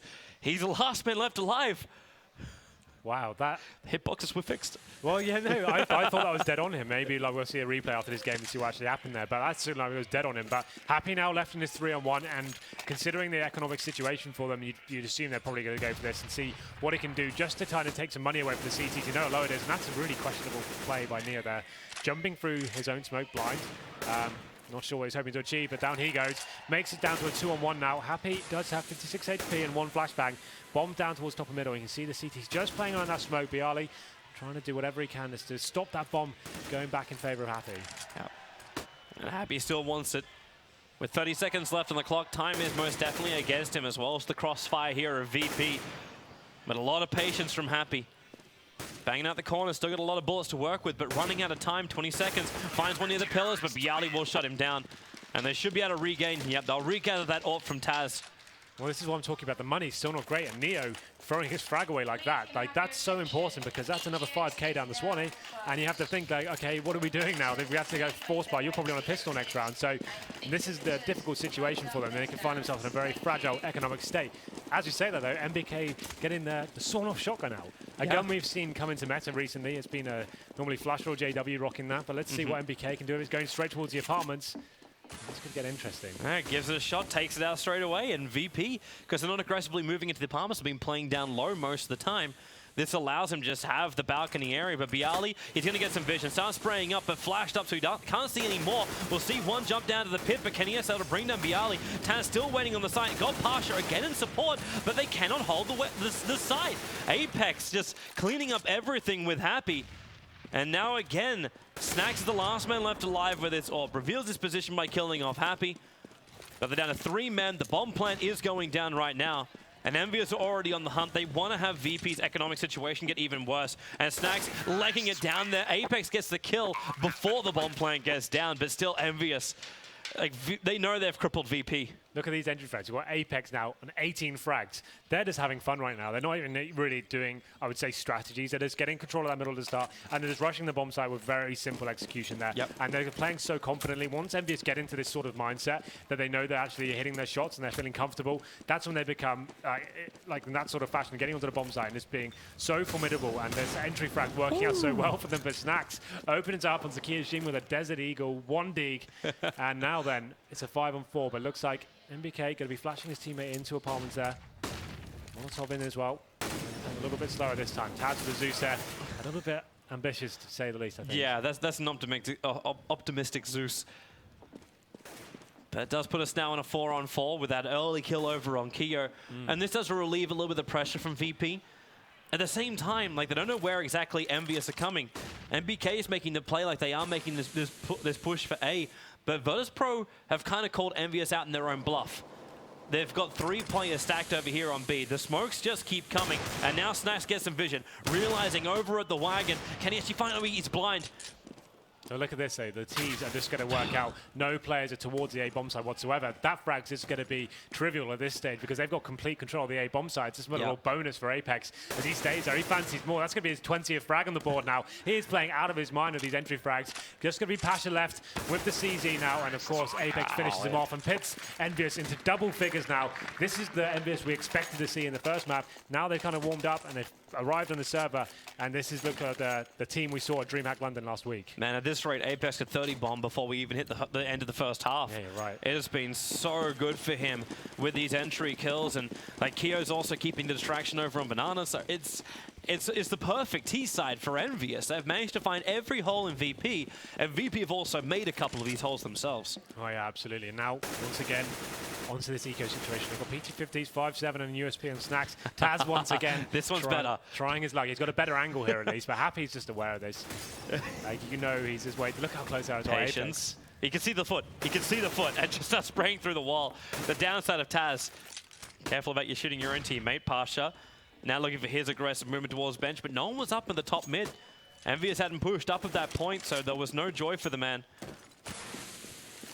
And VP are just looking for anything they can get, and well, if they're going to get it, they've got to move towards the B side. But at the same time, look at that rotation's already coming out. Like, Happy's just having his game here with Pasha, but the B side completely open. Snacks coming back in again. He's got his Zeus out with a flash. He's at least able to get the kill on MVK, but it won't stop the plant from going down. And in fact, it looks like Happy will be the man to finish up the round, killing off Neo. I'm not sure how I feel about the Zeus, you know. $100 to allow that to happen. It's kind of frustrating sometimes, but definitely an interesting asset to the game. Snacks, he found a new toy. I agree. He has been getting a couple of kills with this game, but there we go. That's another round on the board for Envious, and at this point, I think they may have tied this one up. 11 rounds on the T side. It's going to be a huge mountain for VP to climb. Definitely need the last 2 rounds. If they don't get 11-4, I would say their chances of winning this might be absolute 0. But here we go then. Snacks with the AWP. Going to be assisted as well with one of our players going to be near helping him out. A very defensive position though, like just sitting in behind those sandbags. But at this stage, they keep getting the first frag and losing that position now. I think they're trying to play a little bit more of a passive game, force the T's to come to them. Just get that early bit of intel. You see, that's an interesting position for Snacks. There we go. Now what's he going to do? He's stuck in this position. They know where he is. Making this utility ammo to the position now. There goes the Molotov. And he should die here. Don't know how he survives, but there it is. That was the pop flash. Envious caught out blind, but he'll still end up dropping. Pasha needs to go big, but cannot do so. So it's into a 2-on-2 situation, but the bomb plant's already going down, and being Happy's in the perfect position, waiting on the stairs, lines them up with a great control. Taz and Bialy just fall to pieces, and we're into the last round of the first half. Envious, so commanding for him. That we're talking about is so CT-sided. They're 12-2 on Ts. So, 23 frags for Apex, 17 for Happy, and that tag team combination has been working out so well for them. It's like alley-oop every single round. Apex goes and gets some entry frags in some bomb site. Happy lurks in another position, waits for rotates, and it seems to be working so perfectly for them. Don't really need to do too much here. Another force buy coming in as the last round does come to fruition. Snacks with the max 7 now. Another shotgun on Neo, and this should be another round. That'll be a very simple procedure now for Envious. Yep, they want to slow this up. They know VP are going to be forcing up. They're going to have these close quarters weapons. And with the 2 orbs that they've got, use your money, force them out. The Molotov's already forced Snacks into one position. The secondary smoke is going to fly in. Snacks doesn't really have an opening. And they're basically down to a couple of flashes and 1 Molotov over on VP. So their defensive utility items just are not there anymore. And in fact, Snacks coming down. Nice flash, but he's going to lose his own life. And Neo waiting is with the Nova. Maybe he can... Oh, he can't. He shoots Neo in the back and doesn't find the kill. I don't know how he didn't get that kill there. MVK 1 with some life. insane, 1 life. Insane reactions to come back and hit that shot. But there we go. 4-on-3 situation now. Pasha with the max 7 himself. I would have thought he would have got that one. But MVK is unbelievably sharp right now as he gets another kill. 4-on-1. And that's going to tie at the half. 13-2 in favor of Envious. On the T side of Inferno, that is unprecedented. Wow. What an amazing half for them. That is absolutely crazy. And if you're worried that maybe Envious were a little bit downhearted after what happened over on Train, what's happened right now in Inferno is instantly going to repair that and may even cripple VP coming into the next map. This, like, we were saying, like, yeah, Envious, this should be their map. This is where they'll feel most comfortable. Yeah, we thought they might win. This comfortable? Yeah. On the T side, that's crazy. Like, VP just looked completely locked out there. Didn't really have any opportunities. But now we go into the T side pistol. Obviously, VP need to win. They've got 5 sets of armor going up middle. You assume they're just going to try and go very fast, stay together, go frag with frag. But here we go. Apex holding the off angle here, seeing what it can do. And actually, the T's going to be falling back and making their way back towards the B-bomb site. We're happy is going to be waiting as well behind the sandbags. Man, there's so many bullets going out right now, mainly because of the decoys that were spammed up mid. Keo, Happy's waiting right there, and he's able to bring down Pasha. So already VP in a terrible position for this T side, down to only 3 players. Neo's still running around with that Zeus, hoping for something maybe in the apartments, but they're playing really tight now on Banana. So VP made that run back over towards A, but Happy hasn't left. Takes out 1 with a headshot. Looking for the second right now. He's already managed to claim 2 on this round anyway. We'll finish with a 3 for an Envious. The perfect start to their CTs. That synergy between Happy and MBK, that's such perfect play there. For any Counter-Strike fans at home wanting to learn how to play the game, watch how those guys play that bomb site. That's absolutely perfect. Happy there, you'd assume he'd fall back to the bomb site once they got the first 2 frags there, but he knows he can rely on his teammate there. He gets the first kill, he hides, MBK flashes him in, and he gets the next 2 after that as well. It's absolutely perfect. VP are having to force into this round, so they've got Desert Eagles, CZs, and P250s, and the CTs will be getting an array of weapons here. They've got Novas, P90s, MP7s, M4s, you name it, they've purchased it. So you can see themselves here just trying to spam through the smoke and work out if they can get some early damage going on here, but the T's don't really have much in terms of actual utility. They're going to have to just do 1 flashbang and make their way into the bomb site, it seems like. It's when Envious can manipulate everything they've got. Like, yeah, you don't, like, you've got a couple of flashes and smokes left, but even the P90 bullets they can spray. But Taz, a huge entry frag coming into the B side. They need to clean up the back defender, and they're able to do so. There goes MBK, and this B side now belongs to Virtus Pro. They're trying to retake it, but Neo, with their stolen P90, has pushed all the way up. Apex having trouble getting there, getting sprayed from range by Snacks, who will be able to bring down, but Neo still doing the work. Bialy's there as well. They're both locked into the same corner, and Keo with this Nova, all he wants is a shoulder, can't hit the initial hit, and Virtus Pro will take the round against Envious. Well, there we go. Then they somehow find that round, that Desert Eagle headshot coming in, and somehow they take over the B-bomb site with no grenades whatsoever. It's just going to be that one singular flashbang that somehow gives them that round. Envious potentially being a little bit audacious there with their play. They didn't really employ any teamwork there. There's little one-on-one situations, but here we go. Did they force buy back into this one? To see they actually will do that. So Envious want to end this one as quickly as possible. They definitely don't need to this situation. You probably could just say we could just wait till the gun round start and let's close this one out properly, but that's not the Envious. It's not the Envious way. No. That's not their motto I'll go with. There we go then. So VP once again getting that banana control, obviously very important here, but look at Apex. He's got all the way into T-spawn here, and this could be so deadly. If one of his teammates now just to cause a little bit of attention towards middle, this could be crazy. Well, they're trying. He gets information on 1. Can't see the other 2, which are pushing up towards Arch side right now. And now they turn around, they see him at the last moment. So he will be able to get the kill on Neo. And VP able to take control of top Banana, but while they do this, they know they've already got the A Arch side. Both Library, and in fact, now they know they also brought down the A defender. This is a very simple A plan. Happy needs to catch VP by surprise somehow. There's the flash. He can't see anything. Taz will ring him down, and this will be a round for VP. They do not lose against Envy's buyout. Absolutely. They do get 2 frags, and I feel like Apex could have done more work with that had he gone a bit faster perhaps, but unfortunately for him, a T turned around just at the wrong time. Managed to get 1 frag with a 5-7 there, but not as exciting as we'd have hoped there in that situation. But 2 frags for Envious, not going to be enough here in that force buy. You see Kenny S now saving the P90. Actually managed to get another kill onto Snacks there as well. When he's down to a 2-on-1, obviously the bomb is already down, so this will just be exit kills at this stage of the game. But any kills he can get will be important. You can hear running down low. And he's actually going to find the kill on Bialy as well. There's only Taz left. The bomb's going to explode, but they're right next to each other. Interesting to note as well, so you see Kenny S being the main AWPer for anyone who may be new to watching Counter-Strike. He doesn't buy armor in this round like the rest of his team don't. Just to give him enough bank there, you can see he's got the most money in his team. So he has the option to buy the AWP going into that first gun round. But let's see how this one pans out. We can see that buy did come into last. So you'd assume now Kenny S actually buys armor here. He actually fancies this round, so he wants to utilize that P90 he picked up. This has to be an aggressive arch play if he's doing this, but they don't have any flashes or smoke, so... It's four men towards the B-bomb site. He's going to be happy once again, stacking and just trying to work out whether he can get some intel here. He's the man that's asked to do the impossible. Basically, if he can cause some sort of distraction and maybe sell, then maybe a stack towards the A-bomb site, who knows what could happen. Looks like a little B split perhaps coming in here now. They have got B control, and they have taken the top and middle as well, so Maybe this stack will work out for them. Pasha just leading the charge here, trying to work out. Find out what's going on. He saw MBK. Yeah. Just a glimpse of the shoulder pushing out. But at the same time, VP, like, they actually are going to commit towards the B site. They feel like they've brought down the defender, which means that you've got to assume there's at least going to be two A defenders for Envious. They're checking in towards Dark. They realize there's going to be one there. Kenny S on this close position. He's already been chipped down a little bit down to 71. But Pasha checking both the sides. Very, very cautious. Checking every single corner. Now going to find one over at the barrels.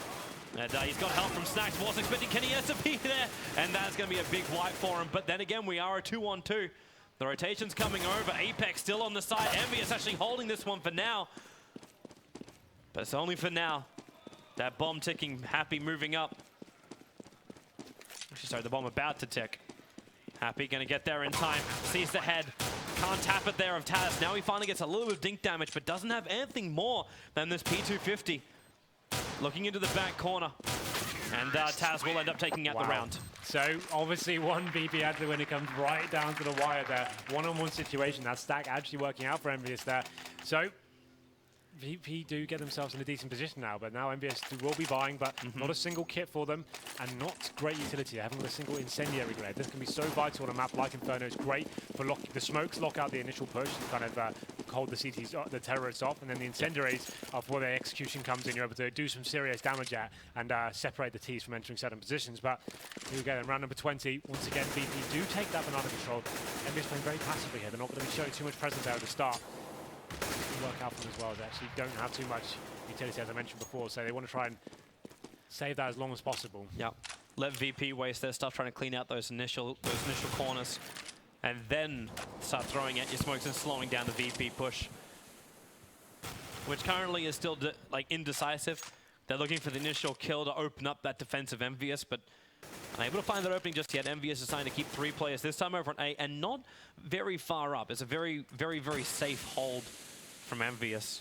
Well, they just want to utilize those crossfires properly. This is the problem VP had. There was a lot of one-on-X situation. Instead of going passively and making sure you work as a unit, they're actually getting taken down a lot by players just playing a little bit over confident perhaps, but Happy is playing very up close to this smoke with a drop on himself there. I'm not sure if Pasha just saw him, I assume he didn't. It looks like Happy will be pushing through with the flashbang here as well. This could be the very key frag to this round. He still doesn't walk through though, and Pasha's backed up. Prepping the Molotov position, going to flame out the boxes on the other side. And then nade right in front. That is going to dink down Happy a little bit, down to 68 now. Spraying through the corners, and yeah, Happy, well, he's not visible just yet. Now he will be. Pasha crouching for the shot. And needs to clean up this site so the rest of Virtus Pro can get themselves in, because they've cleaned up everything else. It's just up to Keo now. He's coming back through CT. Checking just on the corner. They're both Snacks and Keo looking at each other. This is the point. He's just going to save his weapon here. We saw the CT buy not great, that like I referenced before. No kits whatsoever, but that was just great discipline play from VP. Making sure they check every single option there, but we may have another twist here as Geo picks up a kill onto Bash. That's a great headshot from him at the bottom of Banana there. As I was saying before, VP being so methodical with the way they were taking part of the map, making sure they cleared every single area, got control of middle, got control of Banana, and then they worked out where Happy may be playing from, took him down, and then there was no frags from the CTs whatsoever, no contingency. So he's managed to get himself a pretty clean round there. They do lose 3 frags, and Bialy is going to be low HP as well. He's stay alive though, but that should put the CTs now onto another eco here. We knew Kiyashima has saved the weapon here, but at this point, I'd say they take the full eco and just try and get the AWPs out, get a full buy and just close this one out before it gets a little bit too scary. I don't know if they fully agree with you. No? This is as long as they keep themselves around the 2300 mark, they'll be fine for the next round. So that's fine. I don't mind this too much. They haven't got the armor. It's just going to be Apex that gets us some body armor. He's once again going very slow, not going to be forcing the issue. This is that 4-man stack coming in once again. It's almost a mirror of what we saw the last couple of rounds. But Happy going to be on Desert Eagle this time. We know what kind of devastating work he can bring to the table, as we saw at DreamHack London. We'll be able to recreate that kind of magic here as the pop flash comes in. The T's do push in, and Keo picks up the first frag, but Pasha takes down 2 and picks it down to a 4-3 situation. Man, what a perfect time for Pasha to be there. And he's going to Molotov out Kenny S, and Kenny S actually gets away from Pasha, and MBK comes in from the side. I'll just get that perfect headshot with the CZ. And it looked like a perfect control of Banana pushing towards B, but Envious had a lot of men over there. And again, now actually Envious pushing down in a very similar way to what VP did in their CT half. But this ends exactly the same way. So Taz and Snacks making their way into the B-bomb side. We can see Happy there just for the Desert Eagles. So the stack working out relatively well for them. They get 3 frags, but it's not going to be enough to win the round here. And the bomb does go down, and this is a round you would assume Happy just wants to save that AK, I would say at least, just so they can have that really strong buy I mentioned before. But fancies a kill here. There we go. He's going to be making his way out. He's just checking the corner to see if he could work out whether there was an over-ambitious terrorist waiting for him, but not going to happen. He will save that AK-47, but perhaps looking for some more exit kill opportunities here as he makes his way back to Arch. And he's moved all the way around him. This will probably be a place where maybe VP will be less cautious as they come out, considering where they saw him previously, but no, Snacks keeps the guard up and finds Happy. So this is where the CT money, gets pretty decent. This is the round I've been waiting for. There's that AWP. Yeah, that's all they needed. So like Kenny S now, he's great on this map of being very mobile. He's been pretty quiet this game, to be honest. You can see Kiyoshima and Kenny S on 13 and 7. But let's see how this goes. Kenny S got that decent mid spawn. Probably will be going for the facer as well. The smoke comes down and won't be able to get too much from that. And you just get that Bloom just before he has a chance to take a shot there. And fast Neo's making his play up. He's only there with the AK, cops a little bit of grenade damage himself. Thought for a moment he's going to rush into Kenny S.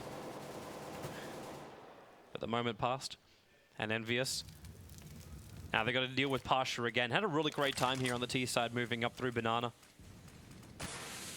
Always finding at least an opening or a collateral kill. But the push is coming from VP and they're coming to A. They may actually decide to run over towards B because they've got control of this Arch side. They don't really know it yet. As Kenny S trying to find some vision, but he's realizing the smoke's already up and Happy.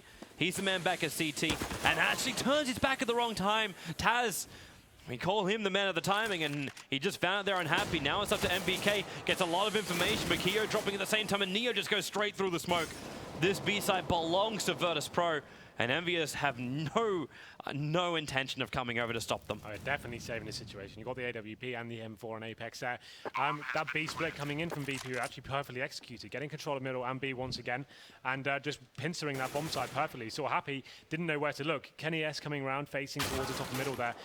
And he actually going to drop his AWP as well. That's actually really devastating for them. But he came around and just missed out on that information. Though Cappy, isolated, stuck between the rock and a hard place, had to decide what to do and made the wrong decision, had his back towards the terrorists. And that's another perfect round for VP. Looking very strong in this T half, though. But after such a devastating first half, you have to say this may be a little bit too far gone for them and maybe delaying the inevitable. But definitely very convincing so far. It definitely has been. But is it enough? Like, we've seen amazing comebacks already today. 6 in a row as well. Yep. Not bad. This is looking really good for VP, as long as they can keep Envious down. But like, does Envious keep themselves down? They've got just shy of 4K. There's 5K over on Keo. And they are going to have themselves a timeout to decide what they're going to do. Take a full eco right now. I know that's what you want to say. Do that. You hate it when there's a force. It's just because I just finish it off properly. Instead of doing the quality buys and forcing into it every single time, just give yourself that full buy. Really healthy. Go for something a little bit, like go for Kenny S towards Banana, something a little bit different, mix it up, go for that first frag, and then you can do what VP did, which they actually didn't hold on to. You get that first frag and you fall back to the bomb site, and that's when you should be winning the round. That's how CT should be locking this one out. When you keep force buying into it and you don't have the incendiaries to actually handle the actual final execution, that's when you start losing. You actually have to face unfavorable situations just to find a frag before the T's get onto the bomb site. But let's see what they do here. It looks like they actually will be doing something with this. I can see a CZ being purchased for Kenny S there, and what will the other guys be doing? Apex has got an M4 in hand. What's that music? I believe there is a marching band. Perfect. That's just what we need now, just to kind of raise the spirits of us. It was funny. I thought we'd actually have the entire place to ourselves because everyone else is shut down for the night. But CS never sleeps. Let's bring a marching band to a LAN. Why not? That's what we need. That's the next progression, isn't it? Yeah. Like, you've got such great brands behind so many teams. Now they've actually got to have like cheerleaders, marching bands. That's true. It's a logical conclusion, right? That's where we end up. Become a real sport. We need all that kind of entertainment. Exactly. Yeah, that's a good. Exactly. Idea, I would like to see a VP marching band. Well, maybe we can bring them in here and see what they can do for us. Go on the main stage, perhaps. Yep. But there we go. It's going to be a pause. This definitely will be a tactical pause here for Envious. Yep. We had a few technical issues when we were starting out, but this is going to be a time for Envious just to kind of slow down the momentum. A lot of teams will do this, like the kings of this are Fnatic. Whenever they're in a difficult situation, they'll take a pause and always come back and just slow that momentum down at VP, and it kind of just cools everything down and takes them out of this hot streak they may be in right now. So this is a great call from Envious. A lot of teams forget to do this, believe it or not. Even at this level, they won't do it. They'll kind of, oh yeah, we probably should have paused in that situation when we lost 6 rounds in a row. This is the perfect time to do it. Work out what you're going to do with your money. Get a game plan on the actual gun rounds there. And that is really loud, isn't it? I actually have it turned down, so I'm perfectly you can't right. hear it? Okay, I can hear no, it. No, I'm really actually good. Noise. Okay, fine. But at the same time, I destroyed my hearing at a very young age, so... Yeah? Yeah. Too many video games? Yeah, I'll say video games. Okay. Just don't go near big speakers that actually make your clothes vibrate. Okay, that's good advice. Yes, it is. Words of wisdom passed on the years. So after the first half there, we really did count VP out of this game, and this map especially, right? So they seemed like they didn't turn up whatsoever. Their CT side was actually, getting the first frag wasn't the issue. It was actually handling that 4-man push that Envious presented to them every single round, getting onto the bomb side, very simple executions, nothing too technical coming in, just relying on that powerhouse of Apex. He's currently on 30 frags here, and his first half, though, is absolutely stellar. Getting in there, finding frags everywhere, and Happy clearing up in the rotations as well. Just textbook Envious things there. Yep. But now the unpause comes in. They have been a little bit lackluster. It's currently 6-1 in the second half. This is kind of interesting. It's going to be fun to see how Inferno develops, as the M4A1S has been nerfed, or changed, I should say. I wouldn't say it's a full-on nerf, but it's a change, and players are still adapting to using it. It was such a huge deal on Inferno, obviously spraying through the smokes and then pushing down towards T-steps and stuff, being able to pre-fire certain angles, not really an option anymore. So that's going to be interesting to see how this actually develops as a map going forward. But now then, CZs, Desert Eagles, and 1M4 for Apex, which is saved. So they will hold their money. This is definitely a wise investment, a wise decision, I should say, going into this round. Just make sure you stabilize your economy, get a good buy-in, and just close this one out before you let them get to double digits. And at that point, you think, okay, it's getting a bit silly now. But here we go then. Well, let's see if VP can hold on to the momentum they've been running with here on the T side as well, and keeping Envious away from map point and leveling this series at 1-1, which is what the analysts thought was going to happen. Well, we've seen a lot of things change up in this map too, where they all thought CT side would be the strongest. There we go. So the CTs is holding back now. No 4-man stack coming in this time. They'll be playing more standard setups here, and just getting in there, working together, making sure they don't give anything away there. As I say that, those Kenny S gets a little shot for the smoke. What can you do against that? Not a lot, man. Not a lot. But, well, I suppose you can get a little bit of revenge. It's not on Kenny S. It's going to be on Keo instead. And this is where VP have switched it up. So they've left these two Envious players over on the A side, and they want to come into B. MBK has himself one big helping factor, though, and that's the smoke. It's covering the top, and now MBK does VP. Okay, well, that'll work, too. Just fire straight through the smoke, killing off MBK, and then Envious are scrambling to get into defense positions in time. Pasha in the perfect position, but Kenny S will actually get the kill on him as well. Don't know how he's doing this, but great kills from him so far. Kenny S takes down 2 of the VP players. Happy just having a little spam for the smoke here, unable to land any shots there, and this should be a foregone conclusion now as Kenny S gets out of that. I don't think he even has any bullets left in his CZ to actually finish the job off. Happy just wants 1 kill before going down. And if he can find an AK, that'd be great for them going into the next one, but I don't see that happening. Should be able to find the kill here. They're going to take the safe option and just fall back here. He's taking the AKs with him as well. I like this. Making sure he doesn't take any chances there. Keep it as far away as possible. Doesn't know how low Happy may be. Happy's actually pretty close to picking up that AK because he pushed it towards him, but he's still waiting and watching. I like the Happy's Deagle now. It's called Team Solo Wrecked. Like he's actually renamed his Deagle after last week's antics in DreamHack London. That's pretty funny. I didn't notice that before, but well done to him. It's going to go down in history, one of the biggest players of all time, so why not?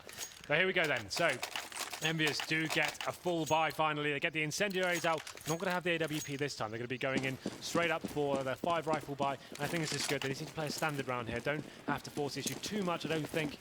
Just work the rifles, work the crossfires. Let's see how this one goes down. VP once again getting that B control.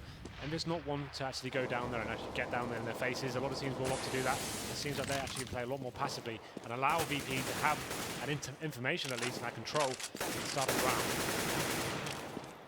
But VP still don't have an opening into the side. Then again with Pasha, he's up so far again. Like his play on Banana has been absolutely stupendous, but Envious having Molotovs and nades and flashes. Well, this is it. Now this time it's harder. They just need to wait now for the T's to do that execution. This time the difference is they have those incendiaries to separate the T's and do damage. So let's see how this works out. And Snack's really just trying to poke through holes without having to move up. Cleaning out the bedroom and apartments. But Envious are fine with this. Like, we're down to 50 seconds. VP still haven't made the play. They haven't even decided whether they're taking the bomb yet. They're still sitting back at the stairs near T-spawn. They're going to come up and try and attack into mid. Snags gets that entry kill over on Keo, and they do really clean up now. VP, they've managed to clean up the entire A site. There's no players left from Envious over there. It's just MBK as well as Happy. And they're bringing the bomb now towards the A site. Pasha still playing this floating role. It'll bring down MBK.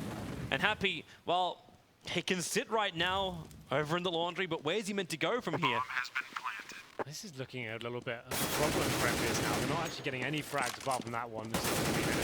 And that one. I was going to say, right, this is going to be a perfect round. You hit the caster curse, man. Yeah, there it is. Perfect. But there we go. Happy gets taken down. Envious are actually, the synergy we spoke about in the first half doesn't seem to be working out for them this time. Like, they're not actually getting the frags off each other. As soon as the CT goes down, you expect the frag to be coming in and that exchange to happen. But VP going into these situations perfectly. Maybe this is the time now for Envious to actually get that banana control, get pushed down. But now we can see Kenny S mixing it up. They're going for another force by MBK on the CZ. Kenny S going for the AWP pick. He got locked out with his smoke last time and he's going to be made redundant once again. He'll have to change up and work out what he's going to do to this next round. And this is such a heavy investment from Envious. They really just want to end this. Yeah. Like, they've been so close for so long, but they just can't end it. The Molotov's going to clean up sandbags. VP will again maintain control of top banana, which is also what Envious was. That's what they were capable of doing in the first half. It's more of the same here. 2-1-2 setup for VP, just trying to work out whether they can just get those easy frags again. Just going up into certain choke points together seems to be working out for them very well. No, like I said, no frags actually being returned by Envious so far. Happy is going to leave his teammate on the bomb side there. Here comes that three-man push again, up through the mid. They leave the bomb behind, but they just try and find the initial kill, and then the banana players can just rotate in and bring the bomb with them. They smoke up over on Archer side, they Molotov'd up to the cheap corner. There's still smokes and nades coming over towards the B side, which is why the rotation started happening. But with Kenny getting that initial kill, maybe he's got time for the rest of his team. The Molotov has actually just caught VP out, and he picks up a second kill over, this time over on Bialy. Third one into task before Pasha finally puts him down. There we go. That was a masterclass from Kenny S. They takes down the bomb as well, so they know it's going to be towards the area. Not going to work out for him, so that could have been the chance for him to get back in that round. But that's just, they needed someone to step up in this CT half. It's been so many rounds in a row they've actually dropped now. Kenny S finds some form with the AWP, finds 3 frags, takes the bomb down, and finally gets them to map point here. So this is where the pressure's been released now, at least. They know they're going to overtime. They can kind of breathe easy now. It's going to be 5 rounds required in a row for VP. Can't afford to drop anything now. And it has to be said, their T-side has been very strong so far, but... Look at Kenny S's movement. You want to see aggressive. He goes with a pick straight from window. Can't connect the shot, however. Backs up straight away. This has really slowed down VP, though. They were looking to push aggressively up second mid, and that's just ground to a halt. Okay, with a shotgun in hand there as well, so he's going to be trying to make that work. Shotgun definitely become a lot more prevalent recently in current meta, so definitely don't count him out of this round to see how it goes down. 5 AKs for the Polar side. Once again, getting that top of banana control.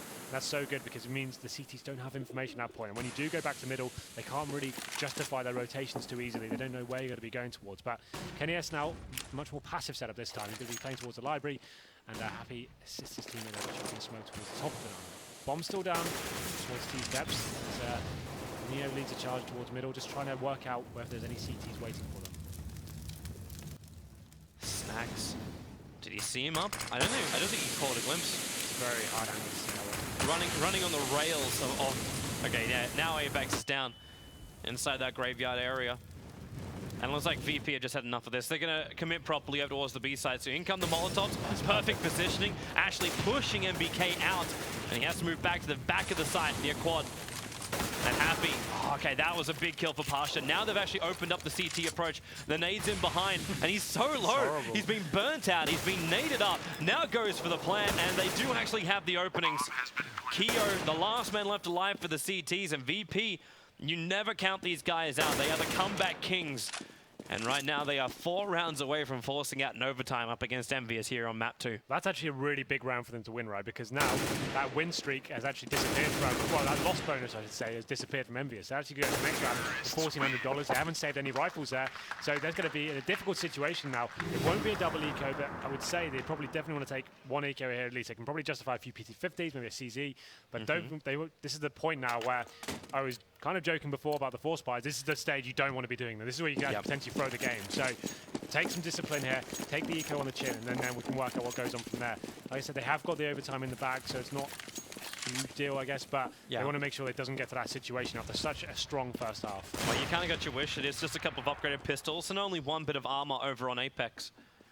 But Virtus Pro, they're armed to the teeth. Molotovs, flashes, nades, everything they want, as well as the 5 set of AKs. And they're going to use these bullets to their advantage, try and clean everyone out. If you know Envious is going to be on this eco, got to clean out the bedroom, going to clean up these nice tight corners where you could use the CZ or potentially Zeus. We saw last round as well how clinical VP had been about flushing these CTs out of position. You saw MBK having a hell of a time just getting Molotov out of the barrels there, and then move back to new box and get naded down. It's just like, it was horrible, and then just VP reading it so well there. But now once again doing that very slow play, like I said, flushing them out again, but Keo opens it up, Desert Eagle headshot onto Snacks. That's going to help. And now what's that going to force the terrorist side to do? Going to make their way around to the arch side. Kenny S waiting with the CZ now. A great angle here as well. Could work out for him. He got some quick kills on that side previously. It's a lot closer though, and this time Neo using the corner of the wall just to bang through and kill off Kenny S. And Keo, there's the 2 for now with that Deagle. Needs to find a lot more, and he can't actually have vision. Actually gets the tank through the smoke. Done a lot of work from down here inside the pit. Finds another one. Can he get the hit? No, he cannot. Partial will finally put an end to his spree with that Deagle. Happy tried to make a play up through mid, but that won't work either. It's a 1-on-2, and it's still a great eco here for Envious. It's not going to completely cripple VP's economy, but at least it's going to make him work hard for the round. So VP fighting back now. The round's getting a little bit scary, obviously, this is map point, but they cling on. Kiyoshima making things a bit more interesting with the double Desert Eagle headshot there, but not going to amount to the victory just yet. As we go into round number 28 now, we can see this buy coming in from Envious. They have 1 Famis on Happy, and they do have a couple of incendiaries, but only 1 kit. So VP, I think they need to keep doing more of the same. They're doing so well at just taking the map, dissecting it piece by piece, getting control of Banana, going up to middle, flushing the CTs out, and it's working so well for them. Envious really having a hard time actually countering this. So. And they keep getting entry fragged as well. Like VP, they come up, and it's not just this simple tag and back out. Which is really, for me, surprising, because Pasha has done such a great job again. I know I keep flagging this, but Pasha just he's got so much confidence in that area now. Most teams will take about 25 seconds before they can even get to the top. They're just running straight up now. They know they've got so much control of this. They've rattled the CT side, and now the smoke's coming in from the CTs. That's quite an early smoke to go down, so they can just wait for that to come down. They know they're probably in a very good situation there. Show some presence towards A bomb site, pull back towards B. You know you've baited that quite a lot of utility already, and this should be more the same from VP now. That comes the smoke to CT spawn, and here they comes got the rotation. Yeah. They actually got the rotation. There's still 3 players from Envious over on this A side as VP come in, but MBK doing some serious work from the back, already claiming out 3. Bialy is so low, a breeze will kill him off, and MBK, he'll pick up a 4th, and maybe single-handedly finally puts an end to Inferno. Snaximus is the last man left alive. And are they going to actually give MBK the 5? No, they won't. Kenny S will take the last one. But finally, Envious are able to wrap up Inferno on their CT half after what was a blinder of a T side. So after the pistol, the only 2 rounds that Envious actually won there. So Kenny S gets a 3 or 4 man, I can't remember which was, and then MBK getting a 4K. I think they got a little bit lucky there. They got so many rounds in the first half. Had they gone CT there, it looked like they weren't really turning up on the server as well. So good win for them. Can't take anything away from that. But that second half, a little bit disappointing after such a successful first half campaign. Yeah, that it was. And that's one of those things where VP, like, you never want to underestimate them. There's going to be those times where maybe you play a little bit more defensively just because VP can do things like this to you. And it just happened to you as well. So it's going to be fresh in your mind. This is the thing as well, like VP towards the end of that game as well, they're just getting up to the top of Banana. It wasn't even a case of, okay, we need to expend some grenades here to get to the top. They knew they had just rattled the CT so completely. It would have worked in this map so well. Get to the top of Banana, throw some smokes in, dissect middle, get up there, and then see what you can do. Molotovs were so prevalent on the T side as well. They're actually making sure they were flushing all the CTs out. And it was really great to watch. Unfortunately, the first half for Envious was even better. They weren't doing as, what's the right adjective? I'm going to go with beautiful CS. They were like VP were doing some really nice like textbook CS stuff.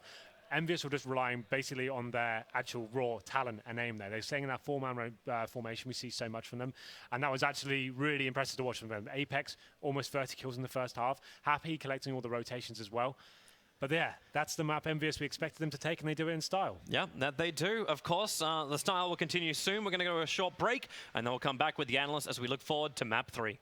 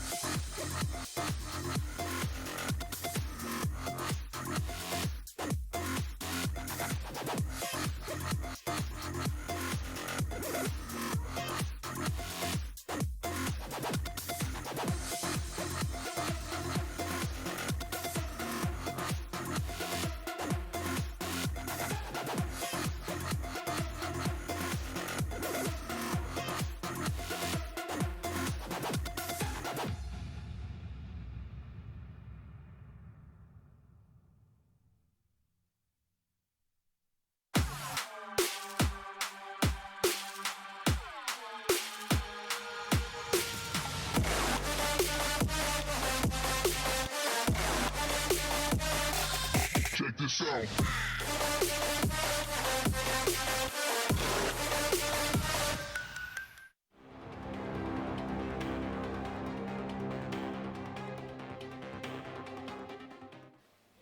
Welcome back to the Gfinity Champion of Champions here at EGX 2015. My name is Lycan, Richard Lewis, Thorin on the desk.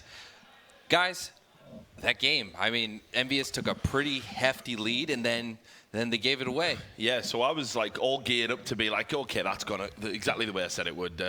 Ridiculous T side from Envious, Apex in God mode again. Like he's just entry fragging left, right, and center, ridiculous amount of kills, and then I think it was 13-2 at half time. Something like that. Yeah, and then you go into the second half and you're like, right, okay, just close this one out, make it easy on yourself.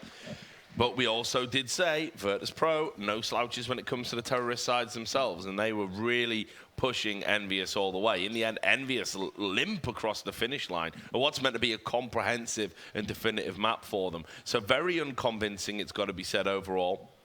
I will say it would have been an absolute travesty if Apex had finished on the losing side after that first half performance, because it is a CT-sided map. So, yeah, bit of a... I don't know, big concerning if you're an Envious fan right now, but Virtus Pro, you know, they know that they can get those T rounds rolling, and they're going to be pretty confident going into this because Virtus Pro has the better record on this map.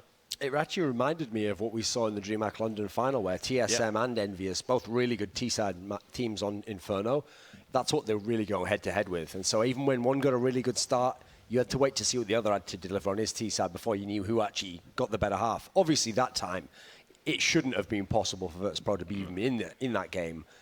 Not only 13 T rounds, but as you said, at one point, I think it was only like a few rounds in, he was, what's his name?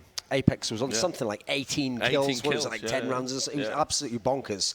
And I remember there was a round where it was like a 2v2, and Snacks even came up, and he was literally just like aiming right on him, and Apex just killed everyone in like a matter of seconds. So, yeah, when you consider how badly he played in the final at DreamHack London, where he had the really bad stats, but kind of wasn't noticed because of how great Kenny S was. Yeah, it was negated by Kenny. This really made up for that, and he really carried them, because you think to yourself, if he even plays slightly less well here, VP actually probably just win the game outright, because it's not like it was just Envious like chilling, unable to close. It's the fact that they switched sides as well. And then on the CT side, they weren't so good. They gave up rounds as well to TSM when they were on CT side at DreamHack London. VP obviously was very good on their T side. I mean, I think this just shows that in this series, that's why I thought the train first map was so dangerous, because I don't think there are freebie maps for Envious in that sense. Like, I don't think there's any that they can go, yeah, we're definitely going to thrash VP on that. That's what I mean. All these ones now have got some element of danger. Yeah, I was going to say, if there was one map, it was that one. Should have been, and it looked to be going to the script, but worrying times. Envious are going to have to really step up a level collectively here to be Virtus Pro on this map, which historically has been very kind to them. Right. What this handily is they took the T side and then getting onto the CT side, and that's where, as you guys mentioned, it's a CT favored map. That's where they started to really give things away. Do you think that that's kind of like a mental thing that we might unfortunately see coming into Mirage? Well, I don't think so much about the mentality. All the pro teams, they're very good at resetting. In fact, actually, it's probably Virtus Pro that's more likely to have a meltdown, as evidenced by the 16-0 on Cash in Valencia. They're quite historically famous for, having a bit of bickering and a bit of friction. That's one of the things about their team. And people say it all the time. The only team that beats Virtus Pro is Virtus Pro. But in this instance, there's none of that there. There doesn't seem to be any of that there in all of their most recent performances. They're just a gutsy team. Now, both of these teams have similar strengths in that, even though most maps have this sort of inherent CT bias, or they're about evens, they're about balanced, there aren't any maps that are just runaway T-sided. I think having a strong T side is worth its weight in gold. Both of these teams have that, as evidenced by the last map. So on Mirage, it's going to come down again to little moments, fractions. Who's going to make a mistake? Who's going to land their shots? Who's going to deploy the smokes perfectly for the executes? This is going to be a really, really close map. And I don't know. I'm starting to wonder if maybe Thorin's onto something based on what I saw in Inferno. I'm still going to back my team, but I think this is going to be an absolute slog on Mirage here. I actually think these next two maps are going to be more in line with what we saw in Inferno. No one will win them one-sided, but the thing is, in theory, every map in general is supposed to be CT-sided in CSGO at the moment. But actually, when you see these teams like Envious, like VP, they're so good on the T side that they can flip that and they can win T-halves. Now, when it comes to Mirage itself, I know VP can win both halves of this game. They're really good on both. They can have the crazy CT that just bullies you completely. I mean, we saw that when they obviously were playing against Fnatic. We've seen them do that to crazy effect. We've also seen them win T-sides. I think the real question mark's Envious on this map. Like, I get the feeling they can be good on it, but it's the fact that even going back into the past Envious lineup, they never really liked this map. This never really was one they adapted to and liked that much, which is weird because I think it displays a lot of tendencies actually with Inferno, which obviously was one of their home maps.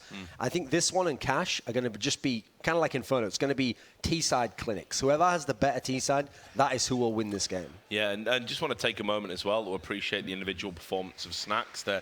That was an almost comeback that was really spearheaded by him. Now, just prior to ESL Dubai, he was a player that had been in a real bad run of form, the worst since he joined the team. At the last Gfinity we saw, he was incredibly poor, big question marks about his performance. He went to ESL Dubai and he was on another level, another plane of existence compared to all the players that he was going up against. Was just a dominant force, and he was doing it against, they're all elite level teams, world's best. There was no easy games out there.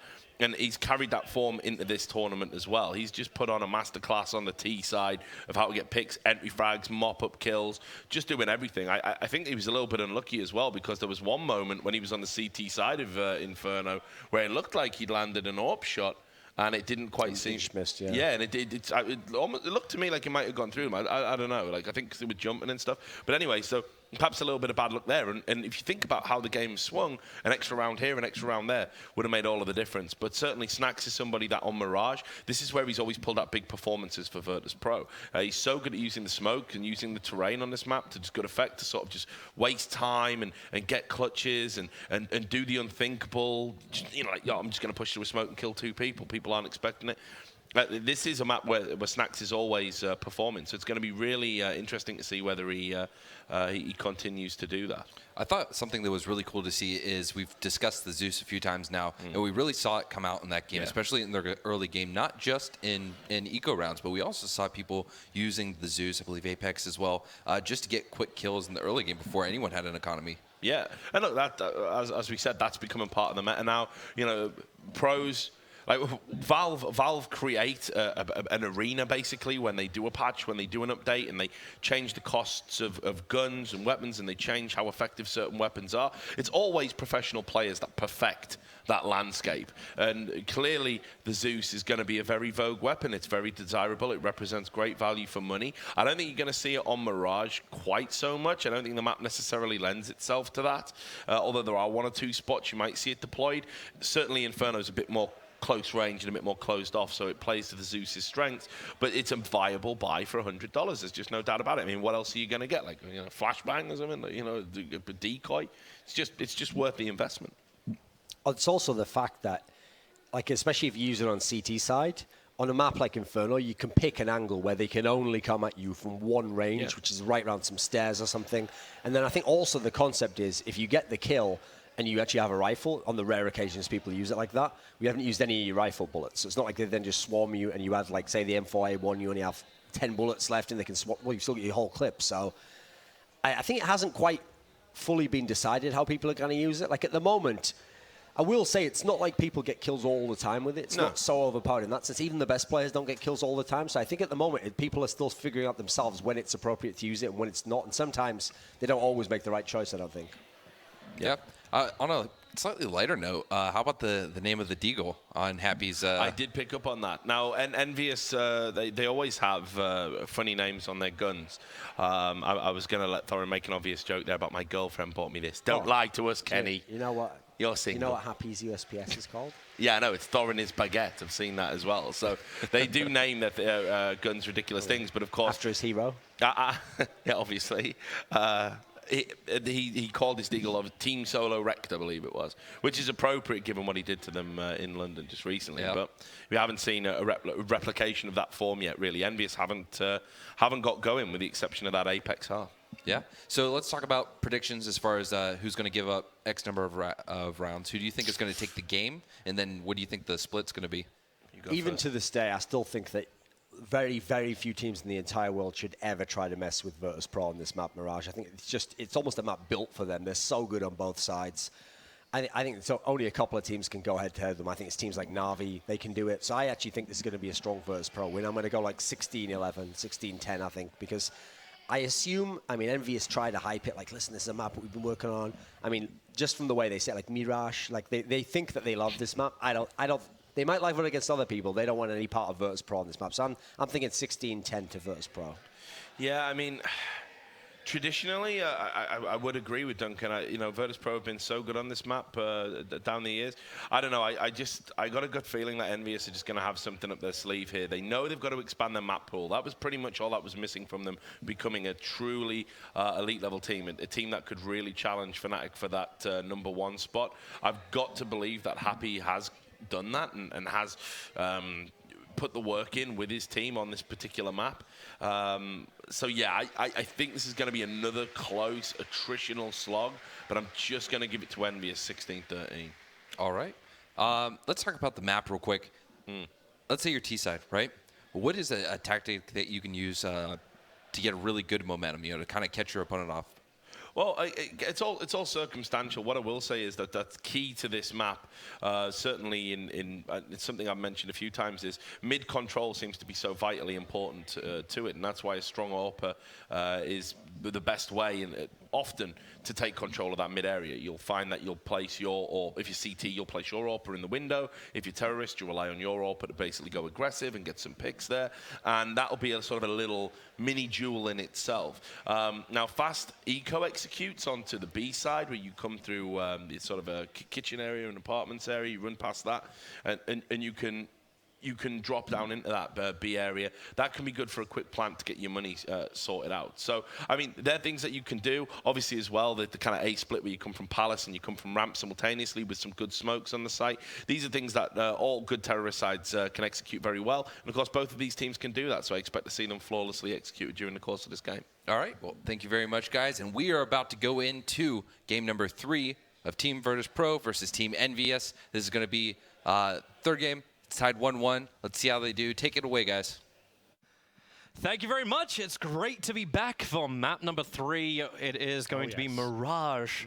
As the guys were saying, it's a very VP stylish map. Like, they love to play on this, but what do you actually consider from Envious? Like, how are they meant to go against them? We saw them play this a couple of times at DreamHack London, and it's going to be a very similar story to what we saw in Inferno. It's the same sort of mentality.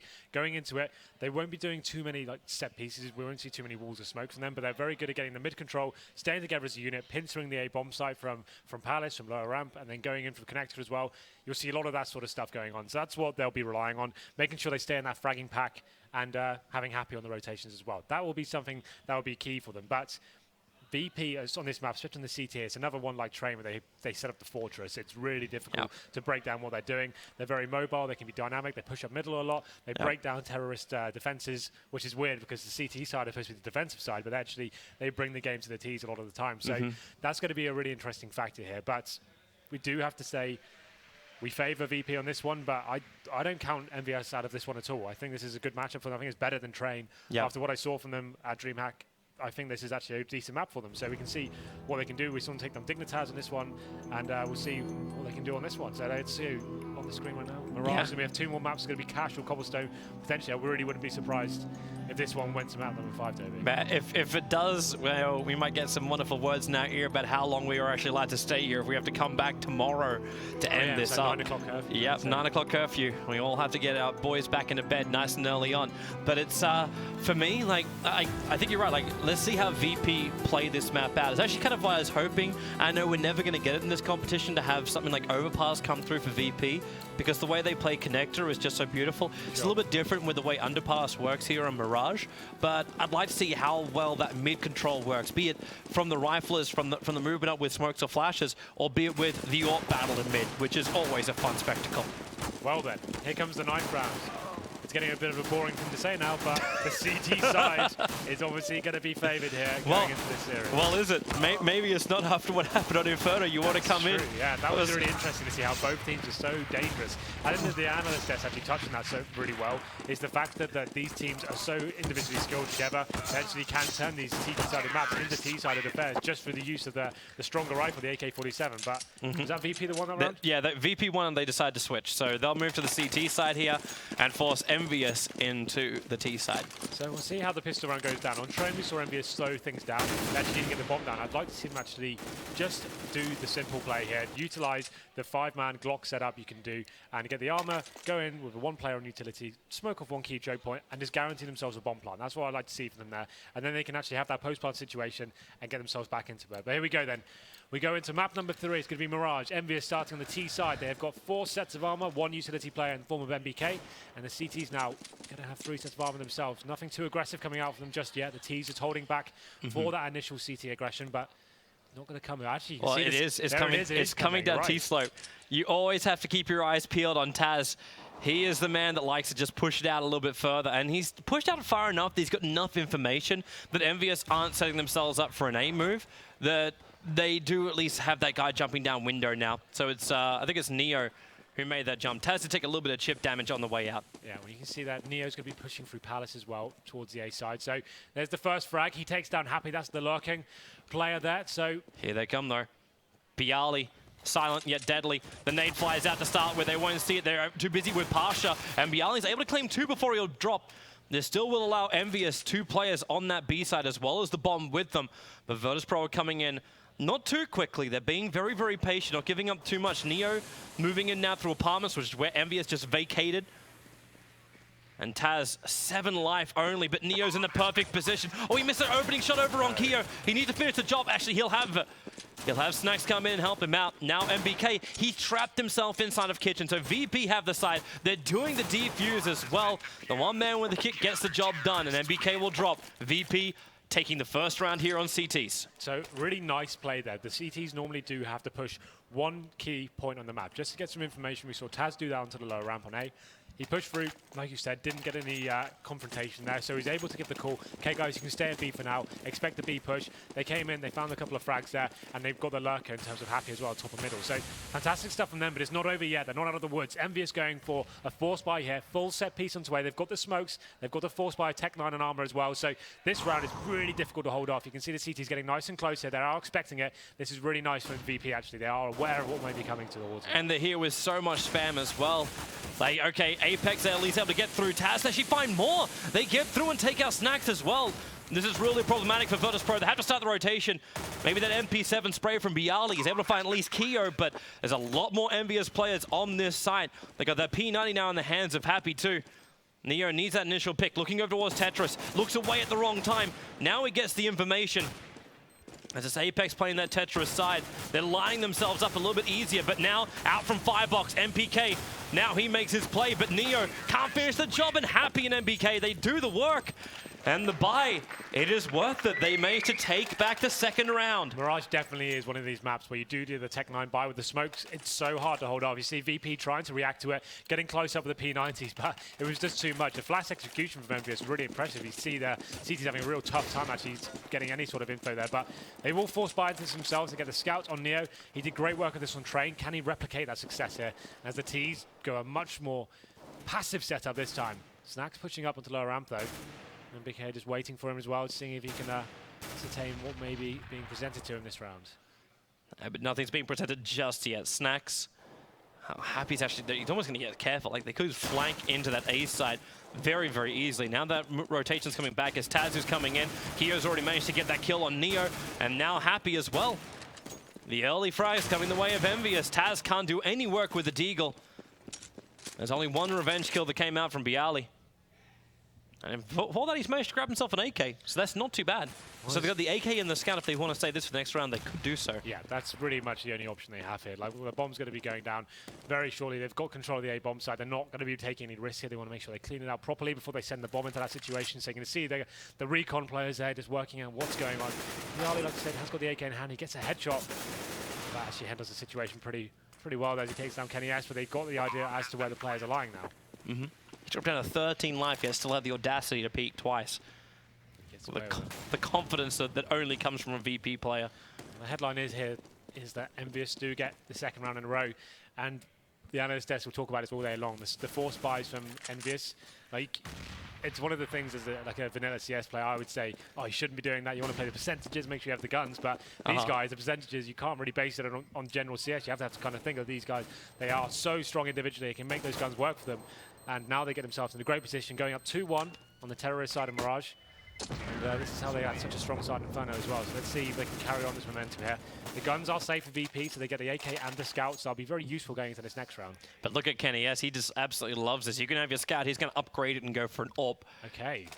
That's interesting. Well, I guess they know that there's some guns are saved there, so this is actually a decent investment. They can slow the pace right down again, wait for that initial aggressive push from the CTs, and then Kenny S can just start dissecting the map at that stage. Look how fast he moves too. If he gets this initial pick off on the car player on B side, this is really going to limit the movement of B. And in fact, Pasha! He's the man with the jumping scout that takes out Kenny S. And Keo's not quite sure he can regain that AWP. Okay, that's a really big pick because normally that was so much more viable before the hitboxes were fixed. Now they are. That should have favored Kenny S, but that shot from Pasha, what the hell? Takes down the AWP player. Happy trying to respond now, and he does as well. Takes down Taz on the A-bomb side. Maybe able to get to him, but just falls back safely. And that's good work from him, and Snacks tries to respond as well. MBK gets the second kill onto the A site, and now Neo getting himself in a pretty favorable situation there now. Neo able to find one. He's running out of bullets, though. Switching over towards the knives and can't actually get the kill. Pasha, however, able to find another frag. Getting into Happy. So he hasn't managed to regain that AWP, which was dropped, but Bialy from range with the AK. It's all up to Keo, and there's heavy investment. Keo is the man who's holding onto this AWP for now, but this is not a safe round. He's got the bomb. But the question is, can he plant the A site? And the answer is no. Pasha going absolutely huge. 3 in the round, the initial frag on the very aggressive AWPing move of Kenny S, and then finishing it up. That was really crazy. That first frag just really summed it up. You saw the terrorist team get really rattled by that, probably questioning what the hell just happened. How did Pasha get that shot onto me? But there he goes. That's the first pick that started the crumble of the terrorist side down, and VP get themselves back into the series. 2-2 now. And you can see the buy still is going to be there for MVS. Not so strong this time. Apex could be on the Tech 9. They have got full smoke zone. We saw the AXQ coming in last time, but now Kiyoshima is going through underpass. Snack's going to be aware of this though. It's going to be the first vision of the terrorist team. He actually managed to get that frag. He should get onto the back here though. Gets taken down. And NBS actually finds 2 frags of their own. Now it's a 3-on-3. Bialy taking down Apex. Bombs down towards middle, but you see the T's have got control of connector, but Taz actually takes that away from them. Yeah, Taz with the crossfire he's got, keeping the T-slope player, which is happy at bay, but MBK is just going huge on the other side of the map. The bomb is still lost to connector, and this is the problem. Taz having to be caught in the middle of a reload. Gets out to safety. Now he goes to the shutdown. MBK finally being dropped, but happy on 1 HP. That's all he's got in the bag right now. He's got 77 armor to go with that, but that's not going to help him. But Taz is on 7. It is the mortally wounded at the moment, battling against each other in the last 38 seconds. Let's see what Taz can do with this. I'm not sure he is aware he has control of the bomb. Making his way onto short now. Happy, gonna find perfect timing as he makes his way to CT spawn. He's only got 30 seconds now. So he's putting himself in a difficult position. He has to go and retrieve that bomb, and you can see he's realized that now. 20 seconds remain, and now Taz has got full control of this situation. It's his to lose. Easy to work out how he can keep Happy away from that bomb. That smoke should have worked out better for him. It's actually going to benefit Happy, but Taz through the smoke gets the 3rd round on the board with Virtus Pro, and what a clutch that was. That was such a huge round, and you can see that can affect the economy of both teams. So that's really, really big. This is a chance now for VP to get some momentum built up and to start to build that fortress we know they can bring on the CT side. It's going to be a very difficult prospect now for MVS to get into this one. They will be force buying once again. So CZs, Tech 9s, and they've got the full smokes, and you would assume they're going to do that set piece onto A with the smokes once again. So why not? It worked so well in the 2nd round, so let's give it a go this time. VP aren't really in the greatest position for this. They've got 2 players that can quickly rotate over towards the stairs, but they're not fully prepared. There's only 1 player, which is Taz, on the site. But at the same time, he's got Molotovs and 2 flashes, so if they try and do this, they're going to be blind MVS. In fact, Taz waiting it out just next to the firebox, but the rotation's over. Haven't worked just yet. Taz still laying in wait. He finally finds the kill, and it's a big one too, over on the bomb carrier. A 3-on-3 situation. Happy, completely blind, made his way over towards the stairwell. Where the hell do they go from here? They've lost too many. Happy's the last man left alive. Actually down in jungle now. But Pasha, well, he's not quite sure. He still thinks he's coming in from the side. The blinding guts come in. He's spraying towards connector, so he thinks that's where he came from. He was almost right. He did manage to connect a lot, and Happy through the wall will end up being brought down. So 4 rounds to 2. Not bad for an execute into A like that. Oh no, not bad at all. They would have been better if they got the bomb down, but getting 3 frags like that, and it was just Taz. We talked about him being the lone man on the bomb side, but he bought his time so well that he's hiding and waiting for the perfect time. He wanted to see until he actually had vision of the bomb before he showed his presence there, and he waited for it, got 2 kills, and locked down that situation for VP. MBK is taking a while to move. Now he's only just moved, so Envious maybe a bit of debating about where they want to go, because they started running towards B and then they switched back over to A. They can't really justify much of a buy this time. They can get Desert Eagles, but they haven't got any smoke grenades. All 5 players heading towards the A side. It's going to be 4 players in Palace actually here. So you'd assume they're going to wait at the end, get flashed over, and just try and force another bomb plan here. But it's a round you think they probably shouldn't be winning now. This time though, VP are in the right position. Like they pop up that flash as well. Taz going to get blinded. Can they charge down far enough? Neo's got a good crossfire happening as Taz keeping T-Slip at bay, but Kenny as well as Apex, they find some openings. They haven't managed to regather any of these weapons yet, as this little bit of crossfire still hasn't kicked in properly yet. They lose Bialy. Now Pasha is able to move up. There's 1 player left alive, Happy, sitting on the side. Pasha will see him and just tag him up. But it'll be Snacks that finishes the job. 5 rounds to 2. VP.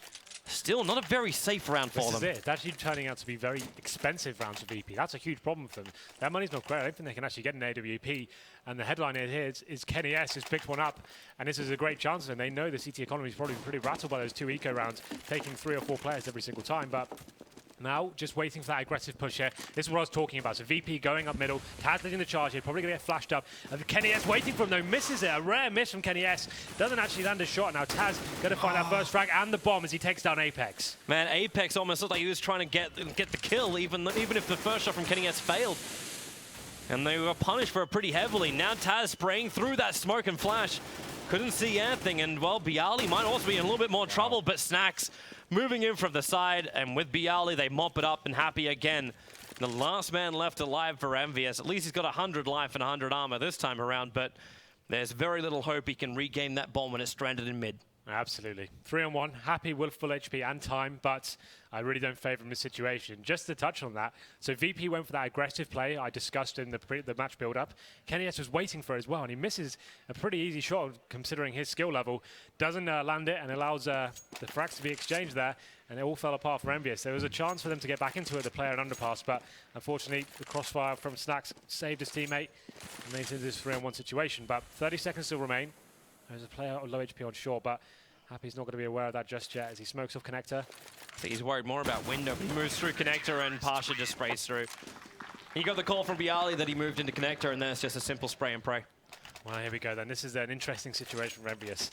We've seen them force buy into this game so many times, and it looks like they will be doing that once again. It's not going to be the best buy. They've got Gilils and only one smoke grenade as well. That's going to be a very difficult situation for them on a map like Mirage. They need to make sure they're actually getting into bomb sites very quickly, and then together with these flashbangs they may have, that's one smoke going down. You assume they're going to try and get short control now. Smoke off towards mid, and then try and get up very fast to that area. Let's see how this goes down for them. It's a very mid-heavy presence from the CTs as Taz goes down there to Kiyoshima.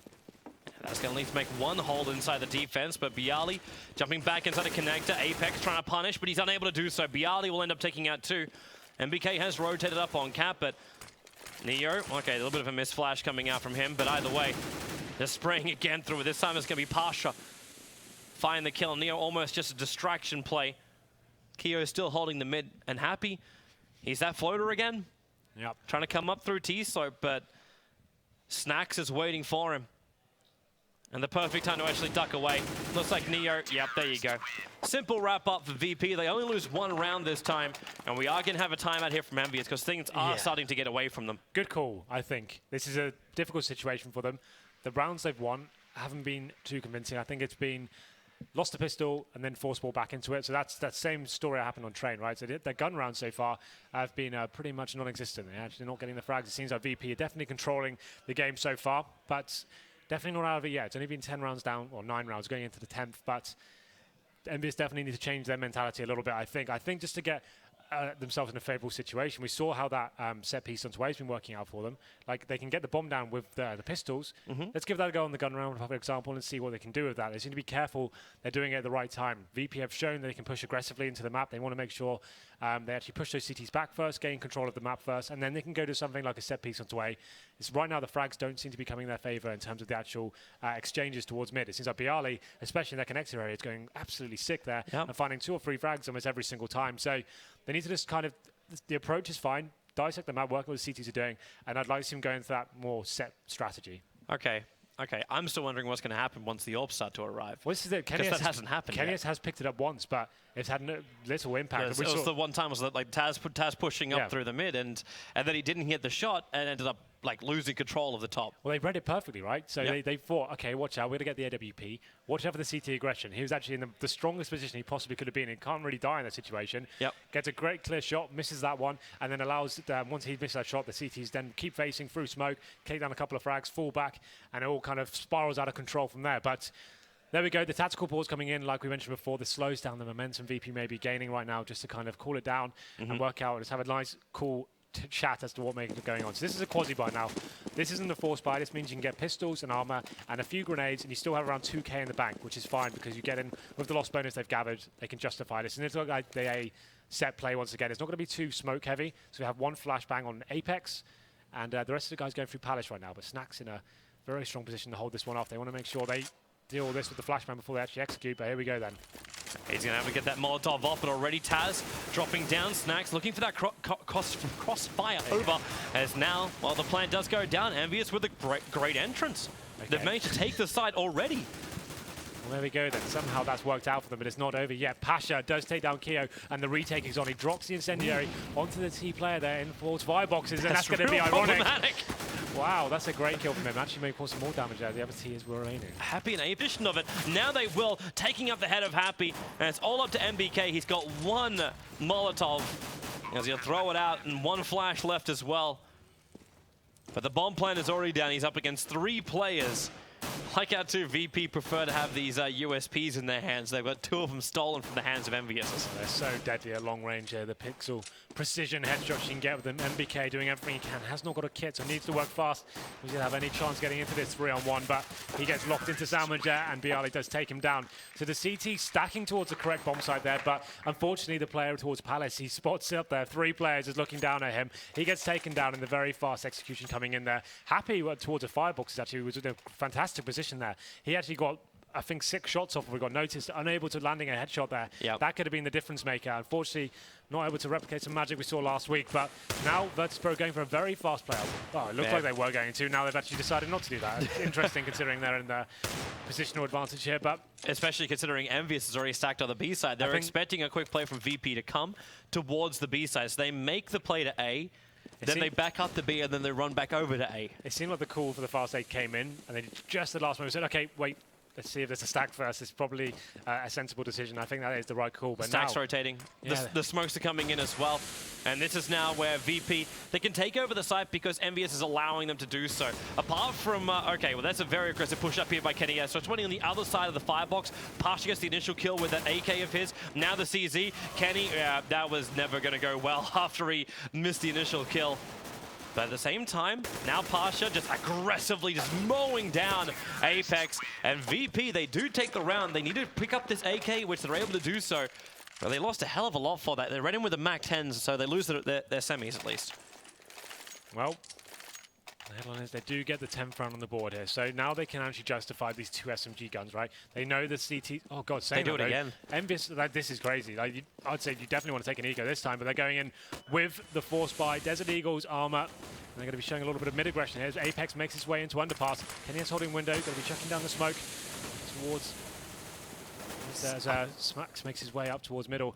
They're the recon players now. They actually, wow, that's a hell of a shot from Apex. I was about to say the recon players can get into bomb sites and work out where Stacks may lie, and giving away an SMG is not a huge deal, but now they're actually on the back foot here. Stacks makes his way up to Connector, and he actually takes quite a considerable amount of damage there. Yeah, this is when these buys from Envious can really pay off. But Virtus.pro, they're slowing down a little bit more. Okay, there's your jump down. Reveals the fact that Kenny S is over in the window, and they do find that kill on Keo. Trying to hold from jungle, and Kenny has already backed himself up. He's almost all the way back in CT. And then BK is this floating defender, Pasha. So it's not actually Pasha, it's actually going to be Snacks going for the bomb plan. He comes out, there was no cover, Pasha was completely blind, and then it's just tit for tat trade-offs, all down to Bialy, who's going to drop. Envious will take the round. They managed to salvage 2 AKs and a MAC 10 as well. Can you believe it? That plant, I'm not really sure why there was no cover coming in there. When you're planting in such an open position, you need to have the confidence your teammates actually be covering you. Yep. The fact that MBK could come from CT spawn and take the bomber down, not really get... It was Pasha's position. Pasha was too far back over towards the T-slope if he was back over towards the site. But even then, the flashbang was perfect, so Pasha would have been blind no matter what. Crazy round there. We saw the force spike coming in from Envious, a questionable one to say the least, but they make it work for themselves and get back into this. As we go into round number 19, the T's now definitely on the back foot. They didn't get the bomb down there, so Taz has got a decent amount of cash. The rest of the guys, though, not much to play over at all. This is interesting. Taz is going for the full buy here, so VP want a piece of the action as well. They want to have a go with the force buys. They've got 2 scouts, and they have got smoke grenades as well. So CZs, Tech 9s, AKs, and scouts. And let's see who can be effective this time around. Looks like money doesn't even matter for the initial kill. Wow. Kenny S finding nothing but scout for Pasha. And Neo in return is able to work that scout in. So it's still 1-for-1 trade-off. And the CT's getting a little bit spaced out. That's even better when Snacks can get the rotation of Happy. He'll smoke up the connector. Looks like Keo also wants to do exactly the same thing. They both want to smoke up that rotation area. But Envious, they're committing. They're bringing 2 of their remaining 3 defenders over towards B. Oh, wait, no. There's a thought. Actually, the bomb's going to get boosted up into the window, it seems like now. Just getting control of mid. They have got a lot of time remaining. They've got the man advantage here. So Kiyoshima locked into CT spawn, can't really get into that position. He knows the T's may be lying for him, but there we go. Finds the first frag and gets into a 3-on-3 situation. Taz goes down towards window, but they still have the bomb towards jungle as well. Okay, Apex is trying to get some info, so he's reacted, pushed into the A ramp, and it's worked out where the T's may lie. That's so valuable for him. Where's Neo go from here? Maybe you can get a little bit of vision from Cat over towards the bomb site. Then he'll know what's happening. Keo, okay, he just scouted that VP just running out then. There's still only 30 seconds left on the clock, and they're just jumping around the windows. Now Keo comes for the spray. He only brings down Snacks, however, losing his life to Bialy, and now it's a 2-on-2. Apex still that defender over on A, hanging around Tetris. Going to see the players jump out. Goes for the first fire, but doesn't win the gunfire. So Bialy, they're able to get control of the site, get that bomb plant down, and add another 30 seconds to the clock. There we go then. MBK, Swarm 1. Once again, hasn't got the kit, needs to act very fast. It's not going to matter as Bialy shuts him down at the top of the steps there. Another great round from VP, and that's going to actually knock the CTs onto an eco now. That's so big for VP as well. Like, not only are they rounds ahead, but now they've managed to cripple Envious, so it should be, it should be 12 rounds to 8 at the end of this. Well, let's see, it's more of a quasi-buy this time. So Kirishima will justify the head armor and Desert Eagle, but the rest of the guys going to be buying a lot lighter into this one. They smoke up the top of mid, and you can see a semi-stack coming in for the CTs there. They're going up into Palace, trying to gain that early intel. Happy, though. And now we can do work with this Desert Eagle. Going towards the window, looking for the boost coming in. But the smoke comes out, makes that redundant, so he's going to fall back towards the B-bomb side. Yeah. The snacks. They have control of mid. They don't see through the connector, however, and Kio's just going for these wild shots, expecting someone to be pushing up through T-slope, but these two flankers, now Bialy's able to find him. Leads to flashbang so we can escape out, and in fact, it looks like Envious are already backing out, coming back in through Palace. But because you're able to scout out two CT players aggressively pushing into T-spawn, you're able to just push into the B side. Happy was at least able to bring down Snacks. MBK, the last man standing here, and he won't be standing anymore. It's up to now Kenny S as well as Kio to retake the B site where the bomb is now arriving. Good luck with that, guys, because I think you probably want to be saving that Desert Eagle and armor. So they'll be stuck in the CT spawn. Really nice pincer play from VP there. Getting control of connector. That smoke they put down on the other side, right? It may seem like a questionable thing to do, but it's so good at actually just clearing that area out. You've taken the vision away from the CTs, and you know you can get out short safely. There's no way the AWP can actually see through that. So that's a really nice play. And they got through to the CT spawn, boost up window, pincer onto the B bomb site, and that's a really clean round. They've only dropped one frag so far, and Snacks, he dropped down Neo as well here as he finds himself. And that setup not really working out for them, but Kio's going to be last round remaining. 3 players going to be hunting him down, and he's actually quite a valuable scalp as well because he's got the body armor, actually head armor I should say. And there we go, 12 to 8. Let's see how the CT money actually currently lies. They could probably do another eco here. I don't think they will. They've got 2 players on around 3k, so they will be buying into this. They'll have Famises or potentially pistols. Let's see what they do with this. They got the Scout on MBK, and that's probably a decent buy for them. Mirage is one of the maps that actually works out very well for him. And that AWP on Happy too. Let's see where they go with this one. He committed heavily. This is the glass cannon. Moved from Happy. Kenny S will do his little bit of defense work on the top of mid. And VP are thinking twice about it. Happy's managed to push all the way up with this glass cannon scout. Up onto Cat. Comes a little bit of chip damage from just a stray nade. Doesn't really look that confident in his position. They're about to have him run up. Cat finds one already over on Pasha. Kio, maybe now they can lock him in. Happy is going to be dropped by Bialy. Stacks also reveals his positioning out, jumping over the top of the boxes, waiting for Kio to back it out through the stairs so he can shoot him over the top of the smoke, but it's just not going to come. Molotov actually throws it behind him and gets shot by Kio while doing so. Don't know if he was worried about the flank or not, but either way, it's down to a 3-on-3. Kenny S brought down on that small little Cat. And the CTs are rotating over. The Molotov is going to actually isolate the players. So Kio running through the smoke onto the side, brings down Taz. Still 2-on-2 now. Make it 2-on-1, make it 1-on-1. As Apex is able to find that kill over on Neo. Bialy's still got a Molotov. He can slow this down, or he can just go straight for the shot. That bomb was in the middle of the open, so we decided to go for the duel instead. And what a big round for VP. Now 13-8. Envious. Shy of 3k on all players. This is the problem now. That force buy was so important for them to win. This time, not able to convert it to a victory. So they do have to take the eco here, and it's such a pivotal moment of the game as well. 13-8. One has to assume VP are going to take this round, considering. But let's see what Envious can bring to the table here. Kenny S getting himself up there in the window room. Kio going for that initial shot, but he's going to take such an orc there onto the head. It goes down to 17 HP, and let's see now if VP can capitalize on this situation. And if they can push it closer. And as the analyst was saying, like, if Envious don't take this, it's going to be one of the hardest runs for them because VP feel very comfortable on all these maps. So there could be a 1-map advantage going the way of Virtus Pro.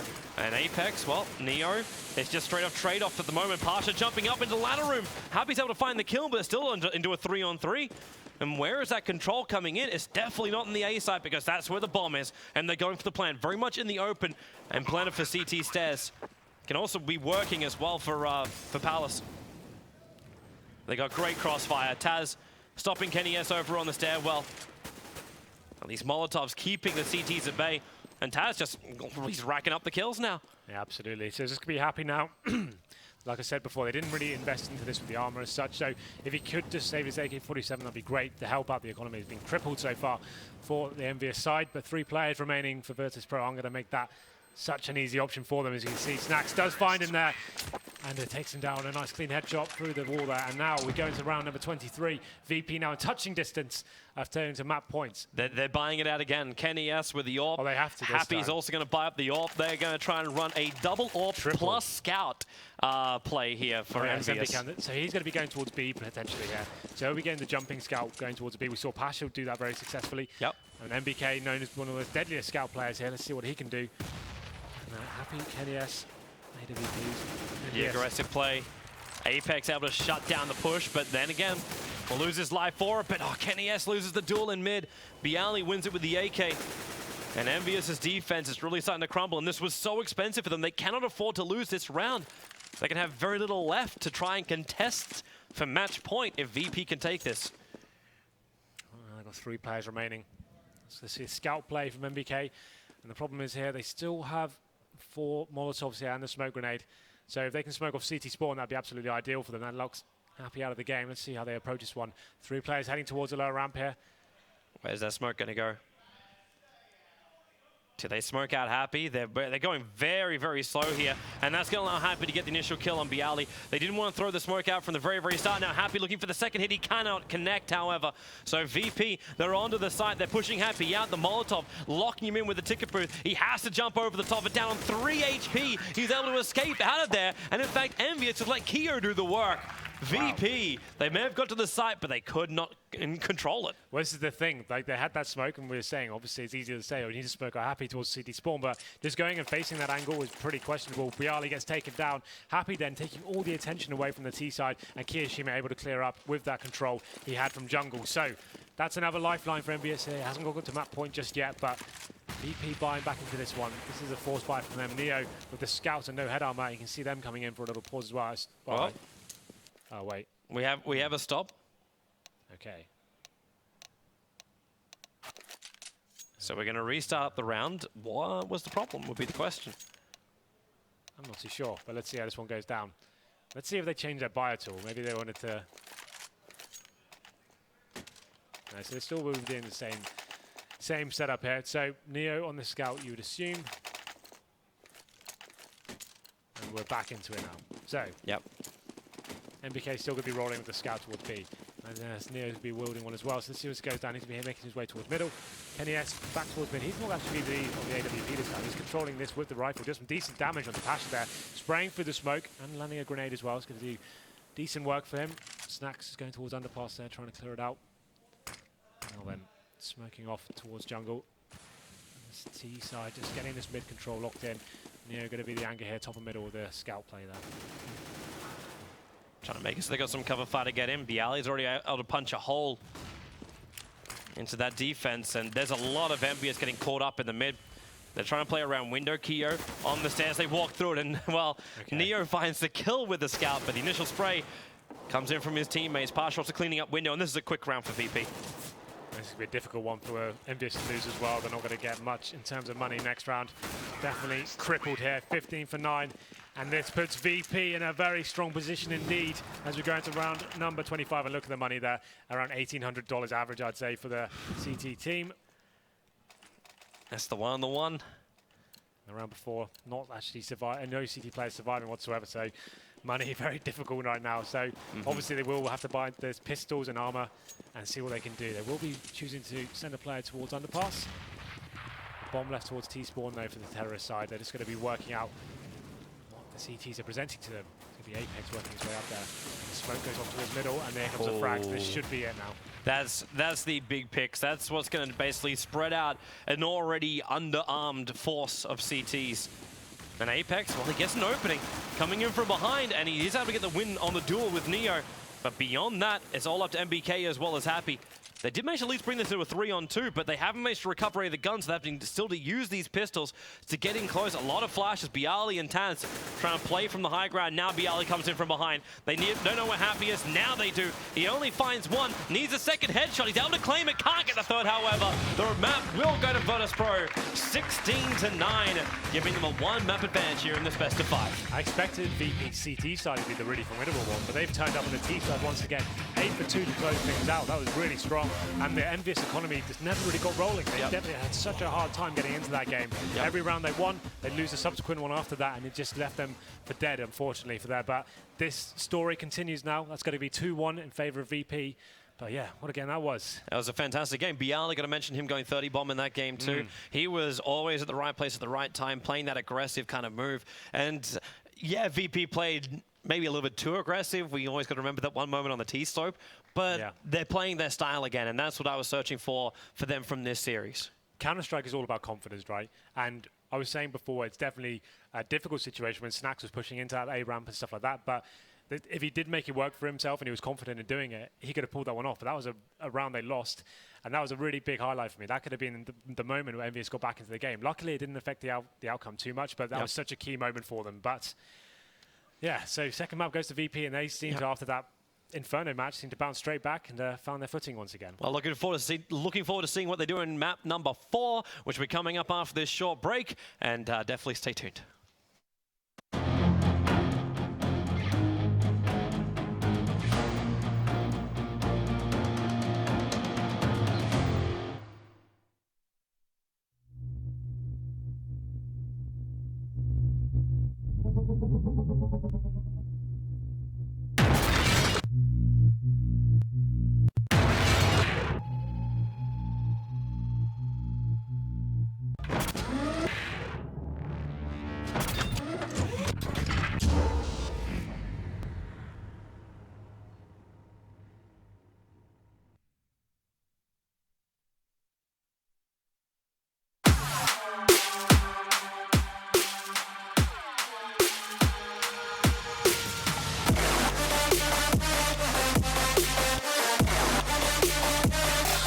Check this out.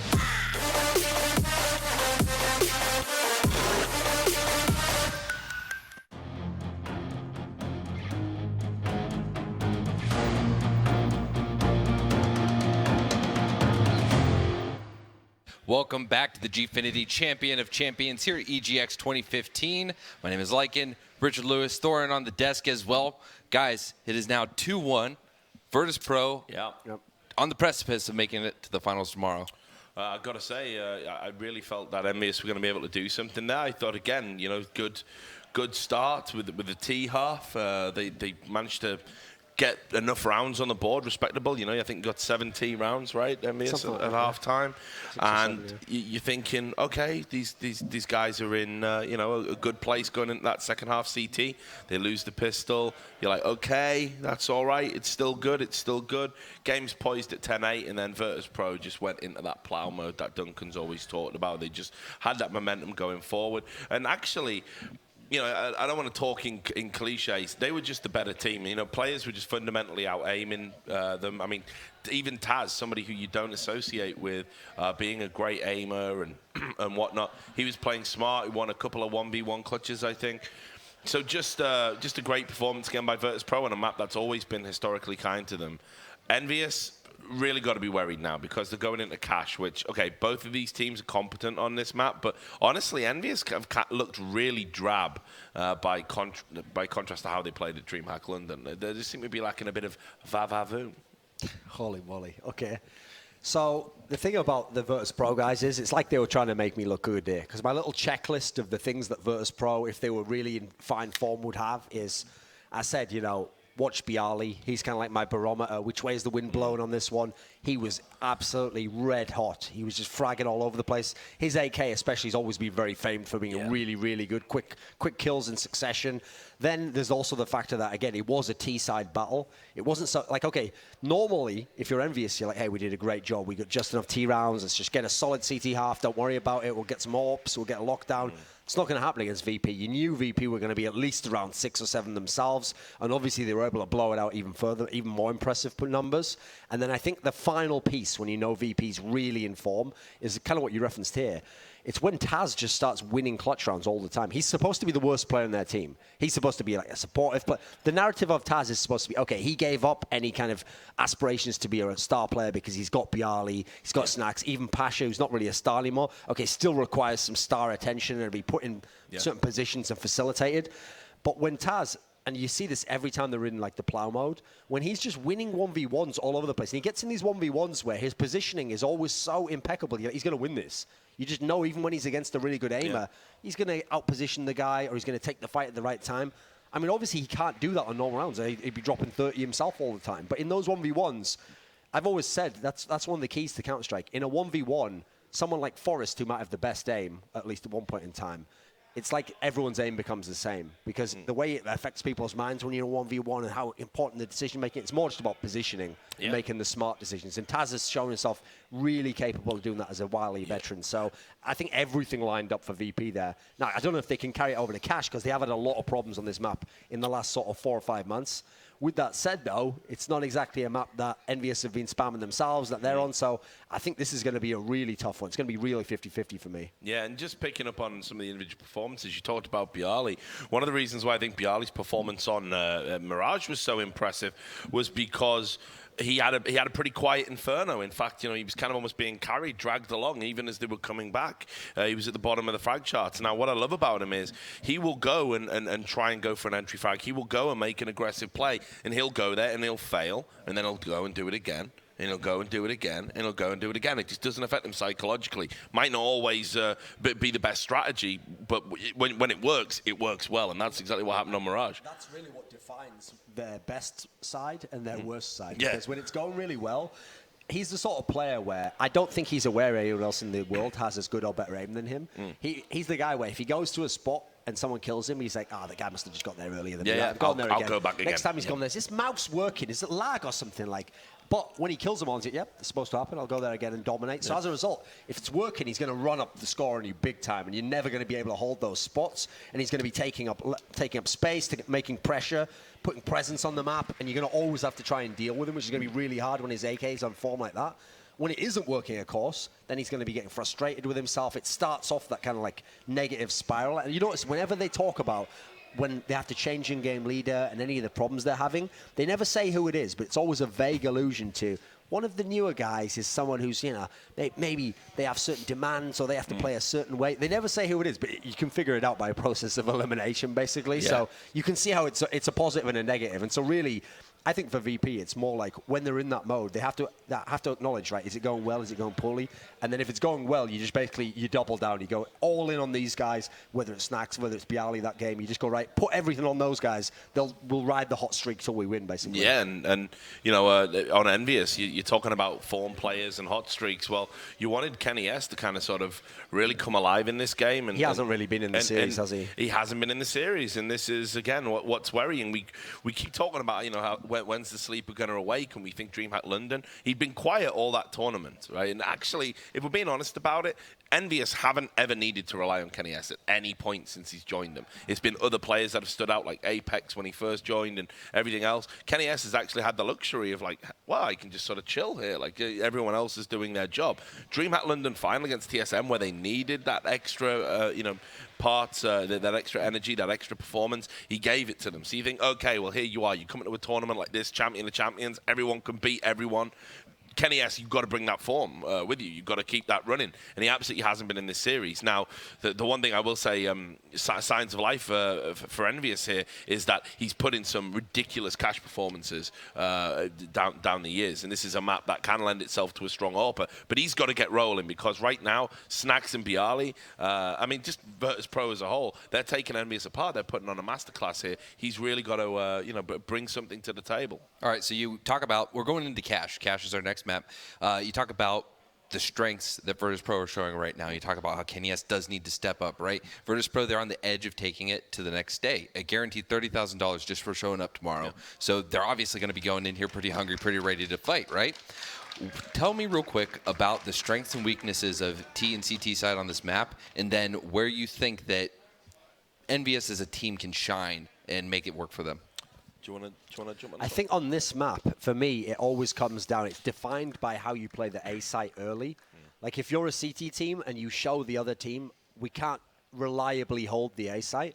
So even if you're winning the rounds there, if you're giving up plants constantly, then you'll see a lot of the really good T teams. Either they'll constantly push middle and work their way there, or sometimes they'll just literally walk the bomb into the A site and they'll take duels with you, they'll push you back with the smokes, and the idea is, unless you can lock that down, you can't force them to vary their attack. And then you're going to have to think, right, do I gamble all my guys over to A? In which case, they've just set you up to have free entries into B. So it's actually a map where, historically, early on, people did initially figure out like lockdowns. They had very standard positions you could play. But I actually think CT side on this map, you have to be very dynamic. Whereas on T side, actually, you can brute force things. You just find something that works, and you go to it 2 out of 3 rounds. And you just keep going to it just enough that they can't give up on it entirely, but not enough so that they can just double down and know that you're going to be there and hard count you. It's very hard to hard count someone on CT of this map, I think.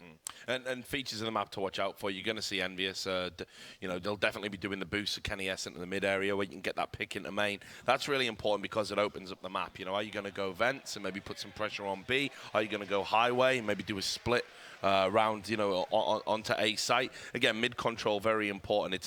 It's a great map, Cash. It's one of the really balanced maps in the game. It's a map that really brings the best out of teams that like to get involved, like to mix it up. So you're definitely going to see that from Envious. But right now, like I say, they're really up against it for me. All right. Well, thank you, guys. It's been great. We're going to go now to the casters. It's going to be the possible final map at the Gfinity Champion of Champions tournament. Take it away, guys.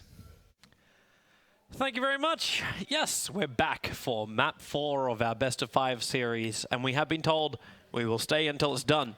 Good. That's the way it should be done. Exactly. We didn't want to cut us off, and then it gets to the peak of the excitement. But here we go. Cash is definitely going to be a high-fragging affair here. It's a map that Envious can be let off the leash a little bit more. They can boost players up. They can take control of middle, stay in that little 4-man pack they do. They are really explosive on this map. They're one of the fastest teams to watch on this, and if they are hitting their shots, it's very hard to contain them. Both teams have struggled on this map in recent months, so it's going to be interesting to see which kind of team does turn up to it. I favor Envious going into this one, though. Man, when I first started actually watching games from Happy, I remember seeing these double AWP positions where you look for that pick coming into the B site, you look for the pick into A main as well. It was this great aggressive kind of move, or the boost over the mid boxes. How is VP then meant to handle this when they want to be aggressive as well? Is this actually going to get to a point where maybe it's going to be a little bit too risky for Envious to come out in the same kind of manner? I'm not sure. Like, the cool thing about Cash is, right, even if you lose mid-control at CT, there's so many different options for you. You can push into A main, you can get positional control back there as well. CTs definitely have as many offensive options as the T have here. That's why it makes it such a good map to watch here. And now we go into the ninth round. Again, it's going to be interesting to see who gets it. Cash is one of the more balanced maps, in fact. So, especially the way these teams are playing tonight on their T side, I don't think it's really going to matter too much who starts on what side, but it depends where you feel more comfortable. I like Envious' T side very much. I think it's really fast and exciting. So, they'll potentially stay T side, you never know. But let's see how this one goes down then. Ninth round does kick off. Decent exchanges going on. Looks like Envious have got the advantage here. And Happy. Is this actually the first ninth round they win? Like, that's, of course. Yeah. So Envious will win the ninth round, and what is their choice? They're currently on CT, and they're going to stay. Well, here we go. Let's see how this one goes down. VP have struggled in the past, famously lost 16-0 to Kingwin on his map with DreamHack Valencia, but that was a different shade of VP, I would say. That was in there before the restructure, before they'd worked out the problems, and now this resurrection of the team, obviously coming back off championship winnings. So they can. It's hard to take anything away from that result. Don't actually read too much into that one, considering the changes that have been made. But this pistol round is going to be really exciting. A lot of teams, like I'd say 80% of T-side teams will just rush B on this map because it's so strong. You keep the 5-man formation, you wait for the CT pushes and see whether they try and lock you down with that push. And if it doesn't come in, you do one flashbang into the B-bomb site, swarm the site together, and VP do that pretty successfully. You see them running quite a lot, but this is where the mind games start. When your tactics are so publicly available, you're not sure whether you should just do straight up what you normally do or try and mix it up a little bit. But say, what makes B more advantageous than going for A when you've got like multiple entrances there? Well, this is the thing. It's like the CTs when they have the pistols, they have to hit that first USP headshot. If there's 5 of them running at you and they get through that first initial choke point, it makes it look so. Okay, so you're going to be going straight towards B. This is VP staying in that formation. You can see 3, actually only 2 players for the CTs going in, but yeah, they throw a whole bunch of decoys into the mid, and Keo very aggressive forward down to 4 life. He didn't get the initial hit. He'll come out with a Zeus, however, and bring down Taz, who puts it into now a 2-on-2 as the entry frags still continue. Apex trying to find a couple more. Out to find 2, and in fact 3 at the end of it all. See what I mean about that first shot? I kind of forgot about the Zeus, though. I didn't put that into my idea pool. So that's actually an interesting play. If you don't get that initial frag, you just hold that really tight angle towards the checker room.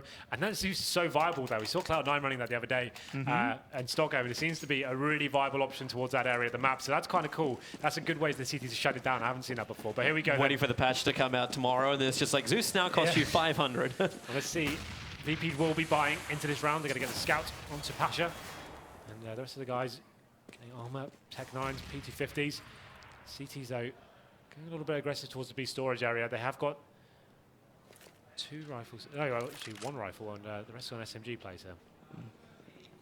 And they're going to keep the smoke up. Snacks. Okay, he just turns his back and runs in. He's gone straight past him. They don't realize they're still there, so Keo as well as Kenny can just go to work right now, and they're going to mop up VP, or will they? Snacks and Pasha able to find some openings.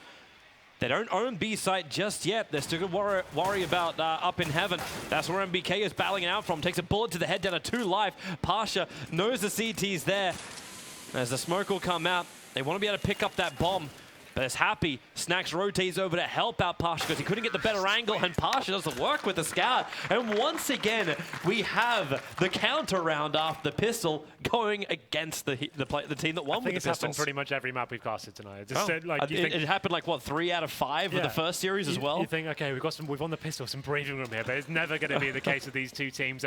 They're so stubborn as each other. You can see Envious buying straight back into this. They want to end this one as quickly as possible, but they don't have the strong power of the scout on their side this time. They're going to be going full pistols, stacking more towards the A-bomb site, hoping the execute comes in there, but T's slowing it right down now. They have got 4 rifles. Biali's going to be on that UMP, but Pasha is scouting out, working out whether we can find a pick into this B storage area. They're not going to come in just yet. Well, there's actually no one else there. Like, Envious is fully stacked. You're right. There's no one actually playing towards B whatsoever. So they do make that conscious decision to make their way into there.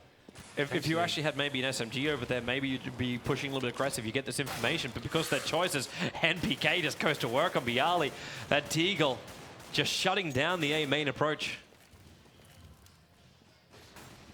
And they're going to boost up now. So VP, they want a better angle. If they can get mid control, they maybe can get the A players to turn around on them.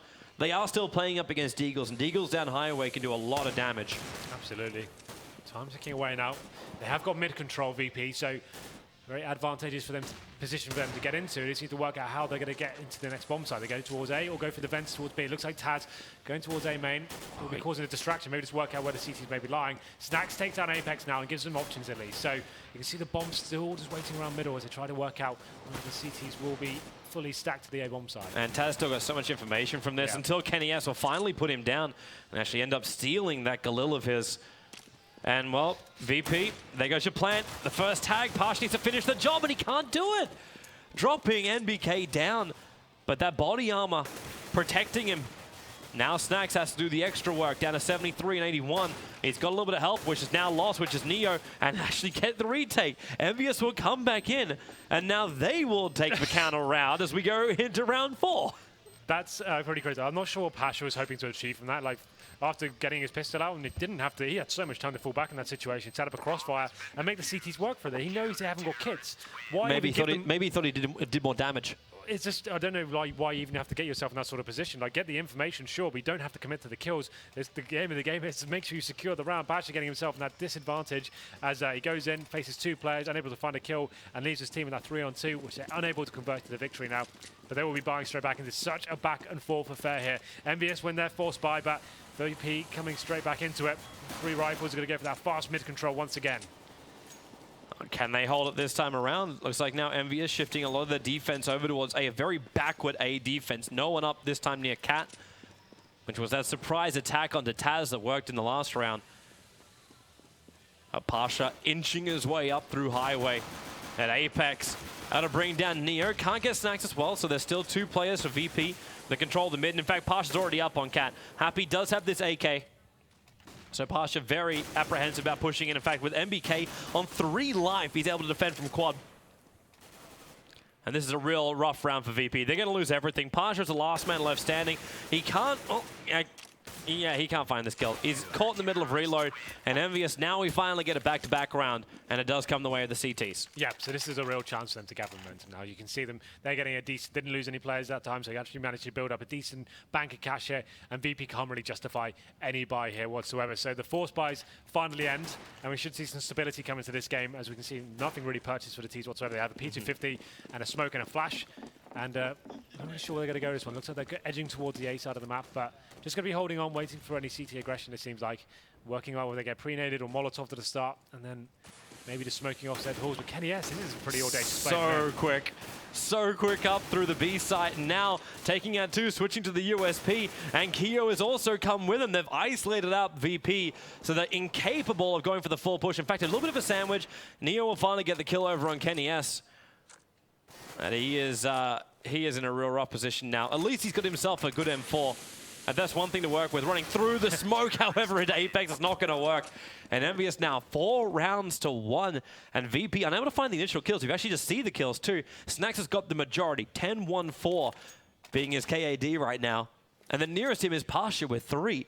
We are not seeing Taz Bialy or Neo finding these initial kills on the Envious defense. Well, now a change of pace for Envious. They're going to pick up the AWP, and they're already gathering this momentum. This is only going to continue, I think, as we see Kenny S now. He's going to be heading his way towards the B site. If they can leave him there in that position, it'll be absolutely fantastic. He's got a teammate with him, though. He could actually go for the push here. If mid-control comes in once again from VP, they know they can get this controller's area, very similar to Inferno, but Apex takes down Pasha, and now it's a 5-4 going in favor of the Frenchman. Snacks. So stealthily trying to move around Z. Can't find the opening yet. He's got 2 CTs on the other side as they start to spray through. A lot of patience from him. The bomb is moving over now towards the B site, but look over at Toxic. If they can actually get that initial kill, yeah, there it is. So Kenny S will drop. Bialy will move over, but this is now flagged the move. But Snacks, he was so patient. He finds both Apex as well as MPK trying to move in through Z, and then isolates Happy completely on the A site while the B plant is now down. Yeah, Snacks doing huge work there. What important play that was from him. Great luck, frag going in that Z hall, waiting for that early attention to be shown towards the B side. The rotation's coming from the CTs, and he's just there to lock it down. Fantastic stuff from him. That's a huge round for Snacks. But look at him, 12 frags right now. Once again, going absolutely huge in this series. So fantastic tournament from him so far. On the other end of the spectrum, we've got Taz, yet to actually find a kill yet. So that's kind of interesting to see how this one's working out for them. Still early days, though. We go into round number 7, but that's a great round for VP to win. Yeah, that it is. The only downside is they can't remove this kit as well as full armor as well as AK from Happy. Yeah. So Happy will come into the next round with like a fully stacked kit. There we go then. So now Bialy picks up the AWP. You'd assume he's going to chuck that over to Neo. There it goes. And this is the first time they've had the AWP on the T side. So now they can actually justify the slower pace game. So far, they've actually had a really good job of taking over the mid area. It's the setup Envious allowing VP to take control of mid and just playing very passively from that situation, forcing them to come into bomb side. So a change of pace from this time. They're actually showing presence towards it this time. You can see actually going straight in. I didn't see anyone up. Kenny as he's backing up.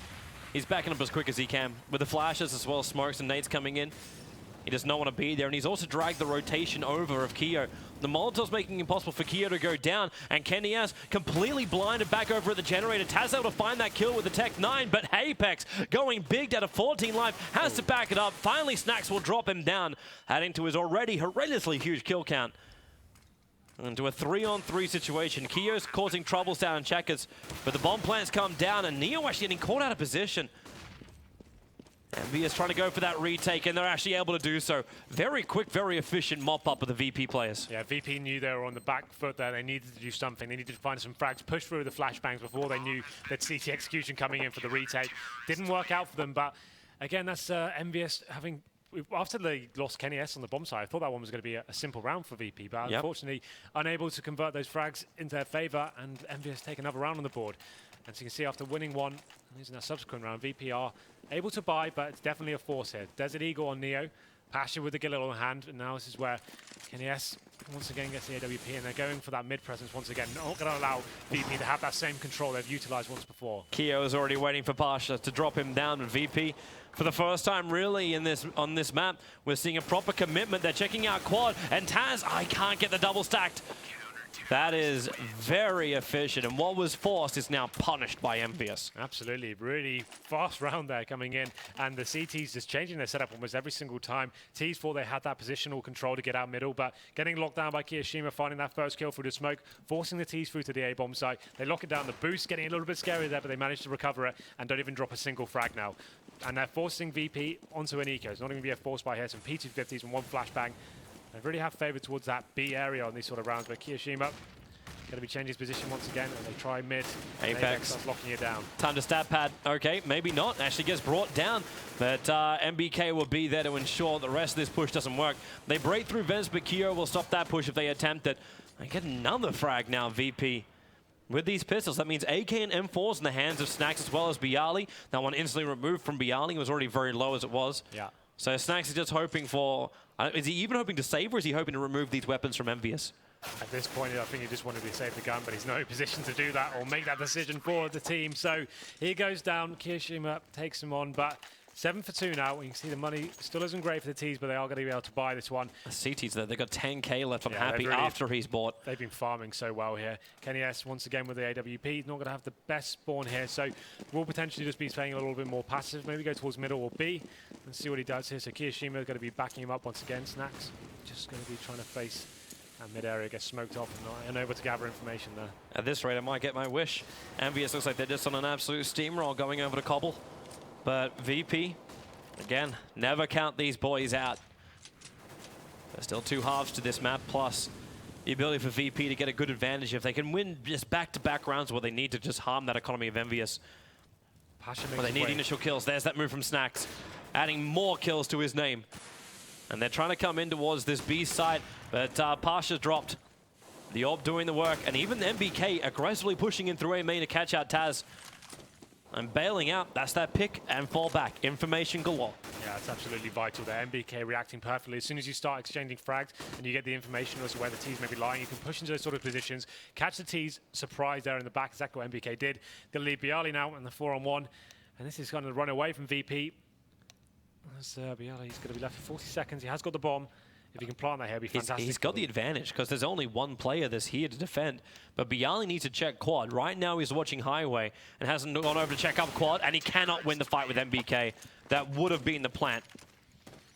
Well then, another success round for MBS. They've got a great hybrid here of mixing up the passive rounds with the aggressive ones, and they're actually catching VP off perfectly. They're not sure which setup to adapt to, and now it's another eco for VP. It's actually going to be pretty much full Glocks. I was going to say full Glocks, but he actually gets some Tech 9s and Deagles out just the last minute there. So we haven't seen too much in terms of like actual nice little executions from VP. They've been trying to work the pick game. They get that mid control and try and capitalize on that, but bomb going down there.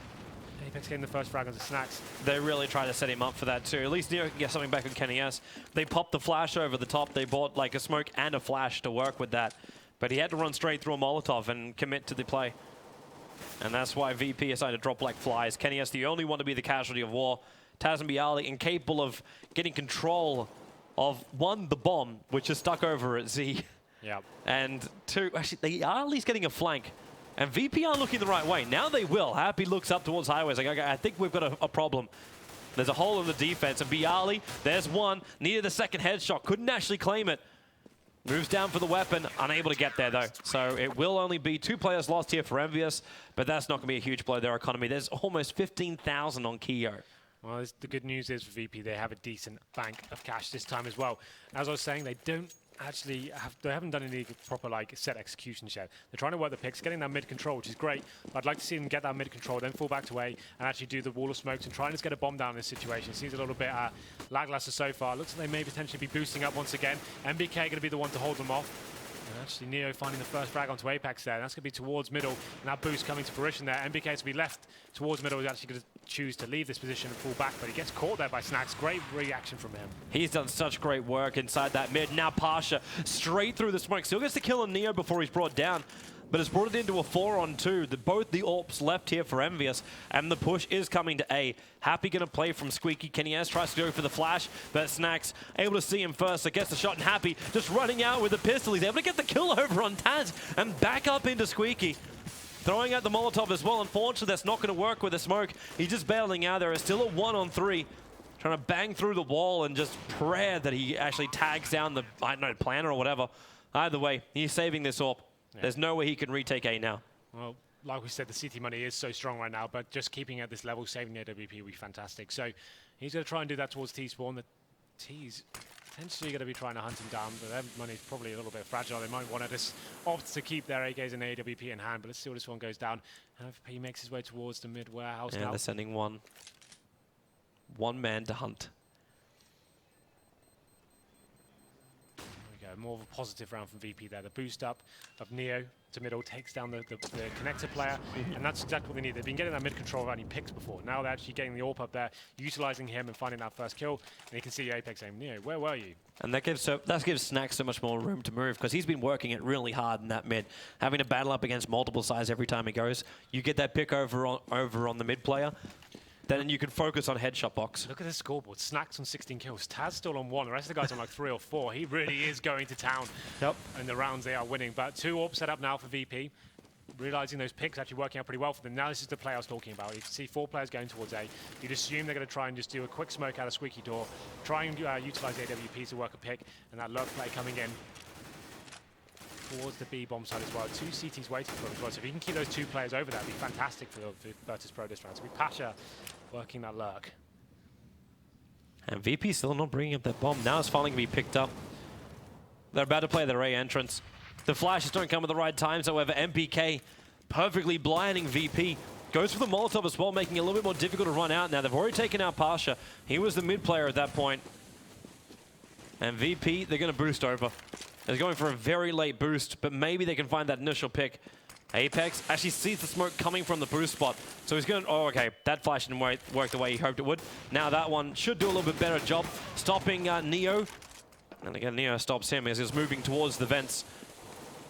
And VP, they are going to commit to the A site now. The Molotov flying in, but Neo, well, he was hoping the Molotov would flush out MBK, but Happy is there to get a revenge kill onto his teammate. And more Molotovs just flying out everywhere. Flurry of frags coming in for both teams there. Now a 3-on-2. Happy on the retake with the AWP, but Kiyoshima helping him out, taking down Neo. Brings it to a 2-on-2 now. Snacks on 11 HP. Bomb does go down towards A. It's quite an open plan though, so you see Snacks there just trying to find that CT player. Now how can they retake this? That's not going to help whatsoever. Viali and Snacks getting frags pretty much the exact same time as the retake comes in. And that's once again the frag. I thought that round was going to go in favor of Envious because we saw Pasha going towards B. And I assumed the idea was he keeps those CT players over towards that area and they go in towards A. Yep. But the way it went down was they started rotating towards B, going on his information, but Pasha then dies and they have to stop completely. They've lost the positional control they had on A, but they fall back and they somehow work those picks for them. The double AWP setup working very well now for VP. CT's not out of it yet in terms of the economy. Get themselves that AWP back onto Kenny S, but mid-control shown here, only 1 player towards B. Mm-hmm. It's just a good last couple of rounds in this half for VP. They bring it closer and something more for them to work with when they go to CT in preparation to see how Envious will be able to handle their T side. They seem to be playing a very pick-based game here as Neo goes in happy with that off angle there. Neo didn't expect that one. He gets that early frag and gets the CTs into a very advantageous position now. They don't really need to do too much. MBK can be flashed in and what a great kill from him. Takes down Bialy. Shot to the head, locks him down through the box there. They don't need to do too much, but they're very happy to do it when they feel like there's a good little play to go for. Sure. Get the pick, fall back. Now, it's the movement coming in from Pasha, trying to go really big, pushing into the side, but Apex on the flank. Starts to spray though, can't find anything just yet, reveals his position. Now does manage to pick up Pasha. But Taz is the last man left alive, and Apex will finish the job there too. So 10 rounds, they hit double digits on their first half here.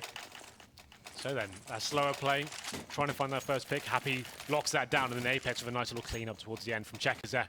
Good positional control from him. Once again, he's looking at the scoreboard. Snacks really is running away from this one. It's kind of crazy if you have a look at that. But Let's see how the T's going to approach this 15th round now. Not a great buy for them.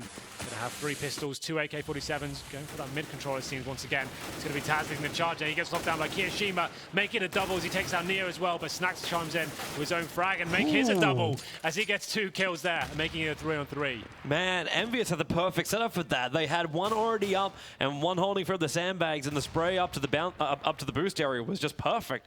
And then, all of a sudden, Snaxmas arrives. See now, double AWP. Happy and Kenny S. Going to be holding in, but Kenny S is pushed all the way through B, and the team's going to have no idea. This is so perfect. Low HP on this player as well. Not going to... Oh, say... That looked a little off at the start. Yeah, but he recovers it and gets him back into control here. And that's another nice, easy shot from Happy there to lock it down. 11-4 in favor of Envious in this first half. Very formidable half from them, looking very strong there, but I think 4 rounds is enough for VP. You know, they're going to have a very strong CT setup as well. Let's see what they can do here. Pistol, obviously, going to be important as ever. But it's that aggression from Envious that we're wondering, like, can VP throttle it? And will their aggression actually come in? Like, you've now gone 10-4. You move over towards your own CT side. Sure. Do you feel like you've got enough power that you can go for these mid boosts? You can go for those aggressive, like the flash in to get the pick in A main. Will VP have that confidence? I suppose the answer is going to be a straight yes anyway. I think so. We've seen that from judging by the T halves we've seen tonight. It seems like most teams seem to be very, very confident on that. But see VP a little bit not as I guess as aggressive or as scary as they were on Inferno, but this time going into CT side, I'm sure they'll be showing the same sort of tactics there, going up, pushing AWPs around, swapping positions, pushing in with pop flashes into A main, for example. So I expect to see some of that. But the thing is, Envious going onto the T side, they're very fast and very aggressive. It can be hard to contain those guys. If they start hitting their shots and that partnership between Apex and Kirishima starts coming to fruition, getting into the B splits, for example, their entry frags alone, they don't really need to rely on tactics. They can just rely on their pure skill and talent going into this half. But this is where it gets interesting now. We come to the business end of this series because, of course, current score lies at 2-1 in favor of VP. They want to close this one out right now, but not the greatest half from them to start things off. Now we go into it. Not a B rush this time. It's going to be 4 sets of armor for MVS. They're making their way towards the A sides. Yeah, they're coming to A main. Taz is already there. Going to put down the smoke, so Envious, where I'm going to go for this long-range pick over towards quad. They wouldn't be able to do it anyway because both of the VP players are playing closer towards Cat as well as Forklift. So Envious, they are still going to commit to this. They're waiting for the smoke to dissipate. As far as the CTs go, they got 1 smoke and 1 flash left over. Taz, okay. He sees it coming out of A main and should make the call right now. Yep, they're moving very quickly. He moves actually closer towards the smoke, give him a better angle, looking for one, able to bring down Apex, catching out Keo as well, making that work from the forklift till finally MBK will shut him down. Snaxmas moves himself in too, and they're able to bring down even more. It's all up to Happy, the last man left in A main against 3 CTs. And they're all looking towards the bomb. Happy makes his play out, goes for the shot, but he's been done from multiple levels and multiple ranges. Still looking for these perfect little pop headshots if he can get it. But life is becoming a little bit too difficult for him to find it. Yeah, the fact the bomb's down in a horrible position, this is VP's round to lose. They somehow give him even a frag here. They've got to question what's actually going on. And there we go. Actually all facing, making sure they lock it down. That came down to Taz, you know. That's such a perfect weapon and utilizing of the smoke for him. He heard the footsteps coming into A main, smokes him out for a while, delays the play, and he gets that close angle with the 5-7, manages to spray down 2 early kills and knocks down the bomb as well, allows the rotation to come in. So that's great work from Taz. But this is the round we're also scared of on the second one from Envious. They get the armor, they get the Desert Eagles out. Let's see what they can do with this. Not much in terms of utility. You'd normally see them getting a smoke grenade here, chucking out a squeaky door on A, and then coming out that way. But they actually opted to go purely for frags here. Desert Eagles coming out once again. And now the CTs. 3 SMGs, a pistol on Snacks, and then a rifle on Pasha. Let's see how they lock this one down. The boost comes in. Apex is buying his time now. And Happy opens it up with a headshot onto Taz. And we knew it was coming. You could feel it. But that opens it up. Now the T's have to react here as the CTs get 1 more kill back and Apex goes down. And they've actually got a Molotov available as well, allowing Snacks to run in, but getting very over-aggressive, but he buys the distraction. I think that was the end goal there, allowing Bialy to come in from the side with an MP7 and grab 2 of Envious down for the count. And in fact, they're going to mop up the round until Happy turns for that quick Deagle shot, finally brought down by the P90. And they survived the second round, somehow. That's a very rare occurrence today. Happy opening up with that Desert Eagle headshot. We thought, is it going to happen? Is Lightning going to strike twice? But no, he gets shut down and VP recover. They do lose 3 frags, but The bomb didn't go down, so they are safe this round at least. There is a few CZs, Deagles, and Tech9s coming up the T side. No utility purchase whatsoever. So you'd assume VP should be able to gather this one pretty easily. Pasha showing a little bit of aggression towards middle there. Bomb going towards A. And that's the first round coming for Bialy. He takes down the lurker player, Kiyoshima, by himself towards the B storage area. And now the T's just holding up and working out what they can do with this situation. Yeah, they're going to be so careful about getting flanked from the B side. After what happened during the last round, in fact, they've already pushed another player over there for it. But VP, they're coming in for a different avenue of aggression. Under cover of smoke pushing into the garage. A lot of noise being made here.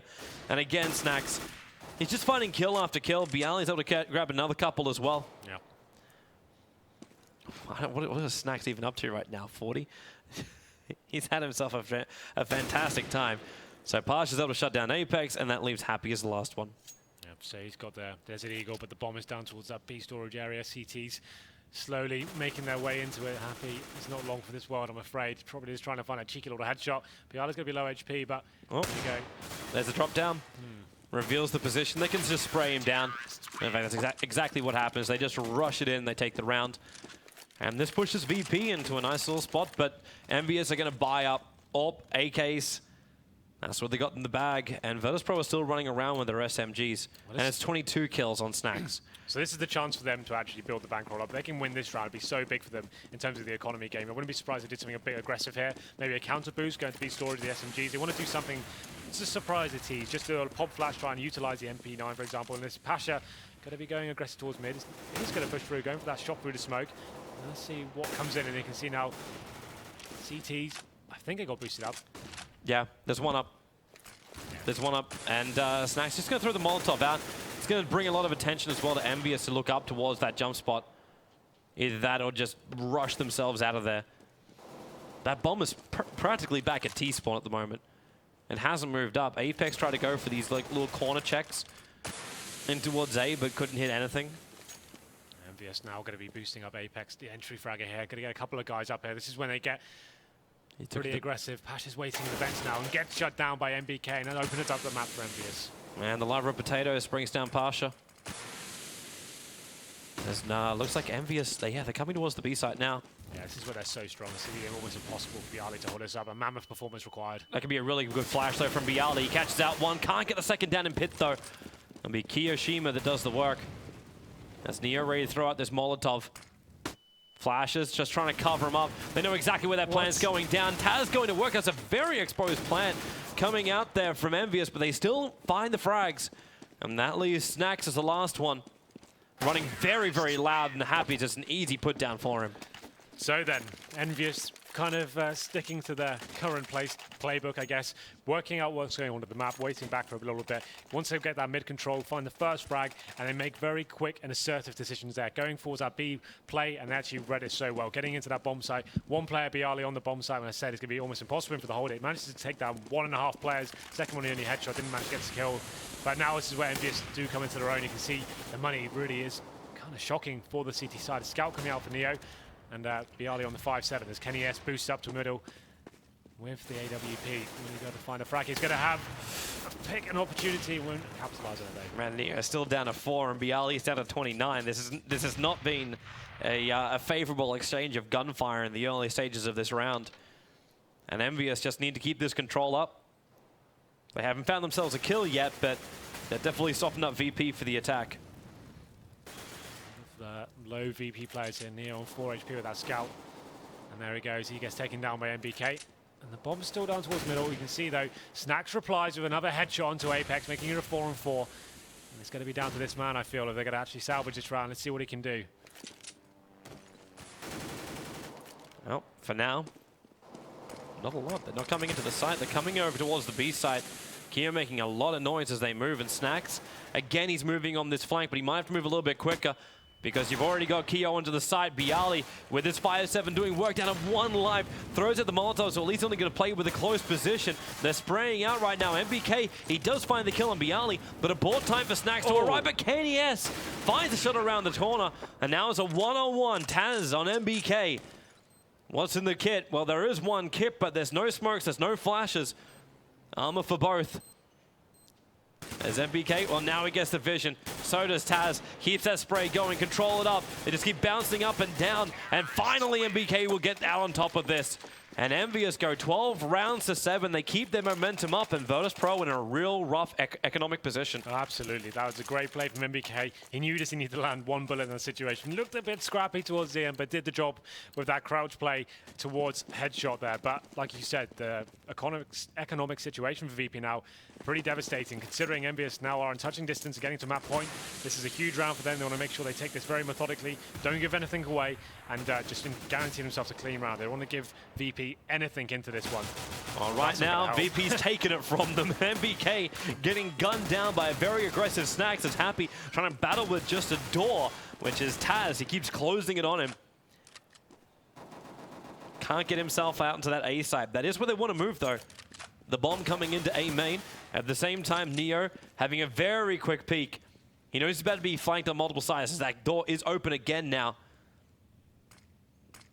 They're going to flash out as well as smoke. At least let Kenny S walk into the side area. Doesn't have a secure, getting just peppered a little bit from each side. He knows there's one at quad, he knows there's one over a forklift, so he brings down forklift, then starts going to work on quad. However, they've multiplied in the meantime, and I don't think it really matters. Bialy's the last man left alive. Envious have control over the A side, and Bialy's just running up with a P250. There's not much more he can do apart from death.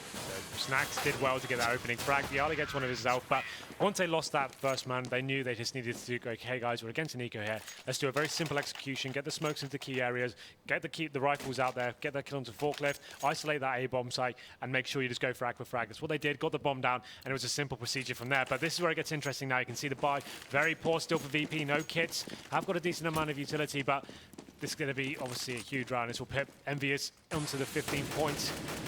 And potentially a 5th map. Yeah, this is it. We thought we called it at the start, and I'm kind of feeling that's the way it's going. You called it at like 9 AM this morning. Yeah. They will have a full 10 maps today. It's happened. Because it really is like 4 teams of such great quality, and they're being able to push each other to the absolute limits in a full best of 5, a great format as well. Absolutely. It makes it such an exciting series here today. But here we go then, round number 22. Full AKs for Envious. Once again, just trying to fill out the map. You can see Snax waiting for that boost there. And he's been so strong this map, trying to kill almost every single round. Let's see what he can do. Nothing really coming in as of yet for the terrorist side, just holding off in that spread out formation. Probably going to be boosting up again, you would assume. Seeing as that's been so successful so far, they kind of make their way over that. Yep, here they come. Charge. Up comes Apex. Shoots out the vents to start with, and VP, they're already preparing a very heavy A defense. But the attack is going to come through Z as well as Highway. And that's where Snax is already moving down for. Actually, it's not even come to A. It's going through fence. They're coming into the B site. Bialy asking for help, but the rotations are coming a little bit too late. Bialy actually able to take out 2 right now. Looking for the 3rd, unable to shut it down. But does drop Keo down to 25. Happy. Well, there's that little flanker. He loves to float. And caught out Taz right now. And he's looking for the last player. Scouting out Neo, moving in towards Heaven.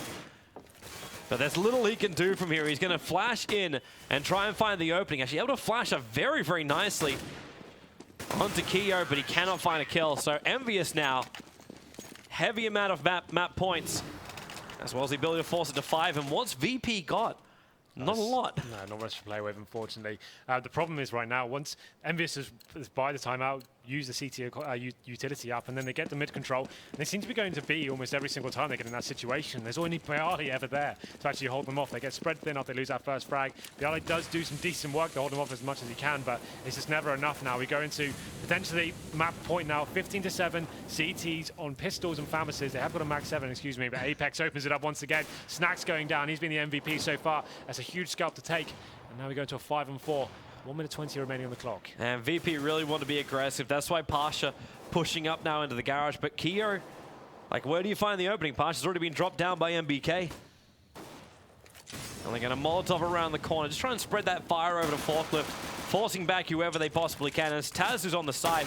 Neo's still got a good angle there with the scout, but the problem is now he's completely blind. That smoke just keeps him out. Taz will drop as well, and it looks like right now that Envious will be able to wrap up the map as they do get through the remaining players. There goes Bialy, and that is GG for map 4, which means we will have a 5th and final deciding map heading over to Cobblestone. So then, VP didn't really arrive there. They did not. Side, unfortunately for them, Envious got the momentum gathered, won the first half 11-4. Looked really strong though. Good rotations and actually nice synergy with the team playing towards mid as well. They had that great hybrid setup of leaving mid completely open sometime and then presenting 3 men the next round. So it's difficult for VP to read into that. And even when they had the mid control, they're unable to capitalize there. So Envious, after losing the pistol in the second half, really did get the ball rolling and get like 5 straight rounds in a row. So very impressive performance from them. The key players working out for them. But Snack's performance for me was stellar. Unfortunately for him, he's not going to be on the winning team in that map, but he didn't have his team behind him most of the time. Like, Snacks was losing his players left, right, and center, and then was pushing up. It's like, okay, make the best of a bad situation. And that's why the kill count looks so good for him. Yeah. But beyond that, like, VP, they need to take a minute, get their mind back into it. We moved to Cobblestone, one of the maps which I know they really enjoyed. Like when Cobblestone first came out, is even before, like I say, before it first came out, when the changes first came to it, they were the ones that were really hammering into Cobblestone. They wanted to make that map their own, and they're definitely going to be comfortable. The question will be, will Envious be as comfortable? Well, this is the thing. Envious, definitely, if they're playing in that kind of form, it doesn't matter how comfortable you are on a map. It's difficult to lock those guys down when their aim is so on point like that. But let's see. Definitely a map that's going to close this series out and be a great crescendo of this series. But before that happens, I think we're going to have a quick break before we go to analysts. So don't go anywhere. This series is just coming to the end now, but it's only going to get better. So stay tuned.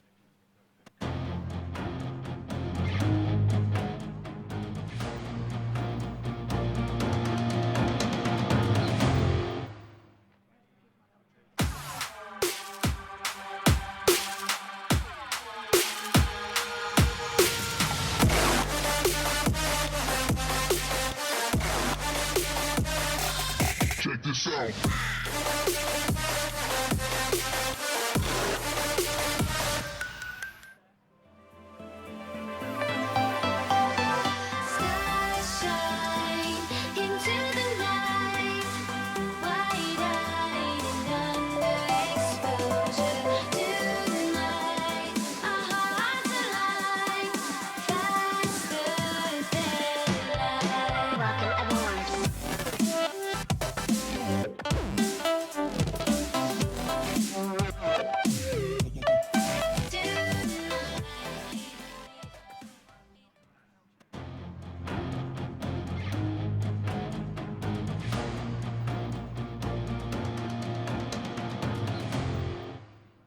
Welcome back to the Gfinity Champion of Champions. This is going to be the final round of the evening. I'm pretty excited. We've got Team Envious, Virtus Pro. They are now tied up 2-2. Walk me through the last game, Richard. Well, I mean, it's looking a lot better for Envious, no doubt about it. We talked about that Virtus Pro being good on that map. Now, once you get that momentum going on Cash, they're a very, very good team. But we've seen recently there's still some shades. They need to iron out some kinks. It was kind of Cash, when they lost that 16-0 to Kingwin, that prompted them to do this sort of reimagination of the team, to rejig the roles around. And I don't think they've really sort of revisited it. They're probably just having nightmares about that and haven't made the necessary changes to be comfortable on that map. By contrast, Envious, we know that going even right the way back to the LDLC days, they're a team that are very, very good on Cash indeed, and it showed there. Now, this is obviously we move into a decider, but if Envious carry that form forward, I give them the slight edge on Cobblestone. So I know obviously we'll talk a bit more about Cash, but I think maybe Envious are now getting into a place where they can close this series out. Yeah, I mean, we saw there that it's not like the Envious first half was just case closed, it's going to be over. There was always going to be some play, but there's something happened to Virtus Pro's Cash. I'm not sure when it happened or exactly what the turning point was. Probably when Kingwin were teabagging them in Valencia. That didn't help, put it that way. I think in a way, though, not just that result, but the fact that they lost to such a lower level team by such a big margin made them in their own minds decide, you know, we're not playing Cash anymore. So it was fine beforehand, because in the best of three, fair enough. You just stay away from Cash, not a problem. Sometimes you ban it. Sometimes the other team won't pick it anyway. Sometimes they can get away with it. The problem is in a best of five, as we've already reiterated many times, there is no way to hide it. You get one ban and that's it. And if, like Virtus Pro, you already have a perma ban, which is Dust 2, well, then you're going to be playing Cash. You're going to be playing all these maps. You're going to be playing Inferno, maps that otherwise maybe you'd like to choose not to play against people. You don't have a choice in this particular case. It was very impressive for Envious that they were good on it, though, because like I said, that's a map where that was a questionable one for them. They don't know themselves how good we are supposed to be on that map. Yeah.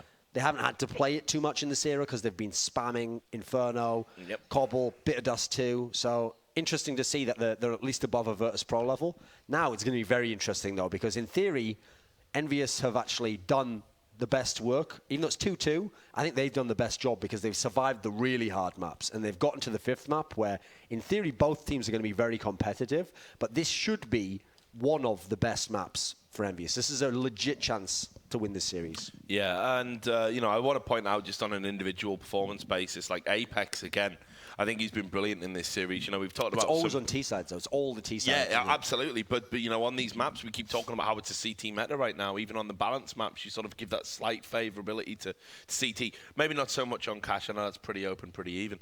But just in general. But, like, Apex, again, he was just clutching rounds, you know, making so many frags. And he's really turned up in this series. Like, when he came in, keep in mind, this is the guy who came in for shocks. Do you know what I mean? Like, you couldn't have bigger shoes to fill. And he's done it incredibly well. He's took that entry fragging role, done it competently.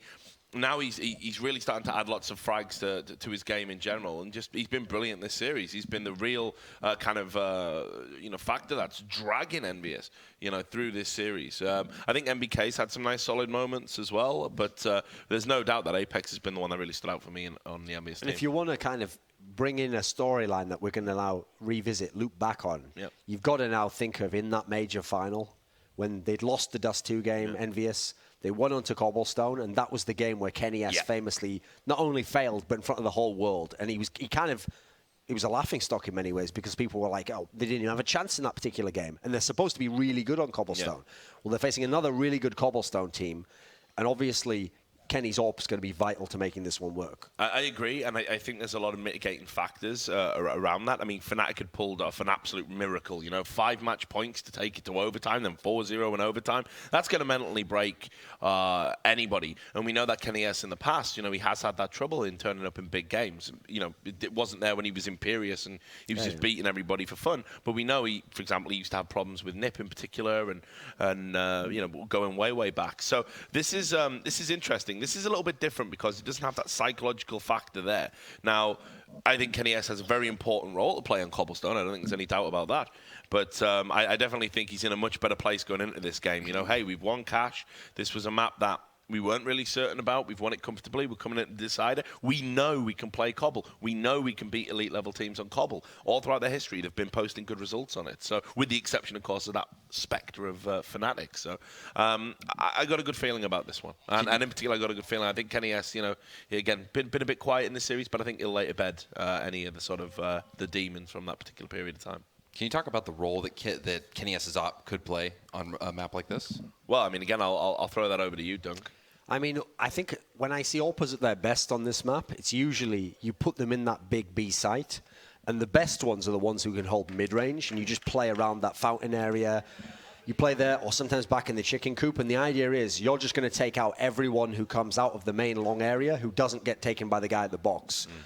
So usually you have to be a guy who can always hit the first shot, because that way if 3 try to swarm you, you put them down a couple of times, you get the first 2 guys, and they quickly learn, like, you can't do that. You have to go in slowly, you have to have every flash, so it just delays their B-rush. Because the problem is as soon as any team, a good T-side team, figures out that they can swarm the B site, especially from a mixture of dropper and long, they're just going to do it all the time. And they'll force that over and over and over again because the rotation can't get there from A. So I think Kenny has to be solid. He has to be able to hold in that position. And if for some reason economically he can't get AWPs, that's where I'm worried about him in the context of what I said before. That's because you put him on a rifle on a map like this, I think sometimes he struggles to be useful. I mean, I remember a famous game when he was in Titan, when they were playing against, I think it was against Na'Vi in the EPL Winter Final in April, where it was just after the AWP nerf and he'd really started to drop off as a player.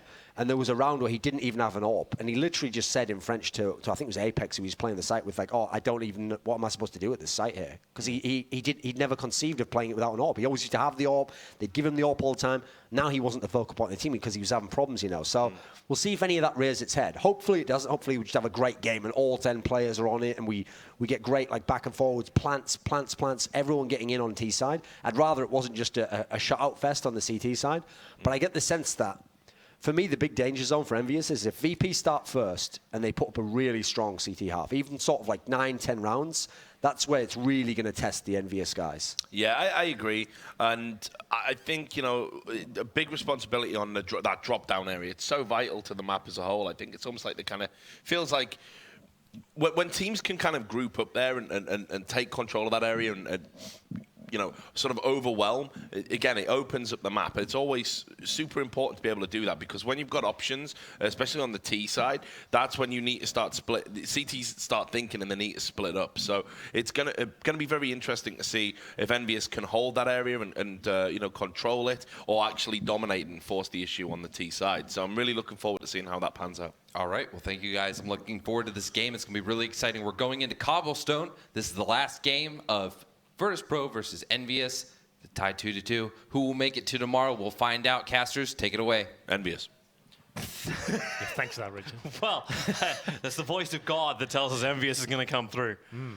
Well then, judging by that last performance, they're going to be carrying that momentum off. They seem like they're hitting the heavier fraggers. There's only really Snacks has stood up out of VP for that last map there. So the rest of the Envious guys seem to be firing on all cylinders, and that's when they get very dangerous. Once they start getting into that rhythm and they actually get into the 5th gear, that's when it feels like they're going to be so scary going into this last But at map. the same time, VP, when they're down, that's when they're also the most dangerous. Like when they're injured, they start to bite back really hard. And one quick pump-up chat, just say, you know what, guys? Let's just focus on what's here. Yeah. It's the trophy, it's to get the grand finals to face up against Fnatic. That's what Taz said in his interview. He wants to face up against Fnatic. They can only do that if they win here on Cobblestone. They'll feel comfortable on this map. They'll feel prepared. All they got to do is just find that wind. Well, this is it. That's a little bit easier said than done. As we said, there's so much on the line here, right? So you've got, if you win this game, you automatically get the 30K tomorrow instead of 10K. So that's pretty exciting nonetheless. But also, obviously, if you lose this one, you're going home. That's it. It's such a exciting tournament. What a great format it's been so far. I actually love the fact we get to see these great teams go toe-to-toe in a best-of-5 scenario. We've been begging for it for so long, and now we finally get to see it. And it just goes to show you, we've seen all 10 maps today, so that just goes to show how close and exciting this can be to see them tested to the absolute limit. So we go into this final map now. Map number 5 is 2-2. It's going to be a wonderful time, man. I don't know who said it backstage, but they said the words, every game, every series that we have here is like a grand final because it is this best of 5. So it's basically an orgasm for all viewers. Let's get into the 9th round, and we'll see who gets to take out the CT side, would be the assumption, considering what we saw earlier today. Yeah, well, here we go then. So going to be a very quick affair here. All the teams just getting stuck in there. They're running around this time. VP do take it. And going into this last map, we've talked about how much is on the line. The CT start, it's going to be instrumental here, it feels like. So that's it. One would assume they're going CT. Maybe they've got something. It would be the assumption. It would be the assumption. CT, like once you can lock down the economy, the T's have real trouble because you can just play from range. And Tan's going to say stay. VP definitely want to play the CT side here. Absolutely. So this is where they can get their teeth stuck into this. And this is going to be interesting. We saw quite a loose mentality from Envious on their cash setup, as holding up, waiting for pushes, then boosting into middle, staying in that 4-man pack, and then executing from there. I'd assume a very same methodology going into this map. It's going to be similar, going maybe towards the A side a lot, but B is always a heavy area of contention on this, right? So it's an area where you can work out what the CTs are doing and then just go in with some simple smokes, go out to the upper platform, utilize your heavy fraggers out there, and find a frag and get some positional control from there. That's what we're going to see. Kenny S, the guys pointed out on the analyst desk, he hasn't arrived in the same fashion he did in DreamHack London. He had such an amazing tournament there. We saw him almost every single game topping the scoreboard. He hasn't been bad. The tournament, able to say he hasn't hit that godlike status we saw last week. So it'd be nice to see him step up into this. This is the map in the major where he actually had a really poor performance. He was playing for the A bomb side and actually managed to get, I think, 4 or 5 frags against the final in the semi-final there. So it was the grand final. Let's see where this leads him to. So hopefully he can put those bad memories behind him and just focus on what's at hand, which is beating Virtus Pro. Like that's a good way. That's a good mission to say yourself. That's the simplest thing. Just simplify it and just go at it. For me, like this map is just so simple for one angle. Okay. This is like why I kind of actually want to see Fnatic tomorrow also forced to play on Cobblestone. Sure. Because the way you play that drop.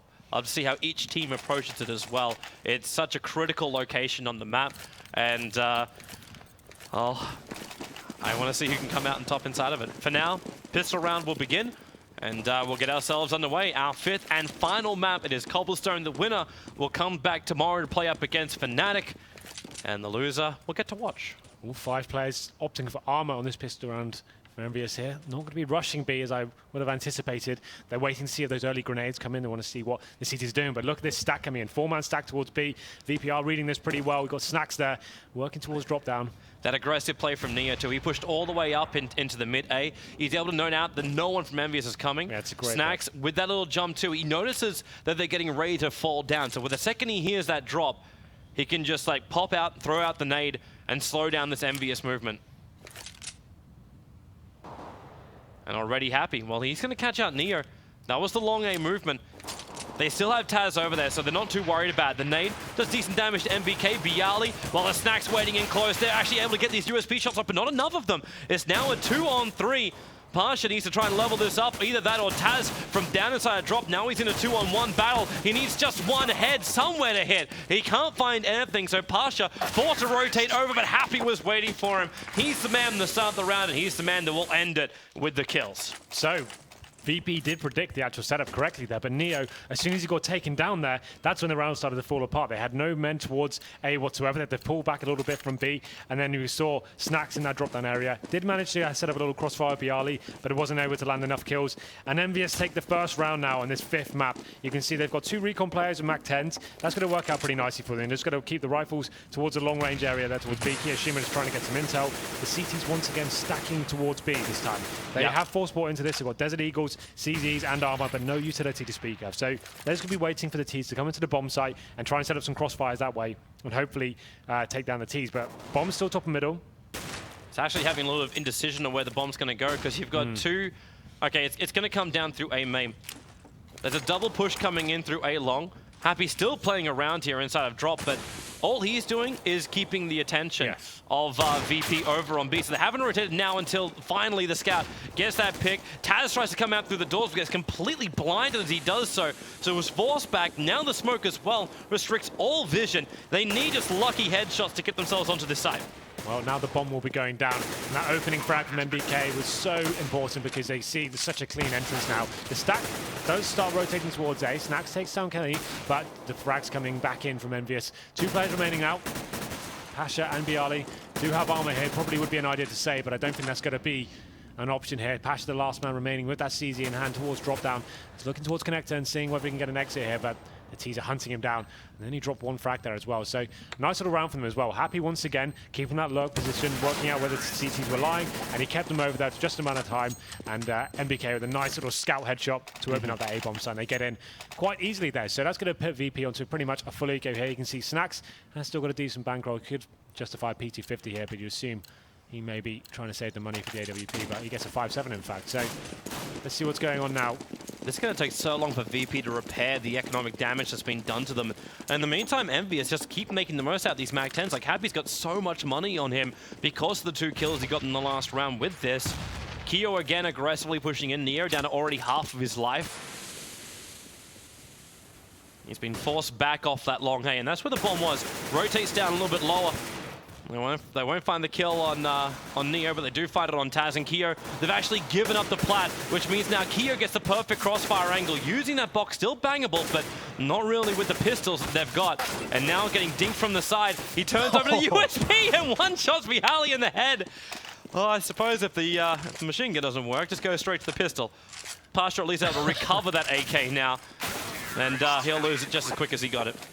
So then 3 on the board for Envious. A fantastic start for them. Looking at the CT money, that second round buy for them, it's not going to be too damaging, but they do definitely lack a certain element of utilities. You can see Taz has only got 1 flashbang. The guys have got a few smokes, but no incendiaries, no kits as well. This is the danger of buying up on that second round. It definitely puts you in poor stead for the rest of the round, and Envious are going to be aware of this. They're keeping the scouts on MBK, trying to build a big bankroll for themselves. This time actually opting to go towards long A. And this could work out really nicely for them. Once again, Neo going to be isolated on the A side by himself. If they can find that initial frag onto him, they're going to have an open bomb site once again. MBK just holding up the top, and now they start dissecting the map, making their way slowly but surely through long A halls. Happy again gets to be this floater. As you said, like A's the way to go. That's where they've got the bomb at the moment. Happy Okay, I think he just got scattered out then. He knows it too. So Pasha. But it works for him though, right? Because he's trying to keep the CTs over there. So this is perfect. If he stays alive and keeps CTs there, it's absolutely fine. Like what he's doing right now looks like a normal drop entrance with the smokes and the flashes. The vision though over on A, it didn't come quick enough. Now Taz will get the vision, but at the same time he loses his head.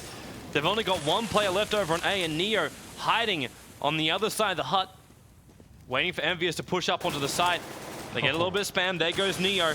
And now it's a real difficult retake for Virtus Pro. They can't see anything from the platform. If they break through the vent, then they know too. As Envious will know exactly where VP's coming from. So it's almost like they just have to save their weapons right now. Absolutely. There's no joy to be had on the A side. No kits, and they've also obviously lost those first 2 frags going in. Taz actually backing up Neo there. And it's just with that, when they have such positional control, Envious, they get all the way to long A. They know they've got a great setup there. Happy's called. I've kept 2 players towards drop down now. This is the perfect time for you to go. Even when he died in that situation, he'd done enough work. They came up middle and side alley at the same time. Got that first opening frag onto Taz, and then Neo just isolated on the bomb side. They set up a crossfire. Kiyashima locked him down.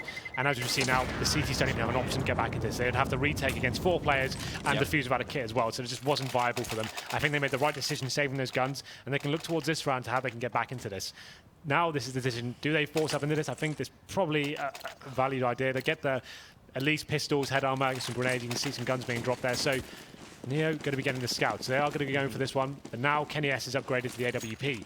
This is such a huge round, Toby. If they lose this one, it's going to be 5-0, and they'll be looking down at Eco potentially as well. So let's see what they can do here. Yeah, VP are in such a rough position. And Envious, they're the ones with the ball, and they're trying to play it over towards the A side.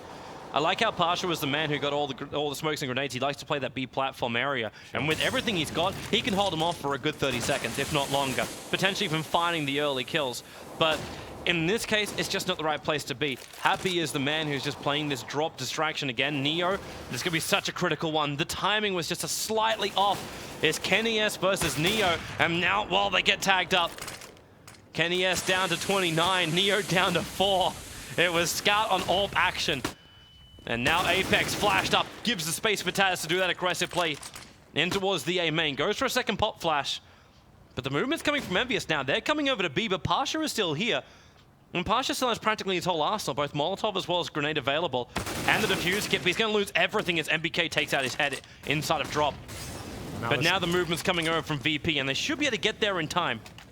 CT's in a very difficult situation here. Snack's going to be the only player onto the B bomb site. He gets absolutely decimated by Kenny S with the AWP and Molotov combo. And now the retake comes in. Neo with 4 HP and only a scout in hand. And PG50 jumps around the corner, gets handled by MBK, leaving it a 3-on-1 with no kit for Taz. He gets the first kill, putting him in this 2-1 situation, but that's still definitely not in his favor as Kenny S finishes him off there. Way too many angles to cover as you come in. You've got 2 players jumping down from plat, one of them being the AWP that finds the kill on you, and you're still new because of the sound that was made down inside a drop, that there was one inside a drop. So you're like, okay, well, this is just a disaster. Well, this is it now. 5-0 in favor of Envious. Even if VP win a round now, they're still in such a fragile position because they won't have much money. They need to make sure they have a really clean round, come and get themselves back into this to even justify the next one because that reset. Exactly. The reset will come in and be so devastating. But decent damage there from Apex to knocking Taz down to 38 HP. Happy once again working the drop down area, and Snacks finally able to make him redundant with that smoke coming in. So buys himself a little bit more time, but the AWP still going to be ringing true for Kenny S. Not being able to do much of it yet though as they make their way towards long A once again. And Bialy playing that position over on tree, a lot more exposed for him. But if Envious do try and push the play, he's going to be in a good position for it at least. It's different from what they've done previously. But Envious, they're not coming towards plat. Happy again is playing such a great distraction role because he's got so much money to make the distraction until finally Taz sees 3 players coming in through A main. Neo's already there. They shut down Happy, so there's no extra flanker here. In fact, it allows VP, if they're quick enough, that they can get the flank around, but they're coming back the straight, direct way. They need to get back onto this side. Neo picked off as he's trying to fall back deeper into the site and make this push up for Envious a little bit more difficult. And as they just lose them one by one, they're not coming in as a full team because they just can't. They're all coming in from the same angle. So they come out one by one. Pasha going pretty big here. Decent damage into wood. Needs that bench, able to claim it. There goes Keo, but he can't shut down Kenny S. And it was a valiant attempt by Virtus Pro, but now it's 6-0 in favor of Envious. This T side is looking so good for them. Really good. And unfortunately for VP, the money situation is not getting any better. It looks like they may have to take an eco on the chin here. They tried to force the situation. They were waiting to see whether they could gather Into. Taz getting flashed towards middle, getting taken down straight away, and that's the man advantage, giving in favor to Envious once again, and they just capitalize on that. Knocked down Neo, I think, or legged by Kenny S through the smoke, actually. And it was an easy frag for them to pick up, but here we go then. It's going to be round number 7.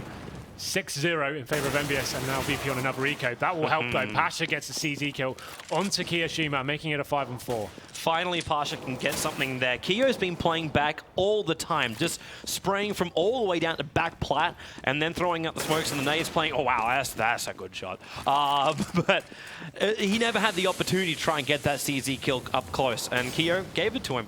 But Envious, they instantly take everything back from VP. Wow, then this is obviously a round you'd assume that VP were going to drop there, but actually Taz gets the bomb from MBK now, and you can see him towards the fence area, still trying to work some magic here, as Apex is isolated on the bomb site, gets taken down by Snax as well, leaving Kenny in quite a difficult situation. They got weapons fast as well. Yeah, AK's picked up for the CTs. Yeah, with the double AKs, well, one of those taken back by the AWP shot from Kenny S. They had the bomb back in their control, now revealing Snax' position. Kenny S just goes for the kill, not for the plan. He'll end up getting both, the extra 300 for him, but Envious, 7 rounds to 0. Now we'll see VP go into the buy. Well, this is it. Now they actually have taken a full eco. They're going for the double AWP now. And I think this is probably a good call for them. Is this aggressive plat play by Pasha then? Well, the idea is you can either push into long A or go down towards middle, get that early information and justify his stack. So Taz now, he actually is going to be going towards long A. And this is the AWP from Neo, going to be going towards mid. Not going for that early information though. A lot of AWPers will tend to do that. This would be trying to catch any Ts running through the smoke just now. But here we go. Trying to look at the top of mid, through the top of that smoke and see what he can do. Can't find anything just yet. The T once again makes their way towards long A to be Taz, waiting for them. I assume Pasha's going to be towards the B side now, the platform area. Yeah, they boosted him up. The second they can get that off and they can see a long way into B plat, then they only have to worry about what comes out of drop and shift everyone else over to A. And that is where Envy has been focusing a lot of attack, and Neo gets snapped back by Kenny S. That one's going to hurt. That was a huge pick from Kenny S and takes down one of the big scalps there, the AWPs on the A-bomb site. And Kenny S isn't done yet. He spots another player. It's going to be Taz.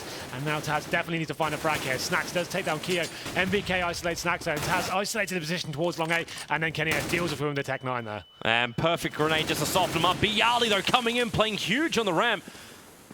The bomb is down with him, and he takes out another one as Kenny S. Pasha as well as Bialy now, they're the ones to defend up against Happy. They know he's coming in from A main, but Bialy going to be dropped by Happy. Not a lot of life left on Happy, but he has the bomb in hands, and Pasha with this AWP takes the first shot, and Happy realizes where he is. He's just running it over towards the B site. The smoke will give him a little bit of extra space to go. There's a little bit of concerns. We just lost Neo from the serve, but Happy goes for a very exposed bomb plant. Where's he play this from? Is it up in plat? He's going to play it in close.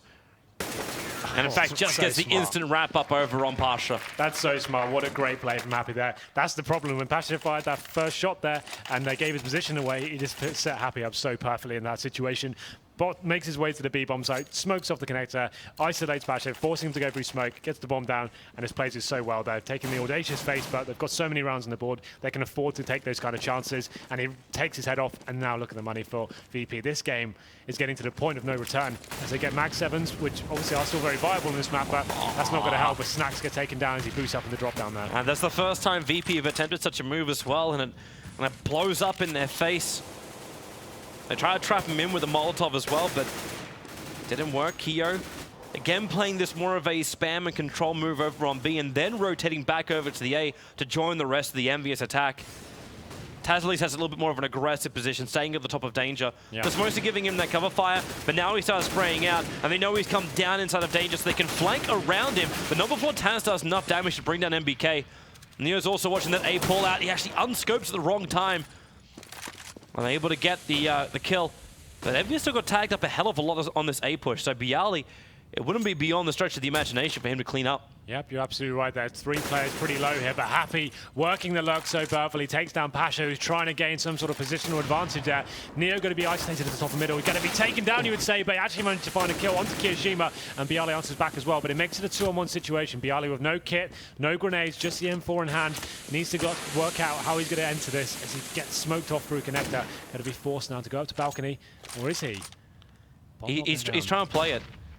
Like, was he going to wait for the smoke? The plant's got to go down. So if he waits just long enough, when that plant goes down, then it technically is a one-on-one.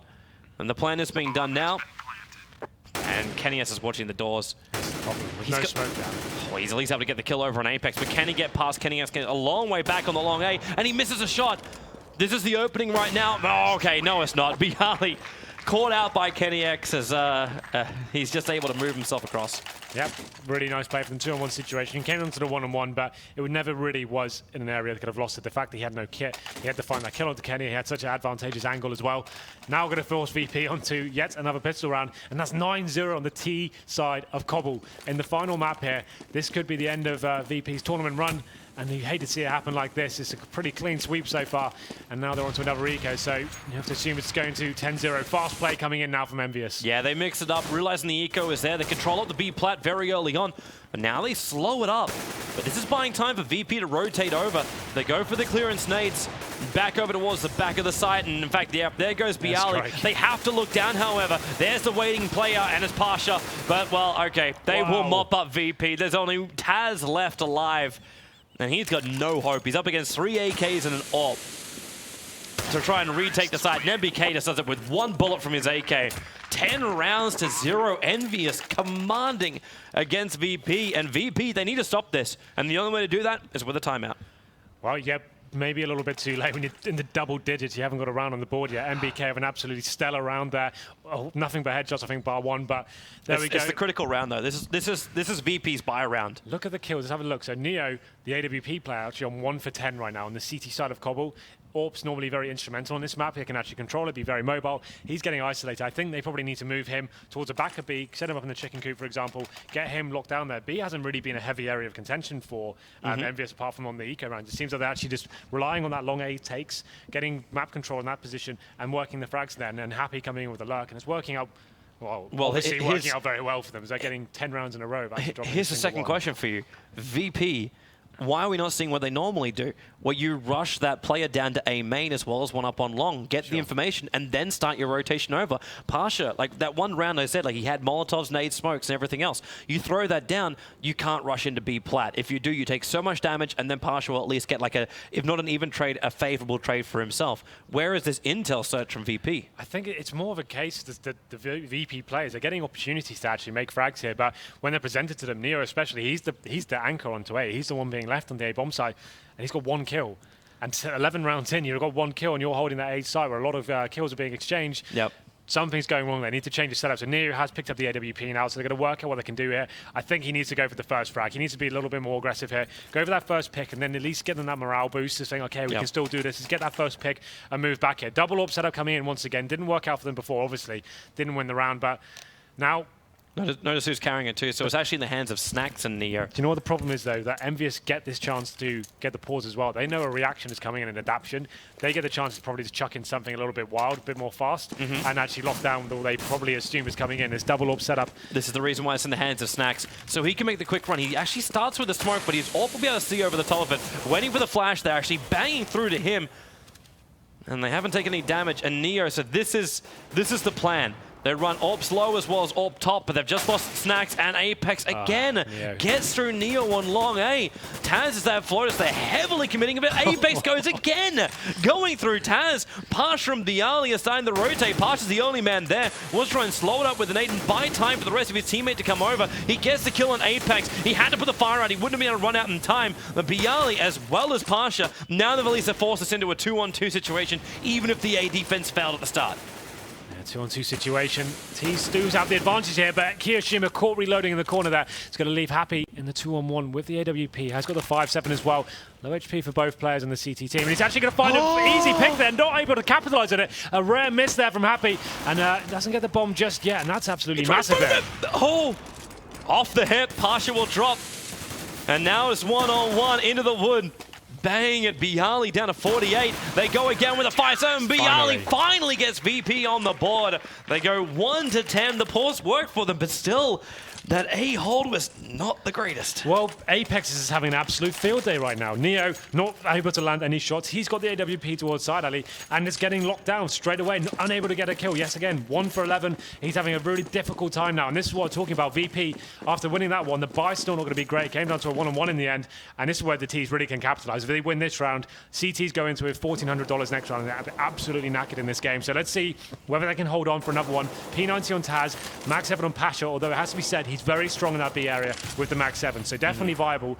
But now then, into this round. I want to watch to see how well Apex does as they make the plays as though they're pushing into A, and VP, they've doubled up over here. So they've actually boosted up one player and then pushed the other into danger. So from there, they look like they can hold the A, but Envious, now they switch it up.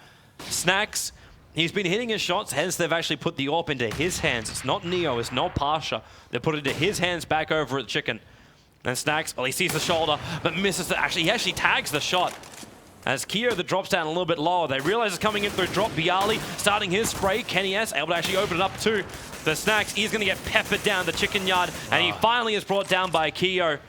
And VP, they're down to 2 players who again have to rotate onto the side. They're not the remaining players on that side, but at least they find the first one in Keo. The nade, oh no! Bounces backwards, that wasn't the plan, but it is still a 1-on-1. The bomb is dropped, but in comes Happy, had a flash in his hand when he walks around the corner. He might blind up the CT, he's chasing the kill, and who will win? It's going to be Taz, after what was basically a comedy of errors from both sides. Wow, what an interesting round that was. That double nade coming in from Neo could have ended things pretty early there, but manages to recover, and they get the second round on the board. And like I said, that's such a huge round for them to win, considering the money situation they would have been on. Like I said, $1,400 going to the next round. They managed to salvage it, pick up the AWP onto Snacks, and like you said, it's kind of interesting that Neo's dropped that one, given the roll over to Snacks, who has been their secondary AWP for a while, but Neo definitely not arriving on this map. He's been very quiet indeed. Kenny S once again, money's still strong in their camp, so he'll be holding a little bit more passively this time. It's going to be Happy and Kiyoshima, that tag team towards B bomb site. You see the boost coming into the upper platform from the CT, so how are they going to handle this? Oh, there it is. Much better control. That's the aggressive pick. They want to get themselves at a decent position. Now they can afford to fall back. The T's are definitely on the back foot now. Yep. Apex will be the one to pick up that AWP. He's aggressively pushing in through long, but the AWP is not the greatest thing to try and go up against Taz's current position. Up there on the left, unless he can flick it. Yeah, be flicking very, very quickly for that. He just tries to look a little bit further down. Not expecting the close. Meanwhile, Neo making the advantage a little bit better for VP as they were able to bring down Keo. Does he check up? Okay, almost hit him with a smoke. He didn't look, he didn't see it. He got a kill as well. It went around his back. He gets the kill on Neo. But I suppose revenge is still served. MBK finds one on Snacks. He does have the bomb, and if he can actually get through the... okay, he can't. He was caught with his knife out, and Bialy will bring him down. But if he could get through Bialy, he would be able to outrun the CT to that B side. So the pause proving prevalent once again for these teams. They take a pause, get 3 in a row. They've been scrappy rounds, but rounds nonetheless. 3 in a row for VP. They're getting back into this. It gives them hope for their CT side. At least some sort of hope, right? That's all they need. For their T side. Yeah, exactly. So now they've actually rumbled their envious economy a little bit. You can see 3 players onto the pistols now, but a much faster tactic coming in, going for the straight up B rush. I'll give it a crack. Pasha really legging it nice and quick. Keeps his back turned as now Taz, he realizes what's also coming down. Tries to go for his own little battle. Brings down Apex. He's got help from Bialy playing him from the statue area. The bomb in the open. So VP know they're committed to this. Banging out towards the platform. Now Pasha is still laying in wait, but Kenny S coming in from behind with the Tech 9. Can only claim 1. And now it's all in the hands of Happy. He's able to find out both of the CTs, but he cannot stop them. Snacks able to finish the job now, 4-10. VP making a respectable score here on CTs. Fighting back, and this is what you need. This is like we said, every game in this series is like a grand final, right? You got best of 5, 2 of the world's best teams playing here. You can never give up. You need to make sure you're fighting back all the time. This pause has worked out for them. They've ground down the envious economy, and once again, they're going to be on the pistols and 2 rifles here. So 10-5, considering they're 10-0 down, is absolutely amazing. They've actually managed to claw themselves back into this. And Snacks on the AWP once again, 4 rifles, and it seems like they actually will be favoring the B site once again. Well, this is the last round of the first half.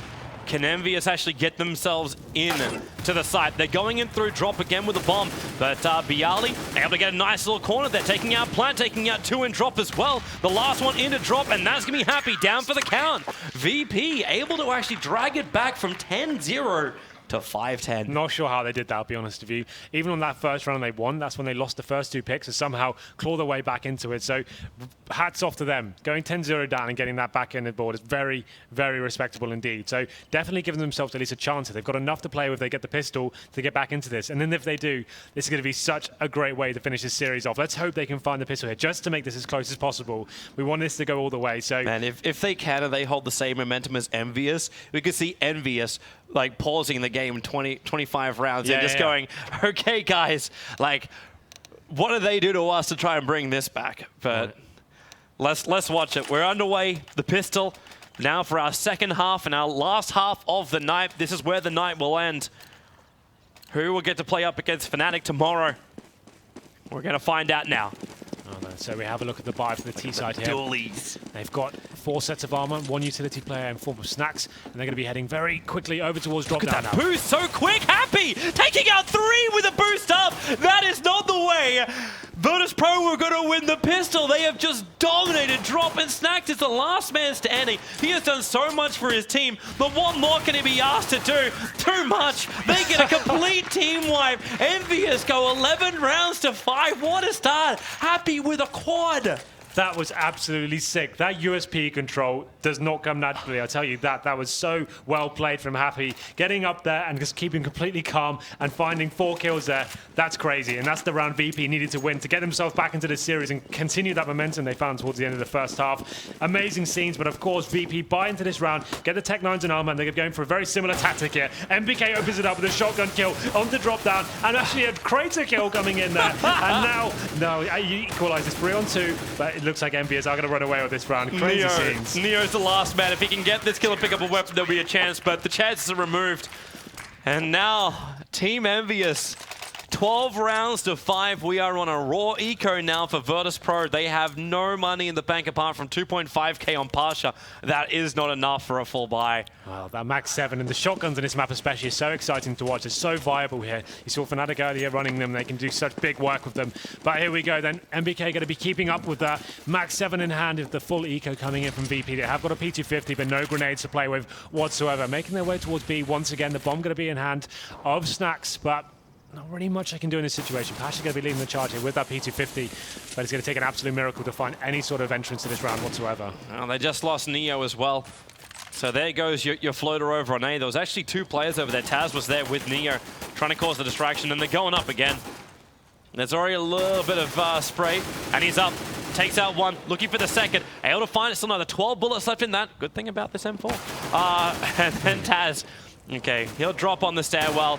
Bialy goes for the last one, reveals his position. He's running over towards drop, which hilariously is actually unattended for now. But now Kenios comes back in with the M4AS, and it is 13 rounds to Envious against the 5 for VP. They're gonna push it. They're gonna push it now. They're into the AKs and the armor. Well, this is it. 13-5. VP need to act. They need to act right now. They need to find some rounds here, but MBK still on the max 7. He's just building up his economy, and this is where we need to see something interesting coming in from VP. Either they're going to do it for a wall of smokes here. They've got 5 smokes, and it looks like they will be opting to go towards that area as well. It's going to be Pasha going first on the upper platform area, get locked out by the smoke there. And this actually allows the CTs to boost up and gain some positional control. It's going to be Kiyoshima getting on the upper platform now. And Pasha, he's still trying to bang through that block and stop him from doing so, but bouncing across the rim, he can still get up there. And that's now where VP, they don't control the B plat. No matter how hard they try, they're smoked out on the drop side, and they're committing 2 players now into this B plat. Pasha's pushing up. But Kyo is still in such a great position. He's mixing it up as much as he possibly can. Kenny's able to bring down Neo, so once again, this A player doesn't really work. They had more support over there, which I believe is actually Snacks. The rest of VP, they're flashed. MBK can see him. He's trying to go for these little jump shots. Can't find the heads now. Okay, that tagged, and he actually kills off Snacks, doing the work. And Envious, they're just having fun now. The last 2 players left alive for VP make that 1 player left alive for VP as Pasha over on the B plat moving in closer, brings down Happy, but there's 3 Envious players converging on his position. He's looking for the extra kill and he can't get it. Kennyas will finish the job and VP will be flat broke. Going to this next round, they have 3K apiece, but it's 14 rounds to 5. Envious so close to victory. You see the difference there in the CT approach from Envious in this half. Kenny S pushing into a long A there. He's using the information that's gathered by his teammates. He pushes long A and finds an isolated player towards the top of mid, just holding the lurks. And that's so important. If you can have a player that has the balls to even push that area and get that kind of intel, it allows your CT guys to actually hold B strong. That's exactly what happened. And then MBK, the jumping shots coming in, doing a lot of damage. And now, of they course, already pushed him up. This is it. Happy being boosted up once again, and this is a forced buy from the T's, but they do manage to find that first frag and an entrance into this round. And that's really good too, because they can pick up his weapon. Yeah, they got the AK into the hands of Taz. MBK again try and do this Mag 7 jump up. The Molotov's going to force him back. He's going to smoke it out, so stops the damage. A secondary molly actually being wasted there. But it's MBK. VP, they get down. 2 players left alive now for Envious. As that flash up very, very high, Keo blind as a bat. He's actually not that blind, so wait for him to actually hit with sonar. Now Kenny jumps on down, out through the window, not gonna happen. Right, Keo trying to defend, able to do so up against Neo. It's only up to Bialy now, the last man left alive. Those flashes, they're still available. There's number 1, there goes number 2. He has got the bomb in hand though, and a lot of time to play with. 2-on-1 situation. He does have the HP advantage here, but it's not going to happen for him, and that's map point and series points going in favor of Envious now. They just need to hold on for 1 more round, and then VP need 10 in a row. I don't see it happening, Toby, but stranger things have happened as it's been pretty clean sets the second half. 5-0 in favor of Envious in the second half now. What can VP do to get back into this? So obviously, they will have to buy. I say, what can Envious do to actually let VP get back into this? That's probably a better question. Envious have been playing this so tight. Like, Kenny... His move out in the side has just been so good. He keeps controlling it. And Envious, they're not feeling that bad about pushing up. Like, they've got 10 rounds as an advantage. They want to try and get aggressive into VP. Make sure they feel so pressured and defensive. And there's that Pasha pickup. They've just lost their B player. There's no more flank. It's only 3 players left on long. And Kenny S is in a great position. He's looking to actually get potentially flanked. We brought down 1. Doesn't injure the second, however. Neo is down 72. But Apex is already waiting on site. What's there for the T's? You've got no smokes, no flashes, nothing. And there's still Molotovs available here for Apex, who is playing on the site. Moves himself over towards the cannons and waiting for Bialy to be looking the wrong direction, which is exactly what happens. Neo playing from the van. He brings down 1, and he's going to keep VP alive in this. 6 rounds to 15. So Neo had a very quiet series in this map so far. 7 kills here, but that's obviously could be one of the most important rounds if they keep themselves in this somehow. But the money being ground once again. You can see Snacks getting the sawn-off shotgun there. Taz on the Galil, and the CT still rolling pretty hard with their money. A change of pace as well, sending 3 players towards the long A area. You'd assume they're going to be going for an early pick here, but let's see how this goes down. Kenny S now opting for the AWP. Happy actually be joining them. He's been playing drop down pretty heavily. They are really heavily stacking this long A. Happy's waiting for it. There goes the first hits, but there it is. Yeah, VP weren't expecting that many people there. They just stack it up nicely. At least Snacks can get the revenge kill with a shotgun. But Keo's still over on the site, and where is that bomb? It's locked on long. They actually have to retake the bomb. Keo spraying through the smoke, brings down Snacks. Pasha has mission impossible right now, and I'm fairly certain he's not Tom Cruise. Well, he's got a minute to play with, but no bomb towards that long A area. Does find a CT here. He wants more than that. He needs more than 1, and he knew it. That's why he was waiting for it. But GG, that is going to be Envious taking the series in a full 5, the whole 10 games, the whole shebang today. And that means Envious will play up against Fnatic in our best of 5 tomorrow. What a fantastic way to finish this off. Although it was disappointing to see it was such a one-sided affair. The T side going 10-0 in favor of Envious. It's a very rare occurrence. Hats off to VP though, bouncing back and managing to get 5 on the board, but it just wasn't enough, unfortunately. The CT side from Envious was just so strong there and winning pretty much clean sets there. Man, it was It was still a wonderful display of CS through both the series today. I know tomorrow is going to be an absolute wonderful experience too. And it's only going to be only one best of 5 series, but it's going to be a terrific series nonetheless. Absolutely. Like, I think we've been absolutely spoiled here today. We got to see all 10 maps, as you said, and it's gone right down to the wire in both games. Unfortunately for VP, they were unable to just find that little bit of form towards the end there. After they got 5 runs on the board, we kind of thought, if they get the pistol here, they could be onto something. Yeah, but and then that play, the USP play.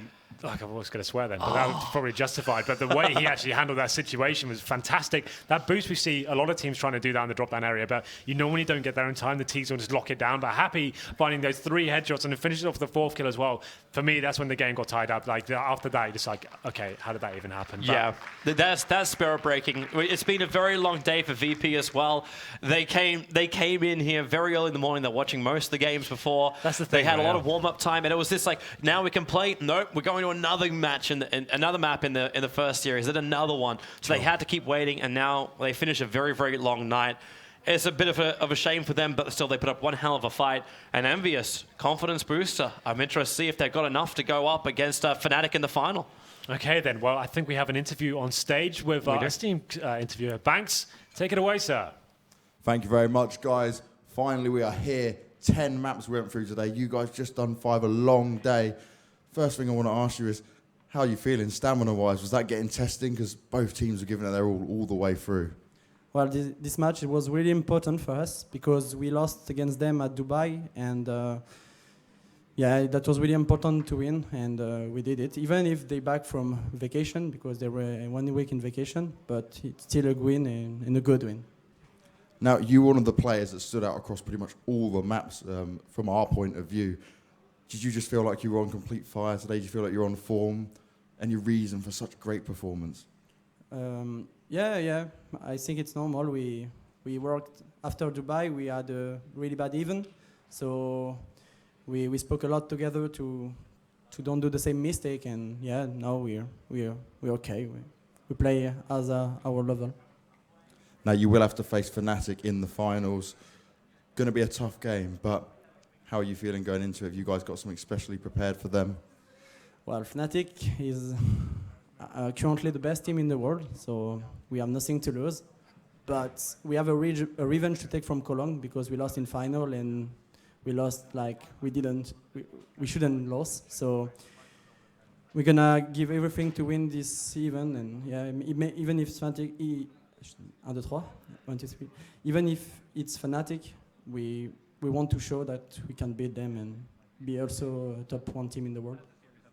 Well, good luck for tomorrow. Thank you very much for the interview. It's time for you guys to get ready and relax, ready for tomorrow to take on Fnatic. We're going to pass it over to the analyst desk for one last time to sign off. All right, thank you, Banks. Guys, that wraps up the last game, the last series for the day. Tomorrow we're going to have Fnatic and Envious going off against one another for $50,000. I'm pretty excited. Well, definitely, and you've got to be right to be. I had a feeling that Envious were going to win Cobble there as I boomed down the microphone as we cut to the casters. But they won it in really convincing fashion. Again, these T-sides that they have are just on another level right now. Got to say, I was hugely impressed with that performance. It's not like Virtus Pro aren't competent on that map. It's not like they don't know what's going on. That should have been a lot more competitive. But Envious, probably for the first time in the series, they had a real clear cutting edge. And it was a great time to save it in the decider.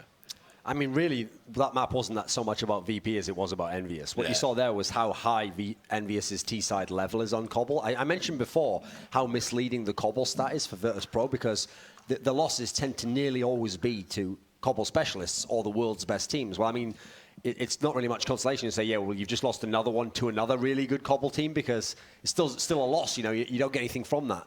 I have a rule, Richard. I've said it many times. I said it at the beginning of this tournament as well, which is that normally I have an analytical rule which I never bet on Virtus Pro if they're playing anyone who's at their level or possibly above. They've caught me out a few times. I never bet on them, right, because I've lost almost every single time. Because as I said, they themselves, you can tell, don't know when they're going to turn up in incredible form. And actually, what's interesting is, in this series, they did that. They turned up on 2 maps in insane form, absolutely dominant. Other ones, yeah, they were kind of just here and there, weren't so hot for 2 halves at a time.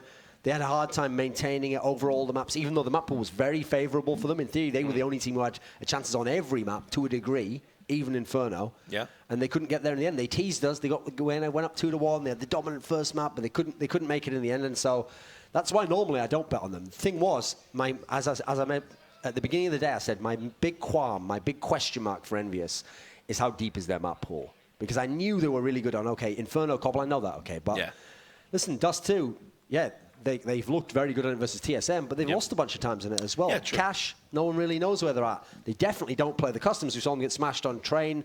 We know they don't play Overpass. So that's something that is a storyline to carry over to tomorrow. Because again, if you think it's bad against VP, where if you don't play Overpass, you have to play Cobble, what are you doing against Fnatic there? Because again, you're going to be banned Overpass. Again, you're going to be Cobble. But the thing here is, Envious did show me something here. They showed, hey, we can match up with one of the other really strong deep teams and map for map. Yeah, I mean, you got to give mad credit to Virtus Pro. Like Duncan says, that they were really. It wasn't even a case that they were in the game. They were controlling the game for very large periods of this series. And up until Cobblestone, it was really, really super competitive. Almost pulled out a ridiculous comeback on Inferno. We're looking really good there after an embarrassing first half. They showed a lot of character, a lot of guts. But this is the thing. Envious right now, I think pound for pound, outside of Fnatic, maybe TSM, they contain probably the highest skill ceiling of any team. And when it all clicks, it's ridiculous. It's unstoppable. There isn't anything you can do. It's Happy's job. It's the job of the players to make sure it is clicking. They're all clicking at the same time. And I just don't think Virtus Pro realistically could match them pound for pound this time around. There's always going to be questionable performances. There's always going to be, well, you know, you've got a veteran like Taz. What's he going to bring in terms of firepower? Everybody in Envious is capable of firepower. The thing is, that point you brought up there, people were actually surprised. When this Envious lineup first came together, that was actually when I made the statement that, for me, TSM was still the team that had, man for man, the highest skill level. And they were thinking, well, what do you mean? How can Carrigan be as high as Happy? You know, like, man for man, they have all the stars in Envious. But I said, the key thing is, we have to see what those players turn out to be like as Envious players. You can't just take it for granted that Kenny S is going to be Kenny S from Titan. We know Apex used to be awesome a year ago, but is he now? So I wanted to see, once the roles shake out, who retains their skill level that we know they're capable of. Right now, I don't think it's really debatable. I think this Envious lineup is man for man the most skilled, because as we kind of mentioned, there is no support player. There is no in-game leader. There's no spot where someone can go and they can do a role and go, I don't have to get frags. Everyone in this whole team is capable of top fragging. People have tried to say that in the past about Fnatic. Well, obviously, it doesn't make sense because Pronox doesn't top frag when they're doing well. People try to say it about TSM. It's very rare that you'll see Carrigan top fragging. People try to use that cliche because usually what they mean is 3 or 4 players can do it. This team literally, as I mentioned when we were at DreamHack London, every player has been a star or top 2 player in another lineup, and in the lineup now can be a star and can be a carry player. Now, that obviously means as a result that you don't have consistency of someone doing it all the time, but it makes you really dangerous at all times. So what this is to me is it's the most skilled team in the world, the hottest team at the moment right now maybe, and tomorrow they're going to go up against the best team in the world, the most consistent team in the world, and the team that just knows how to win. And so that's the really interesting matchup. And just on that point, there's so many little storylines there. Like, we know JW in the past has had trouble with sort of the Kenny S matchup. He's been like, JW fears nobody, but historically, when those two have squared up against it, JW struggled. There's so much going on in terms of... And Envious has never won the Best of X series against the Fnatic guys. Exactly. The only one they won was literally, I mean, it sounds unfair to say this, they literally only won one Best of 3 series against Fnatic. That's because Fnatic forfeited the game. They chose not to replay that Overpass game. And so, even though it allowed them to go on and win their major, they don't want it to be the case, but there's always kind of a tiny asterisk there. It's like, hey, you still won all the matches, you still did everything you could, but you didn't beat Fnatic. And that's the one thing they've never done. And so, to beat them in a best of 5 tomorrow, if they can do that, that'll be an incredible accomplishment. Not necessarily at the level of winning a major, but for them, and to get that off their back, to know, hey, we can beat Fnatic as well. That will be a huge test for them. Because I think psychologically, that's what's going to even out how hot they are now, but there's all those demons from the past. Yeah, and that's what I mean. This might not be a major, right? But in terms of what it's going to mean, it's a moment in history for both of these teams. Are Fnatic going to continue, keep this dynastic run going on where it's just ridiculous? You know, they can beat all the best teams consistently all of the time in ridiculous ways, putting out miracle after miracle after miracle to do it, and have just dominated the landscape for a year? Or is this going to be the point point where this pound for pound most skilled lineup are going to be okay, right? We're ready. We're ready now to take that mantle on. We're coming for Fnatic's #1 spot, and we're going to prove it by beating them, not in a best of 3, in a best of 5, in a final. And here's the thing, Rich. So much going on, honestly. Imagine if Envious can win this, not just for winning the tournament, because then it means you go into the major. That means VP have beaten Fnatic, TSM have beaten Fnatic loads of times, Envious would have then. So then you'd have 3 teams who can all be legit contenders. Whereas in the past, we were always like, okay, teams can play well at the smaller events, but we know Fnatic, where they'll be there in the final at the major. Maybe this is the first major where these other teams finally break that dynasty. Yeah, but I thought that the next major was going to be wide open no matter what happened here. I think we saw enough in Cologne to suggest that Virtus Pro getting so close to Fnatic, Envious making it to the final. TSM is still Fnatic's kryptonite. That top 4, grouping is just so unreal. And now you've got other teams sort of coming in their own as well. I think it's going to be absolutely huge. But still, for me, I've been a believer in Envious since this lineup come together. I honestly think they're going to go on to be the #1 team in the world. That's my personal belief. I think when Fnatic eventually do fall off, and it's long overdue, and MBK's pointing at me while I say that, and it's long overdue that Fnatic drop off. I think Envious are the guys that are going to take that mantle. I absolutely believe it. I've got complete faith in them. All right. Well, thank you guys. We really appreciate it. It's been excellent working with you today. You guys can tune in tomorrow. We will be live on Twitch, MLG TV, and YouTube at Gfinity TV. Thank you guys for tuning in. It'll be Fnatic versus Team Envious in a best of 5 playing for $50,000. We'll see you tomorrow. Have a good night.